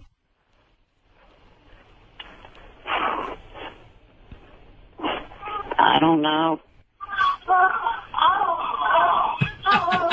Uh-oh. This guy's What's banging going on shit. back in What's going Derek's on there, Derek? place?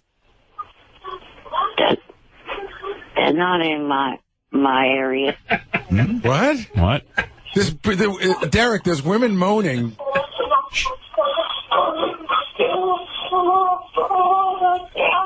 What the fuck They're is not coming from my part of the Yes, phone. it is. Yeah. We're not playing that. Fred, are you playing that? No, sir. Is Johnny on Derek, the line? are you on the line with someone else? Oh, Johnny's on. Why would Johnny be with Derek? What's Johnny doing? Is he having sex? I knew this was Eric. I figured it out like about 2 seconds ago. Oh, my goodness. Fucking Johnny's having sex. I guess. I hope. Hey, Eric, is that Johnny? I mean, Derek. It's Johnny, but it's not the other person that you said. Huh. Well, why are you on the phone with Johnny Prado? That's Eric's thing. Johnny got. I got in contact with him. I love. But he only deals with midgets. Do you think Johnny could be having sex? No, that's got to be a video. Oh. There's no way that's Johnny. Right. Why? Because she's screaming. Johnny would have a heart attack if we were doing that. What is going on? Hey, Johnny.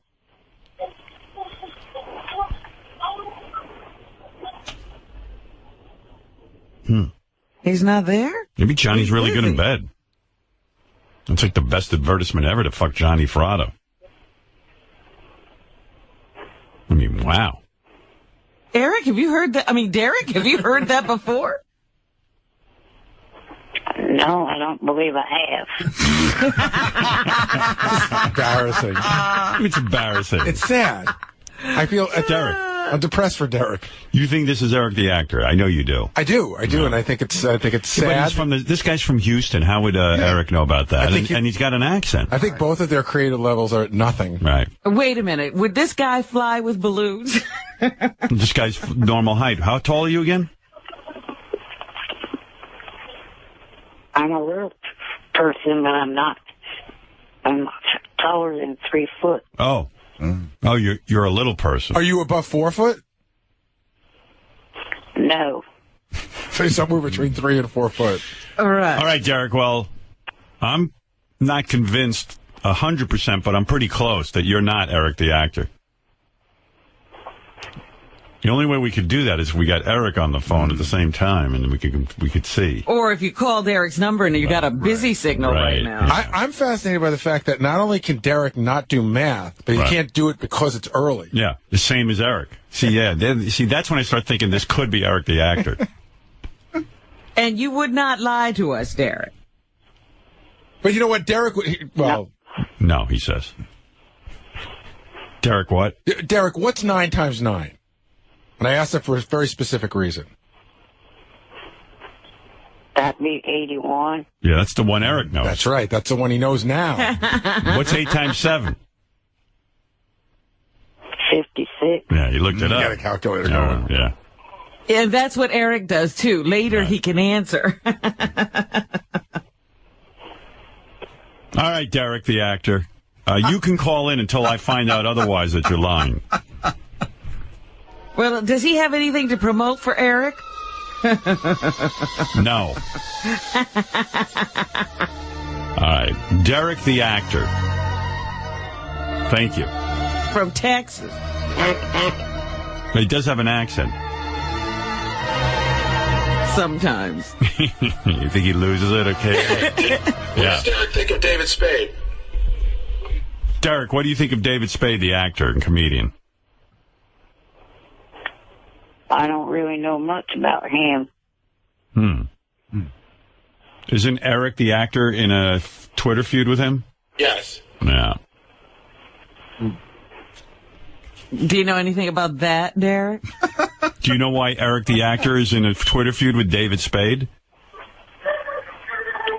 No, sir, I don't. All right. Ooh. What's going on at Johnny's again?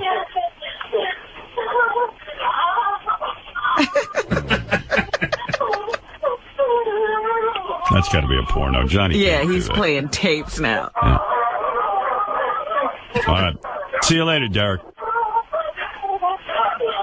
Talk to you later. Bye. See? No accent. Well. Wow. Well, the mystery continues. Some people believe that's Eric the actor putting on a whole new persona. Others of us believe that is somebody other than Eric the actor. Who are those people? I'm one of them. I'm not convinced. I want to meet them. Do you? You decide. All right, and let us know what you think. There are a lot of coincidences there, but I don't have absolute proof.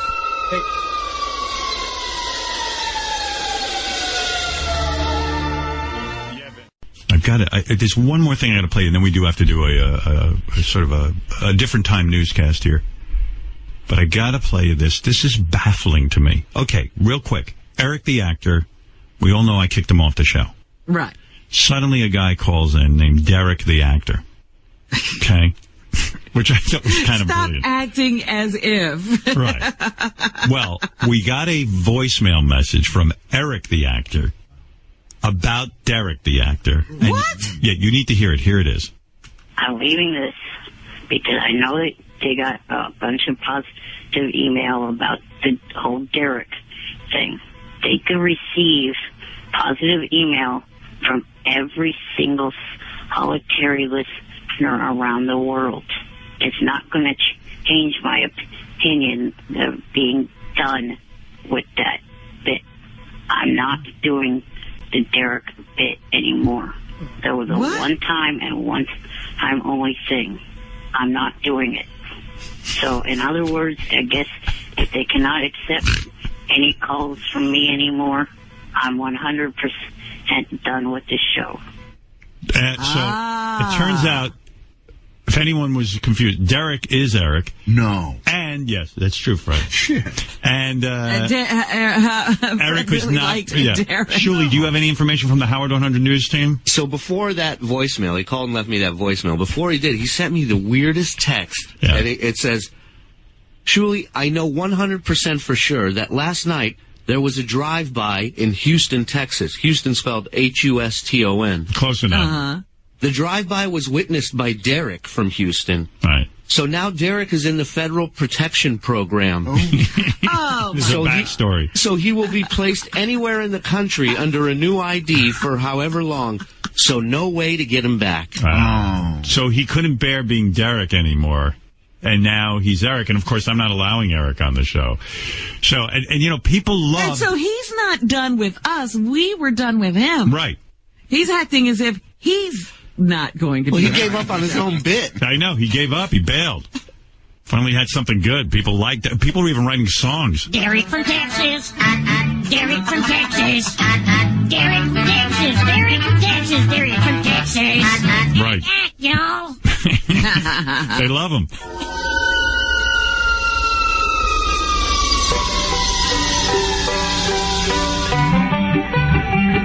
He had his own theme song, Derek from Texas, and even Syke wrote a song about him.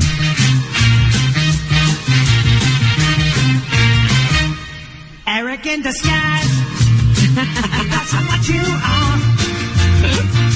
You're really tight size, but you're a great actor.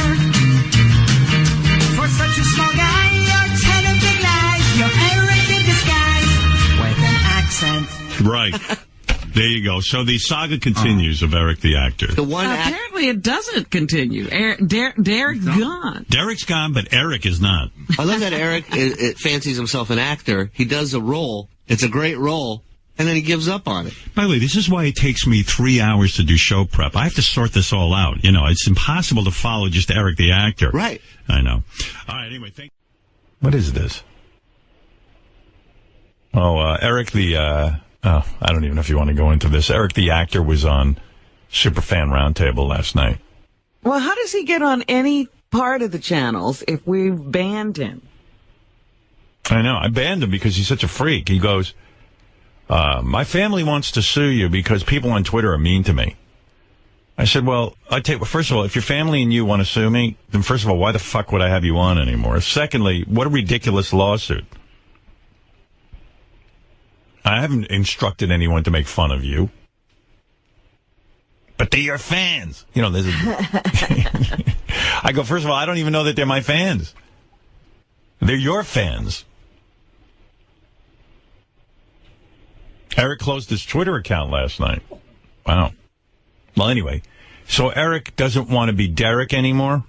It is pretty funny. Is there any chance that Stern fans are going to see Derek again, or just let us know what's happening? Is that chapter over? Yes, because it sucks that only way to be a part of a show that I was that I was a part of for almost 11 years is to play a stupid character instead of being myself. Okay, but the person that is but yourself. You are an actor. Yeah, but I don't want to keep playing. I want to be able to return as myself again.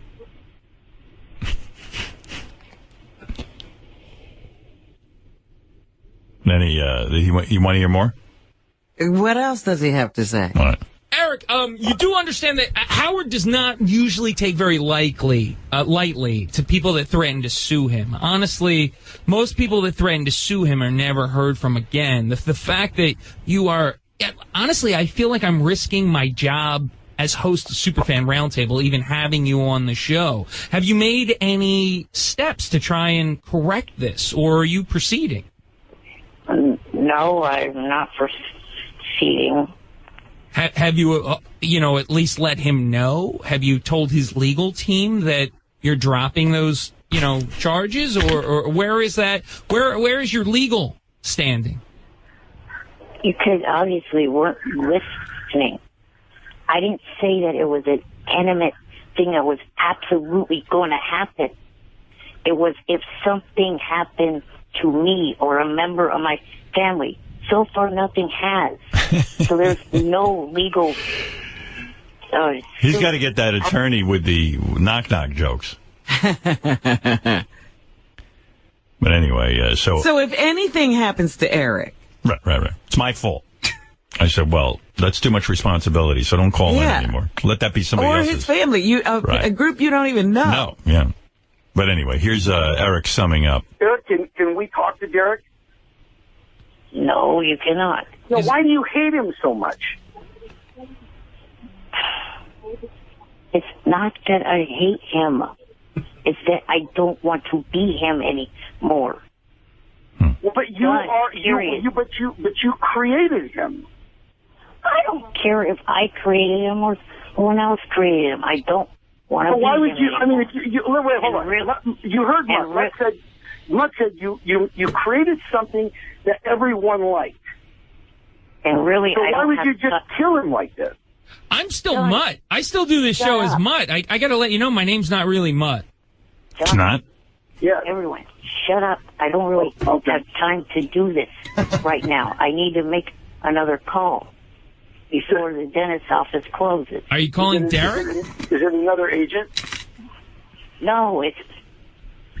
Did I just say a dentist office or an agent office? Okay. Are you having work done to your teeth to look less like Derek? Goodbye, idiots. And interview over. Oh, that's funny. Right. Johnny wants to plead Eric's case. I'm not interested, but I'll talk to Johnny anytime. He's going to start with a knock-knock joke? Yeah. Johnny, I don't want Eric on the show anymore. If he thinks that I'm responsible for his fate on Twitter, well, who the hell needs to think that? He does. Listen, Howard, I don't even want to. I do. Right now, I badly don't want to stick up for him. I really don't, because I just don't feel like it. But he does understand that it had nothing to do with you, and he claims that had you listened to it all the way out, he says that he said all the wrong words. In other words, he's terribly sorry for what I don't know. I heard him on Superfan Roundtable. I just played it now, and it doesn't sound like he understands anything. No, he doesn't. Listen, I don't care about his dumb lawsuit. I care about people threatening me. And I don't, I don't deserve that. Yeah. You don't. Johnny, you wouldn't put up with that. Never. Oh, I get threatened by the fucker all the time. What are you kidding? You gotta listen to some of the messages I leave on Shuli's phone. He threatens me like every other day, but this is just his way. But the thing about it is he absolutely does feel bad that he said what he said. Well, because it's you, and only because it's you, I will think about this. I wouldn't even give it a second thought. I would like you to think about it. All right. I think that if he wants to come back, he should at least come back as Derek one more time. Because, Howard, I'm telling you, when he's doing the Derek thing, like when he was practicing to call in as Derek, right, much more pleasant guy. By the way, he had me fooled. He was so pleasant that I was convinced that Derek was a separate person from Eric. Well, the personality was a totally different personality. Right. He may be an actor. After all. All right, Johnny, I understand. I'll take it under advisement. And, Howard, I want to tell you what happened to poor James Gandolfini, okay? You know what happened to this fucking guy? Tell me. He gained too much fucking weight. The little kid wanted to go to fucking Italy. He didn't want to take that kid to Italy. I promise you that. The kid is screaming, give me gelato, got more gelato. I want fucking Ferrari. I want this. The poor guy's drinking. And the kid nagged him, and boom, there it went. Now, Johnny. Johnny's real high on children. Robin, I'm telling you the truth. Robin, listen to me. Johnny's miserable. He has a second family. Johnny, if you could take it back, like you have a whole second family now, right, with little kids. Howard, yeah, I would take. Not only would I get rid of the second one, Robin, I would get rid of the first one too. Because when they grow up, they're no good. Listen to me, they're no good to nobody when they tell you, you teach them to say, I love you, give me a hug. They don't mean it. Well, you know what it is, Johnny. Right now, anybody with kids, they get 13, 14 years old. If they're good in school, keep them a little while. Put them in college when they're 18. If they're no good when they're 13 or 14, you got to get rid of them right away. Oh, my goodness. Oh, my goodness. Are you angry because do your older children give you a big pain in the neck? Every one of them. Wow. And these little ones. And then the little one that I love, I get the little one I love, He's a perfect little kid, but the motherfucker dances to some game all day called Just Dance. So he blasts music and he's dancing all day. Right. Well, you know what it is, Johnny, and maybe this is too heavy a conversation, but when children are very young, they need a parent so bad that all they do is love you. And then as they get older, as people, they have to sort of grow up and form their own opinions and fly their own way. And they have to break away. They have to break away. So you're a guy who likes to be adored and appreciated. You've got to tolerate that the older your children get, they almost have to be filled with resentment and stuff. And you want to be just worshipped. I must have did a real good job because they are. I'll tell you that right now. They are. All right, Johnny. Mean fucking kids. Yeah, Johnny fell so what for do I tell Eric? Well, Johnny decided to have a whole second family. He's got a young wife. Right. And she, of course, had the desire to have children. And, Johnny said, of course, darling, And now he's, how old are you now? You my age, 59? 58. He's 58 fucking years old. He's chasing around a kid with diapers, And then the other kid is like on Happy Days, I never hear him talk. All he does is bounce a basketball. Yeah, that's how I know he's around. I hear the basketball bounce. Yeah, and Johnny, we live in the penthouse, Howard. Johnny was ready for a whole adult kind of sexy life with his young kid. Right, he's saying, I live in a penthouse. Yeah. The neighbors don't appreciate a bouncing ball over there. All day and all night. The kid bounces the ball when he's asleep. Like Johnny shouldn't even be allowed to live in that penthouse. The other one's dancing like a fucking maniac. Yeah, Johnny, like the condo board should just get together and go, Johnny, we're throwing you the fuck out of here. We're voting you out. We're voting you out because you should have a house in the suburbs with these kids. Oh, my God. All right, Johnny. I got to go, man. Idea. All right, later. All right, guys. Johnny is Eric back in, though? No, Howard said he'd think about it. I'm only thinking about it because it's you. All right. And you represent him. All right, we'll see. All right, Johnny, thank you. Okay, guys, take it easy. Yeah, he's in hell, Johnny. Oh, that's funny. Yeah. But I don't want James Gandolfini's 13-year-old thinking he killed his father. Johnny's putting something out there that really shouldn't be. Of course. Gandolfini loved that kid. That's Johnny. You're coming from Johnny's place. Johnny's just fucking angry he decided to have young kids. And he's having a hard time with the kids. When they get older, they don't look at him like when they were little. Well, yeah, they become something that just bounces a basketball, won't even speak to you. And you're still feeding it. Right. Johnny had a childhood where he didn't really have parents who understood him at all. They were very busy with their own shit. And so, and Johnny, of course, feels now that he has children, they should only be devoted to him. Well, he also had a family who was giving, they had the space capsule brought to the house. Yeah, but they were doing all kinds of crazy things for him. Yeah, but that ain't the kind of love he needed. Things ain't. I'm just saying he everything was a big event in his life. He didn't have people ignoring him. Well, who he's paying for. Johnny's dad probably did not put up with any bullshit. He ran the fucking mafia. So, anyway, whatever. Well, we should have asked Johnny if he resented his dad and showed it. He wasn't even allowed to resent his dad. That's why it's killing Johnny that his kids are. I got it all figured out. Anyway. Oh, Robin. Right? Jeff the Drunk, you're on the air. Hello, Howard. Hey, Jeff. How you doing? All right. Johnny Prado took me on as a client. Yeah, by the way, I heard that on Howard 100 News while we were on vacation. What are you going to do? Eric the actor fired Johnny Frado as his agent. Oh, really? I didn't know Jeff had signed with him. Yep.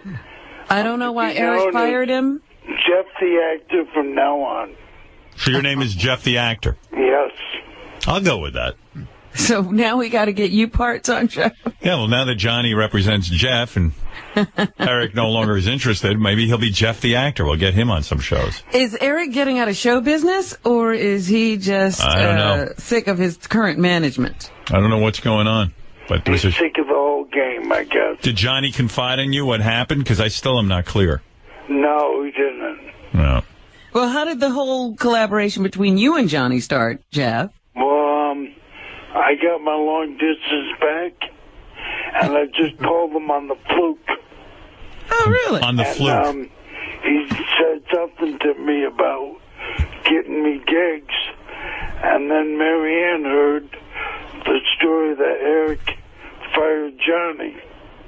Yeah. Well, anyway, there's a new guy in town, Jeff the actor. Thank you, Howard. All right. Whack-pack update. Are you willing to kiss a guy on screen? Hey, if it pays the bills. All right. There's a guy who's willing to work, I'll tell you that. What do you know about this? Julia, you're covering this story. I first heard you break the story. I'm right in the middle of it, Howard. Yeah. What's going on? So apparently Eric is shell-shocked by not being allowed on the show. Right. Ah. And he blames Johnny for it. And blames Johnny? What does Johnny have to do with it? Nothing. And Johnny's telling him, look, I'm the one reason that you may have a shot of getting back on the show. And Eric's saying, nope, I've threatened to fire you for years. I'm getting rid of you. The only way I will hire you back as my manager is if you get me a 40-foot motorhome and a conversion van with a wheelchair lift on it. He says, he goes, make these two things happen, and I'll hire you back. Wow. And Johnny's just like, you know what? I think I'm done. Yeah. That's not going to happen. No. That's amazing. He calls him all day long, Johnny. Wow. Johnny's in meetings. He's taking care of kids he shouldn't be taken care of. And his head's ready to explode as it is. And then Eric gets on the phone. And then Eric's on the phone going, put on Channel 9, check out this chick. Like, that's what he calls him about. All right, well, Jeff, you were smart. You picked up a top manager and moving on to better things now, Jeff. Yeah. Jeff the actor. Yeah. All right, Jeff, thank you. Thank you. All right. There you go. I was just saying to myself, the only reason you pick up Jeff the Drunk's calls is because he has an interesting name. Right. Now he's Jeff the actor. And I got the two of them, Eric and Johnny, calling me every day, relaying messages between each other through me. They're not talking to each other. And Eric says Eric says he wants to look for new representation. So I said, well, how are they going to get in touch with you? Because, he's not on Twitter. There's no way. And he says, well, maybe they can email you. Right. And then so now I'm involved. Yeah. I'm now. That's why Howard 100 You have News. nothing to do either. Sure, I'll manage Eric. Howard 100 News is the conduit. Yeah. Right. All right, well, good, Shirley. Stay on top of this big story, and let's find out more. I'm on it, boss. Yeah. Well, just, for all those agents out there, Eric is now available. No, Jeff's available. No. Oh, for Jeff's, the agents. Yes, Oh, I see. Yes, Eric, yes. Jeff has an agent. Yeah. Maybe Howie's wife will represent him. Well, she represents those kids, so maybe by the way, Eric in one of those commercials. If you want a little more Eric news, Derek, the actor, the guy from Texas. Yes. Who we like. Right. He won't do our show anymore, and he left a message. Another message? On our last voicemail. message? Yeah, this is a message basically saying that Derek is saying he doesn't want to be on the show anymore. Huh. Hey there, Mr. Frotto. I'm leaving this message for you to give to those stone people because, I've really been thinking about it. I don't like them at all. They're a bunch of dumb fucks. They don't treat little people nicely. Little people need to be treated right nice, but they don't know how to do that. Their fans are a bunch of dipshits. The producers, a big dipshit, and the main guy, Howard, he's a big nose dipshit. They could all go fuck themselves and go to hell. I am done with their dumb asses. Bye. That's Derek, the actor. Wow, he's certainly changed. Yeah. And he's kind of much like Eric in that he Thinks Gary's a dipshit and I'm a dipshit. Robin, what else is in the news besides Eric the actor? Well, aren't you banned, Eric? Hello? You're banned from the show. He just sent us a big note. I was going to give it to you in the break. I'll just tell you the title, then you can talk to him. The title is Things Need to Change Now. What's it say? Let me hear it.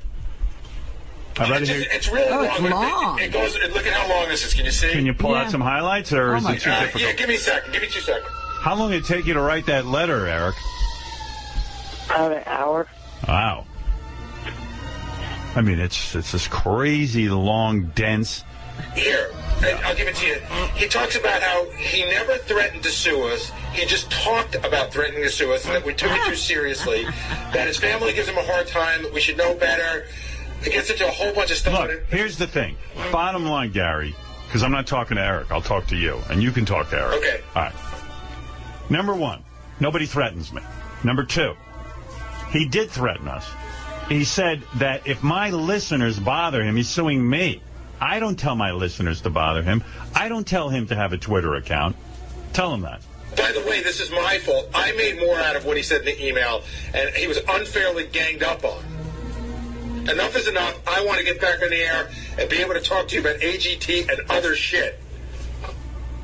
Then he goes on to name a whole bunch of people. I have no idea who the fuck they are, that he's mad at, that they, in his time of need, have sort of abandoned him and don't answer his emails. But I don't know who any of these people are. Let's hear. Are you that dumb, Gary? One of them's Tabitha. You don't know who that is? Are you Since there's no last name, you little fucking douchebag. No, I don't know who it is. It just says Tabitha. Do I know every... Here it says, I want to address Jeremy, Tabitha, Robert, and Mr. Strauss. How the fuck am I supposed to know who these people are? Her name is in the email address.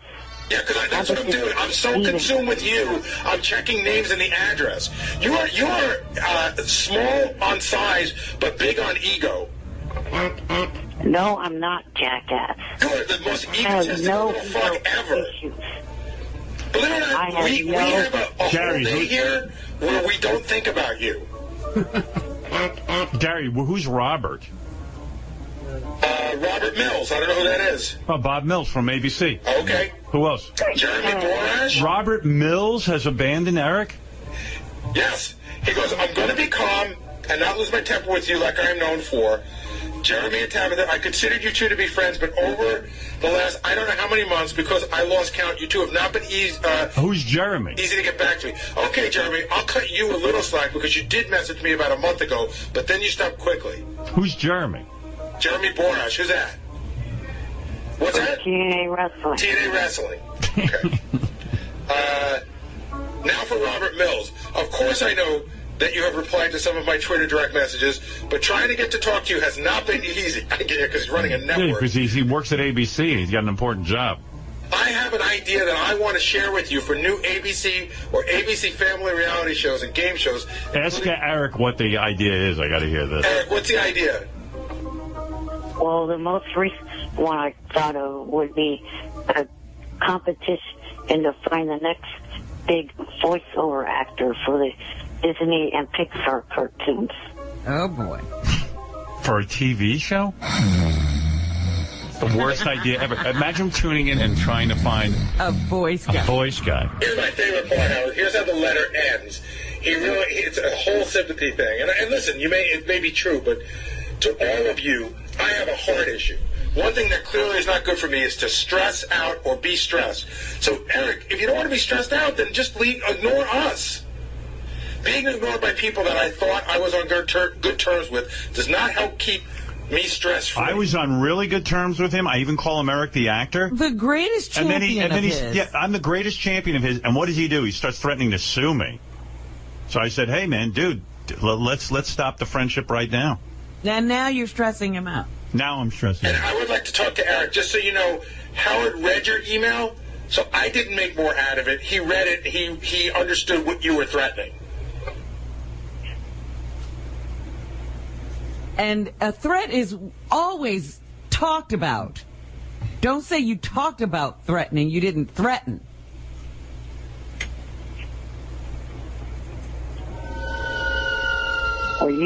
Gary didn't even word that one right. What? I did not say anything in that email that was sent tonight that said that my parents and my family give me a hard time. I didn't write that. Okay. I know I didn't write that. That was bullshit that came off of what Gary just said. Look, after 38, hold on, shut up a second, shut up. Shut up. Look, after 38 years of being around my parents and family, I know how they are. All right, look. I know. I gotta I go. didn't say that they give me a Stop hard picking up time. little sentences and just shut the fuck up. But you don't like Eric, Gary.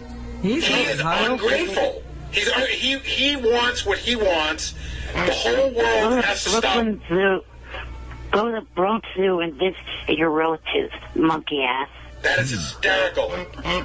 That is fucking hysterical. And by the way, a joke that's never been told before. Very original and told with the timing of a top-notch comedian, douchebag. You have relatives at the Bronx Zoo? Apparently I do, according to this fucking genius. Go get in a worst pitching contest with Early Ray Jepsen. Who? What do you say? The worst pitch is Carly Rae Jepsen. The worst what? He said go into a pitching contest with Carly Rae Jepsen. Again, gee, because that joke hasn't been told. Eric, you got to get something you got to be original. Well, how's he going to do that? Oh, come on, that was a week ago. How many people have said that joke between now and last Sunday? Probably at least 1,000. At least I'll go to my Twitter. At least 1,000 people have told that joke, Eric. Did Eric get rid of his Twitter account? Yes. He did? You know that for a fact? Well, JD just yelled it out to me, so I don't know. All right. Did you ask him why? Well, I think the stress is too much. Oh. Oh, wait a second. It's back up, they're telling me. It was down and now it's up. It's up, down, you never know. It's like the weather. Ask him if his Twitter account is up or down. Hey, Eric, your Twitter account up or down? Hello? I'm not. It's not up. So, wait, hold on. Does Eric, the actor, have a Twitter account that is now active? No. Okay, whether you're tweeting or not. So the account that you had has been shut down, correct? Oh, I'm trying to keep it under fucking wraps, you ape face. What is he doing? It is up. He's trying to keep it under wraps that he wants the audience to think it's down, but it's really up. Because I'm only trying to use it to do direct messages now. So it's like a and not secret... messing with this What happened to email? bullshit. It's a secret Twitter account? How can you have that? People are going to figure that out. By the way, Howard, if you go to Eric's account, the only people he follows, for the most part, are all these porn chicks with huge tits. Like all big boob accounts. Well, come on, he's a guy. Oh. Can you blame him? See, I'm the only one who defends Eric, and then he's busy fucking threatening me. I've had it. I mean, I'm pissed. What is the big deal? Why does he need to get back on this show? I don't know. Why is it stressing him out that he can't be on? Eric, why is it stressing you out? Let me say something, and then I'll answer that question. Howard, I apologize for that bullshit. Red Rock. All right. But wait a second. You apologize. You do admit that you threatened him, and you apologize for that. Is that correct? I may have gone over the line in what I said, Eric, the dumbass midget. You do admit that without this show, there really is no career for you, correct? Yes. So is that why you need to get back on? Midget. According to Johnny, no one wants to deal with me unless I have airtime on this show. You needed Johnny to tell you that? According to Johnny. Johnny told you that? You were under the delusion that you had some kind of appeal beyond this? Eric, the obnoxious midget. Well, I was hoping maybe I would.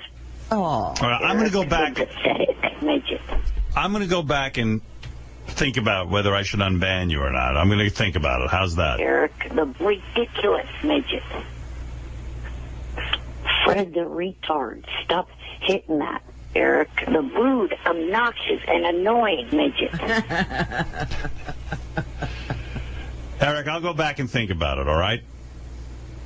I'm still very hurt. Okay. I have one question for him. Eric, you're going to be okay, once you get back in Johnny's good graces, you're still okay with Johnny representing Jeff the drunk? Because I know it was a big issue. No. Every agent has multiple clients. They don't just have one. They can't just have one client. Unless you're like Tom Cruise or something. No one is going to give that idiot a job. Either fucking risk. He can either show up on drunk or high or both. Well, that's not true, Eric. John Strauss from In Plain Sight is prepared to cast him right now. Is that right? Yeah. You're telling me Jeff the drunk, just from signing with Johnny for a few days, already has acting work? Yeah, so In Plain Sight is done. John's working on a movie. Eric's been emailing and annoying the shit out of him as well. Right. And but Johnny represents him, and Strauss is considering using Jeff in his movie. Wow. The only upside of having Jeff is he comes with his own fucking trailer. Eric, do you realize the chain reaction you've set off? Now you've missed out on another movie role because Jeff the drunk is getting it because you fired Johnny. I guess Johnny was working on a big deal for Eric, and then he blew it. By the way, Johnny's also in talks with the possibility of a new client, which is High Pitch Eric, and he told Shuli, I had a conversation with him, I'm not sure, but I may have been offered sexual favors to represent him. Wow. So are you jealous now of Jeff the drunk and High Pitch Eric being represented by Johnny? Well, I really don't have any bad feelings towards High Pitch anymore, but Jeff, I've never liked that dumb fuck. Will you be willing to work with Johnny again? Johnny is presently not your agent, am I correct? You fired him. He's kind of on the back, but on a short leash. Okay. Are you forcing him to drop Jeff the drunk? That's one of my conditions of having him continue to represent me. So, in other words, you will not work with Johnny if he's not exclusive to you. Right. But here's a better demand I heard from Shuli. He's demanding that Johnny buy him either a motorhome or a van if he wants to represent him again. Wow.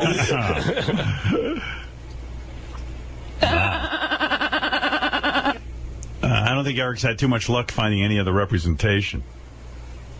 Has anybody called you to represent you since you dumped Johnny? No. All right. Well, this saga is fascinating, but I have to go. I was going to try to see if Howie's wife wanted to represent me. I heard she was an agent. I could get her on the phone, but first I have to make up with you, and I'm not sure I'm there yet. But if I do make up with you, I might get Howie's wife on the phone and let you talk to her. Okay. All right. Was the apology all he needs to do to get back on? No, Howard's thinking about it. I'm thinking He doesn't about know. it. I don't know how I feel right now. I do miss Eric, but I do feel hurt by him. Oh. You know, if Mary Jo Buttafuoco could forgive Amy Fisher, maybe I could forgive Eric, but I don't know yet. Hey, I got an idea. Yeah. Can J.D. rub his spoons on Eric's cock? In order to get... No? All right. See, he doesn't. No, I didn't have a... All right, I got to go. I have I have a comment about one of your AGT picks. I got to go, Eric. You don't get to comment till Howard decides if you're back. Right, you're not back yet. I'm thinking about it, though.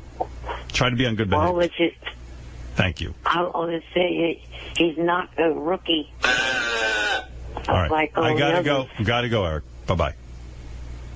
Bye. Little fucker keeps pulling me back in.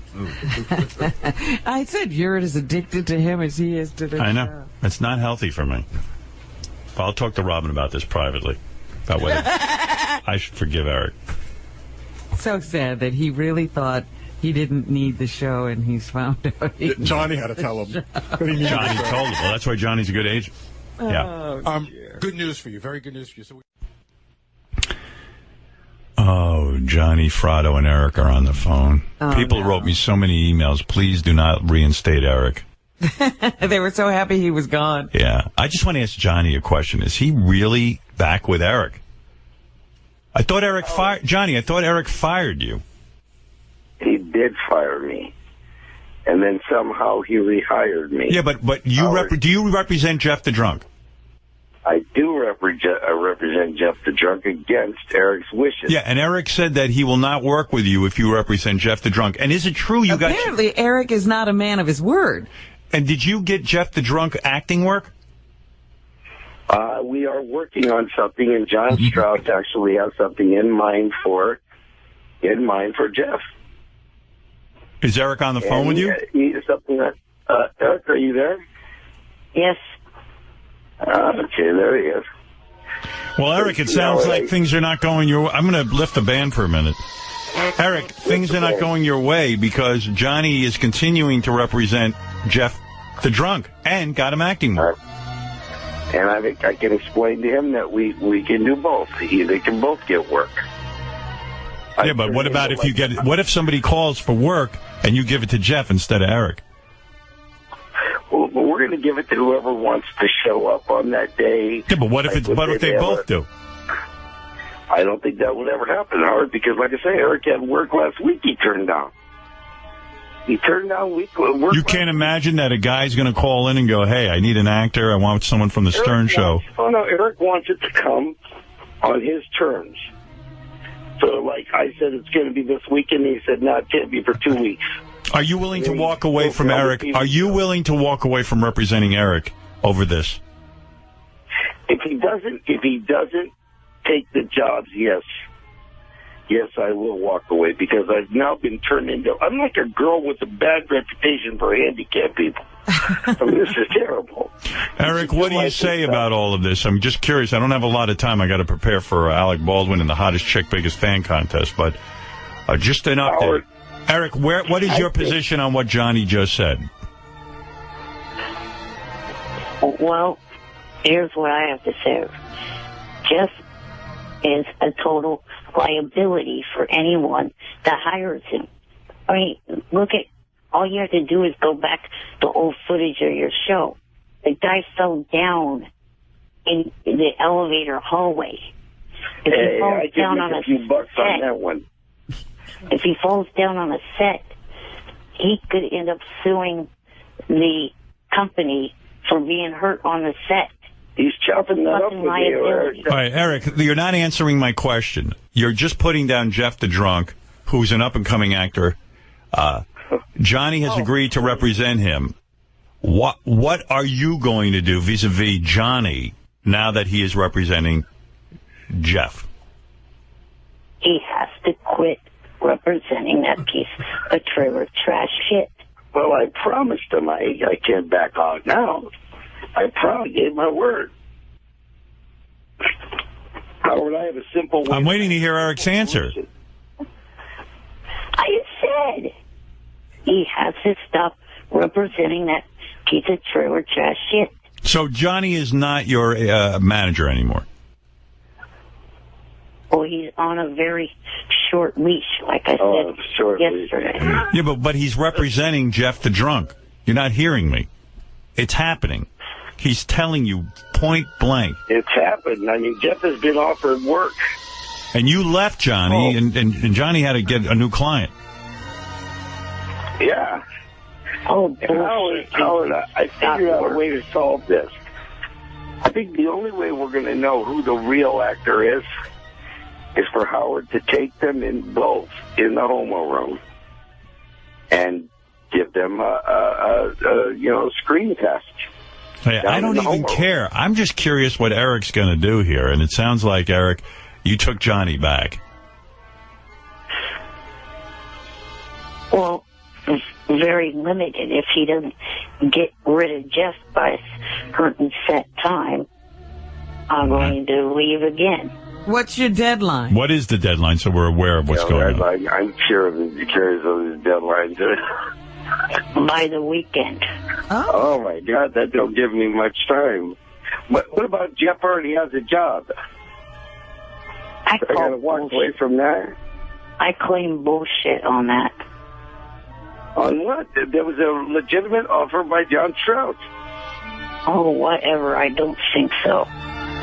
Why wouldn't John Strauss want to have him? All right.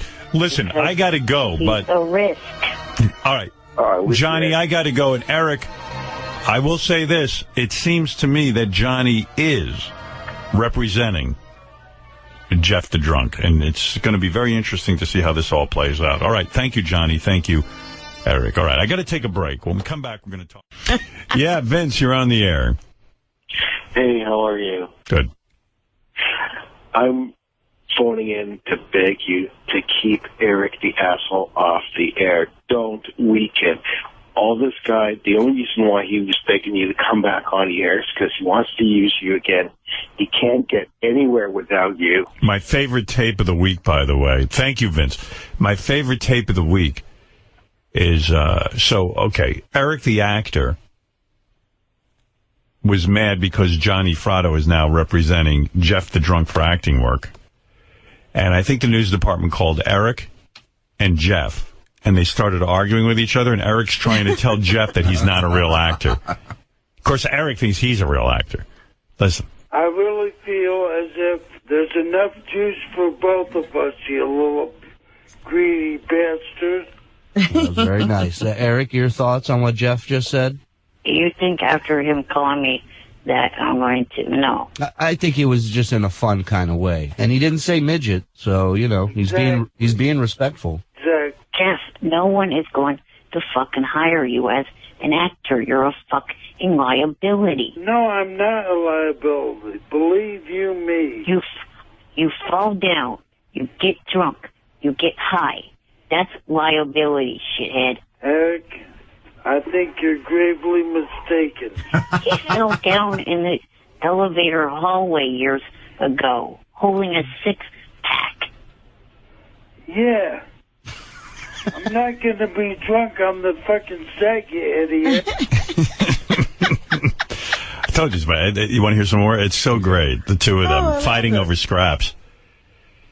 I know Eric's upset because Eric was sort of the one who came up with his acting thing, Right. Jeff's late to the party where whackpackers become actors, but so what? But Eric, it's driving... If Eric wasn't so difficult, there wouldn't have been an opening. Yeah, right. But Eric... Jeff the Drunk. Eric is just, he is livid. And Jeff's like, hey, why can't I be an actor too? You step out of a role, there are people ready to step in and take that role. And there's a perfect example. You don't want to fly with balloons. Jeff's ready to fly with balloons. I medically can't. You medically can. You're a chicken, motherfucker. Jeff's almost a doctor. Idiot. It's called adrenaline. Adrenaline goes too high. It will affect my heart. I have a heart condition, you hot-headed idiot. Yeah, idiot. Do you get that? You ever see the movie Crank? Yeah, I get it. All right. All right, thank you, Julie. All right, guys. Have a good day. Okay, Eric. What? Fuck you. That wasn't very nice. So the war is on, evidently, and, Johnny, where are we at? Who are you representing these days? Are you back with Eric, or is Eric gone? Where are we at? We have no confirmation on whether Eric is back or not. But I do have on the phone with me Jeff, the serious actor. Jeff the actor. Jeff the serious actor. Does he have a job yet? He is almost on the verge of a job, yes. What does that mean? You're in the middle of negotiations? We are negotiating. We are negotiating. Can you tell us what show you're talking about? Well, the show doesn't have a name. It's a movie. Oh, what movie? Oh, a movie. Well, they didn't tell us. Who's the director? Guillermo del Toro? Sharknado 2? He can't get in. Sharknado's too big a hit. What? Eric would have been great in Sharknado. Yeah, could you imagine Eric being eaten by a shark? He wouldn't have done it, though. That's the problem, Johnny, in representing a dude like that. He would have been like, I'm not going to be eaten by a shark. Howard, Jeff just told me before we called him that if it's called for him to go in the homo room, he is more than willing to go to that homo room. Right. We don't even want him in the homo room. That's right. He's too easy. He's too easy to get in there. Mm-hmm. Jeff, you would be. Jeff, would you be in Sharknado? I would. I would. What was that? Fred, what was that noise? I would. I would. Oh, that's you find that Jeff is really the Forrest Brooks of the millennium. Hey, Jeff, would you make out with a gay shark? If I had to. No. There's nothing yet I don't think that Jeff wouldn't do. Well, Johnny, this is a very different attitude than your last client. Oh, my goodness. It's night and day. I mean, look at it. Jeff, will you hang off the bottom of a plane at low altitude? I would. Just, we promise you won't hit your head on this floor. Sure, why not? There you go. That's what I'm talking about. He's a stuntman, too. He's a team player, Howard. He's a team player. In fact, right now, Jeff is being eaten by a shark while we talk to him. Yeah. All right, Johnny and Jeff, the new power couple, great. And you're not even sure if you're representing Eric, so that's the update. That's up to Eric. Right. Well, Eric said you had until the weekend, I think, to dump Jeff. Yeah, Eric did say if you don't dump Jeff by the weekend, you are no longer his agent. That's what I'm figuring, so me and Jeff have been communicating all weekend, and, we can't stop progress.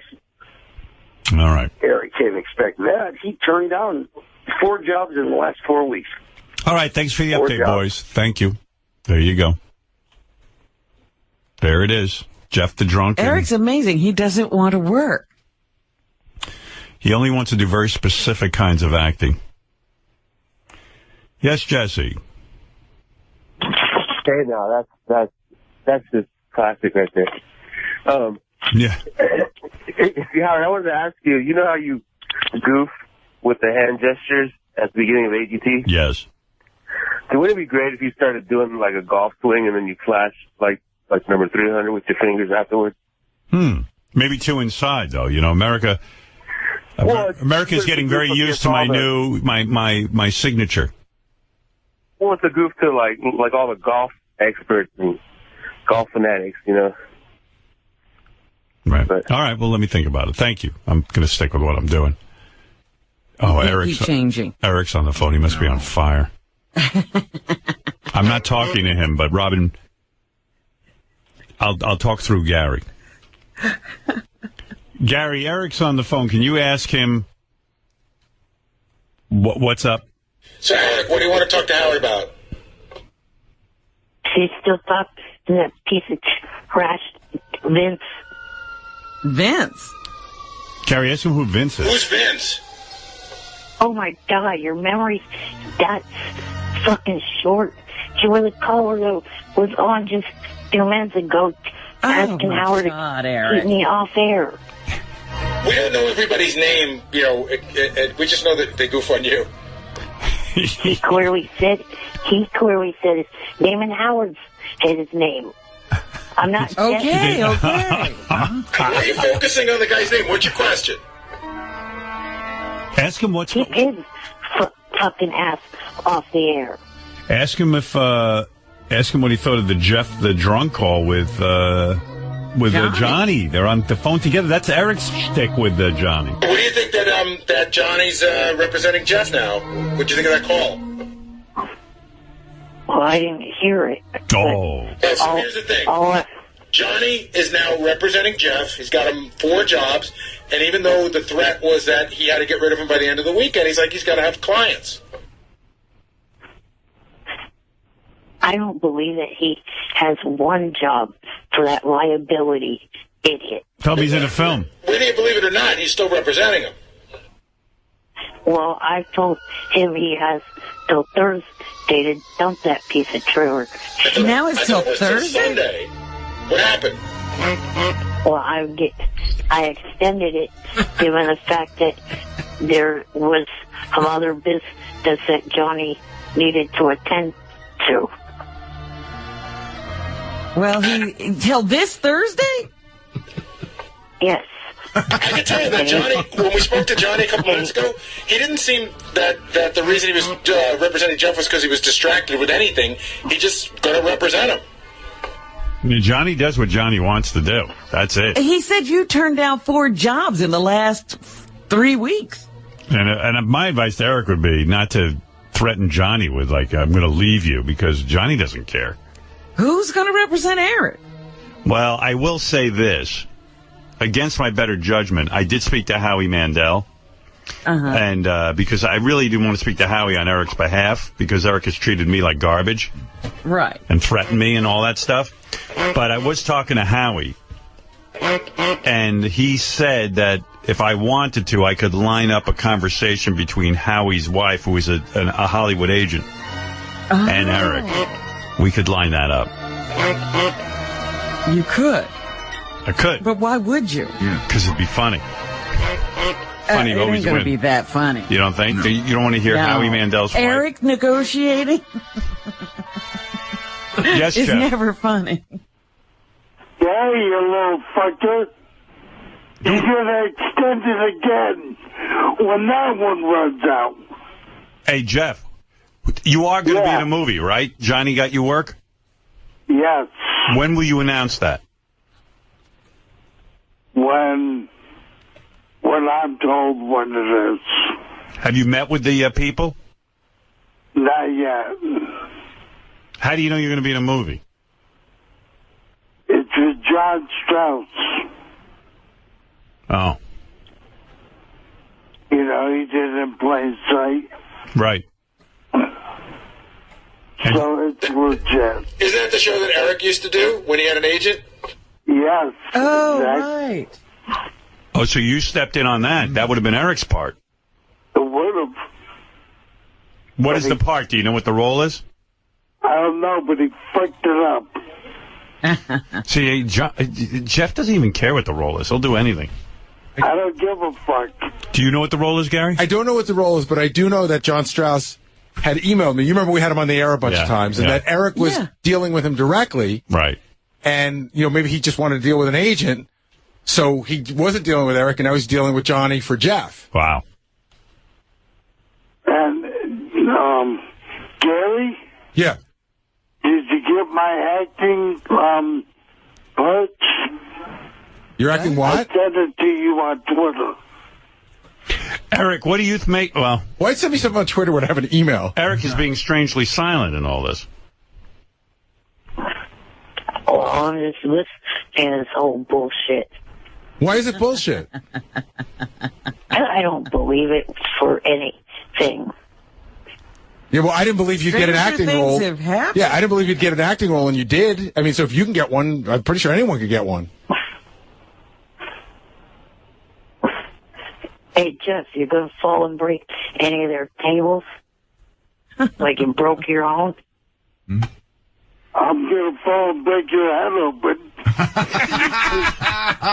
Well, one thing I do agree with Eric is that Jeff, you know, is going to have to refrain from drinking if he's going to work on the set. I have to say, Jeff's oddly reliable when he needs to be. Yeah? I don't drink 24/7. He's never missed an appearance here. Right. You know, whenever he says he's going to be here, he's here. I never worry about him, and But does Jeff have the same appeal of an Eric the actor? I mean, would you tune in to see Jeff the drunk? You would? Yeah. Wait, you said there's a TV show on tonight. Yeah. And Jeff is going to come out in that sling and that cowboy hat and try to pretend to be somebody else. I'm going to watch it. You got a point. The only show that he would fit on is Here Comes Honey Boo Boo. He's that kind of a person, white trash, like that family. Hey, Eric, what shows do you think you fit on? Eric's more family friendly. Yeah. He's like Downton Abbey. Right. Hey, let me see if I can make this happen. Thank you, Jeff. All right. I'm sort of talking to Eric, I guess. Johnny knows what to do, and that's to dump Jeff. I don't think that's happening. Eric, fuck you. Yes, Vince. Hey, I was going to tell you that all the guy's going to do is backstab you. He's going to lie to you again. He's going to threaten you. You gave him a job. No, I'm not. He threatened. What did he do? He threatened to sue Pepsi because he couldn't get Pepsi. And yet you give him an acting job. And he calls himself an actor, yet he turns down all the time. I'm not a big fan of Jeff the drunk either, but you know what the difference is? The difference, at least Jeff will be a little bit more grateful for everything you do for him. Now, Eric told me not to put you on the air anymore, Vince. Because and what did I do? Let Eric... retard. What is he? He's an incredible retard.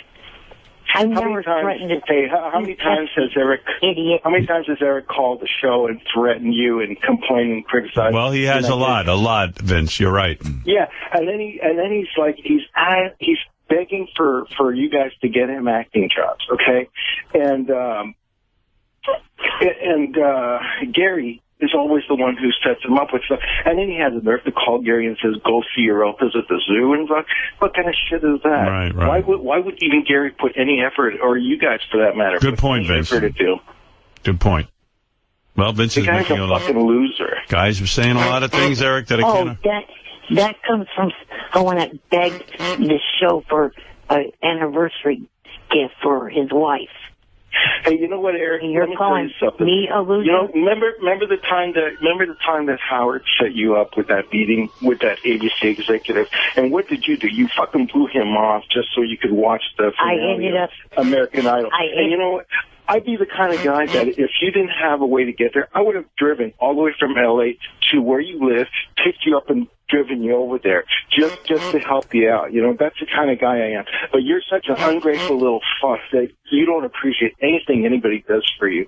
And you're. I ended up going. And then what do you think you made?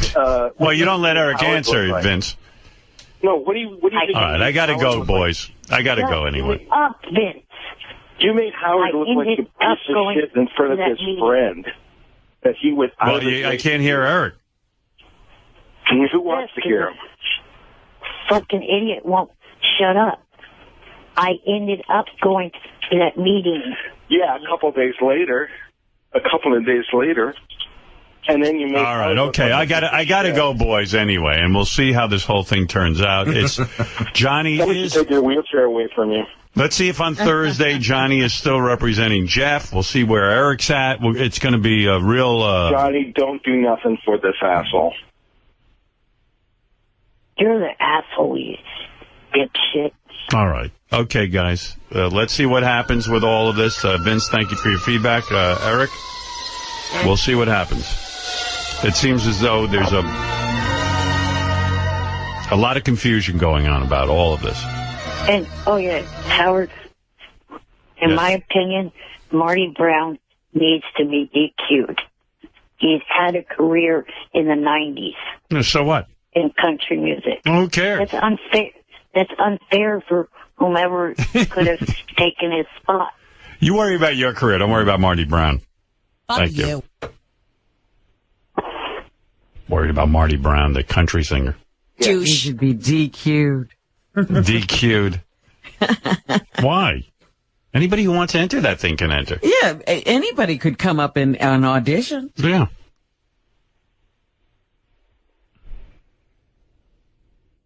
All right, where was I? I got to get back to business here. There's a lot to talk about. Johnny, why didn't you call in when Eric was on? I was trying to. You just missed He said him. he wasn't going to call. He said he wasn't going to call in. Yeah, he was just on. He wants his own airtime. He's mad. Oh, yeah. No. Oh, he doesn't want to be on with you. You evidently have till Thursday to drop Jeff the Drunk as a client. I thought I had till Monday. No. Which would be today. Right. No, you have Thursday. Then now he extended it. Right. Because you have business to do. I think you're going to keep getting extensions. Oh, my God. Okay. Well, wouldn't you all like he's got to do is play nice with Jeff, and it's a done deal. All right. Well, one thing about Johnny, he's loyal. If he decides Very loyal. if he represents somebody, he sticks with them. All right. Thank you, Johnny. Okay, bye. Later. Everything's just a little bit off today. I'm Mike Hambrick. Jeff the Drunk and Eric the Actor were to participate in an act-off, but one party refuses to take the challenge. It's Howard 100 News You Need to Know. Howard 100 News You Need to Know. I'm not actually going to participate in that because I knew it. Wait a minute. Now you're... Wait. I fucking knew it. Dipshit, shut up. You always back out of shit. It started as an idea that both actors agreed to. Each guy has to act in front of a panel of judges. The winner gets represented by Johnny Fratto. The loser is left to fend for themselves. Well, now it looks like Eric the Actor is changing his mind. So let's all figure this out in an adult manner, gentlemen. Jackass, shut the fuck up. Get off the fucking floor, dog. The reason why I'm backing out is because I know the show so damn well that I don't trust it's going to be on the fucking level. Now, when you say you don't trust it to be on the level, what do you mean exactly? What do you think's going to happen? I still don't trust the fact that I scored 90 on that IQ test. Okay, but this I know I should be higher, and I think that was fucked up. I think it should have been lower. What if, let's say hypothetically, okay, it's a team of actors and agents that are judging this contest. Do you still think it's not on the up and up? I think Gary would tell him to vote for Jeff. It's a fair contest based on your acting skills. So if you were to lose, you would only have one person to blame, which is yourself. Jeff, if you went out and competed against Eric and you stunk up the room, you didn't do well, who would you blame at the end of the day? Me.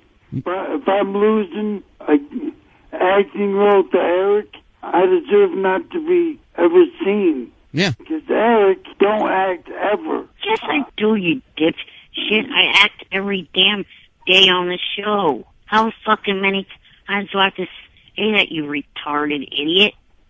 I don't know. An update to this story. Since we recorded this interview, Eric has called me personally to tell me he's back in.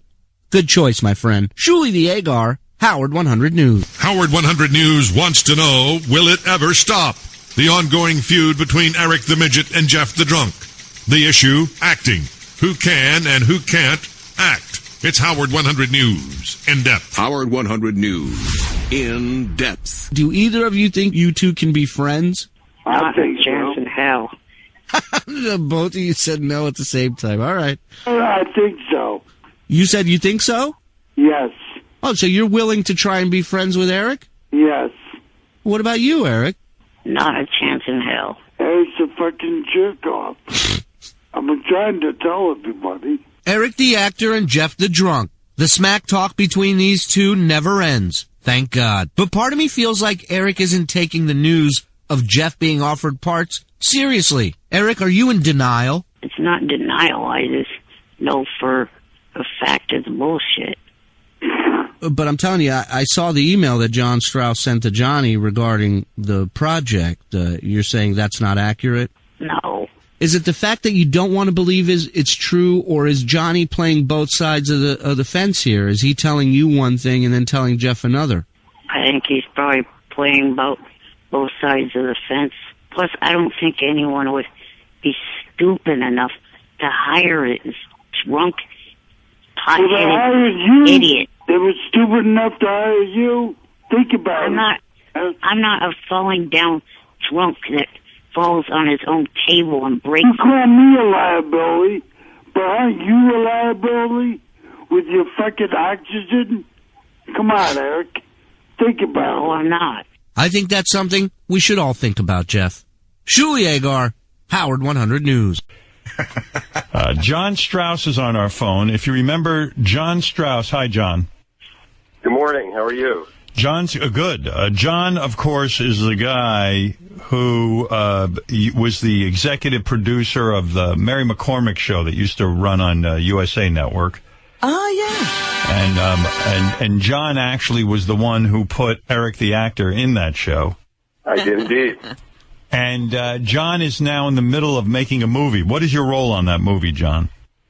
I am the producer of the movie. Right. And we're shooting in Los Angeles in October. John Strauss's new movie will be called The Brag. They're just starting to shoot. And it's a major motion picture. It's not one of these shitty independent films, right? Oh, hell no. This is big-time Hollywood. Right. Special effects, This the whole isn't a thing. Kickstarter thing. This is really a real movie. Yeah. It's not like Kickstarter, right? No Kickstarter for us. Nope. Right. Money's in the bank. We're ready to go. What's great about this, we were contacted by John Strauss, and we have something wonderful. We have a part in the movie. We do indeed. Up for grabs. And John left it to me. He said, well, who should I hire? Eric the actor or Jeff the drunk the actor? Now, on our phone... What is the part? These are two different types. Well, evidently it fits either one. It's designed to go either way. That's the beauty of it.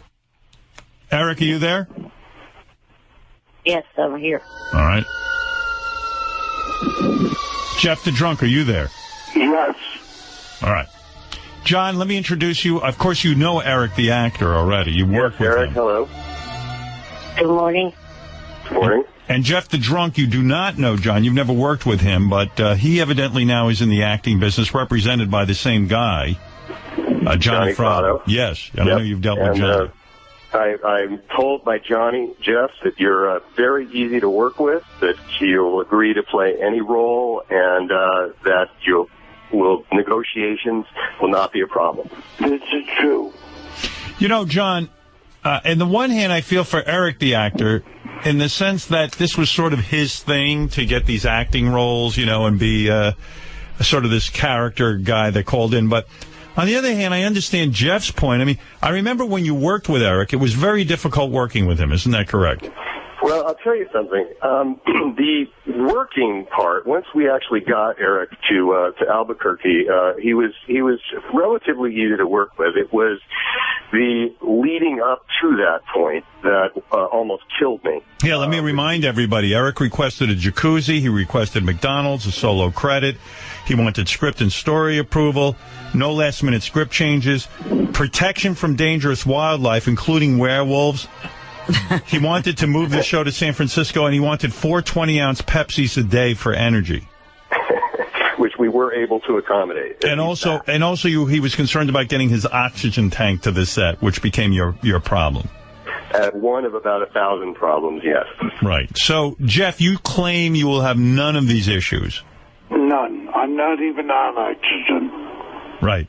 In fact, he doesn't even breathe oxygen. Right. He uses something else. John, tell us a little bit about the movie and the part. What is the movie in a one-sentence kind of explanation? Well, the movie is about 2 loser buddies who decide that the way to true happiness and success is to make viral videos and become YouTube stars. So they come out to L.A. and try to make that a reality, and they end up with this whole odyssey going through L.A., meeting YouTube stars and celebrities, and try to make their dreams a reality. Who will be starring in the movie? We are in the casting process right now. We have about a dozen YouTube stars already lined up to play themselves, and a bunch of celebrity cameos, and we're currently casting the 2 lead roles. Okay. And the role that Eric and Jeff would be up for, what is that role? Well, we have one of two possibilities. We have a gay couple, one of the gay couple who owns a pressed juicery in Los Angeles. And, so one of the characters you're talking about is gay. That is correct. All right. Eric, you will not play gay, will you? No. All right. Jeff, will you play gay? Of course. Well, there's the decision, John. Well, Eric, I was kind of hoping that you'd take a look at the scene and be open to it. But, again, if that's the case, we can stop right here. We do have... How gay, if I may be blunt, how gay does he have to be? Does he have to be flaming, or can he just kind of be... he can absolutely underplay it. I mean, we're not trying to make fun of anybody here. It's grounded in reality. What? There's no insertion. No, it's just that you're a gay man. And by the way, in the movie, no one believes you're actually gay. I mean, you're playing a gay person. Right. All right. The other role, that would be acting, Howard. Yes, but Eric's not interested in that. So, Eric, you're out of the running on that one. Right. And what is the other role, John? The other role is the role of Harvey, who is a homeless guy who has learned how to pick up women. Well, Eric, you would play that, right? Yes. Right. And Jeff, in a minute, in a heartbeat. And Jeff can easily play that because he looks... A heartbeat away from that. Right. Heartbeat away from See, I actually think Jeff would be a good homeless guy. Well, again... Who learns to pick up women? Who knows how? This Harvey who's homeless and learns to pick up women, has he ever been gay? We would like to leave it up to the actor to infuse whatever backstory that he has, and it could add a little depth to the character. So, Gary, I don't understand the controversy. I thought the guys were vying over one part. That's what it's supposed to be. They're supposed to be vying for one part. Oh, yeah. So it sounds like there's two parts. Well, I'll tell you what. We can just vie here for the role of Harvey. Just make it the gay guy. No, if it's the gay guy, it's Jeff the drunk. He's got it. But Eric, I got to ask you a question. You like Tom Hanks as an actor, right? You think he's a good actor? Yes. Okay, so when you saw Philadelphia and he won the Oscar, you know Tom Hanks isn't really gay, right? Yes. So what's the big deal about acting gay for a part? Also, in Forrest Gump, what you won the Oscar for, and I know he's not a mentally challenged guy either. Right. So why that proves my can't you point. play any part? Right. Oh, I don't want to play that. But what do you think will happen if you do it? Like, what's the downside of doing it? I don't know what the downside is. And I ask you, why don't you want to do it? Because you seem to have an objection, and I don't understand why. I know that you want to act so bad. It means a lot to you. So here's a great part for you in a major motion picture. I don't understand what you think will happen if you do it.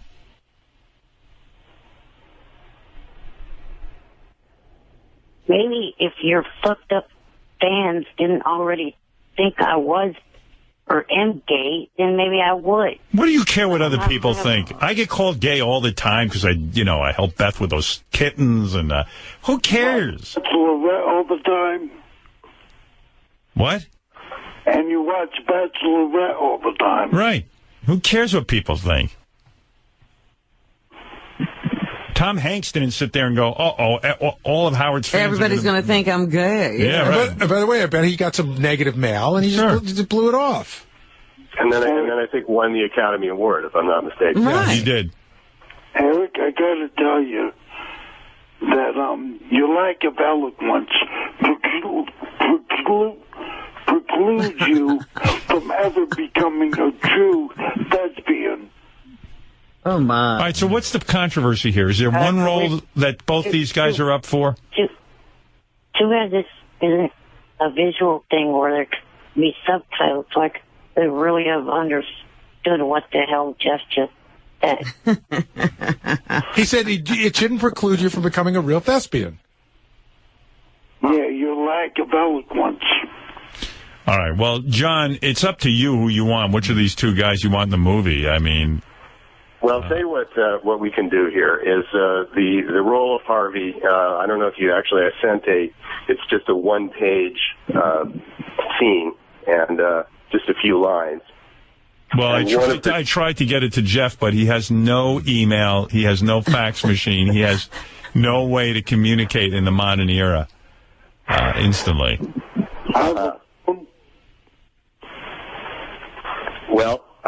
What I was going to suggest, if Jeff did live in our time, was that both Eric and Jeff read for the same role, and then we could all decide how they. All right, that's good. I tell you what, we'll get out scripts to Jeff and Eric. We'll let them do the scene. We'll hand carry it to Jeff since that's he's back in the Pony Express days. Jeff and Eric, drop it by parachute. Jeff and Eric, are you amenable to that? Yes. Yes. All right, and we'll have an act off. So is the role of is the gay role larger?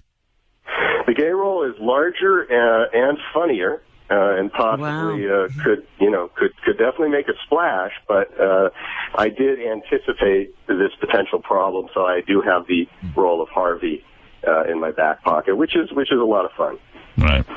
See, I think that the gay role is the role that should be up. That's what the producer. Eric's not going to play gay. Well, then he's out of luck. All right, then Jeff gets it. That's what I think. Yeah, but I think Jeff is better suited to play a homeless guy, and so is Eric, than a gay guy. Can you do any kind of gay for us, Jeff? What would you like? I mean, you'd have to convince me you're gay. Why don't you start with Over the Top? Let's hear that. You mean flamboyantly gay? Yeah.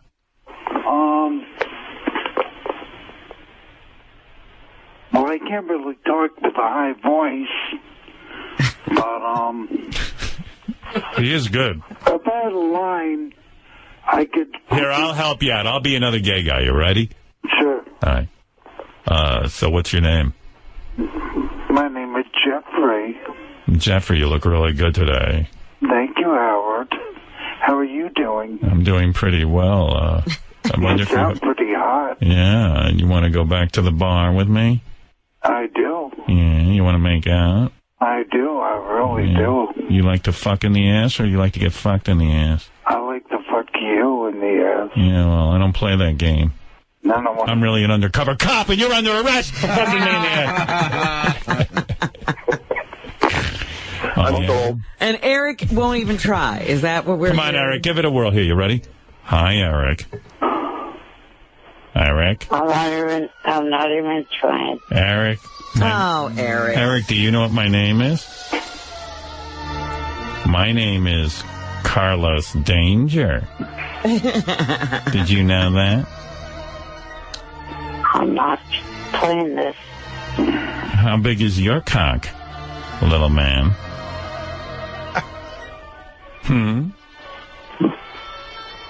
You know I'm not. You're resisting. Give it up. I'm not going to do that. You know, I once went out with a straight guy, and I converted him in 10 fucking minutes. I bet you I could convert you. That was me. Meet my friend Jeffrey. He's got a big cock, too. Hi, Eric. What are you doing, big boy? We're both gay. But you know who's ever called him big boy before. We're both gay, and if you want to be in the movie, you've got to be gay, too. I'm revising the scene as we speak. One thing I love about straight guys is the harder they resist, the more I know they want it. The better they are once you get them, huh? John, You know Eric wants to suck that dick of yours. Hey, John Strauss, you can be gay, too, if you want. Of course I can, Howard. Yeah. Do you have a big cock? Just above my knees. Yeah, would you like to meet Eric? I'd love to meet Eric. He's got a very cute voice. Did you hear that, Eric? Eric. I think he died. The producer of the movie just paid you a compliment. I can do a lot for your career. All you have to do is suck some dick. You done that before, Eric. Come on. Eric, I'm getting very, very hard for you right now. Me too, Eric. I am very close to hanging up. Don't do that. We're just trying to act over here. He's going to punish you by turning down the job. Oh. Well, if you don't want to have fun in the movie, then fuck it. Eric, how could you turn down the bigger role? Hold it, Robin. I'm licking Jeff the Drunk's asshole right now. I love it. Eric, if you hang up, that means you're gay. For real. Because that means you can't take it. Now what are you going to do? Are you going to hump your pillow, Eric? Shut up, you dumb fuck. Eric, sit on my face. I have an extra large jacuzzi. What was that, John? I have an extra large jacuzzi. What are you going to do to Eric in the jacuzzi? Oh, we're going to hug and kiss and sit in each other's laps. All right, enough of this. Anyway, that's called acting. Yeah. We're not really gay, Eric. Yeah, Eric, Howard just said... You are. No, but Howard just said, I'll suck your cock and lick your ass, but I don't think Howard's really going to do that. This is boring being straight. Let's go back to being gay. Hi, John. Hey, Howard. You want to come on Eric's glasses? Oh, my, yeah. They're so thick. Eric, did you hear that? John wants to come on your glasses. Oh, excuse me. This ain't fun. Eric's not acting. Not doing anything. What about Derek, the actor? Would he play the role? No. Part of me feels like this is the real me coming out. About time. Is that what Eric's afraid of? Eric, don't you want to be gay with us? No, I do not. What if I cut a hole in the bottom of your wheelchair and slip it in? That'd be a good scene. How do you even do that? What? Cut a hole in the bottom of his wheelchair and slip it in? His asshole will be there. I'll just stick my dick in there. What, are you going to get underneath it? Yes. Yeah, I'll get underneath his wheelchair and put my cock in his ass. He won't even know it hit him. And he could suck my cock at the same time. This is a movie. But what are you going to do, John, while I'm fucking him in the ass and... He's going to be fucking me in the ass. Oh, John, you're fucking Jeff in the ass? Well, I was also thinking of a teabag situation, but I'm open to anything. You know, Jeff wears a cowboy hat. We could come in his hat and then have him wear it. And then our cum will drip down his face. Right down my nose. What was that? Down my nose. Yeah, down his nose. It'd be like a Roman soldier helmet. You might as well act. You're already getting teabagged and jizzed on. Eric, please join us in the movie. No. I'm going to come all over your little face, Eric. All right, I tell you what, Eric. You be our straight friend, and we'll all be gay. How's that? Come on, honey. All right. Would you act with gay characters? Will you act with gay characters? It's contagious. Yes. You will. You would? Okay. Okay. We're getting somewhere. Eric, I know you're straight, but would you suck my dick? All right, John, I don't know what you're going to do. So, as soon as I recover from the call, I will get you the role of Harvey. Well, actually, I've gotten it to you, but we'll get it to Jeff. All right. Get it to Jeff, and then we'll have an acting off. And Harvey is a straight character, right? Harvey is straight. Nothing gay in sight on Harvey. You hear that, Eric? That's a straight role. Yes. Oh, he's all for that one. Right. I just found out that Johnny Fratto, who is working with Eric, just hired High Register Sean as his personal assistant. Oh, wow. So anytime that Eric wants to communicate anything to Johnny, he's got to talk to High Register Sean. Wow, Eric, middleman. No longer direct access. I feel like I'm talking to somebody at Mars. Like it takes 10 seconds to get there. Yeah.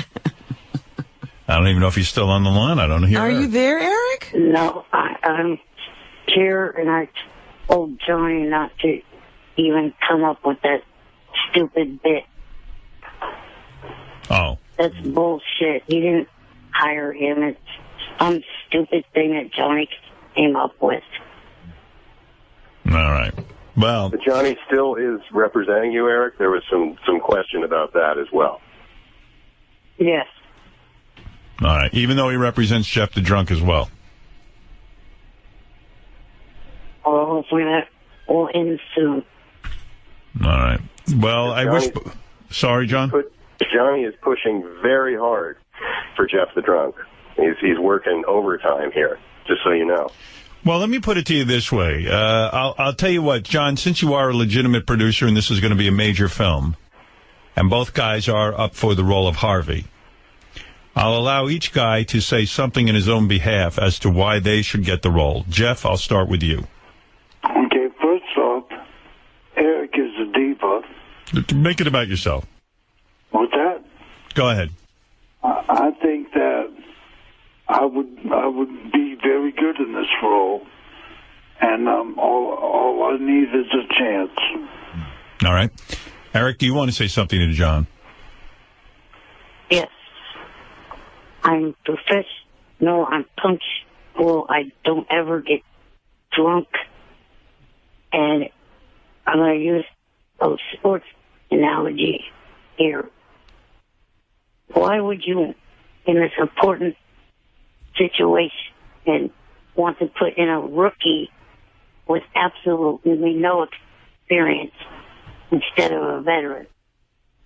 A veteran. Will you play a gay character? He said no. Well, that's why.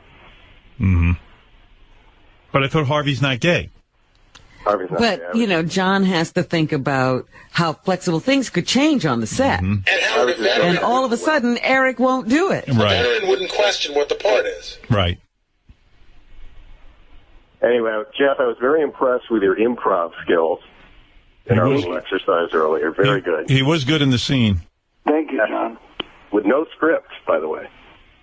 No script. We're on it. Yeah. He can ad-lib. That's for sure. And we need that. Eric wouldn't even wouldn't even join in, contribute. yeah. So we don't know what he can do. Maybe No, we do know what he can do. That said, we will be fair, and I will get you the scene of Harvey, and you both can vie for the role, which is how it works All right. in Hollywood. As soon as we get the scripts, we'll do that, John. We'll call you back, okay? Sounds good. All right, John, thanks. Thank you. By the way, you're an excellent actor. Thanks so much. Yeah, good job. Oh, I thought you were talking to me. Well, Jeff, you were good. Eric, I can't tell. He never acts. Right. He acts like a fucking idiot most of the time. I act every time I'm on air with you. What do you mean? This is not my real personality. It's an act. Yeah, but you're acting yourself right out of roles, Eric. Yeah. Eric, you mean you're like a great guy in regular life? Oh, yeah, I bet you're a real good guy, Eric. We wouldn't recognize you if we saw you in person. Douche. Hey, Jeff, if you have to, will you take a Pepsi bottle up your ass for your character? If I had to. Yeah. Eric, what about you? No. But I don't drink Pepsi. It'd have to be Coke. All right. Thank you, guys. And plus, I'm more confused than ever. So is Eric saying that he would really play a gay guy, but this character that he plays on the air? No, he said no. Right. I don't know. I'm very confused about this character Yeah. he plays on the air and who Eric is in real life, who John wants to hire. By the way, I just do want to mention, too, how good Jeff is. He made me come during that bit. You're welcome. All right. Goodbye, boys. Thank you. There he is. Eric. Did you know that today is Johnny's birthday? No, I got to go. Goodbye. And also, did you know about Baba Booey drop last night on HBO? Yes. Thank you. Baba Booey. Bye. Bye. Bye. All right. I got rid of everyone. That was great. That was some acting. All right. Where was I? By the way, Eric the Actor, I want to congratulate you. Eric the Actor was now on Inside the Actor's Studio. Oh, really? Over the weekend. I don't know how many people saw it. It was fantastic. I'll play you a clip. What is your favorite word? Bitch. Don't fuck. What is your least favorite? Of course, I should mention that he was on with Jeff the Drunk. So they had to share, Billy? They did, yeah. What is your favorite word? Bitch. Don't fuck. What is your least favorite word? No more. Technically, wouldn't both of those be 2 words? Loser.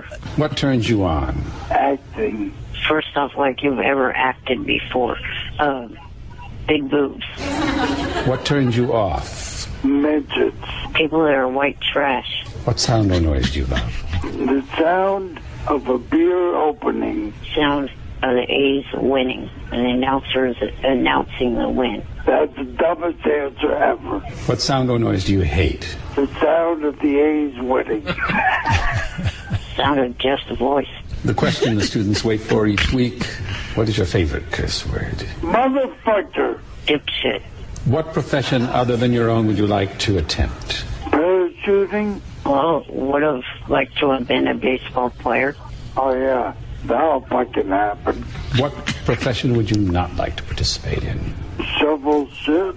Anything that revolves around garbage. If heaven exists, what would you like to hear God say when you arrive at the pearly gates? The bar is open. There's no idiots up here. You're already there, asswipe. Well, there it is. Eric, congratulations on your appearance on Inside the Actor's Studio. They make a good team, actually. Yeah, they're good together, like New Abbott and Costello. Now, I'm mainly calling in for something you said earlier during your discussion about Darren Young. The gay wrestler. Yes. Yes, I said his parents were embarrassed that he was a wrestler. That is so fucking disrespectful. You know how many fans in WWE and... Do you know sarcasm, you maniac? Do you know sarcasm? I said his parents were embarrassed. You assume they were embarrassed because he was gay. No, they were embarrassed because he was a wrestler. That's a joke. They shouldn't be embarrassed for either. Oh, my God, Eric. Oh, Eric. Way to not get a joke. Eric, this is your low IQ speaking. It's a joke. Eric, well, it wasn't a funny one. Of course it's funny. Think about what I did there. I go, hey, so Robin, there's a new gay wrestler, and he just came out of the closet, and his parents said that they were embarrassed because he was a wrestler. You don't think that's brilliant? No. Wow, you're a tough crowd. Eric, you're harder to please than Heidi Klum. Is there nothing funny about wrestling and wrestlers? Eric? Well, I mean, the whole thing... Hey, Vince wants to talk to you, Eric. Go ahead, Vince. Hey, Howard, I thought that Eric the Asshole was banned, but you got such a great heart, and you're a great guy and everything, but this guy just keeps fucking ripping you. Well, Vince, he doesn't get the joke. Eric, when is it okay to joke around about the WWE? I don't know. Hey, Eric, I got news for you. The WWE is fake. It's fake. It's not even sports. It's just fake. It's scripted. It's acting. Yeah, what do you say to that? Dumb fuck. I know that, you fucking idiot. Look who's the fucking idiot. Takes wrestling seriously. Fucking moron. Oh, by the way, Eric, I heard your audition. Thank you, Vince. I heard the audition for the WWE that you did. That was not a good audition. Eric got offered some kind of gig. What was the gig, Eric? Well, I haven't been offered it yet. I've been talking to a wrestler that is a free agent right now. Yeah, what was this job you're auditioning for? Was it a talk show? No. I'm trying to become the manager of the wrestler that's a free agent named Matt Morgan. Oh, okay. So Eric put together a tape of him doing wrestling shtick. Okay. Shirley, you know about this? Yeah, apparently Johnny was supposed to get him set up with some people. So Eric's dream is to be a manager in wrestling. He wants to manage a tag team. Did you hear his tape of his audition? Well, so Eric texted me upset that Johnny had dropped the ball yet again. Well, of course. I mean, listen to this. This is not... So I he got the tape and dropped the ball. So I said, audition, leave it for me on my phone. Right. I have tons of connections at WWE. Is that true? No, but I got you, and they're listening. Okay. And I figured, leave it on there, and let's see what it sounds like. All right, here's a little bit of Eric. Eric, this is wild. This is a message to the WWE Universe and the WWE. My name... And what WWE? What's that? This is a message for the... and the WWE. Why wouldn't you begin again? I don't know why I didn't begin again, because I guess would require me to hang up. All right, let me keep playing. You gotta hear. In the middle of this audition, my voicemail cuts off. There's a time limit on it. Well, believe me, I'm not going to make it through the full 2 minutes. He has to call back and continue his audition. Also known as Eric the Actor. I've been a long time fan of pro wrestling. And one thing I've noticed lately, there's a lot of false perceptions going around in the WWE. Bray Wyatt's perception of there's no such thing as heroes. The Shield's perception that they are the hounds and deliverers of justice. The real Can you American imagine how boring this is? Oh, and it goes on, and I can't even play it because it's so boring, everyone will tune out. You ever heard a manager so monotone in wrestling? Like I told Eric, I said, your manager's supposed to scream and yell. That's half of wrestling. Eric, if you're going to be Eric, the WWE is over the top. You got to be... I know that. You're going to change everything here. He was angry. We're going to have quiet discussions about wrestling. I should just shut up and play the rest of this, because you never hear a more boring thing. You have to hear the whole thing. Swagger and Jeb Coulter and Antonio Cesaro, thinking that they are real Americans, that no one else matters in this country, that immigrants don't matter. That's false perception. A lot of our American history comes from immigrants. That's what a classroom. I want to do is I want to kill all the false perceptions. And so I'm listening to this. This is edited, by the way. I know. I'm listening to it at home, and I go, I can't even play this on the air because what is he talking about? Who knows? There's different groups in the WWE that he's calling out. Right. Eric, horrible audition. Go back and do a new one. You don't want anybody to send that one in. You say I'm disrespectful to the WWE. Presenting that as an audition is incredibly disrespectful. That's as if you didn't know the WWE at all. Jeff the Drunk, you're on the air. What do you want to say? That was fucking horrible, Eric. And I do believe that you have a crutch on that gay wrestler. Jeff, is that true? Jeff called me and told me he thinks Eric wants to be the gay wrestler's manager more than anything. Exactly. These two go back and forth all Eric, what do you think of that you have a crush on the gay wrestler? No, I do not. I think you want to fuck him. Shut the fuck up, you rare piece of trash. Eric, you have a role in the movie that we have to Never mind that, Eric. Would you be the gay? In that? Eric, would you be the gay wrestler's manager if the WWE gave you that job? No. Wow. So the joke offended you, but you won't represent the guy. Hey, let me speak. Go ahead. The reason why is I don't want to enter the WWE as a heel manager. And right now, this tag team of time players are heels. You're a heel. You're about as tall as a heel. You're about as tall. You come up to my heel. These two need to get on the road, man. But Eric, if you're telling me... Go kill another 100 brain cells with Todd. Gladly.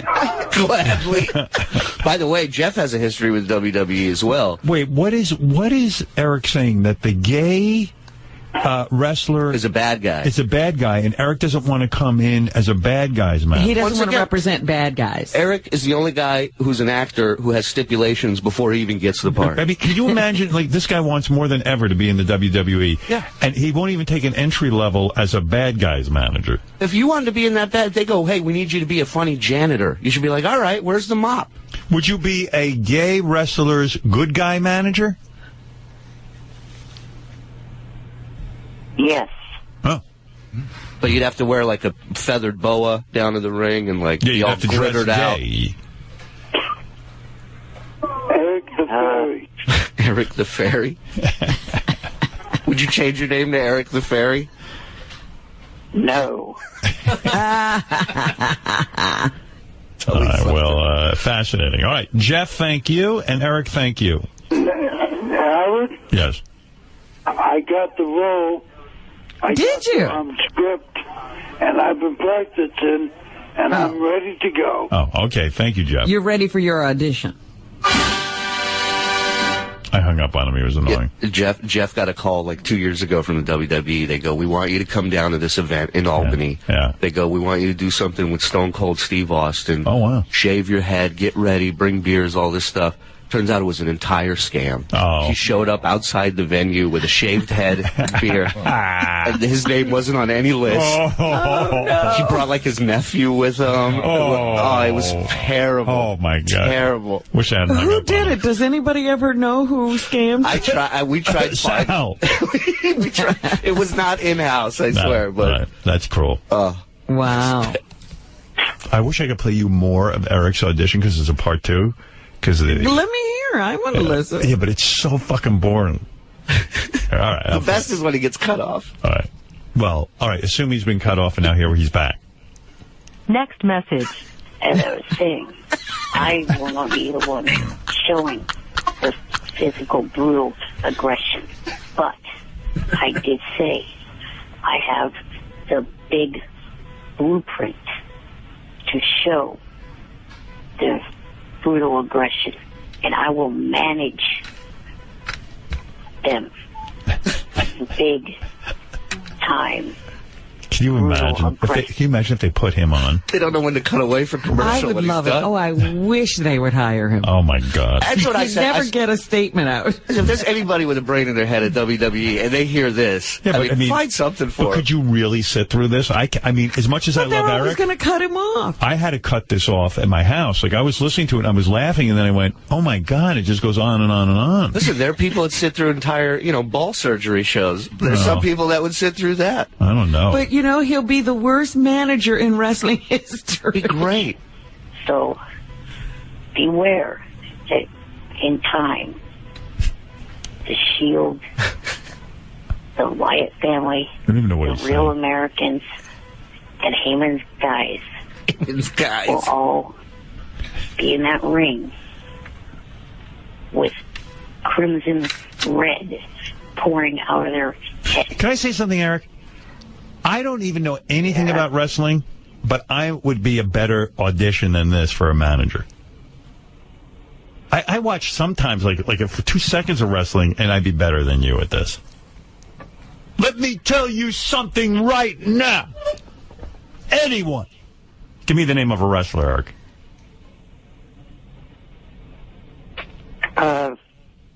Brock Lesnar. Anyone who messes with my client, Brock Lesnar, will go down. You will go down. I guarantee it. And that's a promise. Now let's get in that ring and prove something right now. And by the way, Brock Lesnar, my client, does not get in the ring. Whatever's in it. Whatever. He does not get in the ring for less than $1 million. So you can forget about the next matches.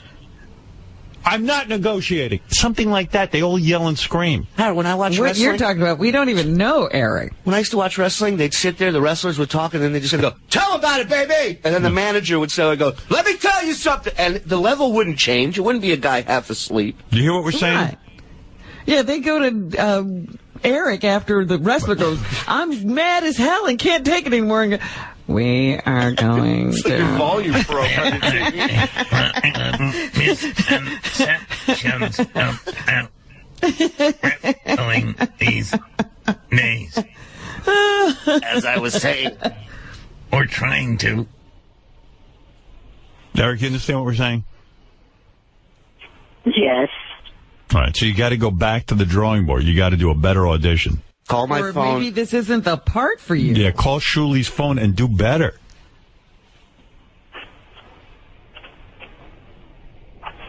I'd like to actually say that I know somewhere where there's a better audition, but yet Mars? I don't really want to say because the fact it's with another company.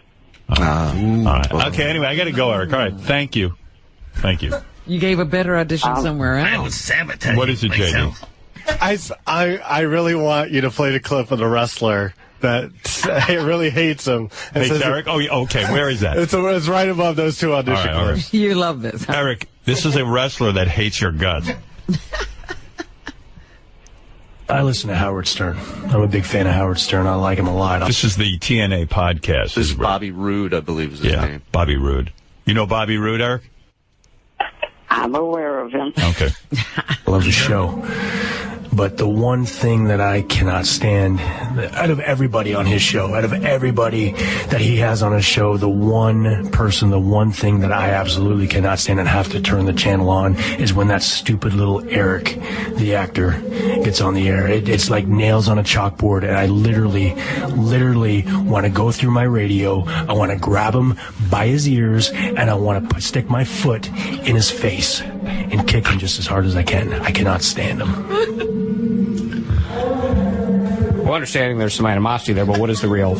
You just don't like him personally? You've met him before? Or what? We've, had a conversation, if you could even call that. But the fact is, when he was at one of our shows, I saw him hanging around the Knockouts locker room like some little stupid little perv, waiting for something to drop on the floor so he can pick it up and smell it, or asking people to get him free T-shirts at the merchandise stand. What? Take $20 out of your pocket, get off your wallet, and buy it yourself. What, do you want handouts because you look the way you do? Because you talk the way you do? Because you're a freaking moron? You want handouts? Get out of here. Well, just for the record, Eric was an invited guest of mine. He should never be a guest of anybody's. Well, and that's the issue at hand. And I guess I have to publicly apologize to Eric. Wait, hold on. I cut off all communication with Eric upon your request. Okay, but I got a question for you. Yeah. This Eric, the actor guy, lives in California, correct? The last time we talked, he was in San Francisco laying on his bed at, 5 in the afternoon, like a lazy piece of crap, right? Right? So he lives in California. Well, in October, Bound for Glory, we have a huge show coming to the San Diego area. He's going to be there. Tell me, are you going to invite this guy back to our show? You're going to invite him to Bound for Glory in San Diego? I would obviously consult. Let me guess, you're going to leave him those tickets, those special little tickets you always leave your stupid little friends. Eric says he's always wanted to get in the ring. Oh, he wants to get in the he wants to get in the ring. Well, I'll tell you what, you leave him those tickets because I know where your tickets are, JB. They're way up in the freaking nosebleeds. And you know what I'm going to do? I'm going to let Eric get in the ring because I'm going to walk up there into the nosebleeds myself, and I'm going to grab him right by the ears, and I'm going to kick him as far as I can, hopefully far enough so he lands in the middle of the ring, and then I'm going to walk down to the middle of the ring, and I'm going to pick his ass back up, and I'm going to kick him right back up into the nosebleeds. How about that? Are you okay with me consulting Eric on at least telling him maybe it's not a good idea to come to Bound for Glory? No, tell him to come, please. Eric, if you're listening, come to Bound for Glory. You going to go to Bound for Glory? I hope to. Wow. You're not That's afraid, huh? Yeah. No. You're not afraid of Bobby Roode? Nope. No. Look what he's been dealing with his whole life. He's afraid of a wrestler. All right, Eric. Well, I would say record a new audition. That's my advice. Thank you. Get on that. We got to do it quick. Yep. All right. Thank you. Okay. All right. Another call from Eric, the actor. You got to love Yeah, that. I don't know. You're as addicted to him as he is to you. You Yeah. banned him, and here you are talking to him almost every day. I can't stay away. You can't. Oh, shoot. I didn't realize Steven Spielberg was on the phone. Yes, Mr. Spielberg? Yes, this is Mr. Spielberg. Yeah, but you wanted to offer Eric a part, I guess. Yeah, I had a great role for him coming up. I'm getting together E.T. 2, and I thought he would be a perfect E.T. Right. I thought he would look great with a little blanket. I'm not sure Eric would be tall enough, actually. All right. Thank you, Steven. Thank you, Mr. Spielberg. Yeah, how do you call Mr. Spielberg by his first name? All right, well, there it is. Shirley, thank you. What's happening? All right, this is going well. Melrose Larry Green, go ahead. Howard, Yeah. here comes some good radio. So there's a Muslim, a black guy, and an illegal alien. They walk into a bar. Bartender says, "So what are you going to have, Mr. President?" I don't even know what you're talking about. Eric the actor. Oh, yeah. Quickly, just for Eric. Hello, Eric. Good morning. Here's Bobby Roode. He made another statement about you. Have you heard this? No. All right, here you go. You got a real feud going, apparently. Eric, this is from the wrestler Bobby Roode. Okay, Eric. Here's the deal. You want to come to Bound for Glory? You got it. I'll fly you first class if I have to. I'm going to get you a ticket to the show. A good ticket. Not a cheap ticket, a good ticket. And if you want, possibly even get to live your dream and become a professional wrestling manager. That's what you wanted to do your whole pathetic life, isn't it? To be a professional wrestling manager? Well, this might be your opportunity, Eric. But all you have to do is get to Bound for Glory. But here's the deal. When the show is over, I'm going to do something that I've always wanted to do to you. And that's kick your ass and shut you up once and for all. And when I'm through kicking your ass, I'm going to get a bunch of balloons and I'm going to tie them around your pathetic little body. Then I'm going to proceed to drop kick you into the California sky and personally watch you float back to Sacramento to your disgusting apartment and your disgusting bed to do whatever pathetic, disgusting things you do there. That's the deal, Eric. Take it or leave it. Well, what do you think of that, Eric? You guys think he intimidates me? Yeah, right. Are you going to take his offer? I definitely would like to be there. I don't know if his offer sounds like the way I want to do it. He says he'll fly you there first class, but he's going to... Bobby Roode is amazing. I mean, he's going to take a guy in a wheelchair and kick his ass. Who has, the coordination of, admittedly, right, Eric, of like a stuffed animal. And he's gonna beat the shit out of you and tie you in with balloons and fly you back to your apartment. I mean, it's amazing. I love a guy who lives up to his name. Right, Bobby Roode. For starters, I don't live in an apartment. Right. I live in a house. Well, I knew that. And another thing, I have coordination. I used to be a wheelchair athlete. Oh, I didn't know that. Really? What game did you play? Wheelchair, baseball, soccer, and bowling. Wow. Well, you know what I mean. In other words, your body is not fully... You're past your prime. Right. And your body's not fully usable, let's put it that way. I mean, it's pretty easy to kick your ass. And by the way, not to brag, I happen to be a wheelchair athlete as well, and have won several titles. So, thank you. All of my sports I play in a wheelchair. First of all... Did you know that Eric was a wheelchair athlete? I did not. And I don't think Eric knew I was one, which is weird because you're probably like, well, Howard, you're not disabled, but... I I have the abilities of a disabled person. It's the only way I could be good at sports. I play against disabled people. Hey, Robbins, not that funny. Well, wait a minute. What do you do when the going gets tough? Do you get up and use your legs? Yes. Yes, I do. Sometimes I stand up and make the shot in the basketball. And everyone's all I'm like Superman in wheelchair athletics. People are like, wow, this fucking guy's amazing. It's admittedly I cheat, but I don't care. I want to win. Hey, lots of people are cheating in athletics these days. Oh, and before I forget, I completely agree with you on what you were saying yesterday about Heidi's comments about the comedian. By the way, do you think that hardly any comedians are child friendly? Right.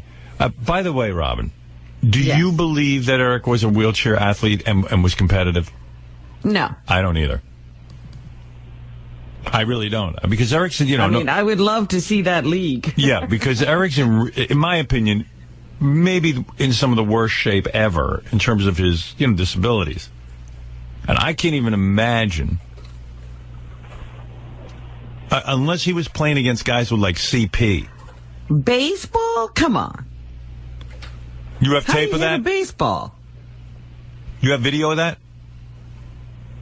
I'm sure I have team photographs. No, I mean video of you actually playing. Somehow I think that doesn't exist.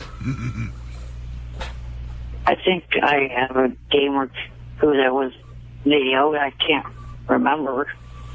I mean, like, what position did you play? Well, they pretty much stuck me wherever I wanted to. Stuck being the key word. It wasn't where the players had assigned positions. Did you ever, when you hit, do you use in other words, you hold the bat with both hands and able to hit? Yeah, off of a baseball tee. Right. I could do that. I should get into this. The first league I played with, I actually used a contraption that the creator of the league came up with, an electric bat, which was a bat hooked to a car battery that you hit and button, and it swung the bat for you and hit the wiffle ball.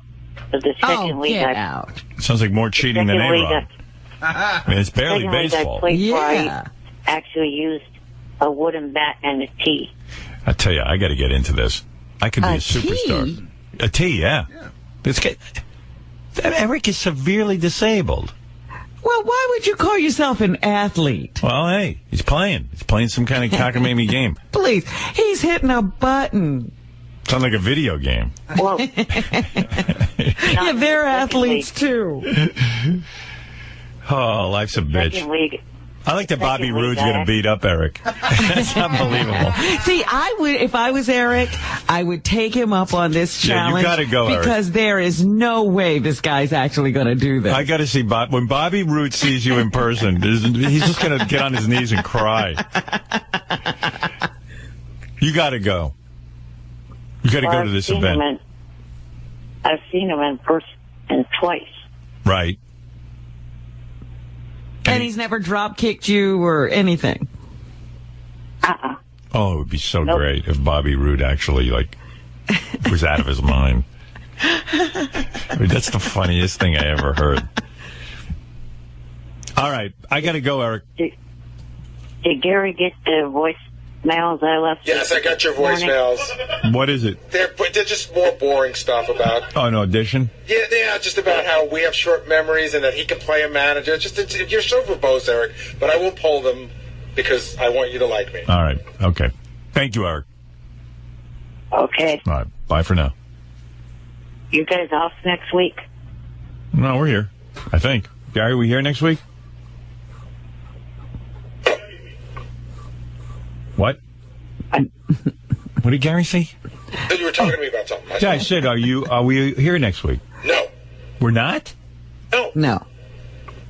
Where are we? Yeah, I thought I had heard you mention yesterday that the 25th you were doing a special. Oh, you're right. Channel. Yeah, I just didn't know what day it was. He doesn't know what week. I don't even know. People tell me. Sometimes I even show up when we're supposed to not be here. Are you serious? Yeah. How does Eric know, but not me? Well, I don't actually. Yesterday you talked about FME week. I actually go on the street looking for Ronnie, and he's not there, so I realize we're off. So you don't get here. Right. I don't actually get here. I stand there long enough and I go, oh, he must be off. That's how I know. Keeping a calendar would be a good idea. You're supposed to be Mr. Calendar. Yeah, well, sometimes I forget. Sometimes I forget to look at it. But, yeah, I know I'm confused too, but yes, evidently I guess we are off next week, Eric. Okay, thank you. So the acting thing with Jeff will be in a couple weeks then? Yes. Yes. I would get a coach if I were you. Yeah, you got a couple of weeks to rehearse. Right, and I will win the part of Harvey. All right. Thank you. Bye. Bye. Eric, the actor, going up for the part of Harvey in a film against Jeff the Drunk. Lest anyone think he's out of his mind. He really is up for a part. He really is, yeah. Yeah. I miss when he used to say bye for now. And he doesn't do that anymore. I don't know why. It was a great sign-off. All right. There was a story in the newspaper. Let me get to a bunch of things. Story in the newspaper. Do you want to talk to Eric? It doesn't really matter how you got it. You got it. Yeah, exactly. You want to talk to Eric, the actor? Yes. All right. All right. Eric, please don't go on and on. Make a statement and that's it, or a question. I just have a question. I was wondering if Michael J. Fox thinks that there will be more and more characters in movies and TV shows with disabilities anytime soon. Yeah, we've gotten Eric a whole bunch of roles. He's in a wheelchair and stuff. We've landed him a few parts. So that's great. Well, he sees this as Eric. What do you want a part? This is a stepping stone. This is a stepping stone for Eric now that Michael's on a regular television series. Well, I mean, I hope so. I mean, I think what I think is cool is that we should not only should there be more actors with disabilities in shows, but they shouldn't play the soft piano music and do it in slow motion and get all. I mean, people with disabilities can be assholes too. Right, exactly. Yeah, that's why I treat Eric like an asshole, right, Eric? Eric is an asshole. Yeah, right. He It's acts great. like an asshole. I love people say, why do you love him? I say, because he's a regular guy. That's it. Eric, I'm working on getting you in the James Caan show. Forget about it. I don't think Michael's looking for you. One last question from Mike in Pittsburgh. Show business is a fascinating thing. If you hit it, you can make a lot of money. And there are two young actors trying to make it in the business. Eric the actor and, of course, Jeff the Drunk. Let me first put on John Strauss, the man with all the power in this situation. John, you are a Hollywood producer. You're making a movie called The Brag. I am indeed. Who stars in that movie? We are actually still casting the two lead roles, but we have about a dozen YouTube stars lined up to play cameos in the movie. YouTube stars? Yes, sir. What is that? If you go to YouTube, you'll see there's all kinds of channels on there with people who have subscribers in the millions. There's Ryan Higa and Smosh and Jenna Marbles. Oh, Jenna Marbles, Robin. I don't know, John, about this movie. Well, I'm a little nervous about this movie, but okay. It is a legitimate film, and I know you're a legitimate producer. I know that you produced that show that Mary McCormick was on. That is correct. Right, we don't want to steer our two actors into some kind of shady project. Actually, I think any project will do, shady or otherwise. But anyway, it came down to that you have a role open in the movie. That's right. Let me get the two actors on the phone. What? I'll get the two actors on the phone.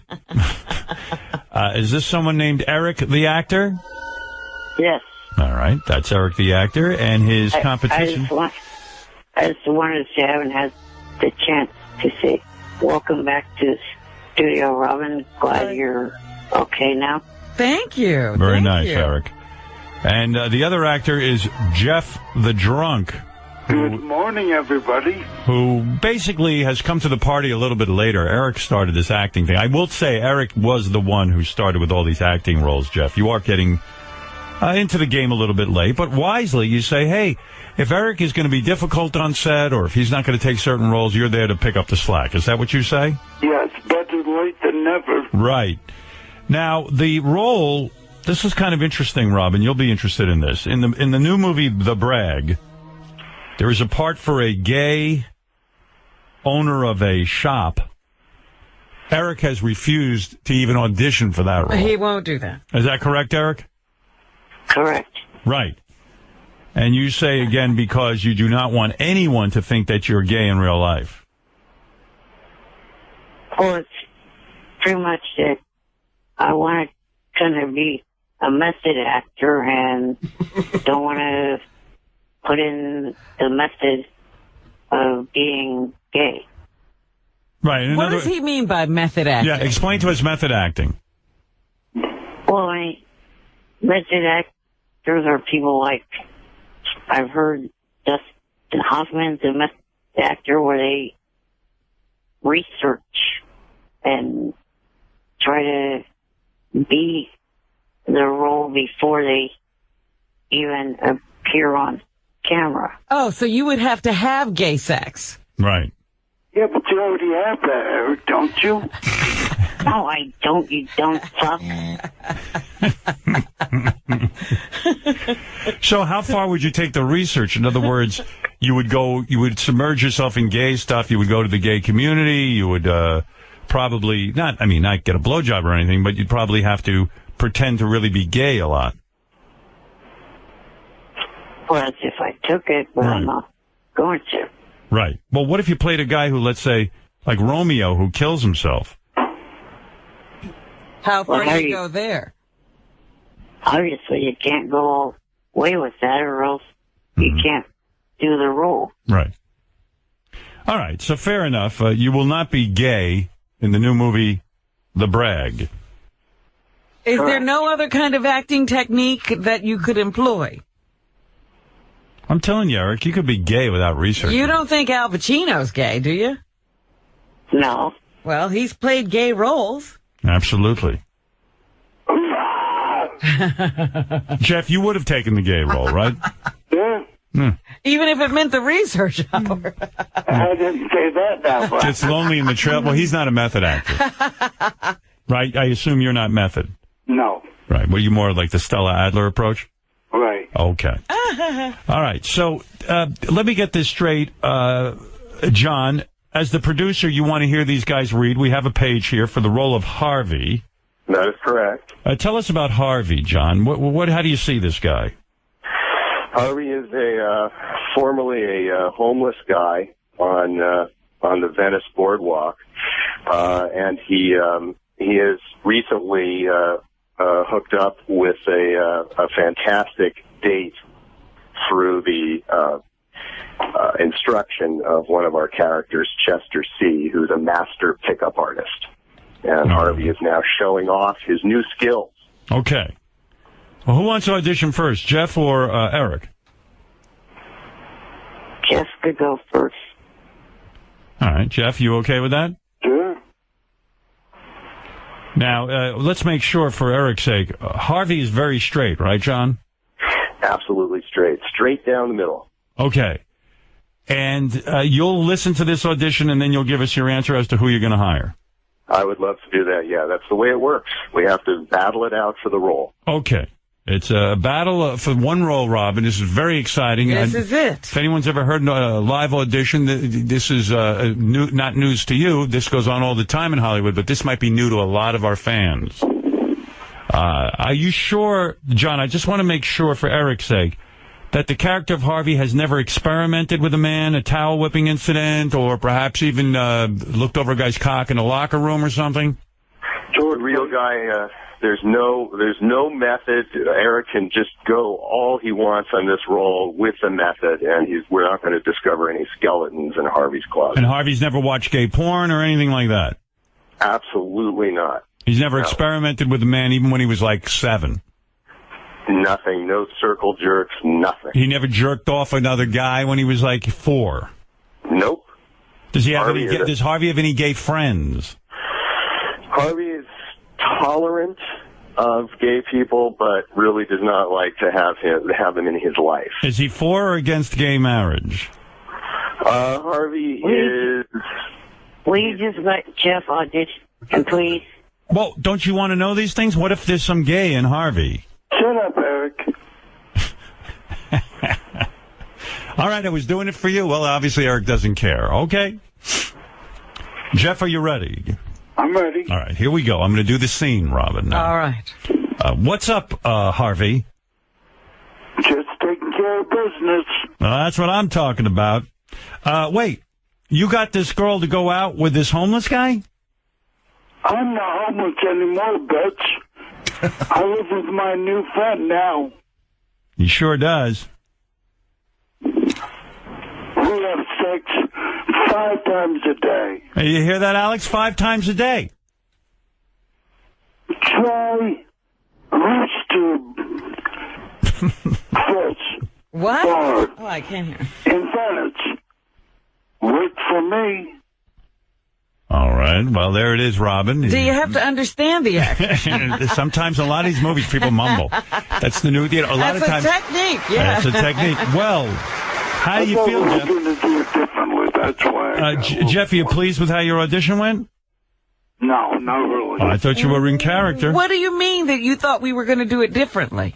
No, I thought you were all going to, read the different parts. What's the difference what we do? As long as you're good.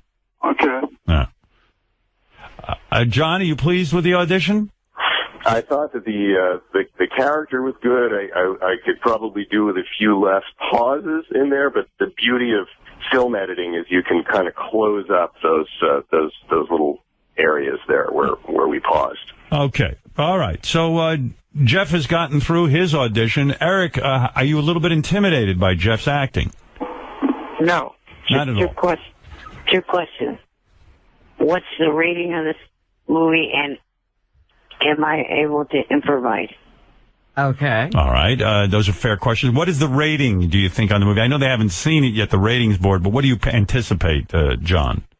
PG-13. PG-13. Is that okay, Eric? Yes.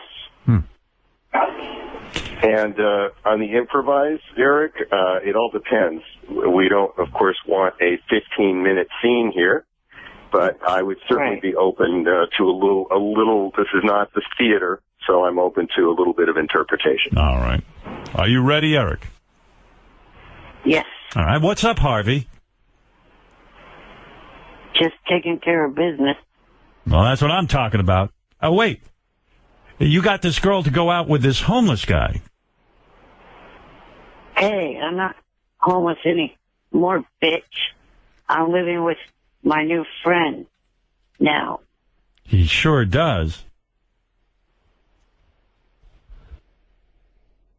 We have sex 5 times a day. You hear that, Alex? 5 times a day. Try Rooster Fish Bar in Venice. It worked for me. Wow.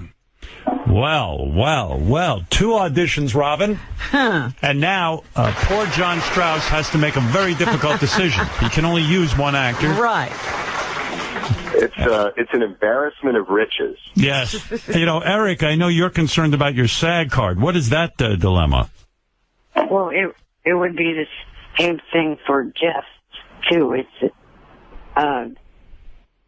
you need to get the dues paid on the SAG card for myself or Jeff, whomever gets this role.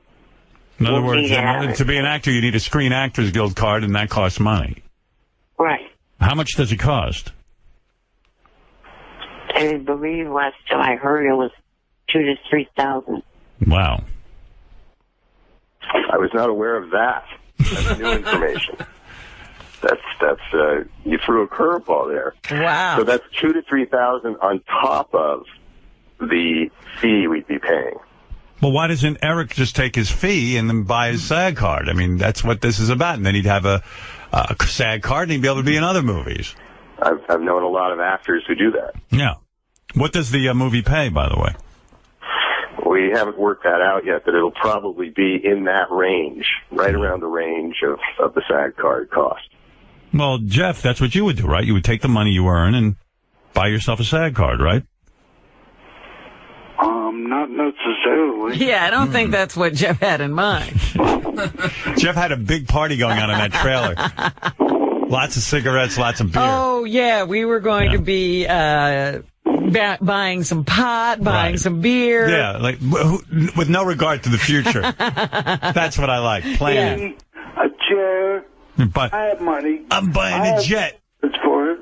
What? I have plans for it. Yeah, we know. I'm not spending it all on beer and pot and cigarettes. All right, let's find out who's going to get this role. Let's not even get into the details of the SAG card. John, it's up to you now. You've heard the auditions. I know the audience probably has their thoughts as to who gave the better audition. Robin, do you have any thoughts? Yes. Who did you like better? Well, I have to say that I think that Jeff would be the better actor. Really? Based on that read, huh? I know that he could be worked with, and he started out really strong. Thank you, Reverend. He fizzled at the end, though, didn't he? Said, can I improvise? And I didn't hear any improvisation. I didn't either. In fact, I had the script in front of me. There wasn't one bit of improvisation. And I didn't even look at it. Well, I'll tell you why. Because my improvise would not have worked with the PG-13. I was going to be pushing it into an R, like improvisation. Oh, wow. Well, imagine that. I'm shocked by that. I thought you wanted to keep it clean. But all right. Well, you know, Jeff did at the end became unintelligible. Yeah, but, you know, that can be worked with. I watch a lot of TV. Sorry, yes, John? Do you think we could hear that last line, Jeff, one more time? Jeff, here, I'll lead you into it if you don't mind. Yeah. You hear that, Alex? 5 times a day. Try Lucifer's Bar in Venice. What? Hey. All right. Well, I hope that helped, John. Maybe he can't be worked with. Fred, who did you like better? Well, Jeff was appalling. Right. But Eric was horrendous and unpleasant. Mm-hmm. And John is a friend of the show, so taking all that in consideration, I think he'd be better off with Jeff the Drunk. Mm-hmm. But, of course, it's really up to John. Right. Right. Howard, I'd actually love you being a judge. I'd love to hear your thoughts. Well, you know, I look at two things. There's a visual, and the fun thing with Jeff is that arm that just sort of hangs into space. Sure. I mean, he looks the part. Yeah, He's fun. And Jeff, would you be willing to take that arm out of the sling so we could see it just flapping in the breeze? Sure. You could do whatever the fuck you want with me. All right. And then that's an actor. And Eric's visual is always so intriguing. I can't take my eyes off the screen. Anything I've seen him in, the drooping head, the extremely tiny feet, the body that almost isn't there. That almost isn't there. There's always something fun to look at with Eric too. So visually, I'd say they're a draw. Eric might even have the advantage there. Visually, yeah. Visually. Now, as far as the acting went, I do have to say Jeff was surprisingly natural. Yes. Even to the point of being unintelligible. Right. He's like... He's homeless for sure. Jeff had the much funnier delivery. There were times that you just... bitch. And for the DVD sales, Jeff would probably be better because you have to keep rewinding back and forth to decipher what he said. So if you're going for clarity, I'd go with Eric, but for pure laughs, I'd probably go with Jeff. Yeah, is this a comedy? Yeah. It is a comedy, yes. It is a comedy. So I do lean toward Jeff, but it was close. I'd say both reads were equally bad. Yeah, it all depends on what you're looking for. Yeah, John, that's really up to you. Although I want to add one thing. Mm-hmm. You're right. Jeff would be the guy you'd rewind and watch again. Eric would be the guy you just fast forward through. You no desire to see it. Really? Really. Oh, I don't think so. Really. Well, I guess Fred is not a fan. Fred, what happened with you? None of that. You know, that's not his role. That's not his. How did you like it when he had his head blown off in Fringe? No, that was fine. Oh, you like that? Loved it. Well, John, I guess it's time. It's getting later in the morning, and we do need your answer for the big trip to Hollywood, the acting experience, coveted role in the new movie, The Brag. Who's it going to be? I do have one question for Jeff. Yes. Which is, Jeff, you're in California, right? No. I'm in New York. You're in New York. Yes. Will getting to California present a huge problem for you? No. I flew before. I mean, it's a huge problem if you don't pay for it. Right, that's the problem. Getting him there. Both these guys are flat broke. Fair enough. Well, let me begin by saying that I was not looking for bad or horrendous, but I am looking for some laughs, and I am going to have to make it unanimous here, which is that I think Jeff brought the comedy and the natural feeling to the role. Thank you, John. Wow. Eric, is this a big blow to you? What the fuck? I knew this fucking shit was fixed. Fixed? How's it fixed? What do you mean it's fixed? Just the IQ that's all fucking over again. Wait a second. Eric, it's a competition, and you're being a sore loser. That's an IQ contest. I bet you I would fucking wipe the floor with you. Eric, what do you mean? Highly fucking doubt it. Eric, I assure you that I have no fix here whatsoever. Everything I do on this show is fixed. What do you mean? The IQ test. We didn't change that one. What do you think? We lied? We went to an independent company. Pretty sure that was fixed. It was not. Well, okay, This is fixed. This is fixed. How's it fixed? Can I just say something? I assure you, no one here cares enough about you to fix anything. You think we said to John that he had to pick Jeff the drunk? Everything is fixed but Eric. Shut up, you little pert trash. Well, the Charleback Chad just beat you out of a road, douchebag. Oh, my goodness. Eric, I'm a little hurt by this. I tried to run this fair and square. I let you both audition. I don't understand your comment here. Well, first of all, let's bring something up. Eric introduced the idea that he's not necessarily a go in every role. And Jeff stepped up, and then it became a competition. Mm-hmm. Eric had this territory all to himself, but he was so difficult to work with. He left it open. That's right, Jeff. All right, well, Eric, I still want to hear from you. I hate that you think that this was fixed. Explain to me some more what you're saying.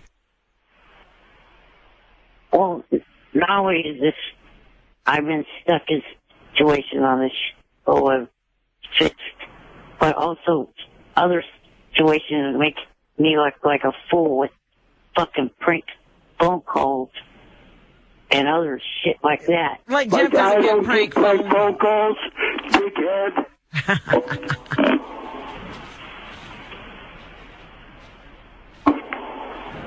Eric, you're not supporting your argument very well. Hello? Hello? I'm here. All right. Well, Eric, I have bad news for you. You did not win the part. It was fair and square. I outdid his drunk ass. You have to go back and listen. You couldn't hear. Yeah, I don't think this was your best acting day. I think maybe you were a little off. No, it was his best acting day. Ever. Well, I know it's tough for any actor to lose a part. And what you've really witnessed here, for those who are interested in the Hollywood lifestyle, rejection is part of Hollywood, and it is tough. And Eric, his initial response was to say it's fixed. The actor must protect his ego. Maybe that's what's going on. That's something I've learned.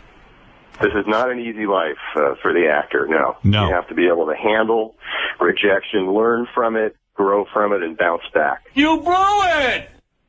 You blew it! Johnny Fratto. Eric. Johnny Fratto represents both of these gentlemen, and he is calling in to actually congratulate Jeff. Johnny, is that bad to congratulate one client and make the other one feel left out? Johnny? Well, Johnny's asleep. Johnny's fell asleep. Fucking guys. As usual. Thank you for But he literally just called in. Johnny. How could he fall asleep so fast? He Hey, hello? Johnny. Hello. Johnny, how do you fall asleep within 2 seconds of calling in? I have no idea, Howard. I think I got that thing, narcolepsy or whatever. You know. Well, Johnny, I know you want to congratulate. I know you want to congratulate your client. I want to congratulate Jeff for getting the part, and obviously I felt very bad that Eric didn't get the part. But Eric, are you all right? No. Eric? No. You're not all right? Well, you know, you got to win some, you got to lose some. You know what I mean? That's how it works. Don't jump off your wheelchair, bitch. I didn't hear the whole audition, Howard. Right. Well, Eric gave an even performance. I'll give him that. It just there was no excitement. You know, there wasn't that spark. I understand why he lost the role. Eric, anything you want to say to Johnny? I know it was a blow to you when Johnny started representing Jeff. Are you still angry about that? Yes. Mm-hmm. And so this is a double whammy. The second the female sees Jeff that has to play the love interest, she'll go jump in the ocean and commit suicide. What was that, Robin? I thought the female was a transvestite. All right, I don't know what anyone's talking about. I guess thank you, Johnny. Thank you, John. Thank you, Eric, the actor. Thank you, Jeff. You've just witnessed the heartbreak of Hollywood. This is how it goes. Yeah. Thank you, Howard. All right. Well, good luck, Jeff. We can't wait to see you in the new movie, The Brag. Thanks, buddy. And Johnny, congratulations to you in representing these two giants. Giants, Howard, giants, absolutely. Eric, one last question. Does this make it any more likely that you'll open up your range and maybe play a gay character? No. Because what if I told you that I could convince John Strauss to let you play the gay character now that you missed out on the role of Harvey? No, I don't want to do that. You'd be part of... Come on, Eric is a part. I could probably get you the part right now. I could do that right now. Too. Would you want that one, Eric? No, I don't. All right, Have you ever even seen the dialogue or the script? Maybe there isn't any He gay... has it in front of him right now. And the gay part is there. It is? I'll do it with him right now if he wants. Would you like No, to? I don't. I don't have that. You don't have it? He has it. He threw it away as soon as he saw it. He did. All right, well, that's it then. Eric's saying he will not take the gay role. Is there any sex in the gay role? No. None whatsoever. It's a fantastic role. It's the gay store owner peeks his head out from the back of the store that he has. Hey, can I do it, Howard? And he says, pressed orange juice. Can I do it, Howard? No, you can't do it. No, shut up. Okay. This is, he says, he acts like a store owner. You don't even have to be that gay, so to speak. No affect whatsoever. Right. It's a great role. John, could the guy in plain sight, the landlord, could he have been a gay guy? Yes. He was. He was gay. He was a gay guy. Yeah. So Eric has already played a gay guy. No, he was. He's done it. Eric, the guy you played in plain sight was gay, John. Will you let me speak? Go ahead. Damn. No, he wasn't. I was married to the woman that was pushing me. Yes, but John says that was a beard. That in fact he was on the down low. He was gay. He absolutely was. We have a whole character bio on him, and he was gay. So you've done it. We just didn't tell you. Was he a top or a bottom? He was a manly man. He was the top. Oh, he was on top. Absolutely. Oh, all right. So I don't believe that bullshit. He wrote it. He wrote it. Come on. You loved it. Let's read Eric, yes. Play the gay part. Read the gay part with Howard. Come on, I don't have it anymore. Oh, you threw it away. He did. Oh, how about if you just play the gay guy for a minute or two? Here, I'll improv with you. Here you go. There you go. Hello. Ahead, Eric. Hi, Eric. Bye. Hello. Bye. Have a nice day. Hi, Eric. How are you? Is he gone? Oh, my cock is as big as a beer can. Oh, yeah. Go ahead, Jeff. All right, well, Jeff, congratulations. Johnny, congratulations on representing Jeff. And John, congratulations on the bang. Thank you, Howard. All right, there you go. And when can we see the bang? The brag. I mean, the brag. Sorry. The bang. The bag. It will be out next summer. Next summer. I'll keep you updated on Please do. on how Jeff does. Can't wait to see the movie where Jeff is edited out. Right. Or compressed to about 3 seconds. But we are not going to give away this other role as the gay owner of the juicery for a little while. So, Eric, you have some time to give it some thought. Maybe he'll come around. Right. Can you rewrite it so that the guy is straight? No. I don't think so. I mean, part of the fun of it is... There we go. You know what I mean? Can I just say two things to Eric? Yeah. First off, Eric's gone, by the way, but I'm sure he's listening. Well, I just want to say we would never in a million years would we ever fix anything. Of course not. Everyone in here thought he sucked, right? The judges here thought that he wasn't any good. Well, they were both horrible. But he sucks every day. But the other thing is, I hope he understands now how difficult he is to work with. People don't want to work with a difficult guy. Well, I think he's learned that. I think it was a tough day for him. He wanted the role. He needs to sit and think about this. Right. He's a good man. He's having a tough day. You could understand. He lost out on the plum roll. All right. Thank you, John. Thank you very much. All right. Goodbye, Jeff. Congratulations. Thank you. And Howard, Yes. thank you so much for Metallica and Jesse Ventura and Graham Nash. I think you're truly one of the premier interviewers who ever was on the air. And Thank you. Is just thoroughly enjoyable. Thanks, John. All right. You're welcome. There you go. And James Caan, Howard. James Caan was off the hook. Off the hook. Thank you. Johnny Fratto, everybody, who now represents Jeff the Drunk. Thanks, Howard. Later. Later. Wow. There it is, the act-off you've been waiting for. I'm shocked that Jeff just cruised in there. I know how hard it is for Eric. It's a tough day. Yeah, get him back on the phone, Gary. I want to just tell him. I'll make him feel a little better. He had a tough day. Come on. Poor little guy is hurting. Just 1 second. I tried to get him the gay role, but he wants nothing to do with it. And one question, why don't we say Sir Graham Nash? I didn't know he was a sir. Well, he has an OBE. Isn't that a gynecologist's degree? No. OB-GYN? I think he's a doctor. I think that's below, sir. I'm not sure. Is that right? My doctor wrote Our House. My gynecologist wrote Our House. Should have called it Snatch. Oh. Hey, he just was working on mine pussy. Oh. I'm going to try and make Eric feel a little better. I do feel bad for the guy. I know how tough it is to lose out. Yeah, very publicly, too. Mm-hmm. Any luck there, Gare?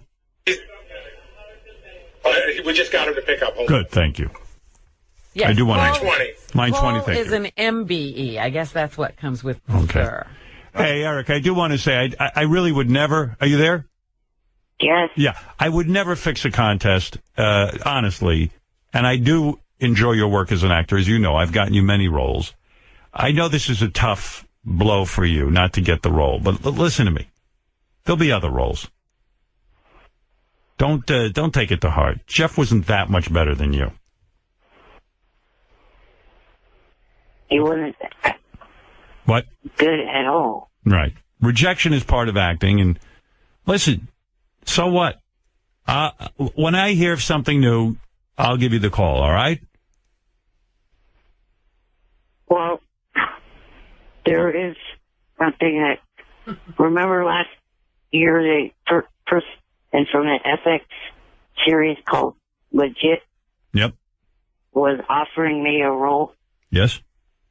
Well, they're going to be doing season 2, and they would like me to be in an episode There of you go. season 2. Everybody wins. Everybody wins. But again, this stumbling block is something that doing this movie would have helped. I understand. Listen, Getting this tag paid. you're not going to get every role. Did you prepare, Eric? Yeah, I did. Oh. No, he was prepared. He played it a little low-key, I felt, and might have cost him the role, but that was his choice. And this is one of those showy kind of roles. It is. And Jeff was really putting it all out there. But listen, there's going to be other roles. I can promise you that. This will be a blip on your career path, okay? Trust me on that. All right. All right. Now have a good day. Don't let this one knock you out of the game, all right? Okay. All right. You're not going to give up, I'm hoping. All right. All right. Thank you. Bye. Bye. Well, that's a tough... he took it hard. Yeah. I can tell. He was sort of counting on it, I think. Right. Well, there it is. What you've experienced, ladies and gentlemen who listen to this show, is a very real audition. Lest anyone think it was fixed. It was not. You heard two up-and-coming actors going up for the same role. Very rarely do we get to see this. All right. Thank you.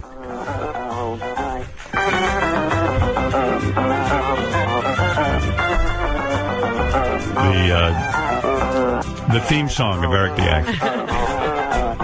All right, why don't we take a break so everyone can calm down? That was a very draining, emotional. I'm a little bit upset, yeah. Yeah, listen, I don't like to see Eric lose a role. I really don't. But okay, this was it. The producer wanted to hear two actors. He heard them. One thing we can say is that I could give Jeff the Drunk maybe the gay role, and maybe they could slide Eric in on the Harvey role. I wonder if Jeff would do that. Oh, Jeff would do anything. He doesn't care. Yeah, it doesn't like Eric so much, though, if it works out for Eric. Well, hey, Gary, why don't you talk to John Strauss and see if they can't give Eric the Harvey role and make Jeff the Drunk the gay role. Check into it. I feel bad for the little guy. Yeah, but, he was saying that, he needed laughs in that role, and Eric wasn't giving us many laughs. Wait till you see him on screen. You'll be laughing You'll be laughing plenty. I mean, Jeff would play any role. Jeff would play the role of the ocean in the movie if there was such a role. Atlantic or Pacific? Atlantic. Okay. Whoosh. Whoosh. I wonder what the Pacific sounds like. Whoosh. All right. We're going to take a break, and we'll be back right after these words. The Howard Stern Show. All right. Well, that's why I don't talk much anymore. Hello, Eric the Actor. You should tell us everything you're thinking. I don't think if I told you what I was thinking right now, Robin, you'd have me arrested. Eric wants to defend you, Sal. Oh, thank you, Eric. Go ahead, Eric. No, I want to defend him. I'm calling in to say he's proven that the thing with the IQ test was fixed. I mean, give me a break. Someone spouting off this shit is 12 points higher than me. You got a point there. Eric the Actor's the best. Do you follow him on Twitter, Sal? Yeah. I love when he gets pissed off. He gets angry at everyone. Yep. And in fact, I don't follow Eric on Twitter, but I get CC'd sort of like in a weird way. They put my name on it so I can see it. And then I forget who it was. We were just sitting around this meeting, and everyone started I think it was Jim McClure. He loves Eric the Actor, and he said he got up and he started reading Eric's tweets, and one is funnier than the next. Here, listen to this one. He answers everyone, by the way. Like the more insulting the thing, he'll answer it. Like he can't just stay out of the fight. He must be busy with this all day. Listen to this. Dumb fuck. I do not have any cum on my glasses, and I never have. I look in the mirror, and I see a little person, not a midget. Here's another one. Let me make something fucking crystal fucking clear. I do not give a fuck what fucking publication calls me a midget. I am not one. All in caps. How's this one? I am not fucking retarded, and I am not at all delusional, you fucking pathetic, worthless, stupid fuck. Eric, don't you realize people are just saying things because they want you to write back? Yeah. Can you not help answering? You just can't you can't let it go? Well, I'm Irish. Irish are known for fighting. Listen to this one. Physically fight, so I fight with my words. You fucking pathetic dumb fuck. I do not have one fucking pubic hair from anyone at all. I do not collect shit like that. I guess somebody accused him of collecting pubic. Yeah, and he goes berserk when anyone says anything about a diaper. I do not fucking wear diapers, you pathetic dumb fuck. Also, I do not shit on myself. Fuck off, motherfucker. Bullshit. I saw a diaper flap hanging out of his pants in L.A. when I met him. Really? Absolutely. And you know it, Eric. Remember when I spoke about that? Oh, shit, you dumb fuck. I saw that diaper. I do not. Well, you need to get your eyes fucked and examined. Are you kidding, or are you telling the truth? I'm just fucking with him. Oh. Eric, do you talk into something to write these tweets, or do you type this all out? Type. Yeah. Type. He doesn't have fingers. So what do you my iPad. Was he use his nose? No, dumbass. He runs over the keyboard with his wheelchair. I use the on-screen keypad on my iPad. Okay. Well, he just yells at people all day. And, like, if someone says, like, you just have, like, you just write, oh, you wear diapers? Then he's like, I do not fucking wear diapers. I do not. And then he writes, well, you shit on yourself. I do not shit on myself. And then he writes it, so then everyone ends up reading it because he's repeating it. Yeah. What are you most concerned with, that girls are going to read this shit? Yeah, I guess so. Yeah, because they're just lined up for you. Look at this. I have never once ever crapped myself at an A's game. Go fuck yourself and go to hell, you fucking dipshit.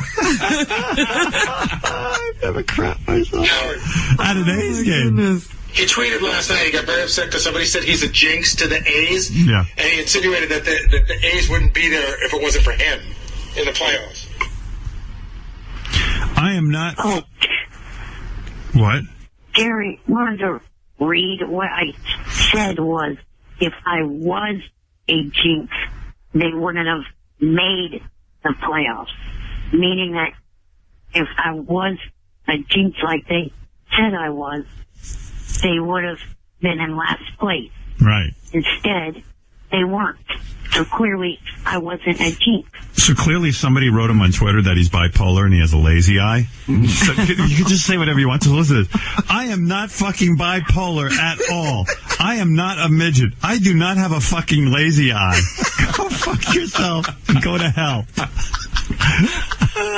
that more than 140 characters? Yeah, yeah, I know. So the fun thing is just, right. Eric, you're a plant and you survive on photosynthesis.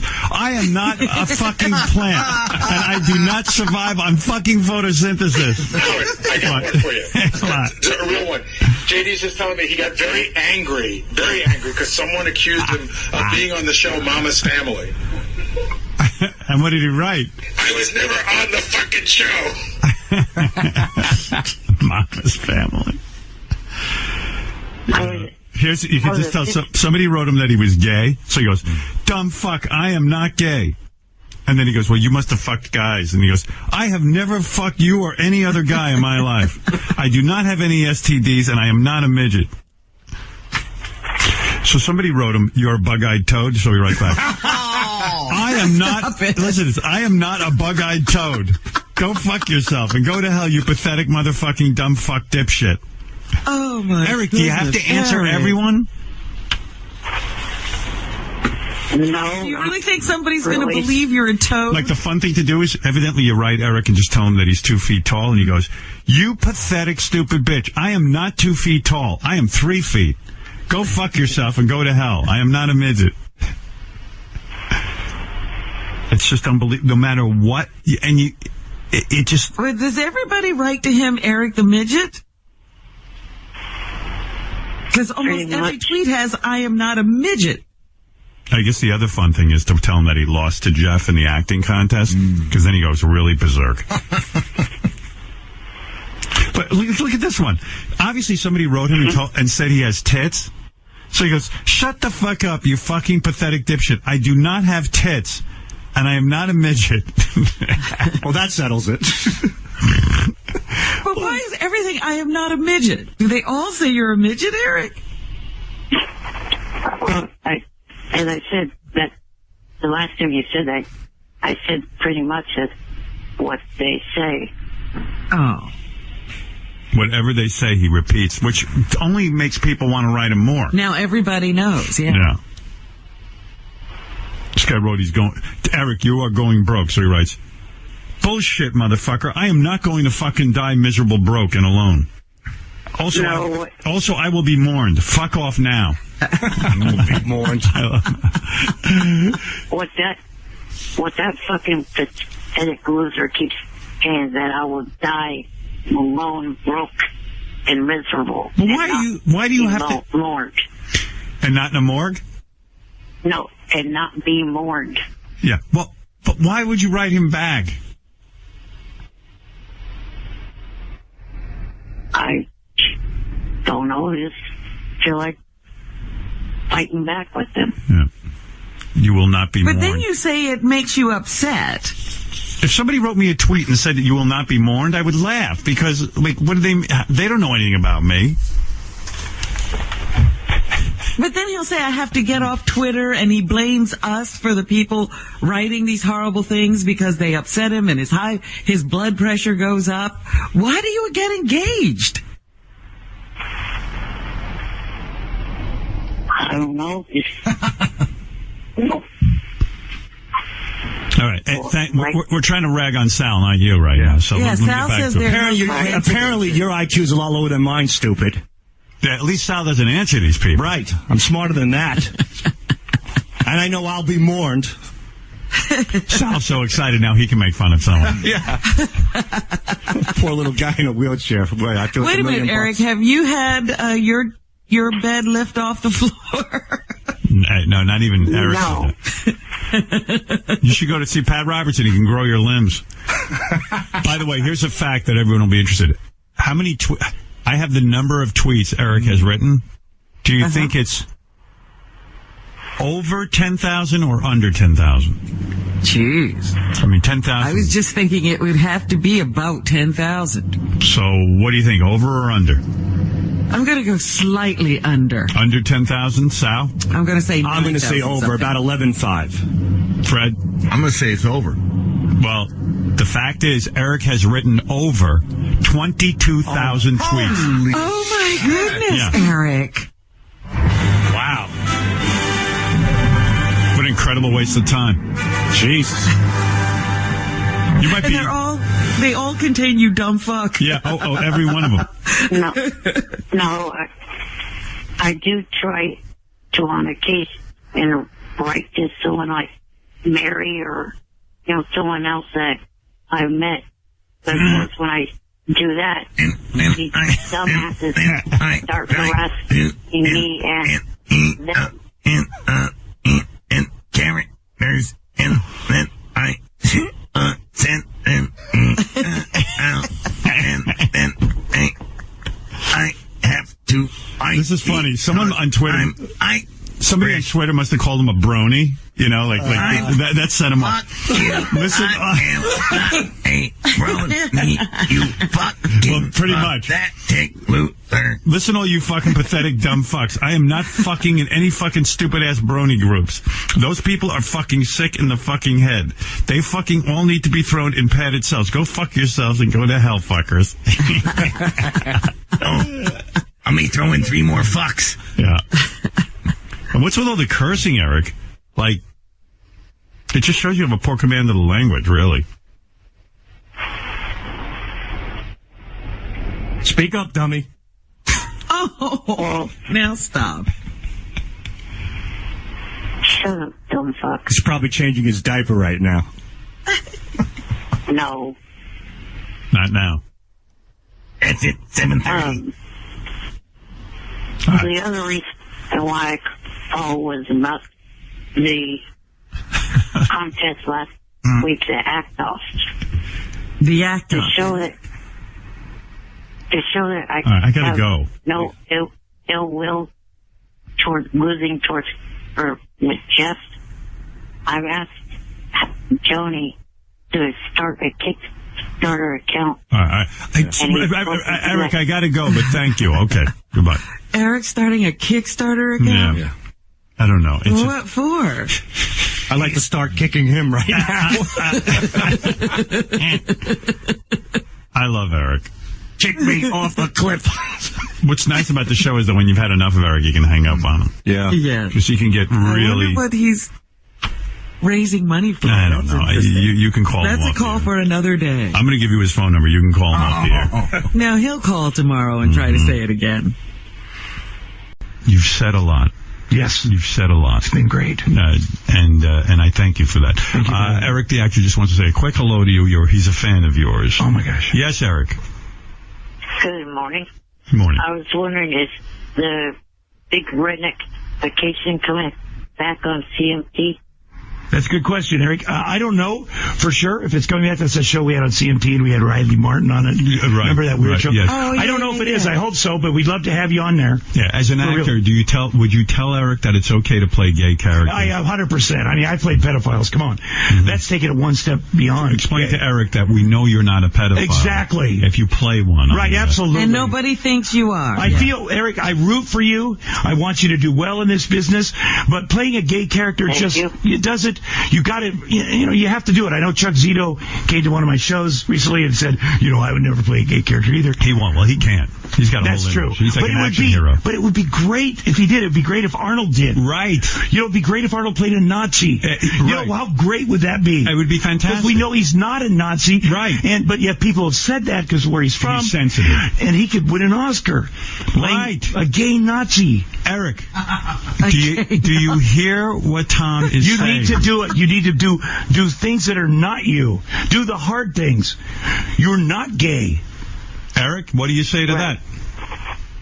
Are you inspired? I will take it into consideration. Wow. That's very nice, because I'd love to work with I'd him. love to see him as a gay. Well, we have a part for Eric if he would play gay. Yeah. Yeah, I know. Well, maybe he'll do it now. But I thought you made the Jeff the Drunk, the gay part. You worked it all out. Turned out that Jeff doesn't want to switch. No. Okay. No. We'll be back. Thanks, Tom. Thank you for coming in. Thank you, everybody.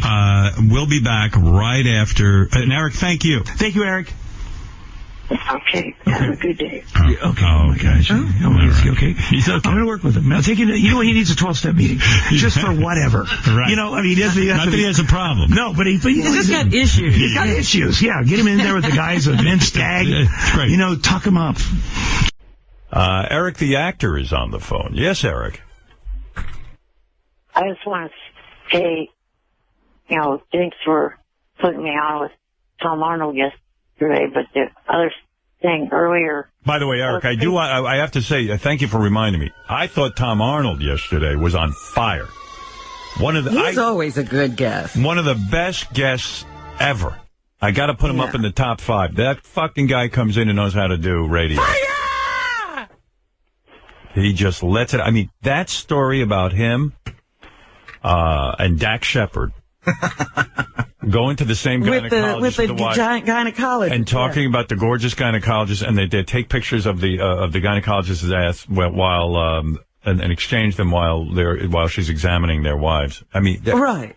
I mean, that is so wrong, but so right for radio. I mean, it's just like, and thank God they did it. And you can never be angry with Tom because he's on fire, man. And that stuff about Arnold Schwarzenegger and going over there and these I'm still trying to picture that. The guy knows how to paint a picture, Robin. Yeah. You could see Arnold's elaborate gym. You could see these guys running around in underwear, and this guy and a guy in an apron. A guy in an apron in his underwear who serves Arnold while he's seated there like a king. I mean, what a fucking talk show guest is Tom Arnold. I mean, really, honest to God, amazing, phenomenal. I hope somebody out there appreciated him because I sure as hell did. And I went home and I was thinking about it, and I started telling my wife last night about all the things. And she was like, oh, my God. Well, wow. And it was crazy. Just crazy. One thing I'm just like wondering about Tom Arnold's life. Yes, Eric, sorry. One thing I'd appreciate, let me finish what I called for. Okay, fair enough. He wants to finish. He wants to finish his thought. I got cut off. Yes, you did. I cut you off. I was trying to say yesterday when you hung up on me, that was pretty fucking rude. I was trying to explain something nice that I was doing for Jeff and myself to but it was so boring. Money. You know what, Eric? It was so boring, and I was in the middle of a Tom Arnold interview that was an hour or so before. Oh, right, yeah. Well, we had you on. We had you on long enough. You were funny. You were part of the scene, and I just remember you started to drone, as you sometimes can, and I had to hang up. You know, Eric, you need editing. Yeah, Eric, listen. I got to keep this show interesting. Sometimes I've got to cut you off, and I hope you understand this. And if it was a regular conversation off the air, I'd let you drone, and I'd put you on speakerphone, and I'd let you finish. He'd go do some work. Yeah, exactly, and then I'd come back. But on the radio, like you've watched various shows, like on Fox News and stuff, they cut things short because people, they know. There's some, I know the people have had it with you. That's all. I don't mean to be rude, but sometimes I have to be. Well, then, let me say now that... Uh-oh. You're going to go back there and you're going to make me hang up. Johnny is going to be starting a Kickstarter account to cover the ag dues of not only myself, but also Jeff, to show that, and this was my idea to show that I had no... Here I go. I'm going to hang up. Hard feelings towards losing. All right. Thank you, Eric. All right. Very nice. Kickstarter campaign to get Eric to say. That was fascinating. And, yeah. Good. I'm glad you got that out. I obviously I made a mistake the first time when I cut you off. It's a good thing I hung in there. Thank you, Eric. Okay. All right. Bye-bye. There you go.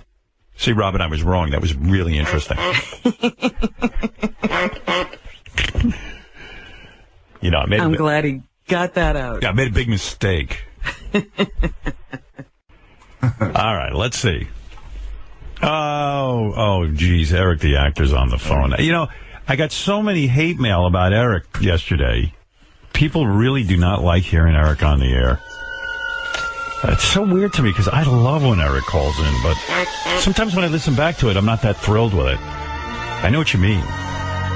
But while it's happening, I like it. Here, I'll read you some email. Eric, I might be way off on you. Please listen to this, Eric. Eric, listen to this. Good morning. Please get rid of Eric the Midget. I don't know why, but he has way too much airtime. He's so boring and annoying that I changed the channel when he's on. Much like Debbie the Pet Lady, she was once a home run, but eventually got old. This is now Eric. His 15 minutes are well past, and like Gary said, it's like talking to someone on the moon. It takes forever for him to reply. See, I thought that was the beauty of Eric. Some people aren't getting it. Get hold of a new whack packer. Like, that's easy. Although we were in a meeting yesterday, we kind of came up with a new whack packer. We were thinking of something. Oh, yeah? Yeah. A couple of us know of some people. Get hold of a new whack packer or bring back some older ones that provide entertainment, like Beetlejuice or something. I speak for all my buddies that listen as well. We all change the channel when Eric is on. He is old news and extremely boring.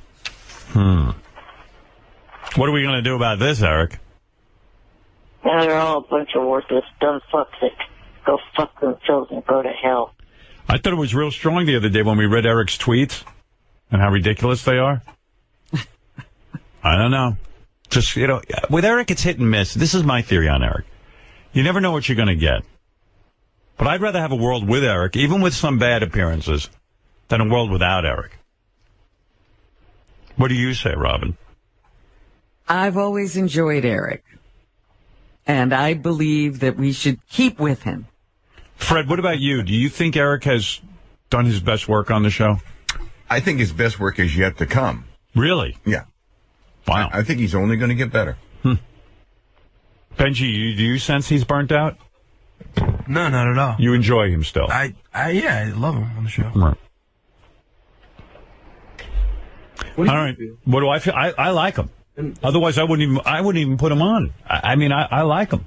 Then go with your gut. Yeah. Well, thank you, Benji. Thanks, Benji. It was very wise of you. You're like a fucking pimply Yoda. You're a red-faced Yoda. Very wise. Very good advice. Or somebody wrote in about that, Fred. They can't stand when you play the Benji sound effect. But I like it. You know, I do, too. Yeah. That was Benji's greatest appearance. Yeah. I think Benji's peaked. And I had another email. I don't know if it's in this batch or not. One guy says he would listen to an entire channel of just that noise. Right. When you drop it in at the right moment, it does work. Exactly. Yeah. This guy writes in, I brought up... Oh, sorry, Eric. Yes, what did you want to say? Let's see how Eric does. Everyone evaluate. Go ahead, Eric. Well, after I was on air yesterday, I heard you guys playing a bunch of the Robin songs, and I came up with an idea. Why don't you guys put all those songs, of course you'd have to get the people to sign releases, but put all those songs online or on CD for the fans to purchase, and then have the money go towards cancer charities. Like the one that Robin, got over, and breast cancer charities. Should I talk to Eric about this? Eric, when those song parodies use the music of other people, you have to clear the rights. It's a whole thing. You can't. You're going to go through it. All right, Eric, I'll consider it. Thank you. All right, Eric the actor, everybody, making an appearance. By the way, Howard, that idea has never been floated by anyone ever. No one's ever heard that one. What a totally original idea. Yes, sitting Rob. at home thinking. Yes, Rob, you're on the air. Hey, Howard. Yeah. Tell Eric we had enough of him. No one wants to hear him. Ask Baba Booey. He hates him. Everybody in the whole office hates him. Gary, you don't want to hear him? Oh, I want to hear him. You do, yeah. I do. I like hearing him on the air. By the way, he said someone asked him his two least favorite staff members, that it's me, but Fred. He doesn't like Fred. Well, because Fred plays all those terrible sound effects. A lot of them are his voice. And he does Fred does an Eric impression, but you want to know something? I think it helps the Eric appearance. I think it does, too. Yeah, it makes me laugh. He doesn't realize it. It's so fucking boring. What you Robin and made them able to be on the ends on line or on C. D. Do Howard. Yeah, nobody knows what he was talking about.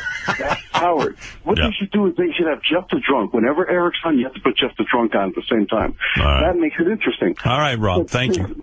Okay. Even you're getting boring, Rob. All right, Eddie, go ahead. You're on the air. I love Eric because whenever I hear him, it makes me feel better about my life. I remember seeing pictures of him on that chat roulette, and oh my God. Yeah. I just think about the little guy in that little chair and hear that voice and think, well, my life is pretty good in comparison. So he makes me smile because then my life's not so shitty. Got it. All right, let's go to Eric the actor. You're on the air. By the way, coming up in moments is I Want to Get My Grandpa Laid, brought to you by Bad Grandpa, opening nationwide October 25th, the new Johnny Knoxville movie presented by Jackass. Yes, Eric. Good morning. You could be ready to talk when we get to you. Why prepare? I was calling because I think I found a date for Robin. Really? Oh, well, now you have our attention. Where did you find this date? Robin, I found when you talk to Eric, you got to just pause for a really long time and wait for him to say something. Over the weekend, I was down in San Diego at the Bound for Glory event with TNA, and one of the wrestlers who's from Britain named Magnus is attracted to Robin and would like to go out on a date with her. Is that right? We have to look him up on the internet. A wrestler named Magnus. Magnus. Yeah, you know, I was seeing on TV, Whitney Cummings is dating a UFC champion or something. What? If you Yeah. go, That's what I'm saying. It's a new thing. Like, maybe Eric's right. Maybe some kind of... Maybe a wrestler isn't the man of my dreams. Maybe. there's a photo on the Twitter page. All I hear is... There's a photo of him. Is his name Magnus? Yes. That's his rest name. Well, I would imagine that is not his real name. He's 26 and in very, very good shape. He's built. Oh. I Wait think a minute, he can Eric handle might it. be onto something. Right. Yeah, Eric, you might have your first good idea. What about Eric co-starring with me in The Man with Two Heads? Would you be in that, Eric? It's, let me explain the plot to you real quick. No, I heard it. Would you do it? No. Oh, my goodness, What? Eric. Jesus. Why not? You don't want people to think you have two heads? No, it sounds too fucking lame. Oh, wow. Wow. Yeah, but we're not gay. We're straight. Well, I know that. Dude, it's going to be a huge cult hit. A lot of the people down at the event were saying that. Well, you're not going to be in the movie anyway because I'm going to be in it with a black guy. Hey, JD, where's the trailer for The Man with Two Heads? The Thing with Two Heads. Eric, maybe this will make you change your mind. I can't believe, Eric. You're so difficult. What did I do with that? I just had it. Page 1 should be in the first column. Thank you.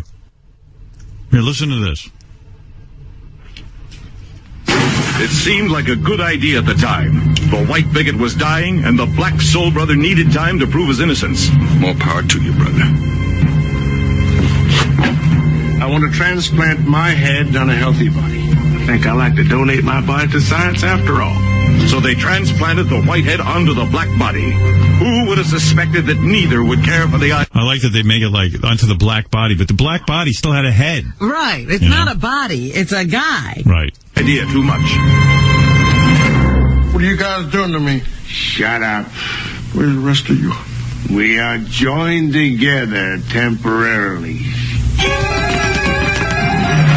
Williams, stop this car immediately. Why don't you shut up? Hey, that's telling him, man. I should have known your kind stick together. Will you please stop this infernal machine? Oh, just shut up. Hell! Shut up. You a doctor? So far, so good. Then how about you taking old happy face off of here? He's shooting at us! That's when they're driving the car. Right. The music is going to be better in the new movie. Yeah. Eric, don't pay any attention to the music. Man, this car's a real dub. Could I have a cigarette? Hey, man, are we smoking while I'm eating? Ray Milland and Rosie Greer as The Thing with Two Heads. It's pretty good, man. Sleep, baby. Why don't you stay here for a little while? It's no use, honey. Maybe when I get used to it. Now you know you got to go. Yeah, that's Rosie's girlfriend saying, I can't fuck you with the white guy's head on your shoulders. And he tells the white head, you gotta go. I gotta get pussy. Eric, come on. You don't think people will go to see that in 3D with today's technology? Are you out of your mind? Don't you know ought a to winner? rethink your decision. Right. I'll give you time to think about it. I'll take the part of one of the doctors. All right. Ah. Done. I got to get Eric in there as one of the doctors. He's the doctor who does the operation. Yeah, and then like we wake up, I'm on Roosevelt Greer's body or whoever I get to play that part, and hopefully it'll be Refrigerator Perry. And all of a sudden we wake up and I go, oh shit, look at the fucking doctor. He's worse than we are. No wonder he performed this surgery. Yeah. No. Hey, you dick. Why'd you leave Refrigerator Perry's head on? I just needed a body. Right. Oh, by the way, in our version of the movie, Eric, Refrigerator Perry makes out with the doctor when he wakes up. Ooh. The doctor happens to be gay. One head should be gay. Yeah. No, the doctor who performs the surgery is gay. Well, why couldn't one head be gay, too? No, I'm not playing someone gay. People will think I'm gay. You know who'd be good as the black guy? Leon Spinks. He's excellent. Oh, stop it. Oh, come on. What do you stop He it? can't remember lines. It's all right. I'll be right next to him. I can whisper the lines to him.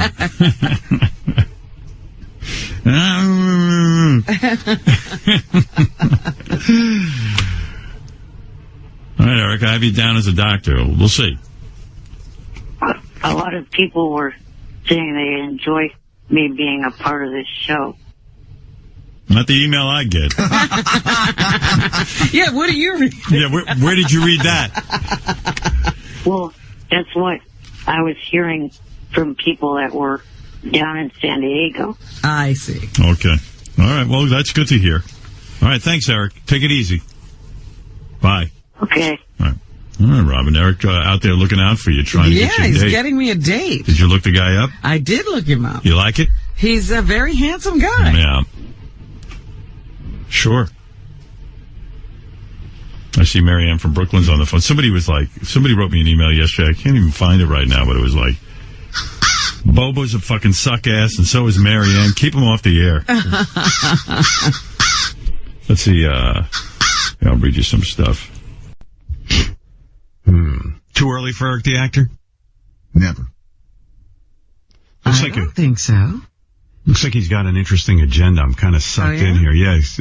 Eric the actor needs help convincing Johnny Fratto to drop Jeff the drunk. That's pretty good. All right, you sucked me in, Eric. What's going on? Well, I became sick of Johnny not doing stuff for me and getting all the attention to Jeff. And all Jeff got is this one movie role. And I need help with a lot more than just one thing. Jeff's like the new girlfriend, you know, Eric? It's like you were giving him like so much hell that I think all of a sudden he sees Jeff as his future. Even though you're right, you're probably the more in-demand actor. But, you know, Johnny's probably teaching you a lesson in a way. He's trying to say, hey, Eric, you better get your shit together or else I'm going off with Jeff completely. I think you're in a classic case of sibling rivalry. Whack pack rivalry. Yeah, we call it whack pack rivalry. In fact, we've been calling it since Robin came up with it 3 seconds ago. It's called whack pack rivalry, where like the two of you are just fighting over Johnny's attention. And Johnny likes it because it gets you in line all of a sudden. Now, I'm sure I'm the more in demand because there was even a news story about when Robin went to tape on Rachel Ray, she made a comment saying that she'd like to have me on her show. Yeah. Well, there's no doubt you're the most successful whack pack actor in the history of the show. There's no doubt. But I'm not in that group. Well, you know. I'm in the group of regular callers. Oh, I don't know about that. Eric, I think you got to drop that whole pretense. I mean, you're a whack packer. Nope. Yeah. You know, John Lieberman's here. He interviewed Jeff yesterday. You want to hear what he has to say is going on? Sure. John Lieberman with some information, Eric. Let me try and piece this all together. It's exciting. It's exciting, ladies and gentlemen. We woke up, and now we're in the world of Eric the actor, and it's fun. And John Lieberman covers this world beautifully. How you doing, John? Good, Howard. How you doing? Yeah, you're doing a great job. So Jeff the drunk is outraged. I spoke to him yesterday. Jeff is outraged because he feels as if he won the act off. Yes. But now Johnny Fratto has told Jeff that he has promised Eric a role in the same film, despite the fact that Jeff won. Well, you know, that's, again, whack pack rivalry. Here, you could be gracious. Jeff did win. Jeff got his choice of roles. And then in an act of grace, the producers said, hey, let's get Eric and Jeff in here. And Jeff is now tantruming because he won and he doesn't want Eric in. This is whack pack rivalry. And I know that at its height. At its height, what we're seeing is a very, very serious condition. We are now joined by the actor Jeff the Drunk. Hi, Howard. Howard. Hi, Eric, Jeff, Eric, both men represented by Johnny Fratto, which seems to be... Eric, this is just the beginning. Of the end for his ass. Oh. What do you mean? Because this is just the tip of the iceberg. In other words, I think what you're saying in your own muddled, drunken way is that you're now going to be the hot actor. You're taking over. Correct. Wow. Eric, is there a response? Oh, give me a fucking break. In other words, what There's you're no saying... way. What you're saying, Eric, is... I've been called delusional. No, what he said is absolutely delusional. We're joined now on the phone by Agent Johnny Fratto. Johnny, is this a dangerous situation for both actors? You're playing one off the other. Well, Howard, first of all, here's the real problem, okay? My clients want me to do unbelievable things. Right. Are they both unreasonable? What examples do you have of this? Well, let me well, first of all, right now, Eric, why don't you tell him what you want me to do right now? Well, the one thing I am focused on right now is not getting any acting, really, because my SAG duty. Tell Howard what you want to buy. What does he want to buy? I would like to find a single investor or multiple investors to help me purchase TNA Wrestling. You want the whole thing.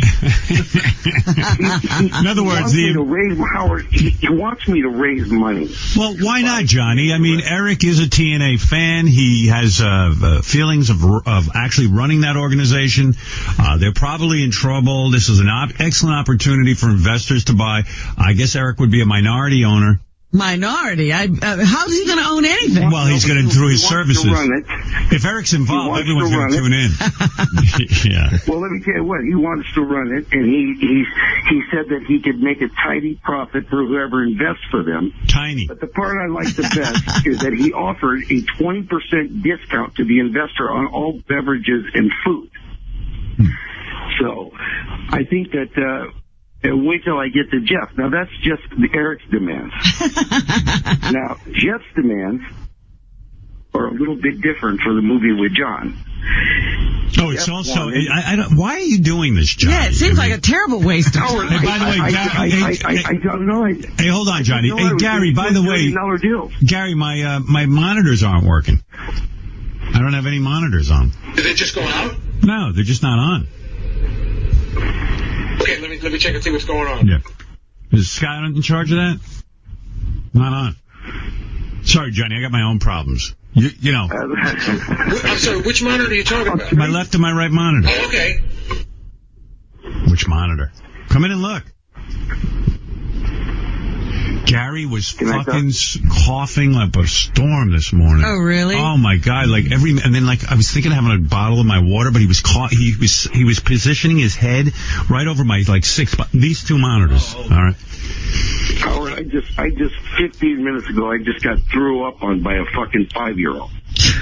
Yeah, well, and he threw up like the Exorcist. My the 5-year-old is his birthday today. Never mind that. I got Gary. Gary's your 5-year-old. Yeah, Gary. You don't throw up on me. All right, well, let me get out of one conversation and get into the other. I'm all over the place. Hey, all right, how much money do you need, Eric, to buy TNA? Do you have any idea? All I know is what I read yesterday. The Carter family is looking to sell, I think it was 70% of the company. What would that cost? 70% of the company? I did not see an estimated value. Okay. Well, then how are your investors supposed to just step up without knowing? That's Johnny's job to do research and find out. Yeah, I think Eric's right about that. Eric comes up with the ideas. It's up to Johnny to get them done. I'm pretty sure we're near 100 million. Yeah, but a lot. You know what? I got to take Eric's side. Johnny, you're not thinking big here. If they have Eric as the actual president of the company. I mean, not just a figurehead, but a guy who runs things, who knows how to manage things. Don't you see this company blossoming into a $1 billion? I think that if we could get Chuck Zito in the ring with Eric, I think we might do it in a day. Imagine how fast would the TNA wrestling organization be out of business? Go down. Eric, did it ever occur to you you've run nothing your entire life and have absolutely no business skills? Okay, thank you.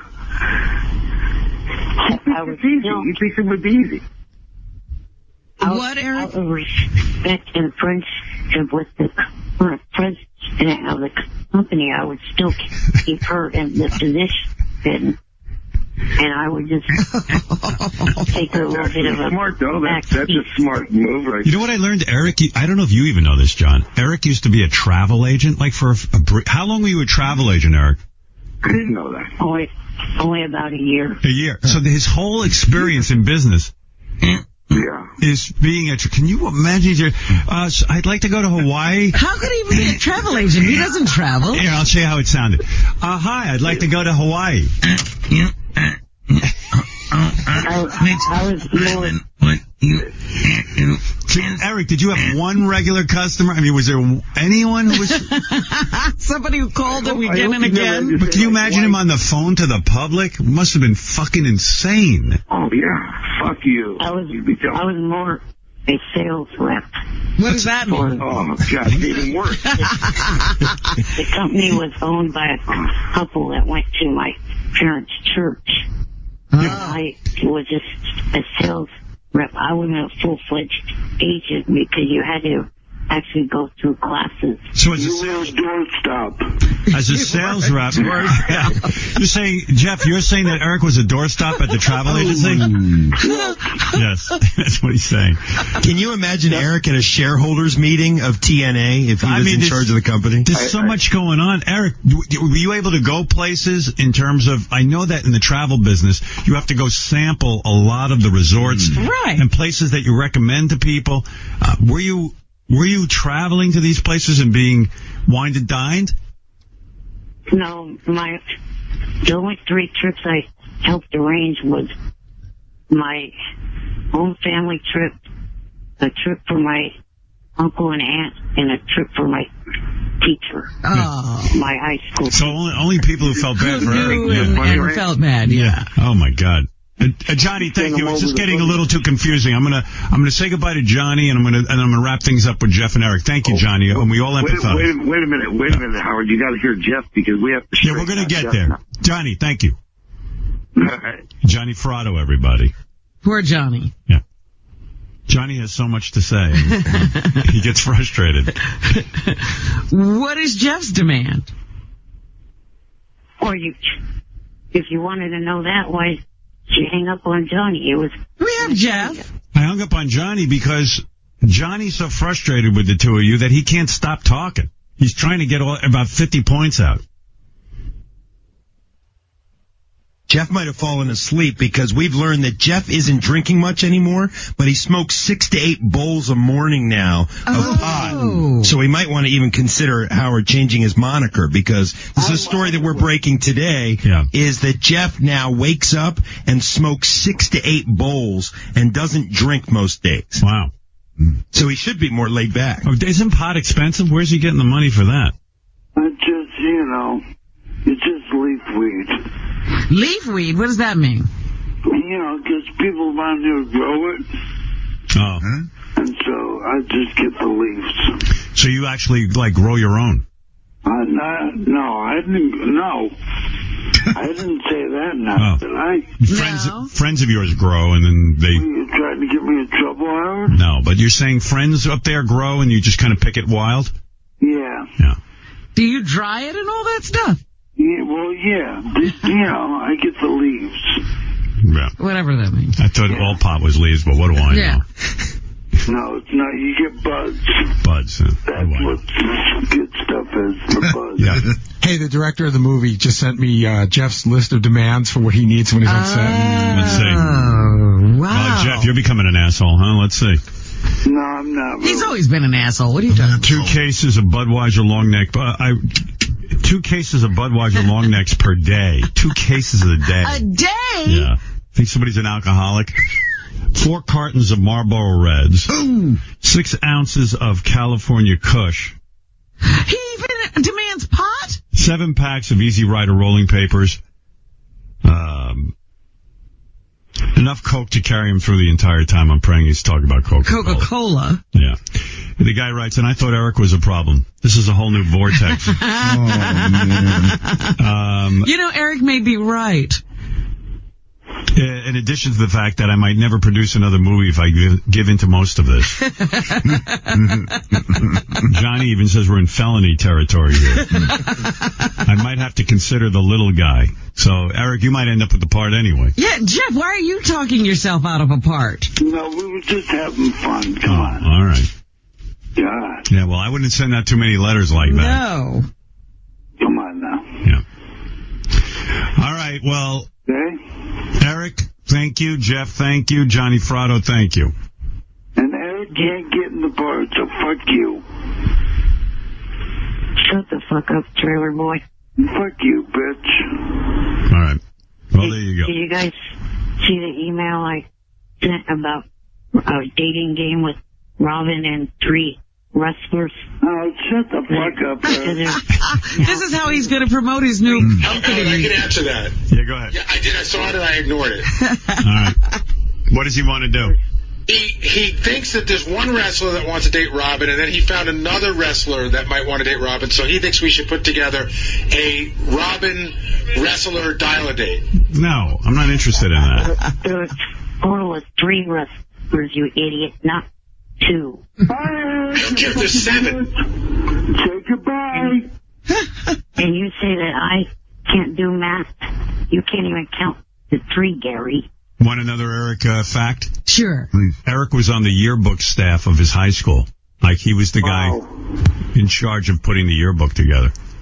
Really? Yeah, like he has run some things. Let's see that yearbook. See how well he did. 11th and 12th grade. Eric, how did you get that position? I mean, that's a pretty important and certainly a... He rolled his way to the top, I'm sure. Seriously, Eric, how'd you get that? At Jones, what all you had to do was just take the second period class. So it was a class you could sign up for. So really it was another loser position. Yeah. Yeah, I don't think you're in any position to be running TNA wrestling. Based on your resume he was a travel agent and he booked only trips for his own family and friends. Which are and 3 he didn't have many, yeah, so he couldn't have a business. His parents, his teacher, and somebody else. An uncle or something. An uncle. 3.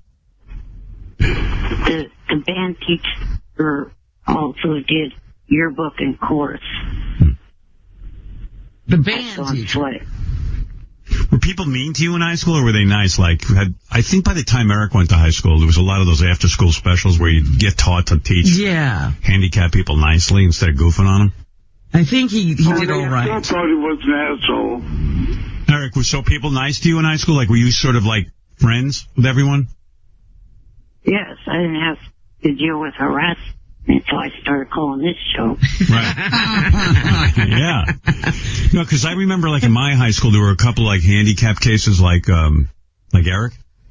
And I remember, like, the hottest chick in the high school. I was, like, a turd in high school. Nobody paid attention to me, but I observed a lot. It was a good observing ground for me because no one was actually talking to me. So there was this one chick who had big fucking giant tits, and she was super hot. Like, I'm trying to remember her name, even. I'd probably beat off enough to thinking about her. And there was a blind guy in our school, and she was always, like, his girlfriend, like, hanging out with him. And I just came back to me, like, and she was super hot. Like, you just wanted to fuck her, It was crazy hot. Like Pam Anderson hot. But she was, like, so kind to the handicapped kid. And you're like, fuck. Yeah, but she probably only wanted to hang around with the blind guy because he was the only guy who could talk to her. Yeah, right. But she was probably fucking a few, I don't know what her sex life was like, but she could have gotten anyone in the school. But, like, her hanging around with the blind guy was just crazy. Like, you were just like, oh, shit. I was going to put on a pair of shades and just fucking act like I was I'm blind too. Give me that white cane. Yeah, leave me around. You know? Ralph claims he has an idea for you. You know Ralph. Ralph, go ahead. Hey now. Yeah. Hey, so, Eric, you should do a Kickstarter campaign to buy this TNA. And then all the listeners could buy into it, and you could raise the money quickly. I bet it would happen. It's too much work for Eric.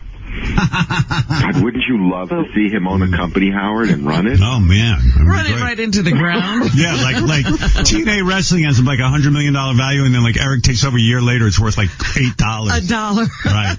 And he's like, it's not my fault. The people there were assholes. See him in his office. Yeah, big office with giant cigar. Oh, come on, you have to do it. The audience will.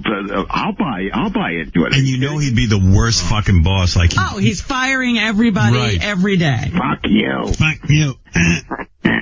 You're fired. Anyone who even offends him a little bit. Hey, Eric, real quick question: why do you want to own this? Do you think do a good job or what? Yeah, of course he does. Well, just hang around with these people for not this past weekend, but the weekend before. After you ask a question, you just get bored out of your skull. Right, I don't even, it's too hard to find the answer. When Ralph asked the question, I went, oh shit. Because it's all I hear is like,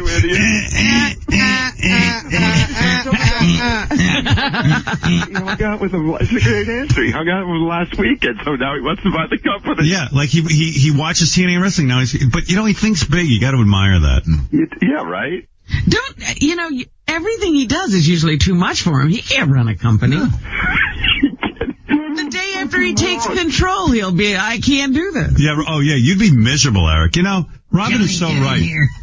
You would be miserable running a company. You got a great life now. You don't have to do anything. You can't even take Twitter. Yeah, imagine the fans of TNA complaining to you. You would just fucking fall apart. Oh,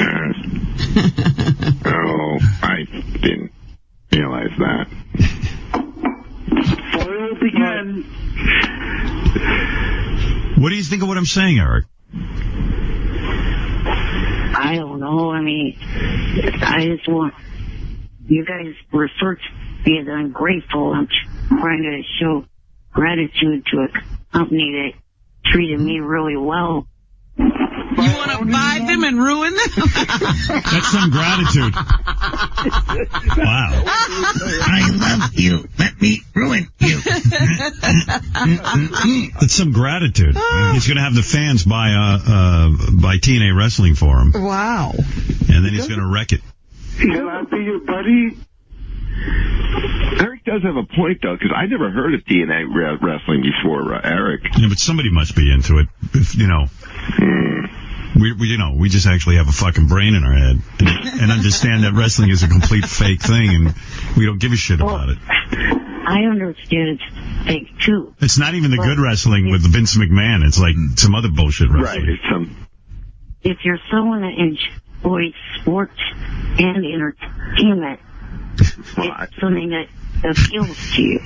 Well, Eric, when you were a travel agent, only 3 people booked plans and vacations with you, and they were all in your family. You're not equipped to run a business. Your family can't completely support TNA Wrestling. Dude, you know what running a business is? You get up at the crack of dawn. Trust me, I run a fairly large business. You're working 24 hours a day. I'm in meetings. I'm on the phone. I mean, it is fucking brutal, and you got to deal with people. And he's so good at that. Yeah.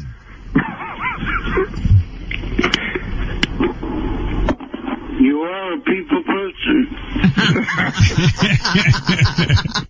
That is for sure. Eric, wrestling is not a sport, by the way. It's entertainment. It's considered sports entertainment. Yeah. Hey, do you know what a sport is now? They just named the video games as a sport. Like, really? Yeah, I got to play you this. Oh, that's ridiculous. Well, wait till I play you this shit today. Guys, I got to go. We hope you work out your differences. Yeah, this is going way longer than I thought.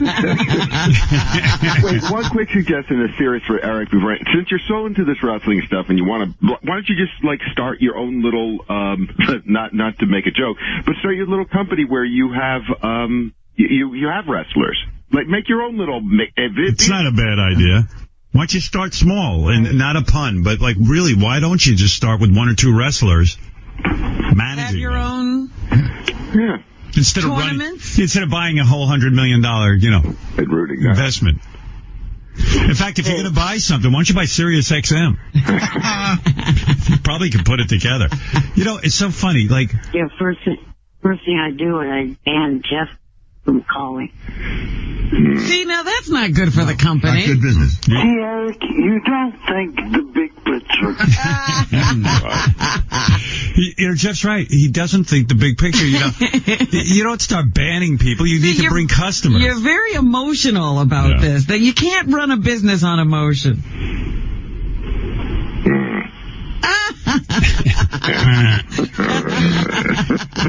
Cornered with logic.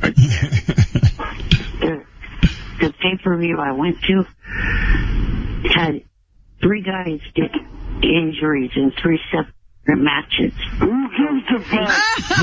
Hey, Eric, let me ask you this. They get injured as easily as any football player, basketball player, baseball player. Hey, Eric, when you buy a company, the first thing you got to do is really figure out what it is the company needs. So let's imagine you owned, I'll indulge you here. Let's imagine tomorrow the audience buys you TNA Wrestling. What is your first actions that you would take? What are your first actions? Well, the company needs to have a little bit stronger female division, so I would hire a few more females. Oh, God. All right. So, in other words, your first act as CEO would be to get a whole bunch of hot chicks in there and see about how good they'd be at wrestling, right? Right. And you know what the second act would be? The series of lawsuits after he tries to finger all of them with his foot. Listen, that's not a bad idea, though. I mean, because then you'd have some attention. You want to be a wrestler? You better blow Mr. Happy. TNA stands for tits and ass. Right. Show me your tits. Why, you have a very lovely cunt.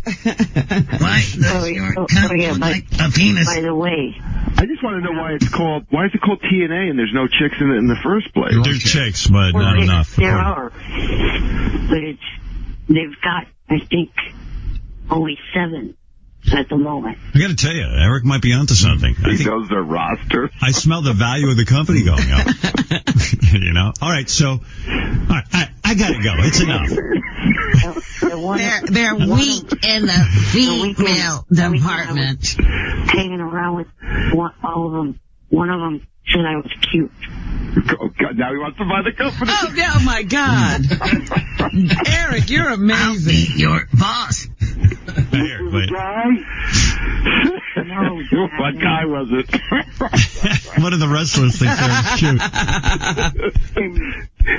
Eric came right up to his crotch. He rolled up. All right, guys, I got to go, Eric. Hey, Jeff. All right. All right, Ralph, thank you. Thank you. Bye for now. What about you did she find cute, Eric? I don't know exactly, but... He's going to buy the company to find out. Right. She was even standing next to her boyfriend when she said it. What's, oh, she had a boyfriend. Right. He doesn't even realize that's not a good thing. Right. All right. Thanks, guys. Thank you, Jeff. Thank you, Eric. Bye. Bye. Bye. And Eric, fuck you. Shut the fuck up. Fuck off. Bye, Robin. Bye-bye. All right. You guys have fun smoking weed and looking at TNA. Just the leaves, Howard. Just the leaves. Yeah. By the way, Jeff is the one who smokes. Eric, the actor, is asked to make an announcement about his Twitter fans. Yeah, I know, but he's very angry with his Twitter fans. Oh, jeez. I do follow Eric's Twitter account, And things are out of control. What's happening over there? Well, I'm going to read you some of his tweets. Eric, if you don't mind, I'd like to read some of your tweets. Sure, go ahead. All right. Shut the fuck up. By the way, these are all in caps. Shut the fuck up, you dumb fuck. I have never fucking been to Bora Bora, and I have never been ziplining. Go to hell. Oh. So now what I think is happening is the fans say, make jokes about Eric, and they go, I think I saw you in Bora Bora ziplining. Which the idea of Eric ziplining is funny. But what's great about Eric, not only does he yell at people, but he repeats what they say. Right. I do not want to make love to Charlie Sheen, jackass. I only want to text him or have lunch. I can relate to all the media slander. Oh, my. Speaking of Charlie Sheen, I got to play you some clips. Wait a minute. Yeah. I think for that one, you're not reading my tweet. Is there ERLIC, the actor? What? I don't know. How is the name Eric spelled? Is it an L or an I? No, I don't have the Eric part. I just have the part where you address the guy. Our guy says he definitely double-checked it. It's definitely Eric's tweet. Yeah, you wrote to a guy named Chemo217. I don't remember. He must have accused you of wanting to. He must have accused you of wanting to fuck Charlie Sheen in the ass, and then you wrote back.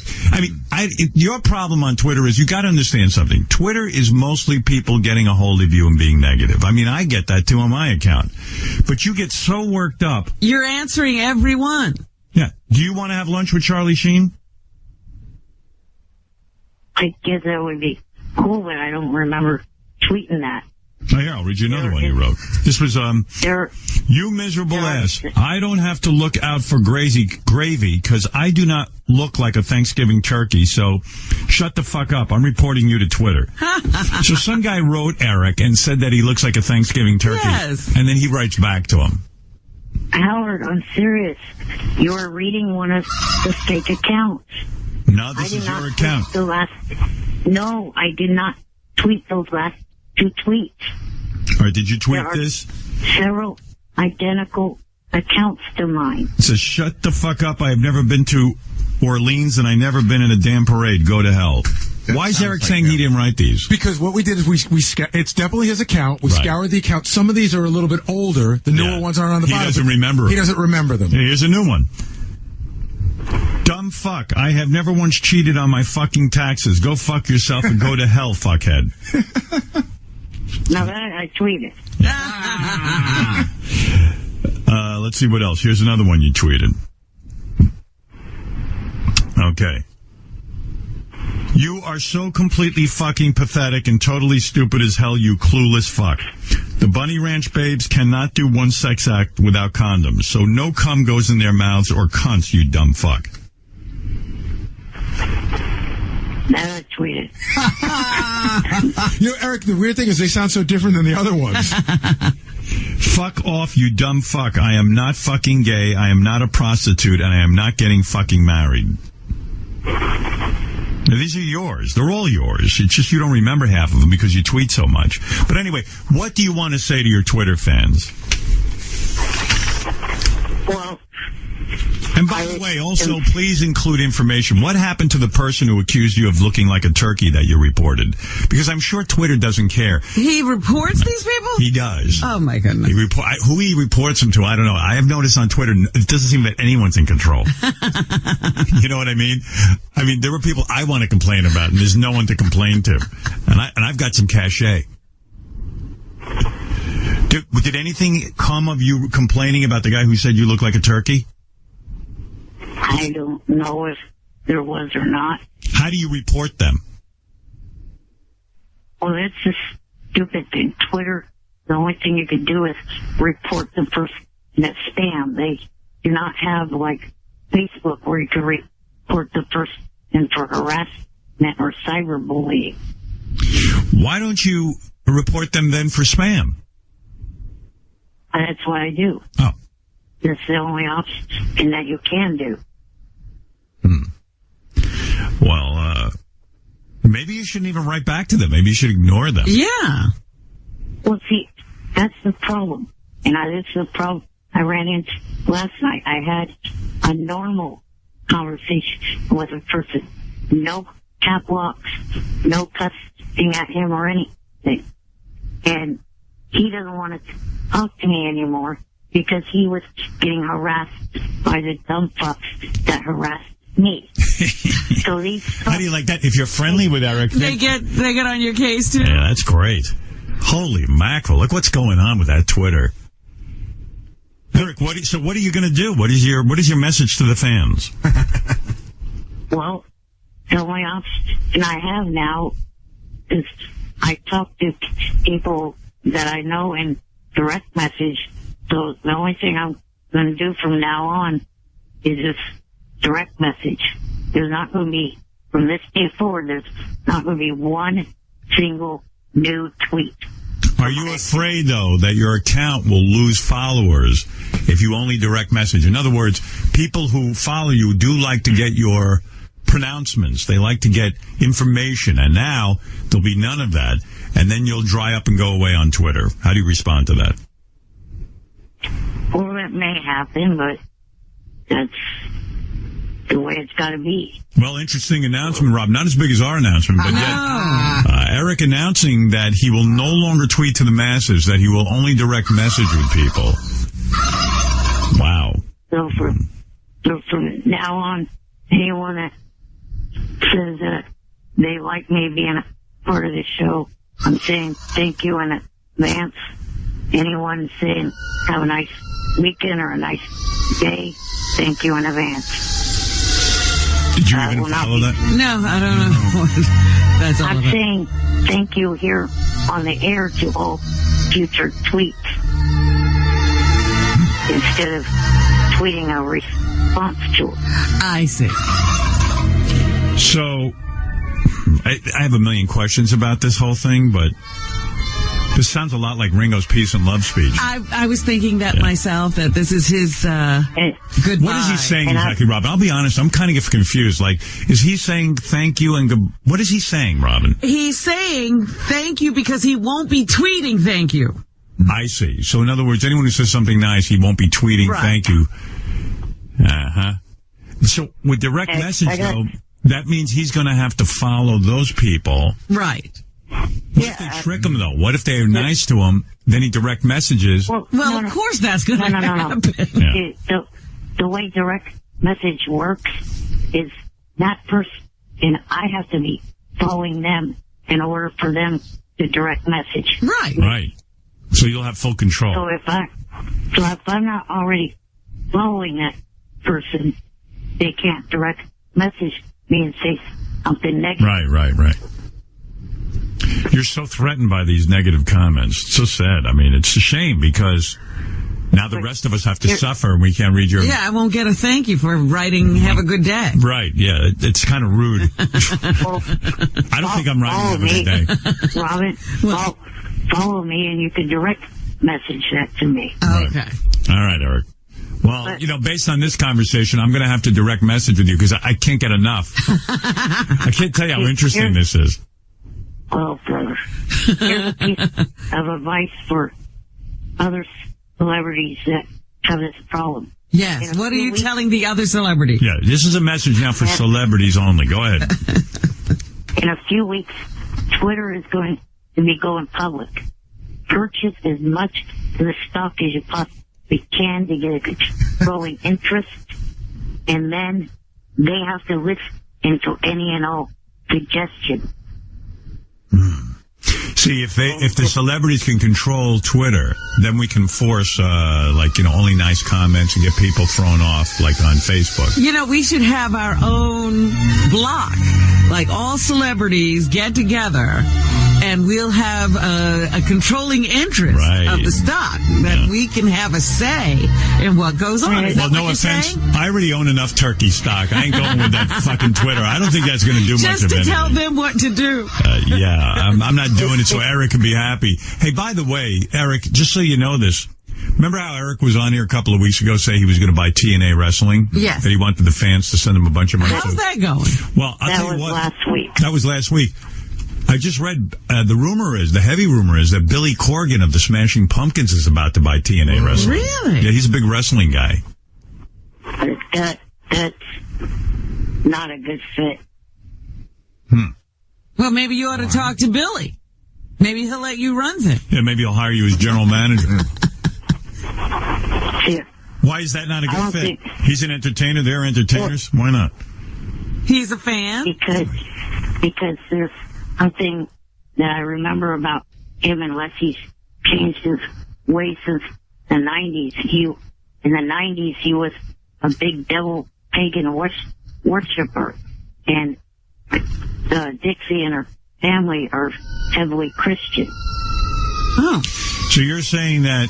It's a religious thing. Don't you think that Billy Corgan, maybe that's his wrestling character? I don't think... I don't know. I don't want to get into this. It's not a good fit. All right, Eric, thank you so much. Eric, let me just recap. Eric now announcing he's only going to direct message on his Twitter account. This is a blow to Twitter. All celebrities should try to buy as much stock as possible in Twitter so they can control the rules. And there you have it, an exclusive from Eric the Actor. It's pretty pathetic that this social network site has dozens of anti-bullying accounts tied to it, but yet they don't do anything to help these anti-bullying accounts get rid of these people harassing others. All right. Thank you, Eric. Enough said. Enough said.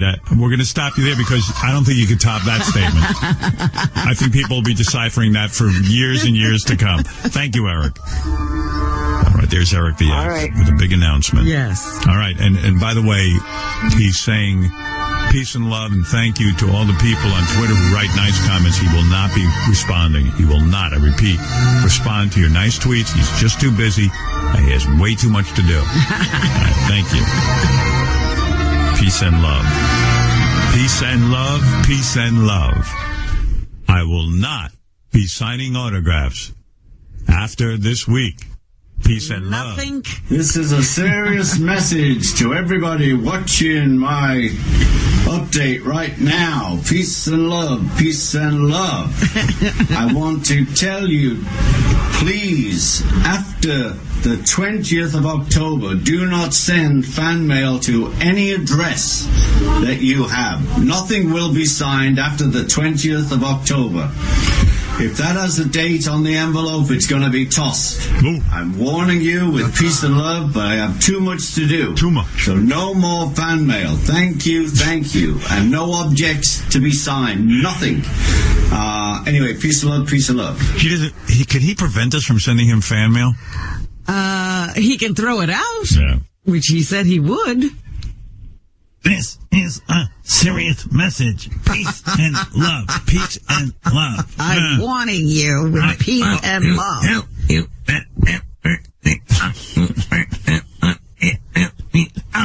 Sometimes when he's making those announcements, that's all I can hear. I know. It's like you get so distracted by the pauses, you lose all connection. It's fill in the blanks. You know what was cool today? Like I just kind of let him make his announcement, his statement.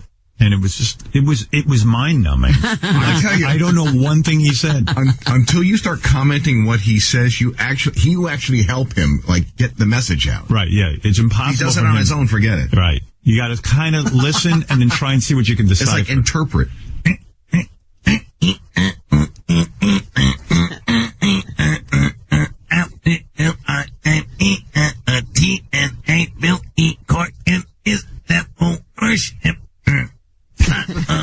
Did you know Billy Corgan was into devil worship? No. I was looking online. I saw nothing to substantiate that. Right. Maybe one time he wore a 666 T-shirt. That's the only thing I saw him once on the TNA wrestling wearing a big giant hood, like one of those devil priest hoods or something. And I guess they all do that. Yeah, well, I'm saying Eric probably buys Eric into that. bought right in. Yeah, he bought into his character. That's why he can't play gay. Yeah. He gets fooled. He does. He sees the guy in a giant devil hood and he assumes. I have to be gay. Right. Well, anyway. I think one time I saw Billy Corgan. I was looking out my window in the city. I saw him fly by on a broom. So he might be onto something. Maybe. Yeah, Billy flew by on a broom. And I was like, wow, Billy Corgan's a witch.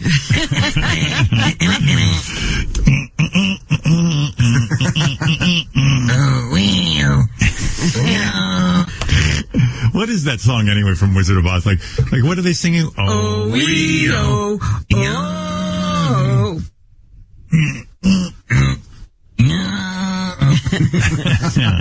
All right, we're going to take a break. We'll come back. Bye, Eric. Shut the hell up and let me speak. No, go fuck yourself. Bye.